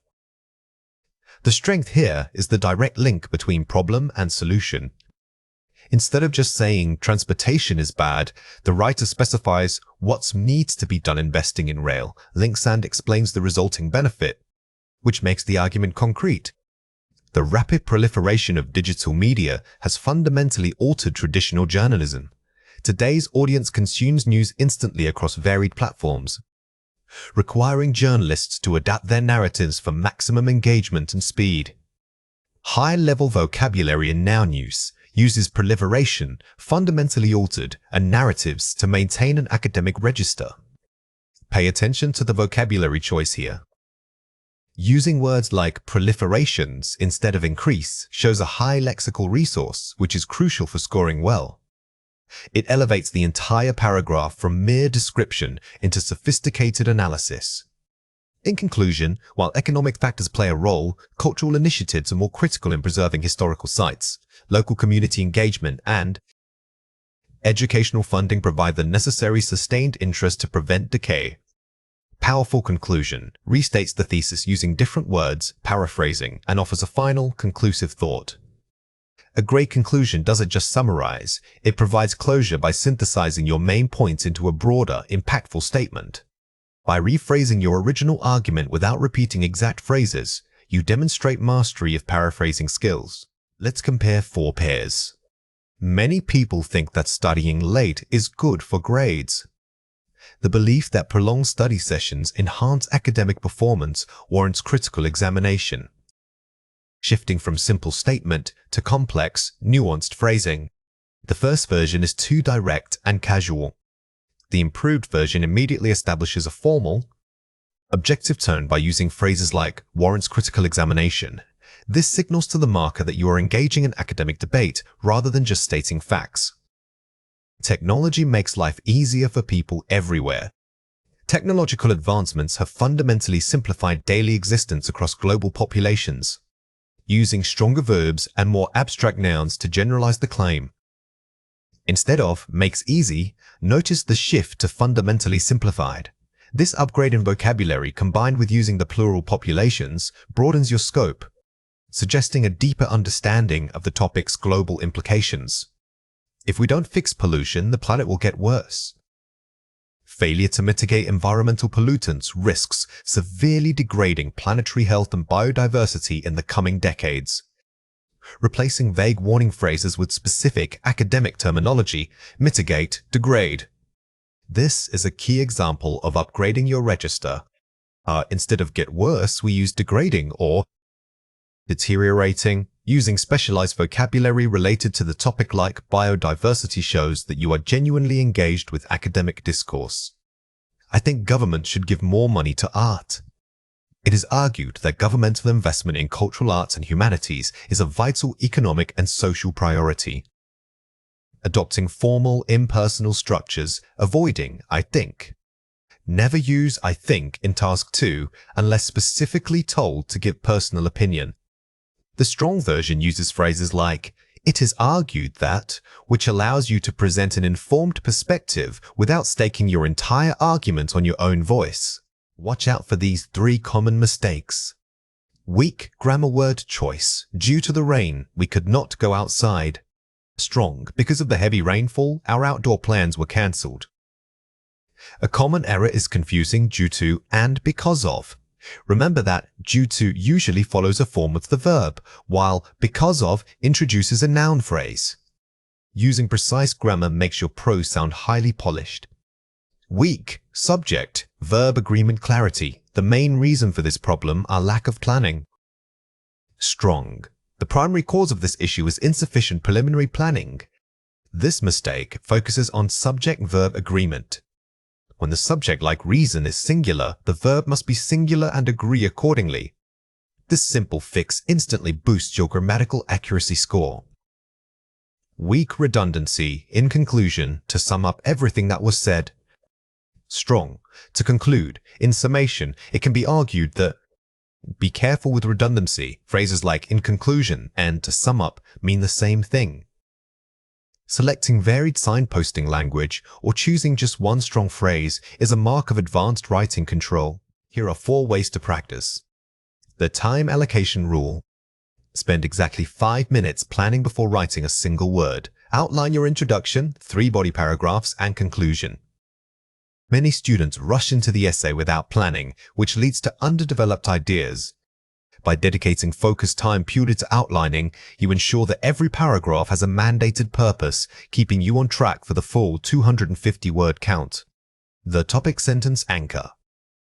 For each body paragraph, write one clear topic sentence first. This acts as a mini-thesis guiding your reader and yourself. Think of the topic sentence as a promise to the reader. In this paragraph, I will prove X. If you can confidently state that central idea in one strong sentence, the rest of the paragraph is simply elaboration. Brainstorming. Keywords first. Before writing sentences, list 5 high-level academic verbs and 5 advanced nouns related to the prompt. This builds your vocabulary toolkit. Don't wait until you are drafting to think about better words.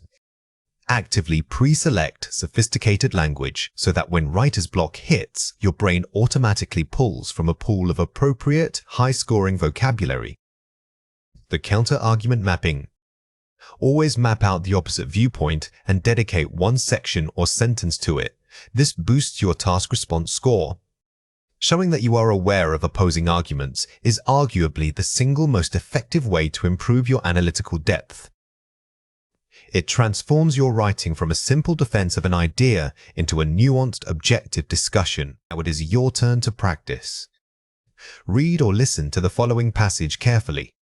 Some people believe that all university education should focus purely on career-specific skills.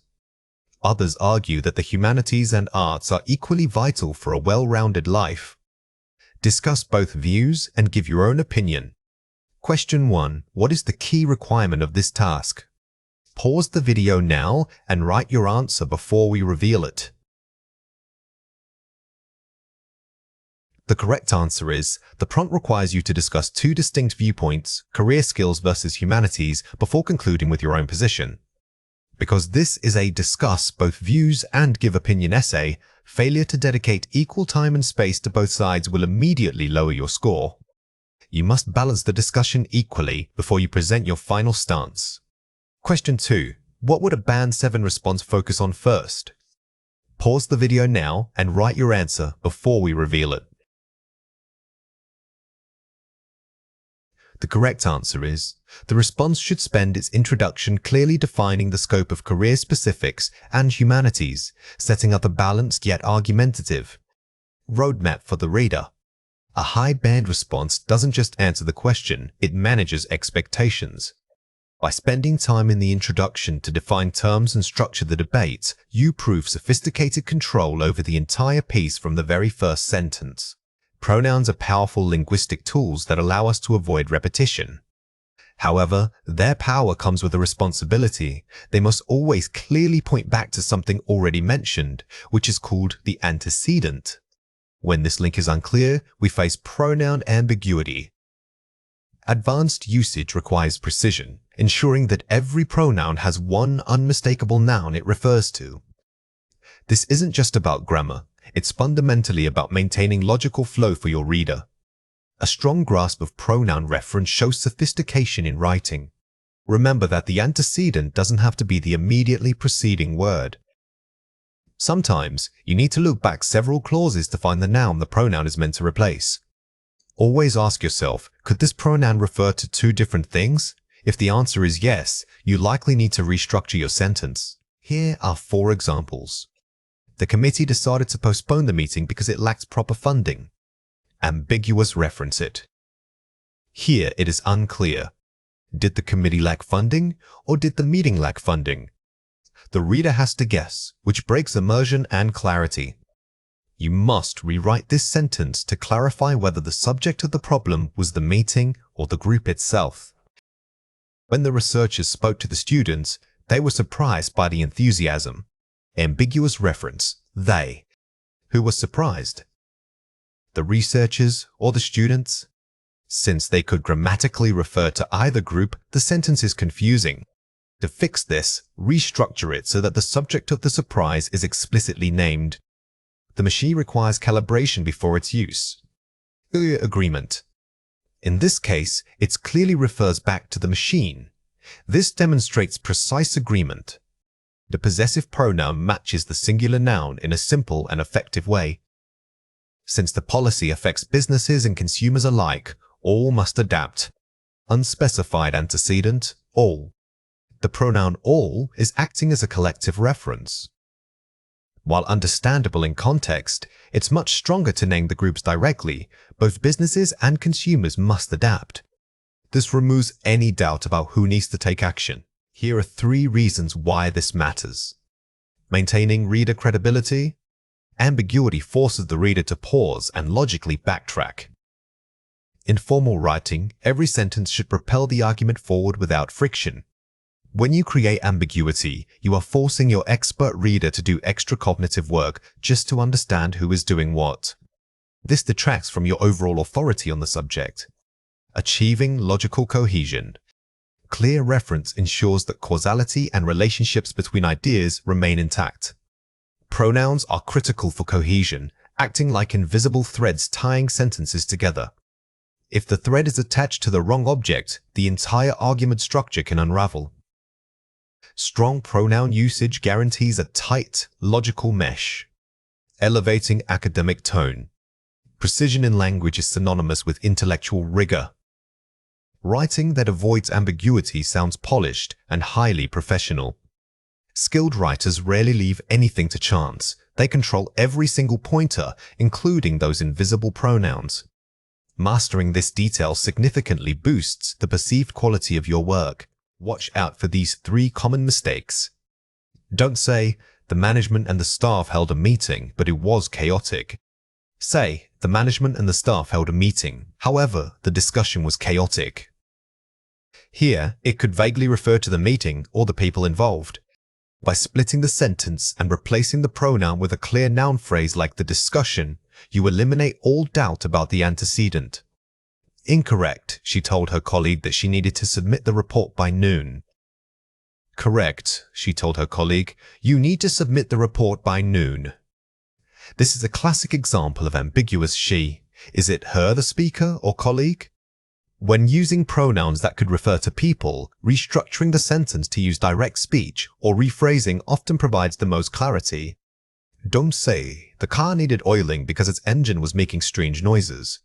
Say, "The car's engine needed oiling because it was making strange noises." While not a pronoun substitution issue, observe how using the possessive form on the noun car's engine is often clearer and more direct than relying on its. Sometimes, simply changing the syntax is the best fix for ambiguity. Here are 4 ways to practice. The substitution test. If you are unsure of a pronoun's antecedent, temporarily replace it with the actual noun. Does the sentence still make sense? This is your most powerful editing tool. If substituting the noun makes the sentence clunky or requires excessive rephrasing, then the original structure was flawed. Don't be afraid to rewrite the entire clause for better flow. The noun-heavy approach. When possible, favor using full noun phrases over pronouns. This increases word count but boosts clarity significantly. While repeating a noun sounds repetitive to the ear, on paper, it guarantees zero ambiguity for the reader's brain. In academic or legal writing, sacrificing some stylistic flair for absolute precision is always the right choice. Visual mapping. When proofreading complex paragraphs, physically draw arrows connecting each pronoun back to its specific antecedent. Treat your writing like a diagram. By literally mapping these connections, you force yourself to acknowledge every single linguistic link. This physical act of reviewing builds an unconscious habit of checking coherence. Read aloud and slow down. Reading the text aloud forces you to pause at potential points of confusion, allowing you time to adjust. Our brains often skip over these minor logical gaps when we are focused on meaning. Reading slowly, especially complex passages, activates a different part of your brain that is much better at catching subtle grammatical mismatches and unclear references. Discourse markers are small words or phrases that act as signposts in your speech.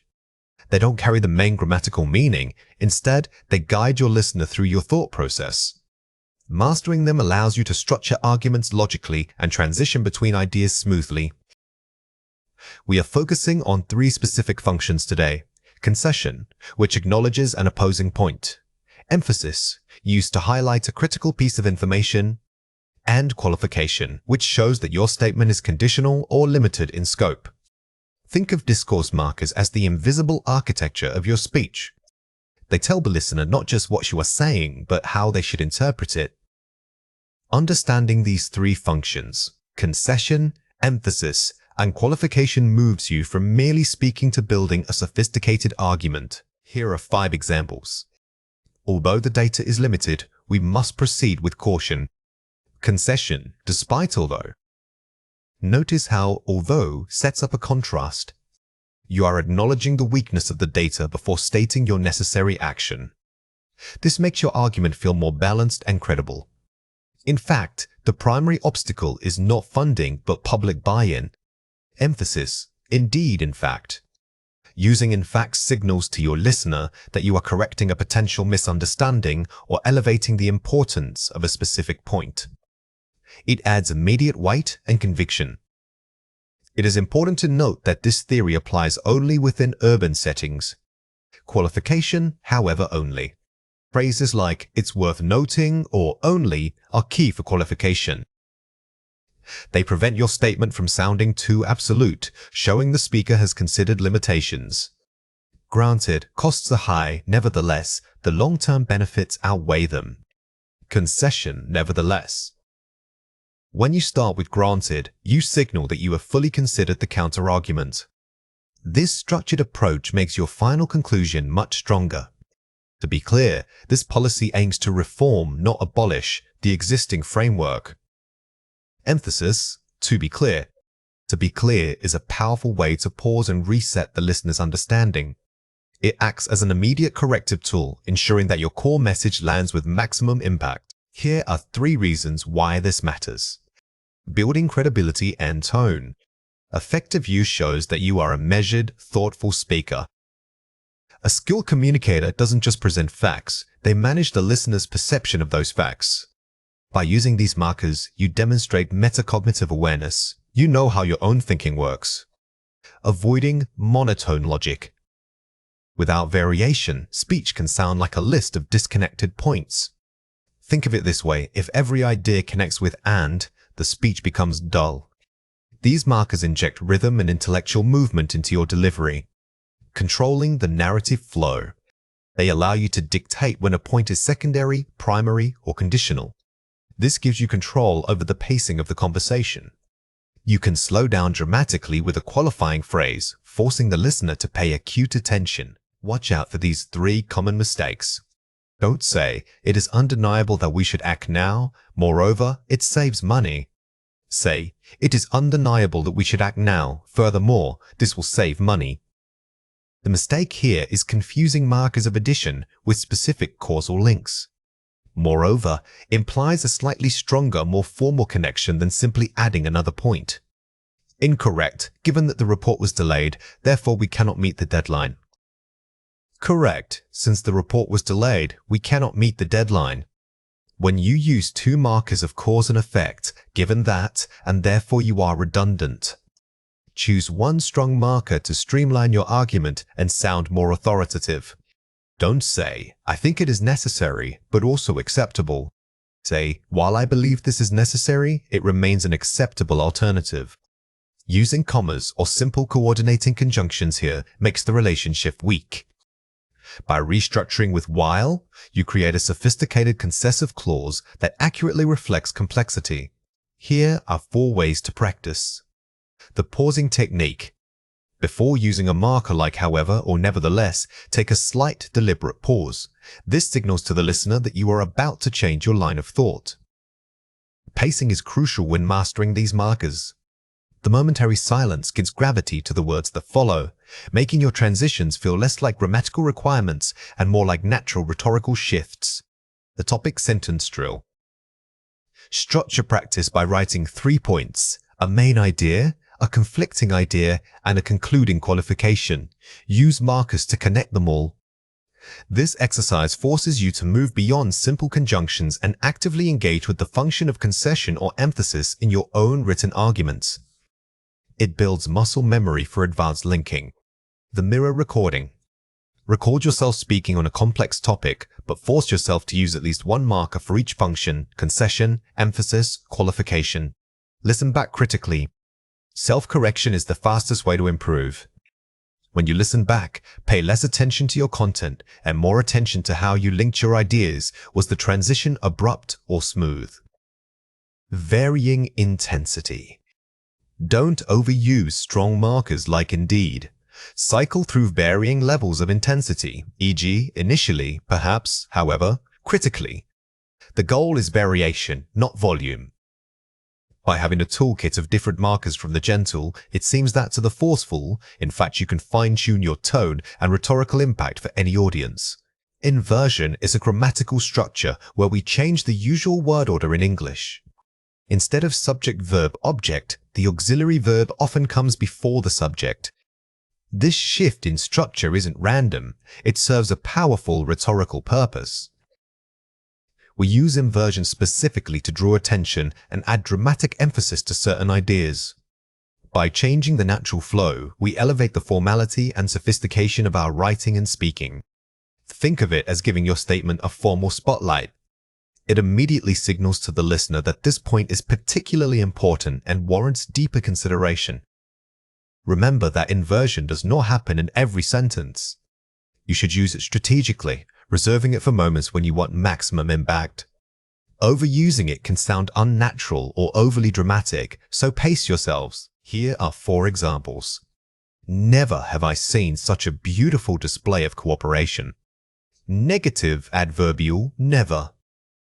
Notice how the auxiliary verb have jumps right before the subject I. This structure immediately makes the sentence sound more formal and academic. It's much stronger than simply saying, I have never seen.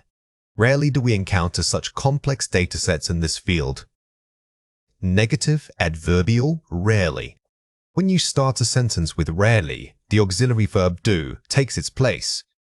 This pattern is highly useful for academic discussions because it emphasizes how unusual or infrequent the subject matter is. Not until did the committee realize the depth of the problem. Ein clause, not until. The phrase, not until, requires this inversion structure.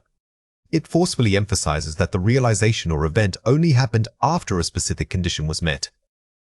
This precision is key in academic writing. Little did he know about the potential impact of his research. Negative expression, little. This structure gives a sense of dramatic revelation. The placement of little at the start allows you to build suspense and highlight the speaker's ignorance regarding the outcome. Here are 3 reasons why this matters. Increased emphasis and impact. It gives weight to the information that follows. The primary function is emphasis. By altering the expected pattern, you force the listener's attention onto the opening phrase or adverbial clause. It's a rhetorical device, not just a grammatical trick. Elevating academic tone. It signals formality and mastery of structure. In academic contexts like presentations or formal essays, using controlled inversion makes your English sound highly polished. It shows that you are comfortable with complex syntax. Varying sentence structure. It prevents monotony and keeps the audience engaged. If every sentence follows the standard SVO order, your writing can become predictable. Incorporating inversion is a way to vary rhythm and keep your readers interested throughout an entire piece. Watch out for these 3 common mistakes. Don't say, rarely the students understand such complex theories. Say, rarely do the students understand such complex theories. The most common mistake is forgetting to introduce an auxiliary verb. When you invert, you must swap out do, does, or did if the original sentence did not have one. Some learners say, not until I finished writing did the professor leave. The better way to say this is, not until I finished writing did the professor leave. When using not until, remember that the auxiliary verb always precedes the subject, even if the original clause was in a different tense. This structure is very rigid. Don't say, only by studying diligently success will be achieved. Say, only by studying diligently will success be achieved. If the inversion involves a prepositional phrase starting with only, make sure that the auxiliary verb comes immediately after the initial clause, before the subject. Here are 4 ways to practice. Pre-write and plan your emphasis. Identify the single most important point you want to make in a paragraph. This is your target for inversion.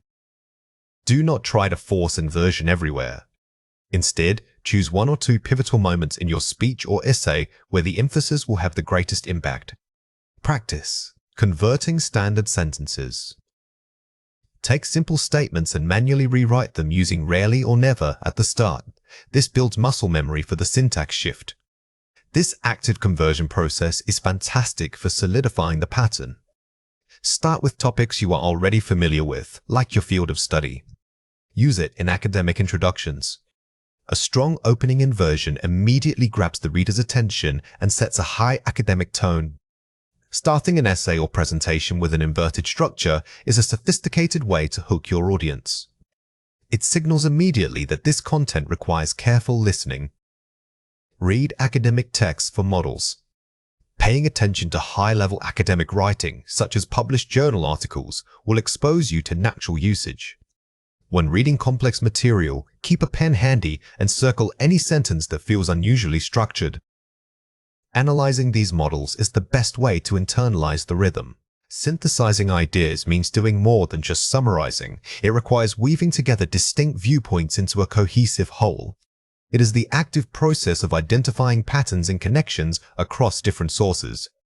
Instead of presenting source A's idea, then source B's idea, you are building a new understanding that incorporates both. This integrated perspective gives your argument depth and complexity. Think of synthesis as forming a third idea that didn't exist before you started reading. Common mistake learners make is confusing summary with synthesis. Remember, summarizing acts like a report card, listing what each source said individually. True synthesis acts more like an architect, using the materials from all sources to design an entirely new and stronger structure. Here are 4 examples. Climate change is accelerating due to human activity, source A. Yet economic growth remains the primary focus for developing nations, source B. A synthesis suggests that carbon-neutral development must be financially incentivized at a global. Bridging conflict. Notice how this example doesn't choose a side. It identifies the conflict environment versus economy and then proposes a third, synergistic solution. This model is highly effective in academic debates because it shows nuance. While early studies focused on genetics, source A, recent behavioral data highlights the role of social media interaction, source B. Therefore, a holistic approach requires examining both biological predisposition and digital environment. Broadening scope. This example demonstrates how new evidence expands old models. Instead of dismissing one field for another, you show that they must be examined together to gain a complete picture of human behavior. The historical narrative emphasizes political treaties, source A, but archaeological finds suggest the true drivers were shifts in agricultural patterns, source B. We must therefore re-evaluate power dynamics through an ecological lens. The shifting focus. Here, you are changing the lens of analysis. You aren't just adding 2 facts. You are suggesting that one source's perspective is incomplete without integrating the insights from another discipline. One policy argues for deregulation, source A, while another fears market instability, source B. The synthesized conclusion suggests targeted regulation focused only on high-risk sectors. Mitigating extremes. This technique is vital when dealing with polarizing arguments. You take the core premise of each extreme view and use it to define a moderate, practical middle ground that addresses both concerns. Here are 3 reasons why this matters. Demonstrates critical depth. Synthesis proves you can think beyond reading and into analysis. In academia, the goal is rarely to repeat information, it's to contribute new knowledge.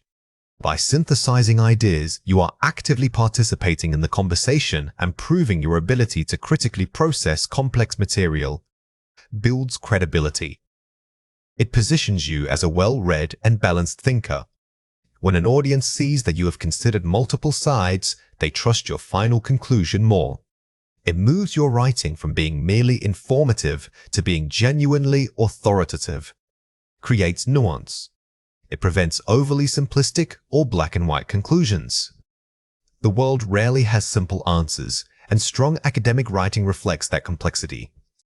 Synthesis allows you to acknowledge the limitations of any single perspective while still forming a robust argument. The most advanced step in synthesis is identifying the unstated assumptions underlying each source. Every perspective operates on a set of beliefs that are never explicitly stated. Ask yourself, what must source A believe to be true for its argument to hold? And what does source B take for granted? By mapping these hidden assumptions, you can reveal points of conflict or potential synergy. Simply noting that 2 sources disagree is basic level analysis. However, identifying the underlying assumption, the roots belief system, is deep critical thinking. This allows you to critique not just the conclusion, but the entire foundation upon which the argument was built. Here are 4 ways to practice. The question matrix method. Create a grid with sources on the columns and key theme/questions on the rows. Fill in the intersections. This is a highly visual tool that forces you to compare concepts systematically rather than just reading them one after the other. It makes the gaps and overlaps immediately visible for synthesis. The thesis statement challenge. Before writing, write 3 possible thesis statements, one based on source A, one on source B, and a third that synthesizes them. Drafting multiple competing theses forces your brain to recognize the points of friction between ideas. This exercise is excellent preparation for finding that ideal middle ground. The "so what" filter. After reading a section, immediately ask, "So what does this mean when combined with source X?" Write down the implication. This active filtration technique stops you from passively absorbing information. It keeps your focus on generating connections rather than just recalling facts. Outline by concept, not source. When writing your outline, use themes and ideas as headings, not the names of the sources. This structural change is critical. If you title sections Source A and Source B, you are summarizing. If you title them Economic Impact, Social Equity, and Environmental Cost, you are synthesizing. When we articulate alveolar plosives like d and d, remember that they are produced with minimal effort. For both sounds, your tongue tip must make contact near or against the ridge right behind your upper front teeth. The difference lies solely in the airflow release.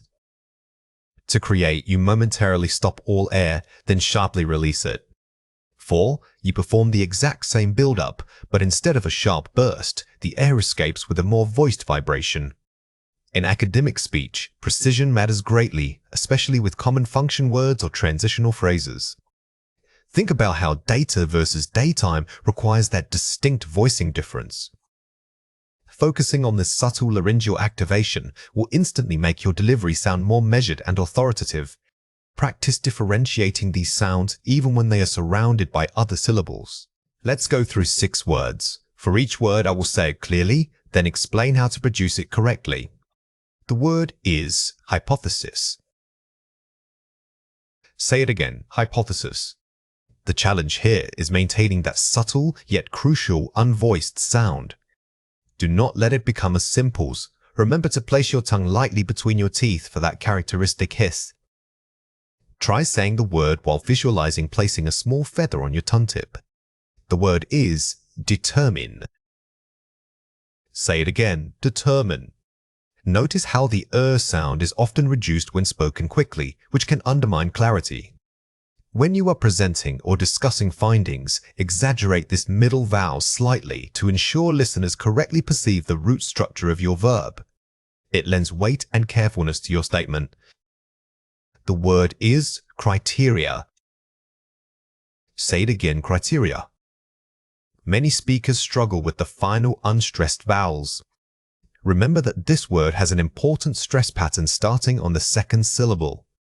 It is not a single stressed unit, it's built around 3 smaller vowel sounds. Articulating these small internal steps gives your speech a more sophisticated rhythm. The word is analyze. Say it again, analyze.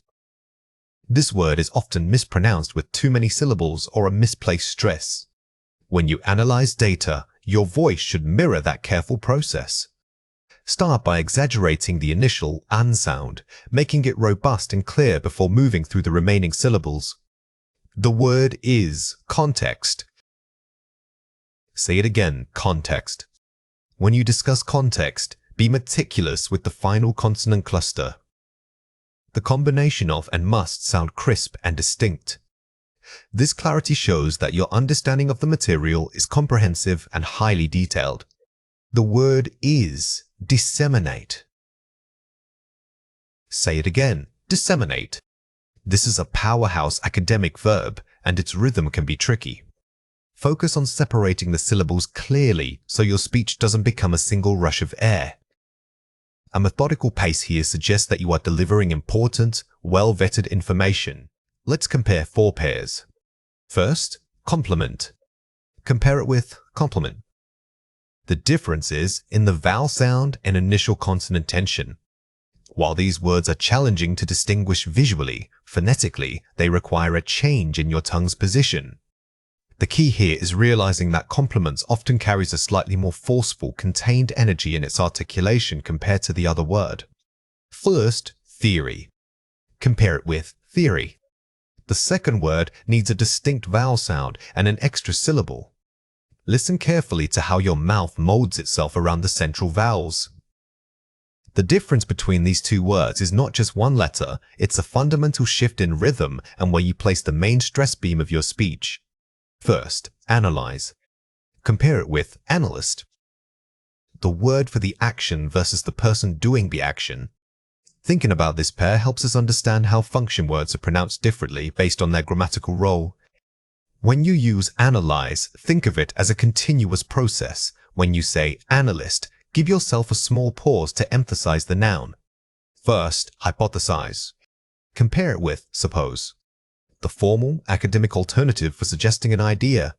Choosing to use hypothesize over a simpler verb elevates your register immediately. Focus on delivering this word with impeccable clarity and measured pace. It signals that you are operating at a highly advanced level of discourse. Watch out for these 3 common mistakes. Wrong, data pronounced as data. Right, data pronounced as die-ta. The most common error is making the initial vowel too open, almost like saying dairy. Remember that the intended sound is a diphthong, which requires your mouth to start in one position and glide smoothly into another. Practice gliding the air from the first to the second vowel. Wrong, impartial. Right, impartial. Be careful not to soften or drop the sound in this specific word.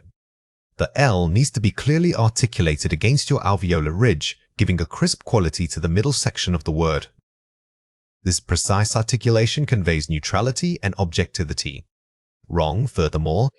Right, furthermore. Many speakers reduce this complex transitional phrase into 3 separate syllables, which ruins its authoritative rhythm. Instead, practice linking it smoothly so that the entire word flows as a single unit of thought. A seamless delivery makes your argument feel cohesive and undeniable. Here are 4 ways to practice. Tongue twister focus. Practice rapid shifts between dental and alveolar sounds.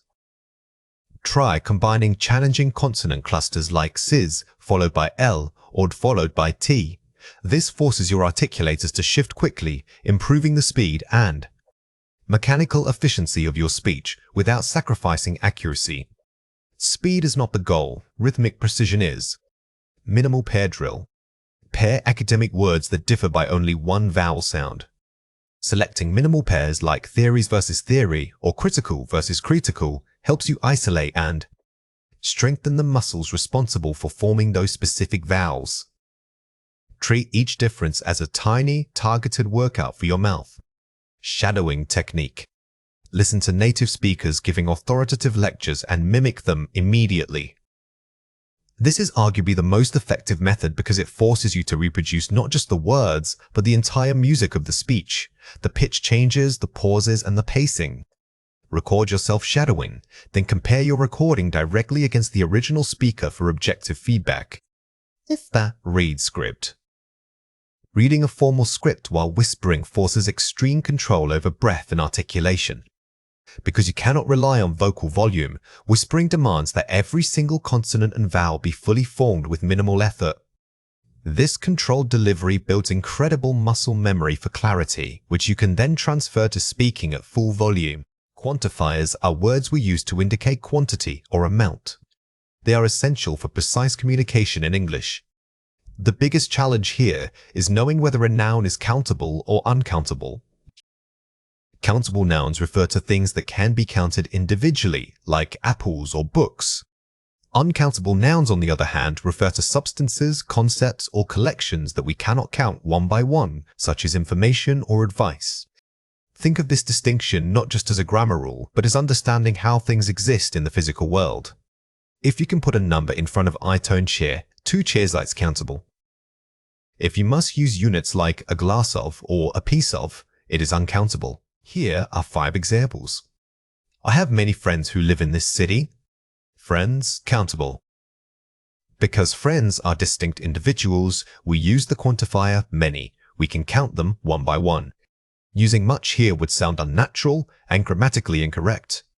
We don't have much time before the train leaves. Time, uncountable.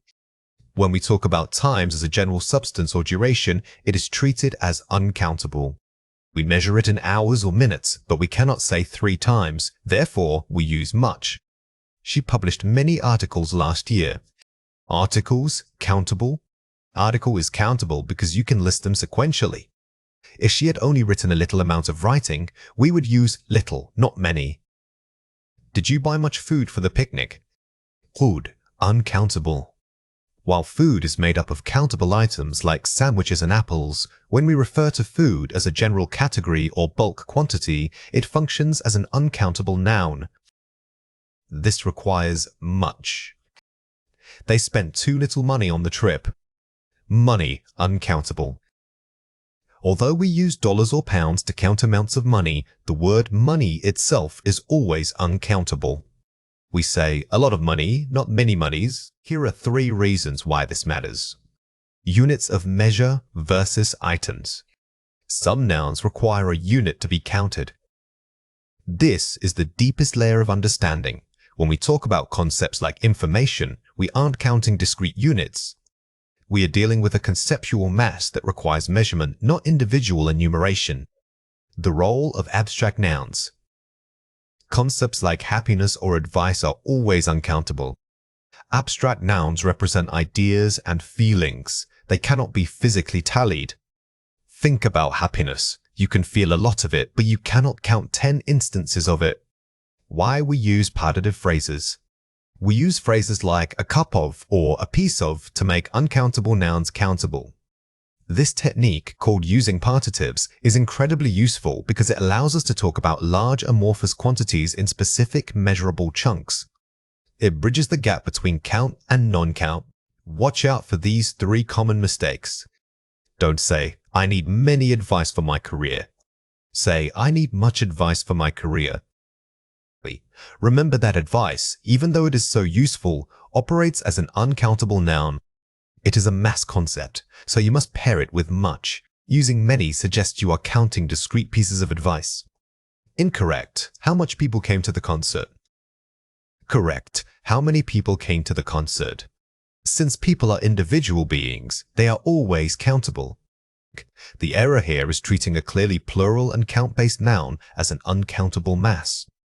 Don't say, I have few patience for this situation.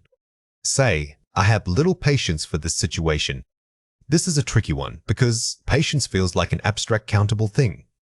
But grammatically, it functions as an uncountable noun requiring the quantifier little. Focus on the concept of duration or emotional state.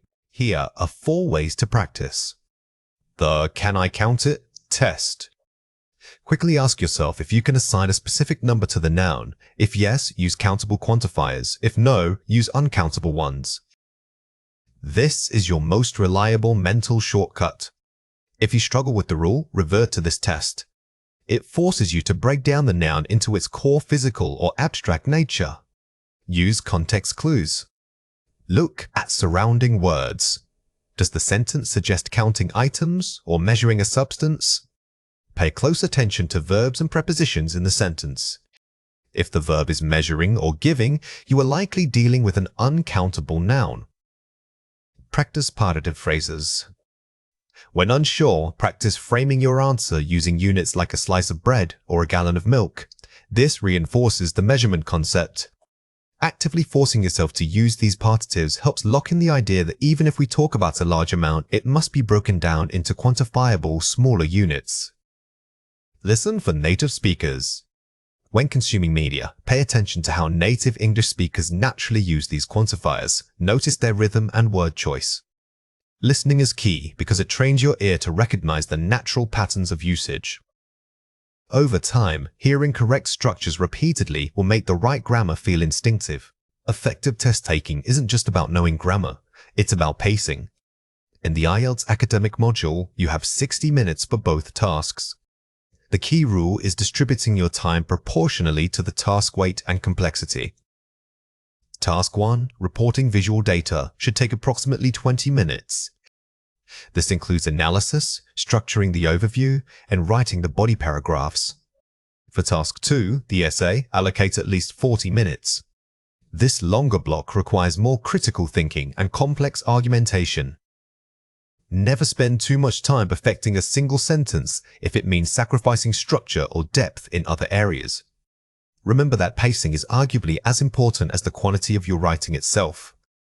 When you feel yourself getting bogged down on minor details, take a deep breath and move forward. You can always return for revision later. Think of time management as an active strategy, not just passive awareness. Here are 4 examples.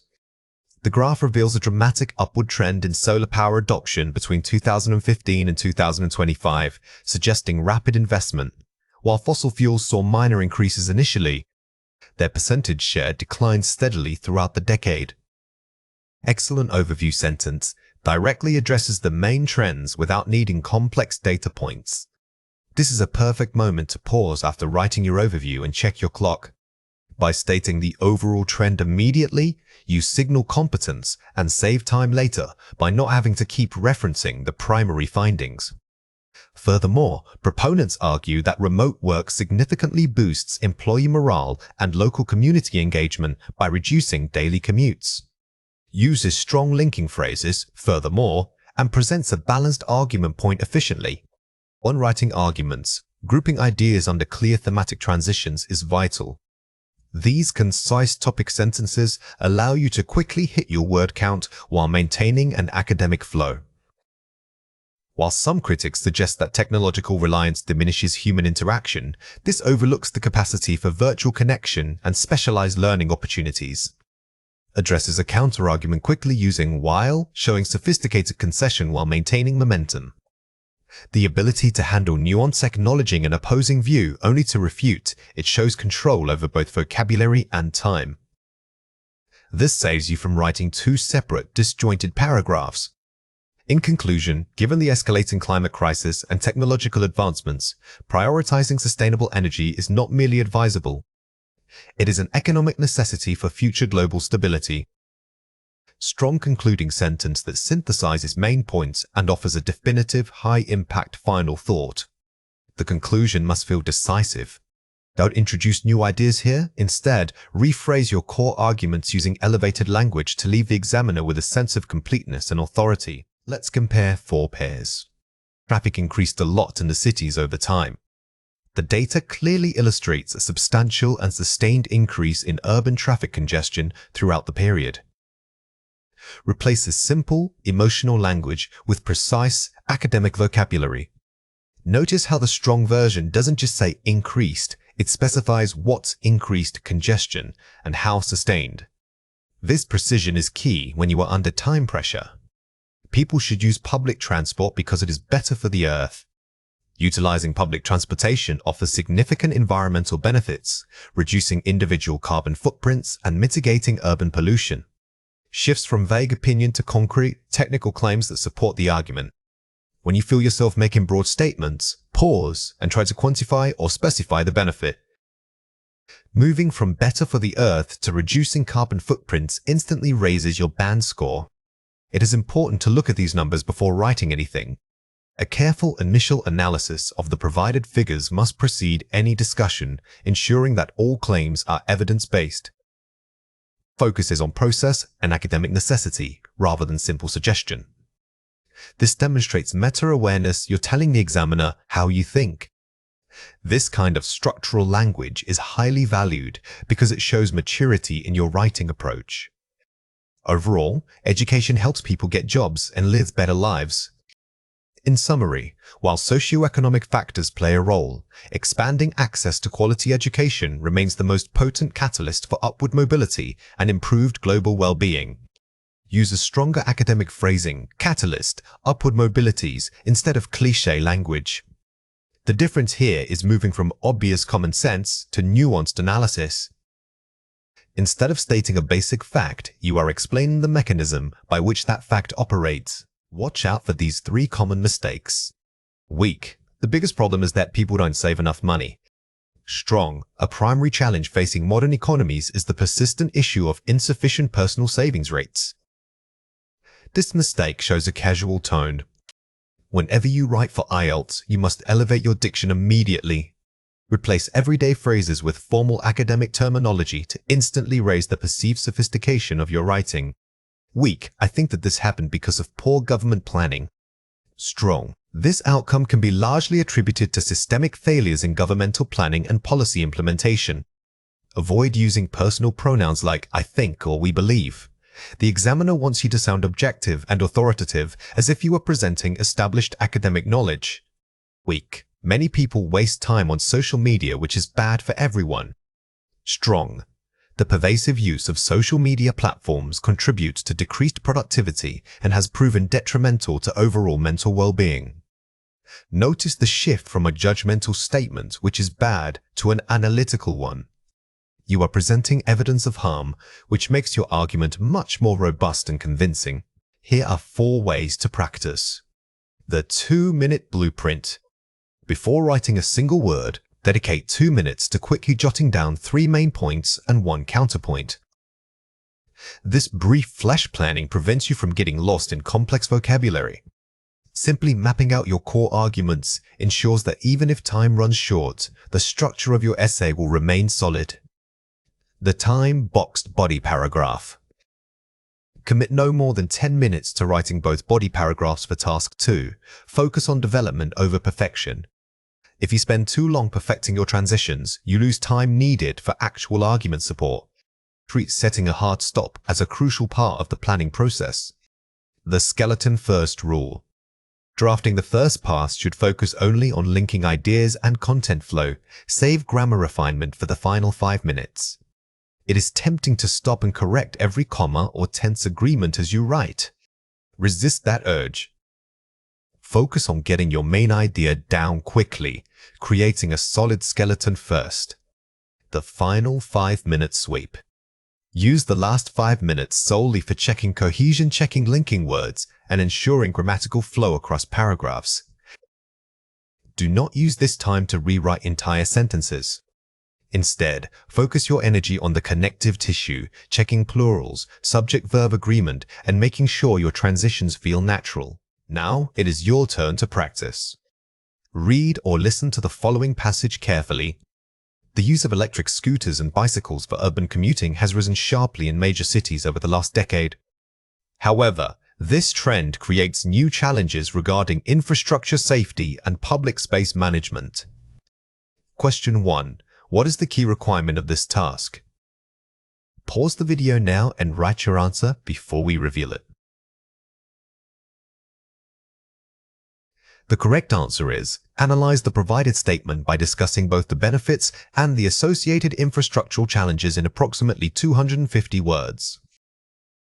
Dedicating no more than 10 minutes to planning and outlining your response. The crucial element here isn't just answering, it's managing that 10-minute period. You must allocate time, 2 minutes for brainstorming, benefits, challenges, 5 minutes for writing the first draft, and 3 minutes remaining for review. Question 2. What would a Band 7 response focus on first? Pause the video now and write your answer before we reveal it. The correct answer is, the introduction should immediately establish both sides of the argument. The growth-bound scamber tech, the challenge toe show immediate structural control. A high-scoring candidate will not wait until the conclusion to mention the challenges. By weaving the tension between benefits and challenge throughout, they demonstrate analytical balance right from the start. Writing about problems is often easy. Describing actionable solutions requires a higher level of critical thinking. Actionable solutions are suggestions that are not only viable but also practical and implementable within real-world constraints. They must answer the how question, detailing specific steps, responsible parties, and measurable outcomes. Simply stating that a problem needs addressing is insufficient for high scores. You must explain exactly what should be done. The key takeaway here is moving from abstract statements to concrete proposals. When developing solutions, always use conditional language like implementing, requiring the allocation of resources to, or mandating. This shift demonstrates not only understanding, but also mastery of a persuasive academic tone. Here are 4 examples. To mitigate urban smog, municipal authorities should mandate the creation of low-emission zones in city centers. Furthermore, subsidies must be offered to encourage residents to switch from private gasoline vehicles to public electric transport options. Effective because it names specific actions, mandate, subsidy, and gives clear mechanisms, low-emission zones, electric transport. Notice how this example doesn't just say reduce pollution, it suggests a policy, low emission zone, and an economic tool, subsidies. This level of detail shows the marker you have thought through the feasibility of your ideas. Educational institutions need to integrate mandatory financial literacy courses into their curriculum. These modules should cover budgeting, investment basics, and debt management to better prepare students for economic realities. Strong because it identifies the specific what financial literacy courses and defines its scope, budgeting, investment basics. When proposing educational changes, avoid generic terms like better learning. Instead, define the curriculum change. By specifying modules, you transform a vague suggestion into a concrete policy proposal. To combat waste management issues, local government should establish centralized composting facilities. This would divert organic waste from landfills and generate nutrient-rich soil for community farming initiatives. Highly actionable because it proposes a physical infrastructure, centralized facility leading to a tangible benefit, soil generation. The power of this solution lies in the cause and effect chain. You are proposing facility A, which leads directly to outcome B and C. Always structure your solutions as a clear, logical process. Employers must invest significantly in upskilling their workforce, focusing particularly on digital competencies. Government grants could incentivize small businesses to adopt remote work infrastructure, maximizing both flexibility and talent access.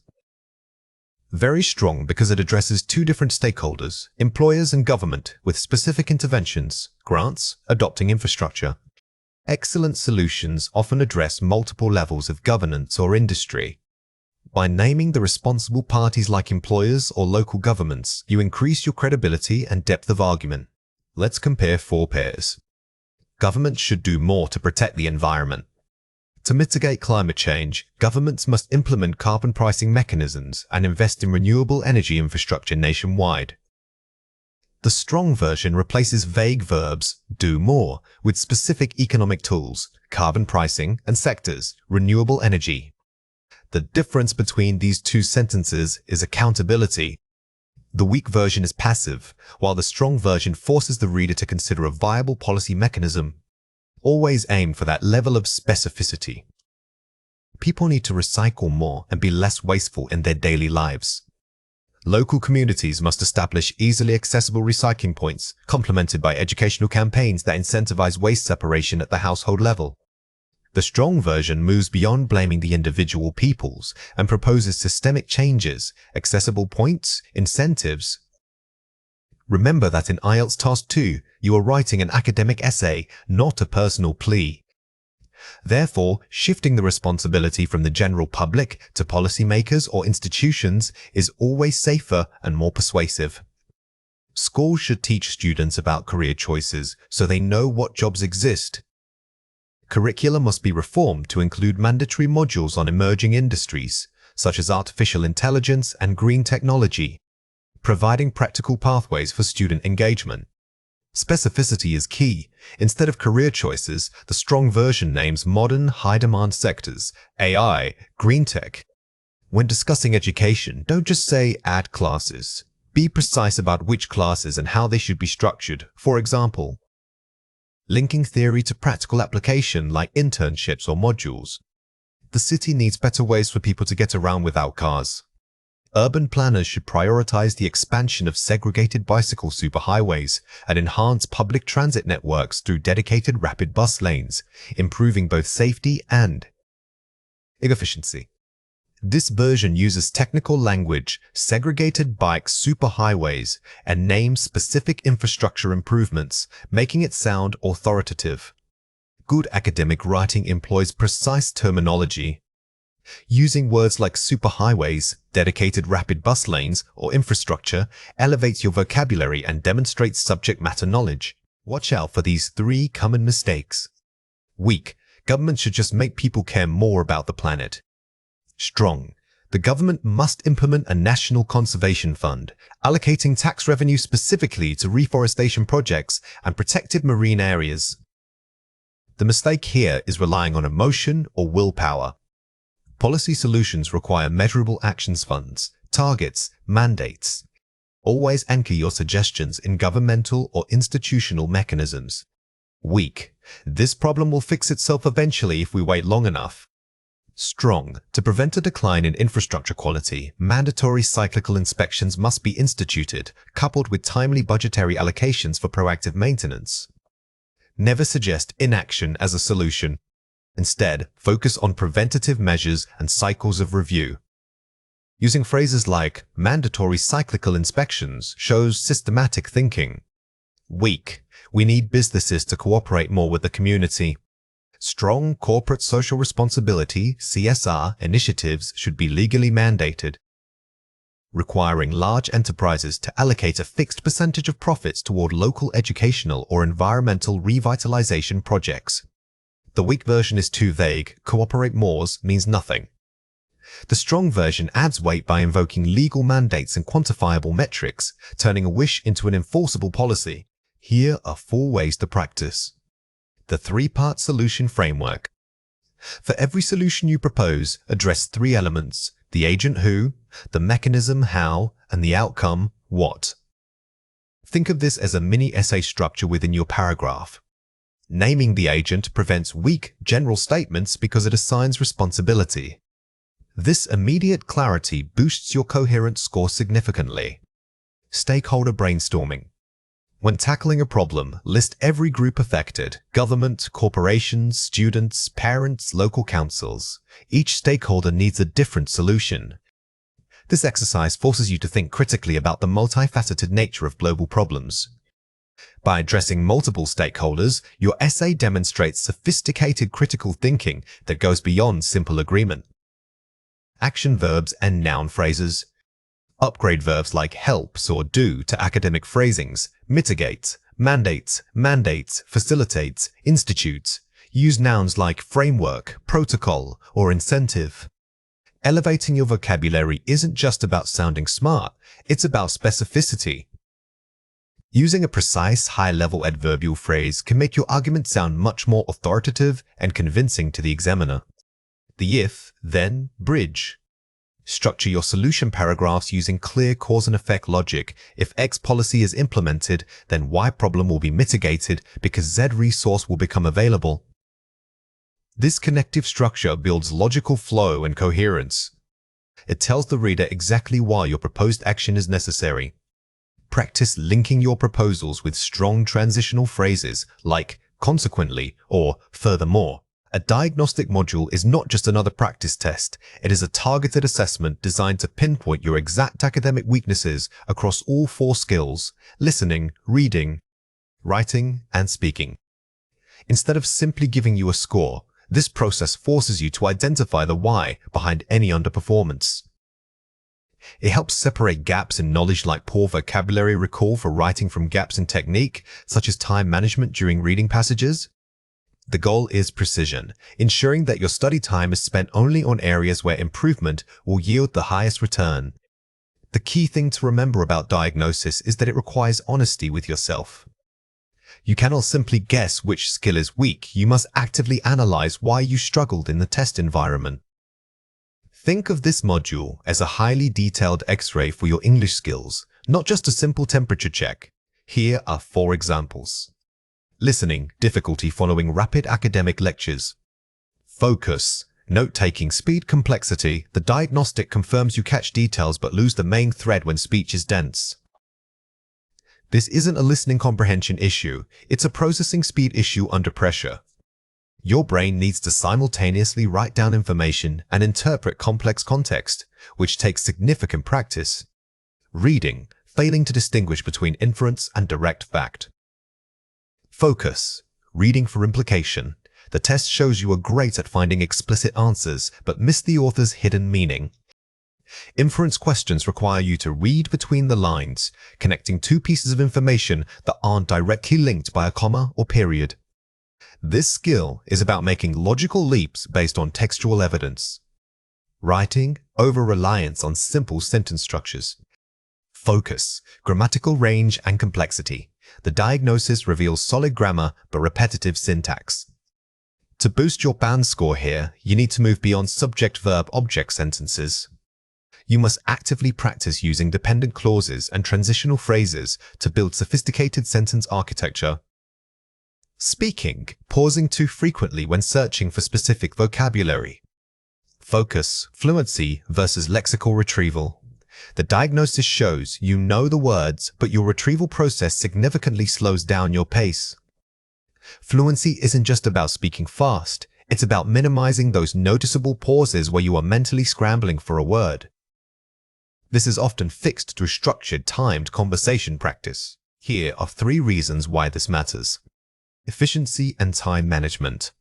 You stop wasting time on topics you already understand. Since your study hours are limited, targeting weak spots is the most efficient use of energy. It prevents burnout from reviewing material that is already solid. Build in confidence. Knowing your exact limitations reduces general test anxiety.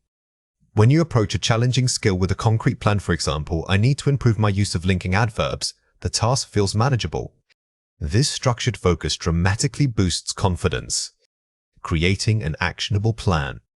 Diagnosis turns vague goals into measurable steps. A goal like, I want a better scores, is meaningless.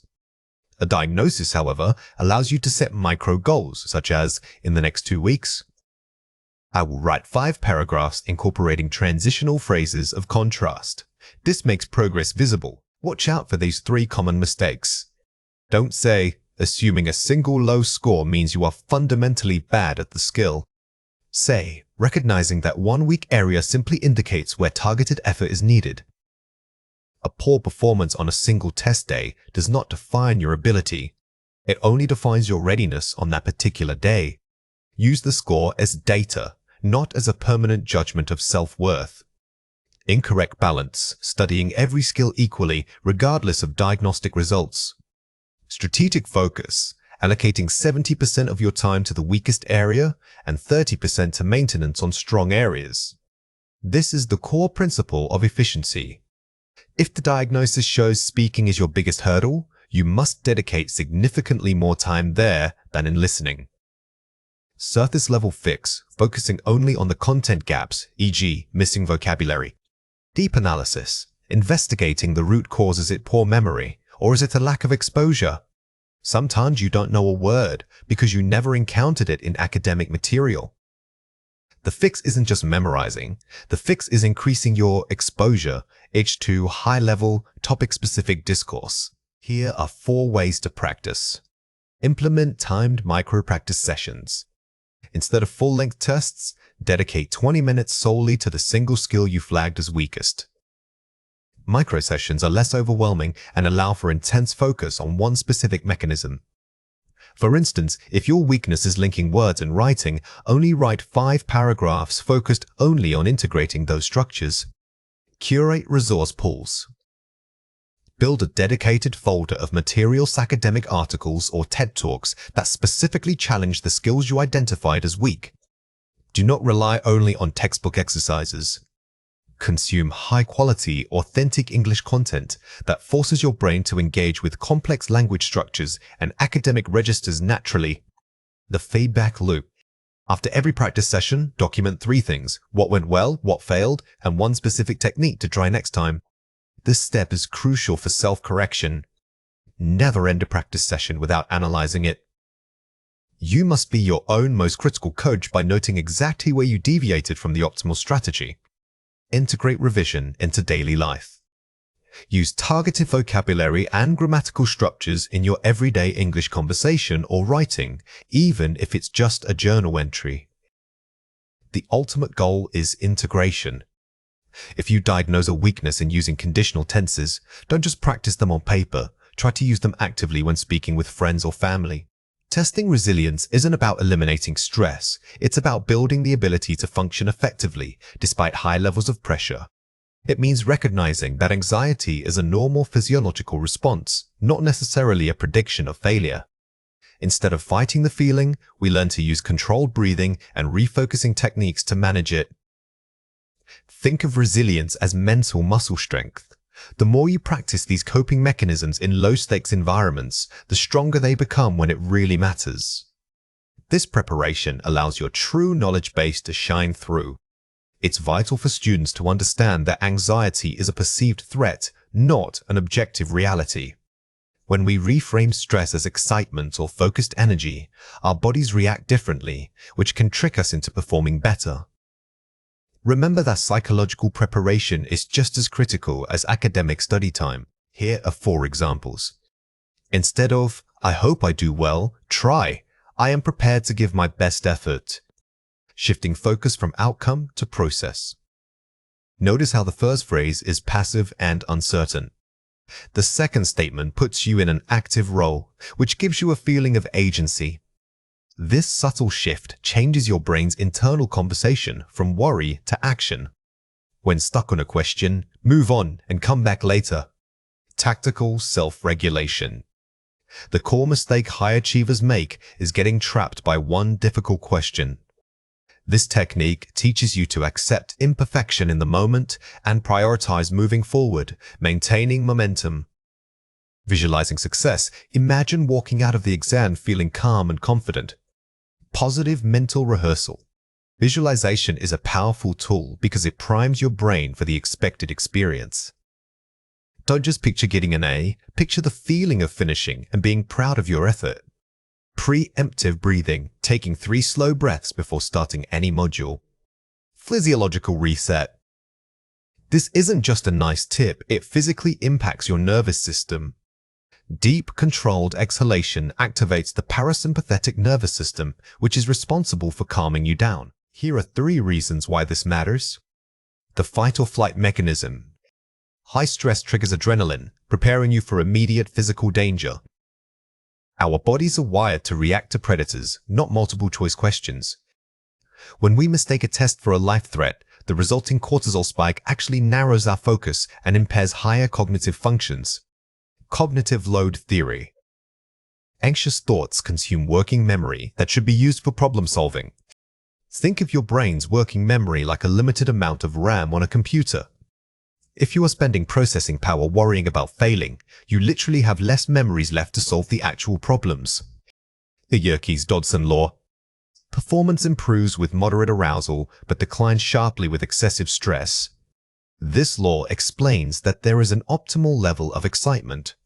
We want to be energized, but we must avoid the point where anxiety completely overtakes focus. Watch out for these 3 common mistakes. Thinking in extremes, I must get a perfect score to be okay. Setting realistic metrics, my goal is to perform my absolute best, given the circumstances.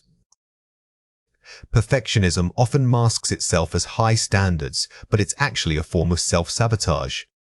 It sets an impossible bar that guarantees disappointment when reality falls short. Emotional linkage. If I don't know the answer immediately, I am failing. Separating knowledge from self-worth, it is acceptable to pause and acknowledge what I do not know right now. We must learn that a blank answer does not equate to a flawed identity. Our value as individuals is entirely separate from our performance on any single test. Catastrophizing. I need this score to define my entire future. Perspective taking. This score is just one data point in the incredibly complex picture of my life. When we catastrophize, our minds jump to the worst possible outcome. By forcing ourselves to see this test as just one data point, we regain perspective and reduce the emotional stakes. Here are 4 ways to practice. Simulate stressful conditions. Take practice tests in timed, uncomfortable settings to normalize the pressure. Don't just do a practice test, make it feel like the real thing. Sit somewhere you usually study, use limited breaks, and simulate the time constraints. This desensitization is key. Establish a pre-game routine. A consistent routine like light exercise or meditation the night before helps calm the nervous system. Routines are anchors for our minds. By performing the same calming actions consistently, you signal to your brain that even on test day, a predictable sense of safety is available. The 5-minute wind down. Before bed and before the test, avoid intense study sessions. Focus instead on relaxation. Your brain needs time to consolidate memories, which happens during rest. Cramming right up until bedtime often leads to burnout rather than retention. Post-test self-compassion. After the exam, regardless of how you think you did, acknowledge your effort and give yourself a reward. The recovery phase is often overlooked. By showing self-compassion immediately after, you teach your mind that even if performance was imperfect, it was safe and acceptable.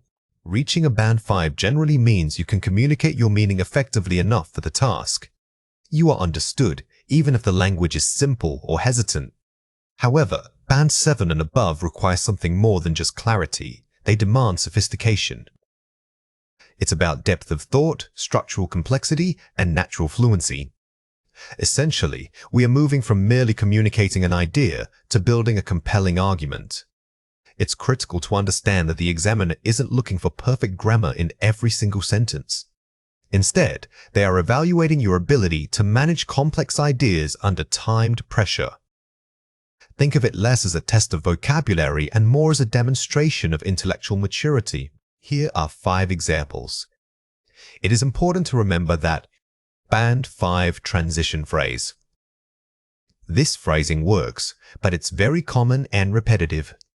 To elevate this, try using a more sophisticated connective phrase that shows contrast or addition. Furthermore, data suggests that Band 7 plus transition phrase. Using academic signal phrases like this immediately raises your register. It shows you are integrating formal research or evidence into your argument flow. This problem is bad because simplistic causal link. Avoid overly simple causal language. Instead of saying something is bad, explain why it presents a detriment or obstacle to progress. A key factor contributing to this is advanced causal link. This phrase allows you to introduce complex causality. It signals that the underlying cause is multifaceted and worth detailed discussion. Consequently, policymakers should consider reforms. Strong conclusion recommendation. A Band 7 plus response doesn't just summarize, it offers concrete, actionable recommendations. Using consequently links your evidence directly to a proposed solution. Here are 3 reasons why this matters. Conceptual depth. Moving beyond surface-level descriptions to analyzing underlying causes. A Band 5 might list symptoms, but a high-scoring response explains the pathology. You must show that you can handle abstract ideas like globalization or systemic inequality. Cohesive mastery. Using linking words naturally so the text flows seamlessly from one idea to the next. Excellent cohesion isn't just about using however and therefore. It's about pronoun reference, thematic continuation, and ensuring every sentence feels organically connected to the preceding thought. Precision in register. Selecting vocabulary that is formal, objective, and appropriate for an academic audience. This means avoiding colloquialisms or overly emotional language. Your tone must remain detached and analytical, even when discussing highly charged topics. Watch out for these 3 common mistakes. Informal language and vague adjectives. This issue is a very big problem for the economy. Precise academic phrasing. This issue poses a significant challenge to economic stability. The key difference here is elevating simple adjectives like very bigs and vague nouns like problem. Always replace them with specific academic vocabulary. Passive voice and vague subjects. Many people agree that the government must do something. Academic nominalization. There is a prevailing consensus that governmental intervention is required. Instead of saying many people agree, use nominalizations like prevailing consensus. This immediately lends an air of formal, objective academic writing. Grammatical redundancy. The reason for this is because money is short. Concise, high-level vocabulary. This stems from a scarcity of capital. Watch out for common grammatical redundancy traps like the reason is because. Always opt for the most concise and sophisticated phrasing possible. Here are 4 ways to practice. The paraphrasing challenge. Take 5 complex sentences from academic articles and rewrite them 3 different ways without losing the core meaning. This exercise forces you to manipulate syntax and vocabulary simultaneously. It builds flexibility, which is crucial for high-scoring writing. Model analysis reading. Read Band 8+ essays or reports and actively highlight every transition phrase and advanced linking structure they use. Don't just read for content, read like a linguist. When you see a perfect link, analyze why it works as a contrast. Consequence? Addition. Topic: specific vocabulary banking. Instead of learning random words, build themed lists, e.g., environmental degradation, economic policy. Focusing vocabulary into thematic units ensures that when you write about a topic, your language sounds cohesive and highly specialized. The outline method. Before writing any piece, create a detailed outline focusing only on the logical connections between paragraphs and ideas. A strong outline guarantees structural coherence. If your argument flows logically from point A to B, the examiner will reward you with a higher score in organization. The IELTS test is a marathon, not a sprint. Effective time management means knowing exactly how much time to allocate to each of the 4 skills. For example, in the listening section, you must balance careful note-taking with anticipating potential distractions. In reading, don't spend too long on one difficult passage, move on and come back if necessary. The writing module requires pacing, enough time for planning, writing the body, and crucially, reviewing your grammar and cohesion. Even speaking needs timing. You must fill the allotted minutes without rambling or falling silent. By treating time as a resource you are actively managing, you greatly reduce stress and improve performance across all sections. Many students approach the test reactively, letting one difficult section dictate their pace for the rest of the exam. Think of timing not just as speed, but as strategic allocation. Learning to move efficiently between skills is key to maintaining cognitive energy throughout the full test duration. Here are 5 examples. Listening, active prediction. When the audio plays a gap-fill question, immediately predict the word type and length. Instead of just writing down what you hear, pause mentally and categorize the missing information, e.g., it's a measurement or a proper noun. Prediction is your superpower here. It forces your brain to listen for specific sounds rather than just processing general speech. If you know it needs a date format, your ear will be primed for numbers and slashes. Reading, skimming the main ideas. Spend the first 2 minutes skimming all passages to determine topic flow and structure. Do not get bogged down in details initially. Your goal is mapping the article's overall argument before tackling specific questions. Skimming helps you build a mental roadmap of the material. When you encounter a question, you know exactly where to look because you've already mapped out the text geography. Writing Task 1. Time boxing data analysis. Dedicate no more than 5 minutes to analyzing graphs and charts. Focus only on the highest highs and lowest lows. Do not list every single data point presented. Task achievement relies on selection, not exhaustive reporting.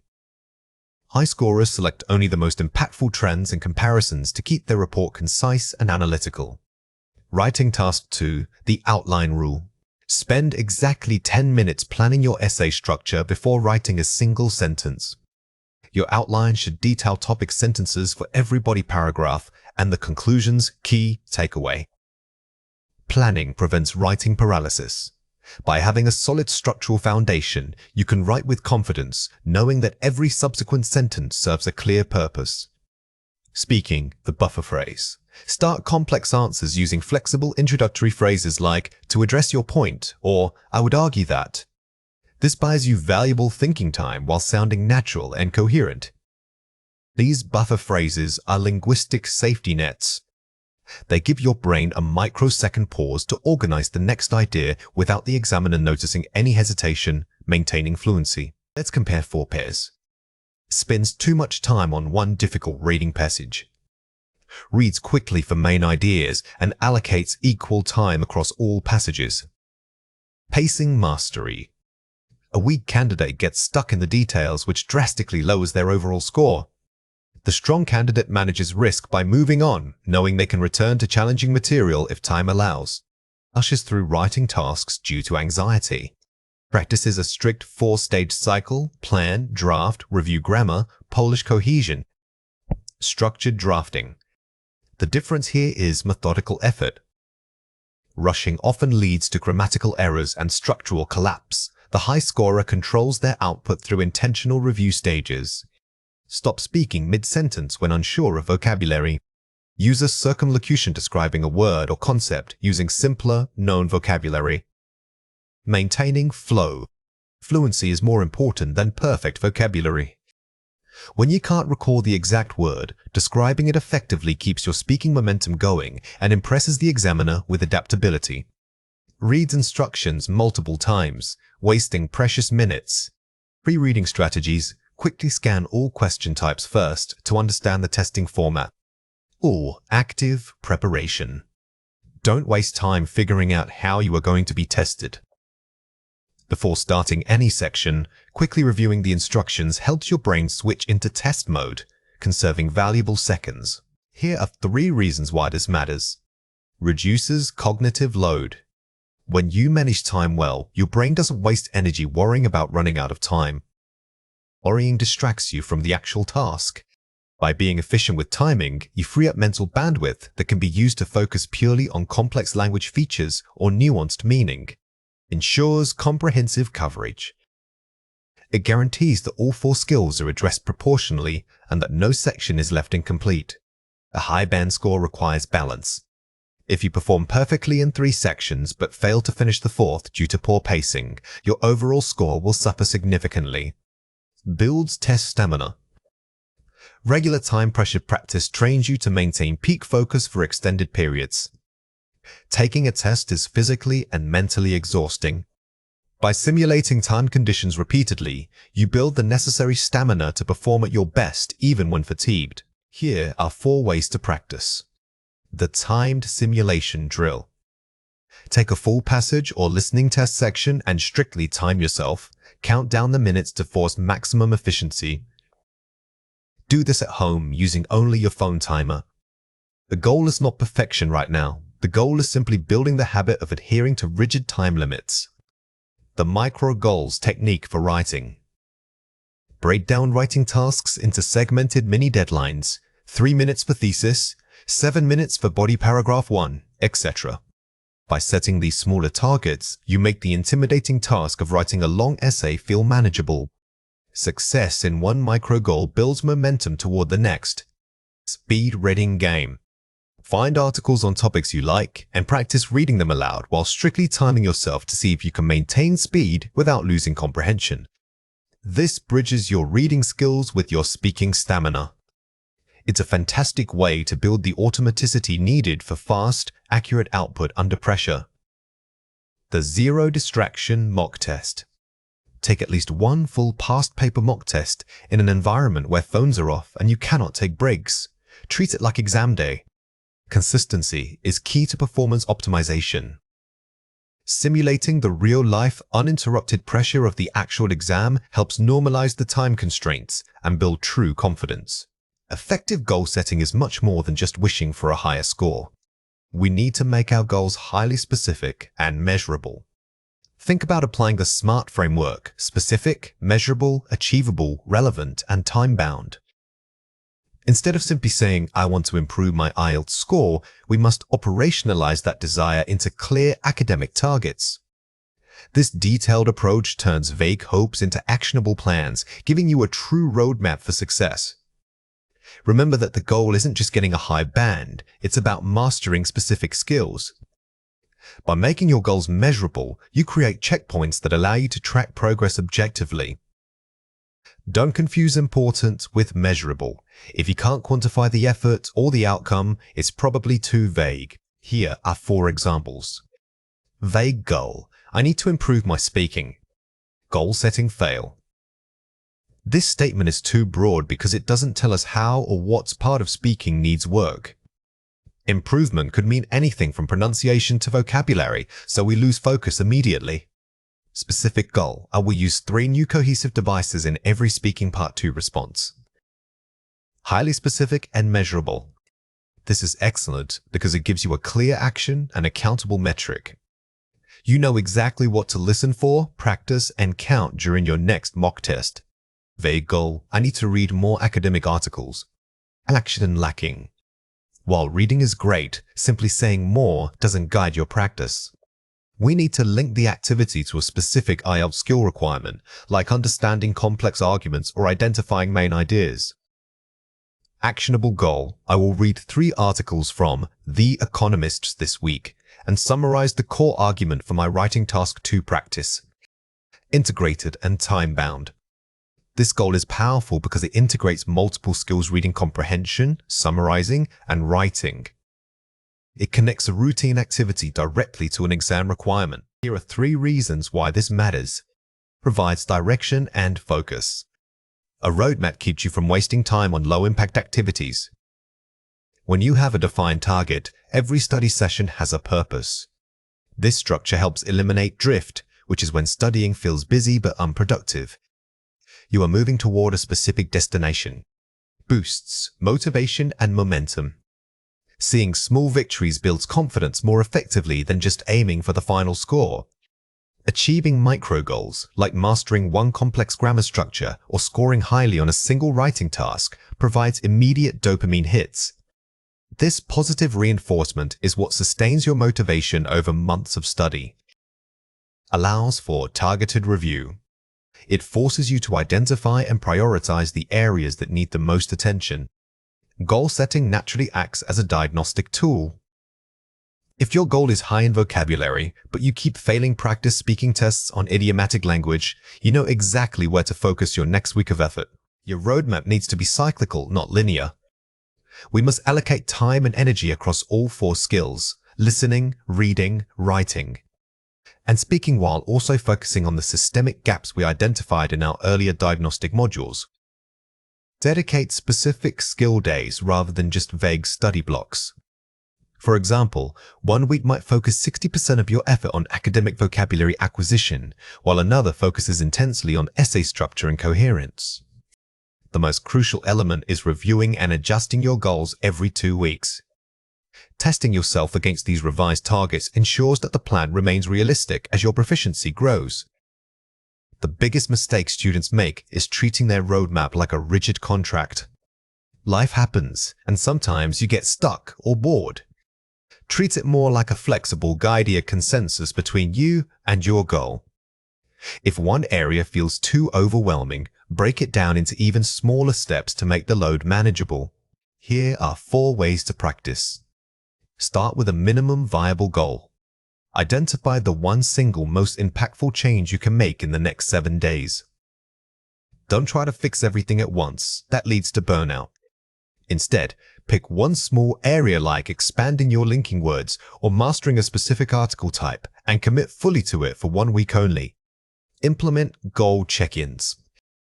Reviewing your goals and progress weekly builds accountability. Set a time once a week, maybe Sunday evening, just to look at your roadmap.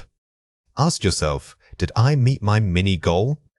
If not, why? And what is the smallest adjustment we can make for next week? Gather resources strategically. Match resources directly to a current goal. Don't collect materials randomly. If your goal this month is improving academic register in writing, then every book or article you read should be analyzed through that specific lens. This prevents information overload and maximizes efficiency. Celebrate the process. Acknowledge effort and consistency, not just final scores. Remember that the journey itself is where the real learning happens. Taking time to genuinely appreciate how far you've come builds a powerful positive association with studying, which is crucial for long-term success. Advanced listening isn't just about hearing words, it's an active process of constructing meaning. It requires focused attention and the ability to predict what comes next based on context clues. Instead of passively receiving sound, you must engage critically with every segment of speech. These strategies include anticipating shifts in topic and monitoring for subtle changes in tone or emphasis. Remember that sometimes the most important information is conveyed through inference, not explicit statements. Think of listening as detective work, where you are gathering clues rather than just taking notes. When a speaker pauses, don't assume they finished their thought. Instead, use that moment to predict what logical points might follow. This predictive skill keeps your brain engaged and ready for complex information. You are about to hear a listening passage. Get ready to listen and take notes. The lecture today focused on the concept of cognitive load in professional learning environments. It's crucial that trainees aren't simply overloaded with theory, they need practical application immediately. We observed a significant discrepancy between self-reported knowledge and actual performance during simulations. Therefore, I recommend structuring modules to incorporate short, mandatory breakout sessions every 30 minutes. These breaks allow the brain time to consolidate recent information without losing momentum. Furthermore, using real-world case studies rather than abstract hypotheticals will greatly enhance comprehension and retention rates among participants. Question 1. What is the main problem identified regarding trainee learning? Pause the video now and try to answer before we reveal it. The correct answer is the discrepancy between self-reported knowledge and actual performance during simulations. This question tests your ability to pinpoint the central conflict. Often, advanced listening passages bury the key finding within descriptive language, so listen for contrasting ideas like discrepancies or however. Question 2. According to the speaker, what is the optimal break structure? Pause the video now and try to answer before we reveal it. The correct answer is short, mandatory breakout sessions every 30 minutes. This requires precise listening for specific numbers and recommendations. Don't just hear breaks, capture the timing recommendation because that is the core actionable data point. Question 3. What type of learning material does the speaker suggest using to improve comprehension? Pause the video now and try to answer before we reveal it. The correct answer is real-world case studies rather than abstract hypotheticals. This tests your ability to distinguish between general suggestions and specific recommendations. The phrase rather than is a major indicator that a contrast or preferred method is coming up. Here are 5 examples. It's crucial that means it is essential or vital. Use this when making a strong recommendation. When you hear crucial, the speaker is elevating the importance of the following statement. It signals that the information coming next is a core takeaway point for you to remember. Significant discrepancy. A notable difference or inconsistency between two things. This phrase is common in academic reports. It alerts you that the speaker is about to compare two variables that do not align perfectly, which is often where the main argument lies. Without losing momentum, maintaining pace or energy, continuing smoothly. This type of idiomatic phrase relates to process management. It helps you understand that the goal isn't just rest, but effective, rest that keeps productivity high. Enhance comprehension, to improve or deepen understanding. Instead of simply saying help you understand, using enhanced signals a more formal academic context. This is vocabulary that will elevate your own speaking and writing. Abstract hypotheticals. Theoretical scenarios that are not based on reality. This phrase helped you categorize the type of example being given. If they contrast this with real-world case studies, you know exactly what kind of evidence is preferred. Listen again and fill in the missing words. It is crucial that trainees aren't simply blank with theory. They need practical application. Pause the video now and fill in the blank before we reveal the answer. The correct answer is overloaded. The verb overload here describes an excessive amount of input. When you hear a warning about too much information, training your ear to catch the root word will help you grasp the meaning quickly. A significant blank was observed between self-reported knowledge and actual performance. Pause the video now and fill in the blank before we reveal the answer. The correct answer is discrepancy. This noun is used for inconsistencies. If a passage mentions two things that don't match, pay close attention to nouns like gap, variance, or discrepancy. These breaks allow the brain time to blank recent information without losing momentum. Pause the video now and fill in the blank before we reveal the answer. The correct answer is consolidate. Consolidating means making something stronger or more stable. In learning, it refers to the process of moving short-term memories into longer-term storage. Using real-world case studies will greatly blank comprehension and retention rates. Pause the video now and fill in the blank before we reveal the answer. The correct answer is enhance.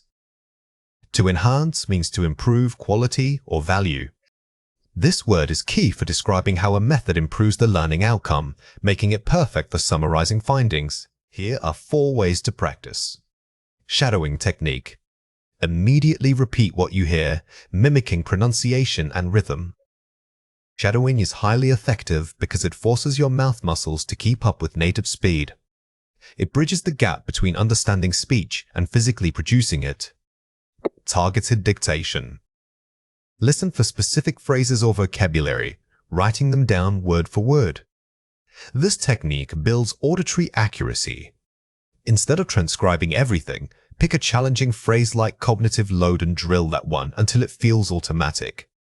Pre-reading prediction. Skim the topic or article title before listening to guess key vocabulary. Never listen with zero context. By predicting the general theme, you prime your brain for related vocabulary and structures, making the actual input much easier to process. Summarizing in your head. After a paragraph, pause and internally summarize the main idea before moving on.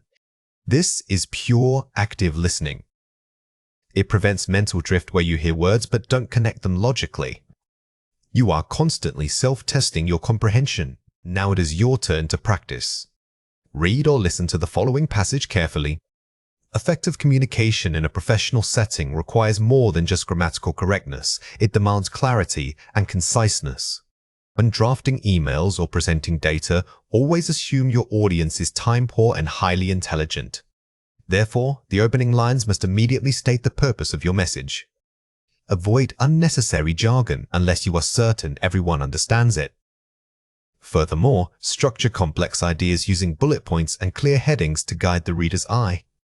Remember that brevity does not equal simplicity. True professionalism means conveying depth in the fewest possible words. Question 1. What is emphasized as being required for professional communication? Pause the video now and write your answer before we reveal it. The correct answer is clarity and conciseness, beyond just grammatical correctness. This question helps you shift focus from a single skill, like grammar, to the overall quality of the interaction. Listen for contrast words like more than or beyond. Question 2. What is the most important action when starting an email or presentation? Pause the video now and write your answer before we reveal it. The correct answer is immediately stating the purpose of the message. This tests your ability to identify a crucial, actionable piece of advice. The phrase must immediately state signals this non-negotiable requirement for professional writing. Academic lectures are designed not just to test your comprehension, but also your critical thinking.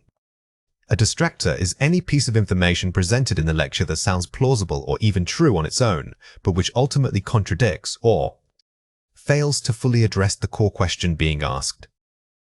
Identifying these false answers requires you to listen for implication rather than simply listening for key words.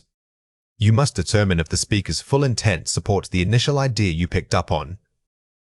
This process moves beyond simple note-taking and into active cognitive filtering. Think of a distractor as an excellent decoy. It looks real, but it's designed to throw you off course. Your goal isn't just to capture every word. Your objective is to track the main argument thread. Always keep asking yourself, is this the most important point the speaker wants me to remember? Here are 5 examples. Listen for keyword overload, the too specifics trap. If a speaker uses highly technical or very specific vocabulary to describe an example, take caution. Sometimes they use excessive detail simply to make the point sound authoritative, even if that detail is irrelevant to the main academic conclusion. The generality of the concept usually outweighs the specificity of the supporting fact. Track speaker pivots and transitions. The change point. Speakers rarely stick to one idea. Pay close attention to transitional phrases like however, on the other hand, or what is more important. These markers signal that the speaker is explicitly correcting or refining a previous, possibly misleading, statement. Watch for qualifiers and caveats. The limitation clause. A qualifier limits the scope of an idea. Phrases such as, in most cases, under certain conditions, or generally speaking, are massive clues. They tell you that what was just said is not a universal academic truth, but rather an exception. Identify negation and correction. Direct reversal. The clearest signal of a distractor is direct negation. If the speaker says something and then immediately follows it up with no, wait, or actually, that's incorrect, you must treat the second statement as the definitive answer. Filter for main idea versus supporting detail. Focus priority. Every lecture has a central thesis or core message. When you hear supporting details like names, dates, or secondary examples, mentally assign them a lower priority unless they are explicitly stated as crucial evidence for the main point. The highest level of listening comprehension involves tracking context shifts. This means recognizing when a speaker changes their frame of reference, moving from discussing history to methodology or from causality to consequence. When you detect this shift, mentally pause and re-evaluate the premises they just established. A common distractor is the historical anecdote. While interesting, it might only serve as an illustration of a concept, not the core academic principle itself. Therefore, always ask, does this specific example change the general rule being discussed? If the answer is no, treat that detail as secondary information. Successful listeners don't just follow the path, they map the entire intellectual landscape the speaker draws for them. When you hear a pivot, it's not just a topic change, it's usually an opportunity to clarify the most important takeaway point. Let's compare 4 pairs. General anecdote, example. Core academic principle, rule. The difference between illustration and law. An anecdote is a single story that happened once, while the academic principle is the tested theory that applies universally. Always be skeptical of singular examples. They rarely represent the full scope of human knowledge or scientific law. Immediate description, what? Underlying implication, why? Focusing on cause versus effect. Sometimes a lecturer describes what happened, but the core answer you need relates to why it happened or how it impacts a broader system. Always listen for the causal relationship that links the action to the academic theory. Strong assertions, declarative. Qualified statements, hypothetical. The certainty level. When a speaker uses definitive language, they are making a strong claim. However, the most accurate academic answers often come from qualified statements that acknowledge complexity or multiple variables at play. High-frequency vocabulary. Content relevance idea. Don't over-index on specific words. It is tempting to believe that if you hear a word repeatedly, it must be the answer. Instead, focus your energy on tracking the concept or idea that surrounds that word. The idea itself carries more weight than the specialized terminology used. Here are 4 ways to practice. Pre-lecture setup. Predict the scope. Before listening, identify 3 key terms or questions you expect to be covered. This directs your focus. Preparing this way doesn't guarantee answers, but it primes your brain to listen for specific relationships between those concepts. If a distractor appears that doesn't connect back to one of your anticipated themes, dismiss it immediately. Active note, taking track relationships. Instead of writing full sentences, use symbols like TAS for causality and CAST for contrast. This system forces you to process the logical structure of the argument as it is spoken. If a speaker contradicts themselves, your symbol tracking will make that reversal visually obvious. Post-lecture review, map the thesis. Immediately write out the main thesis in one single sentence, using only your own words. This step forces you to synthesize all the information and discard the minor details. If you cannot create a clear, overarching thesis statement, it means you may have been misled by too many distractors. Mock practice, transcribe for shifts. Find academic podcasts or lectures and transcribe them specifically, marking every time the speaker changes direction. This structured practice helps you build muscle memory for identifying transitions. You are training your ear to hear the linguistic signals that accompany a shift in thought. Inferential listening is the advanced skill of understanding what is implied but not explicitly stated. It means picking up on the speaker's true meaning, their underlying emotion, or the tone they are conveying through subtle cues. Instead of just processing facts, you are reading between the lines, decoding the subtext of a conversation. This requires paying close attention to word choice, pauses, and changes in volume. Mastering inference moves your listening ability from simply understanding words to truly grasping intent. Think of it like being a detective. The speaker gives you clues, but they don't solve the case for you. You have to connect those scattered pieces of information like tone shifts or hesitation to deduce the overall message. This is crucial because in real-world conversations, people rarely say exactly what they mean. You are about to hear a listening passage. Get ready to listen and take notes. The gallery attendant smiled politely. "Is there anything I can help you find today?" Mark sighed quietly. Well, those Roman busts are lovely, naturally. But finding a clear label for the provenance of these pieces? That was surprisingly difficult. The attendant nodded quickly. Yes. We do have detailed records, but they are kept off-site. Mark shifted his weight. Of course. I just thought it might be inconveniently managed. It makes appreciating the history feel a bit disorganized, don't you think? A slight pause followed. We try our best, the attendant finally replied, sounding much more hesitant than before. Question 1. What does Mark imply about the museum's record-keeping process? Pause the video now and try to answer before we reveal it. The correct answer is, he implies that the system is inefficient or poorly organized. This question tests inference because Mark never uses negative words. Instead, he framed his criticism using polite language like inconveniently managed. You must interpret his gentle suggestion of disorganization as a complaint about process. Question 2. What is the attendant's true feeling after hearing Mark's comment? Pause the video now and try to answer before we reveal it. The correct answer is, she feels slightly defensive or uncomfortable. Listen for her change in tone. The initial polite smile gives way to a noticeable pause and a hesitant response, suggesting that Mark hit a nerve. Her words are minimal, but her tone conveys discomfort. Question 3. Why might the speaker have used the phrase naturalies? Pause the video now and try to answer before we reveal it. The correct answer is, to act as a polite conversational buffer while making an underlying point. The use of filler or intensifier words like naturalies can signal that the speaker is trying to soften a criticism or introduce a sensitive topic. It acts as padding, making what follows sound less confrontational. Here are 5 examples. Surprisingly difficult. Meaning, it was harder than expected. Implied tone, mild disappointment. When someone says something was surprising, they are usually drawing attention to a negative element that they feel should have been obvious or easy to access. I just thought it might be. Meaning, I want to suggest this without being aggressive. Implied tone, tentative criticism.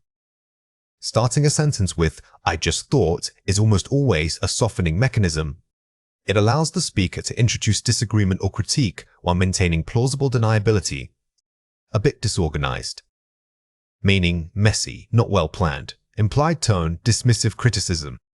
The use of qualifiers like a bit or slightly often weakens a statement, but in this context, it does not lessen the underlying meaning, it merely makes the critique sound more polite. We try our best. Meaning, we are doing what we can. Implied tone, defensive but apologetic. This phrase is classic defensive language. It acknowledges the mistake while simultaneously signaling that external circumstances or lack of resources were the real blockers, not incompetence. Slightly more hesitant. Meaning, less confident, more uncomfortable than before. Implied tone, increased tension. Paying attention to subtle shifts in vocal delivery like hesitation or a sudden change in pace is often more informative than listening to the actual words used. Listen again and fill in the missing words. The curator explained that the artifacts were moved to a separate storage area because they were too fragile for display, so visitors needed to blank their visit. Pause the video now and fill in the blank before we reveal the answer. The correct answer is plan. Using plan here is key because it suggests an action required by the listener. It moves beyond simply understanding information. You must infer what action or preparation is necessary based on the limitations mentioned. Mark noticed that despite the attendant's smile, her body language was tense, suggesting she felt quite blank about the conversation. Pause the video now and fill in the blank before we reveal the answer. The correct answer is uncomfortable.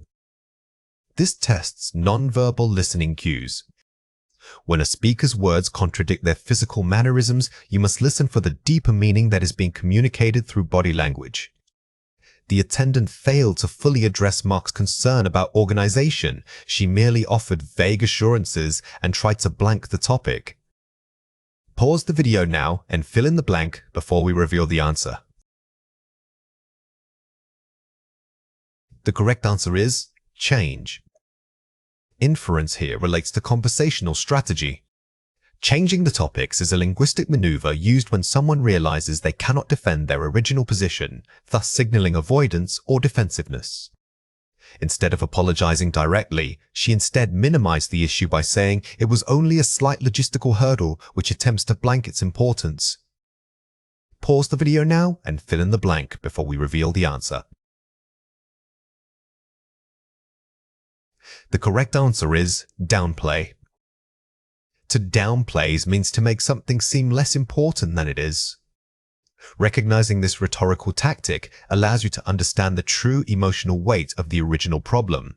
Here are 4 ways to practice: active listening and paraphrasing. Don't just hear the words, rephrase them mentally. Ask yourself, what is the speaker really saying? When you actively paraphrase, you force your brain to summarize the core meaning rather than getting stuck on specific vocabulary. This habit trains you to look for the main idea and the underlying emotion, focusing on contrastive pairs. Listen out for contrasting words like but, however, or although. These signal a tone shift or correction of an initial point. These conjunctions are linguistic signposts. They tell you that the speaker is about to pivot, correct themselves, or present opposing evidence. This moment is where most subtle meaning is hidden. Dictation and transcription. Transcribe short audio clips, paying special attention to filler words, like, and changes in pace. Transcribing forces you to slow down and analyze the sound of language. Hesitations and dramatic pauses are often indicators that the speaker is struggling with the truth or formulating a careful response. Shadowing. Repeat what native speakers say immediately after they say it, mimicking their rhythm and tone. This tip improves your auditory muscle memory. By focusing on matching natural intonation rises and falls, you become more attuned to the emotional coloring that accompanies spoken text. Now it is your turn to practice. Read or listen to the following passage carefully. We must prioritize theoretical advancements in this field, suggested Dr. Chen. The current findings are merely incremental, nothing revolutionary. Professor Diaz leaned forward slightly. With all due respect, I think that approach neglects the practical reality of funding cycles. Theory is wonderful, but if we can't demonstrate immediate, measurable impact on real-world systems, who will even fund it? The department requires concrete data points, not just beautifully constructed models. Failing to acknowledge constraints makes our research sound rather idealistic. Question 1. What does Professor Diaz imply about Dr. Chen's focus? Pause the video now and write your answer before we reveal it. The correct answer is, he implies that the theoretical approach is impractical or unrealistic given current funding limitations. Professor Diaz uses politeness, with all due respect, to deliver a sharp critique. He doesn't say, "Your theory is useless." He frames it as being idealistic, which carries the same critical weight but sounds more academic. Question 2. What tone does Professor Diaz take when mentioning concrete data points? Pause the video now and write your answer before we reveal it. The correct answer is a tone of urgency and pragmatism, bordering on skepticism. The shift to demanding tangibles like measurable impacts signals a change from academic discussion to professional accountability. The underlying message is, we need results now, not just ideas. When faced with rapid-fire questions, generalized reading strategies like skimming or scanning are not enough. We need a technique called active filtering. This is the ability to instantly triage information, deciding what detail is essential and discarding everything else that distracts you. Think of your brain as having multiple high-powered filters running at once. Instead of trying to absorb every word, your focus narrows immediately to keywords and transitional phrases that signal an answer or a limitation. This process requires compartmentalizing the information flow so you can maintain speed without sacrificing accuracy. Active filtering is essentially mental triage. It's not about reading faster, it's about thinking smarter while you read. When pressure mounts, our natural tendency is to panic and try to reread everything we just saw. By intentionally practicing active filtering, you train your brain to trust the first few keywords that suggest relevance, allowing you to move on immediately. Here are 4 examples. The primary cause of the disruption was insufficient resource allocation. Focusing on primary cause and insufficient resource allocation. Notice how the student's eyes don't just follow the words. They zero in immediately when they see a core noun phrase like primary cause. The selective reading tells you exactly what kind of information to listen for next. It acts as an immediate mental flag, which led directly to a cascade failure across the entire network. Identifying consequential language directly to and cascade failure. The phrase led directly to is an indicator of causality. In rapid-fire questioning, these connectors are gold mines because they establish cause and effect instantly. They signal that the following piece of information is crucial for answering a wise question. However, preliminary data showed promising results in the beta trial. Recognizing contrasting signals, however. When you see a contrast word like however, it's critical to pause your filtering process for a microsecond. These words signal an unexpected shift or complication, and failing to register that change is often the mistake that leads to a wrong answer. The final recommendation remains cautious until further longitudinal studies are published. Identifying limiting language remains cautious and until. The use of words like remains, cautious, or until often signals a limitation or condition. If you hear this, your job isn't to memorize facts, it's to remember the conditions under which those facts are true. Let's compare 4 pairs. Reading a narrative essay, flow. Processing rapid-fire questions, staccato. Focus on continuity versus discrete points. A narrative essay requires you to maintain emotional and thematic flow from sentence to sentence. In comparison, rapid-fire questions force your brain into a staccato mode. You are extracting isolated facts quickly. You must switch from storytelling absorption to bullet point retrieval.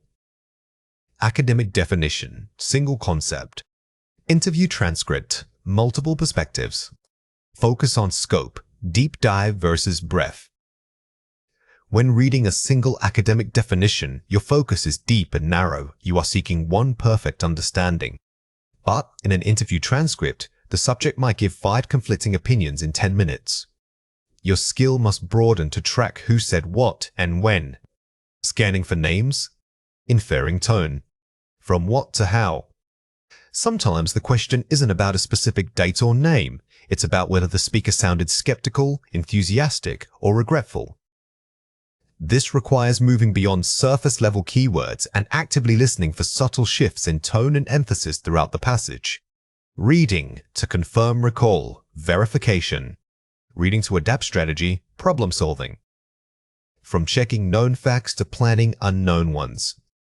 If you are simply verifying what you already think you know, your filtering is passive. But if the question requires you to solve a problem using the text, for example, proposing an alternative solution, your reading becomes active and adaptive. Complete the summary using words from the passage. To maintain speed under pressure, candidates must first establish a clear mental framework and identify core concepts. This process requires active one-eyes of information rather than passive absorption. Pause the video now and fill in the blank before we reveal the answer. The correct answer is filtering. The word filtering is key because it encapsulates the entire strategy we discussed. It implies that you are not taking everything in, you are deliberately selecting only what passes your mental criteria for relevance, which saves massive amounts of cognitive energy. When processing rapid-fire data, pay special attention to linguistic cues like however and, consequently, as these signal a change or important relationship between ideas. Pause the video now and fill in the blank before we reveal the answer. The correct answer is linguistic. Linguistic here refers specifically to the language markers that transition words. Being aware of these connectors allows you to predict what kind of information is coming next, giving your brain a head start before the speaker even says it. Effective preparation involves simulating high-pressure environments and practicing focused retrieval drills rather than just rereading material. Pause the video now and fill in the blank before we reveal the answer. The correct answer is retrieval. The difference between rereading and retrieval drilling is monumental. Rereading gives you a false sense of security because the information is right there on the page. Retrieval practice forces your brain to build stronger, faster memory pathways. Remember that speed should always be balanced with accuracy. Never sacrifice careful analysis for the sake of simply moving quickly. Pause the video now and fill in the blank before we reveal the answer. The correct answer is accuracy. Accuracy is the ultimate goal. Speed is merely a tool to reach it, not an end in itself. If you prioritize going fast and miss one critical detail, like a negation or a qualification, the entire answer becomes incorrect. Here are 4 ways to practice. Pre-visualization, mental warm-ups. Before the assessment begins, spend time visualizing yourself successfully navigating a rapid Q&A session. Picture specific moments where you will apply active filtering. Visualization is a powerful cognitive tool. It helps bridge the gap between theoretical knowledge and actual performance under stress. By rehearsing the feeling of calm focus, you prime your brain to execute that strategy when the real pressure hits. Physical grounding techniques. If you feel overwhelmed or panicky during the test, take a single deep breath and use grounding techniques. This resets your physiological state before you try to read again. Stress triggers a fight or flight response that severely impairs complex thinking skills like active filtering. A controlled breathing exercise immediately signals safety to your nervous system, allowing the prefrontal cortex, the part responsible for advanced thought, to come back online. The pause and verifies habit. After answering a question, resist the urge to rush to the next one. Take half a second to mentally confirm that your answer addresses the exact prompt given. Many students lose points not because they don't know the information, but because they answered an adjacent or related question. This brief pause acts as a crucial quality control checkpoint, ensuring alignment between the query and your response. Simulated environment, timed drills. Practice receiving rapid-fire questions from peers or tutors with extremely tight time limits. Treat these sessions like the real thing to build stamina. You cannot improve endurance without training for it. The goal here is not just content mastery, but conditioning your mind to operate at peak efficiency when resources, time, and focus are scarce. Consistent time drills simulate that scarcity.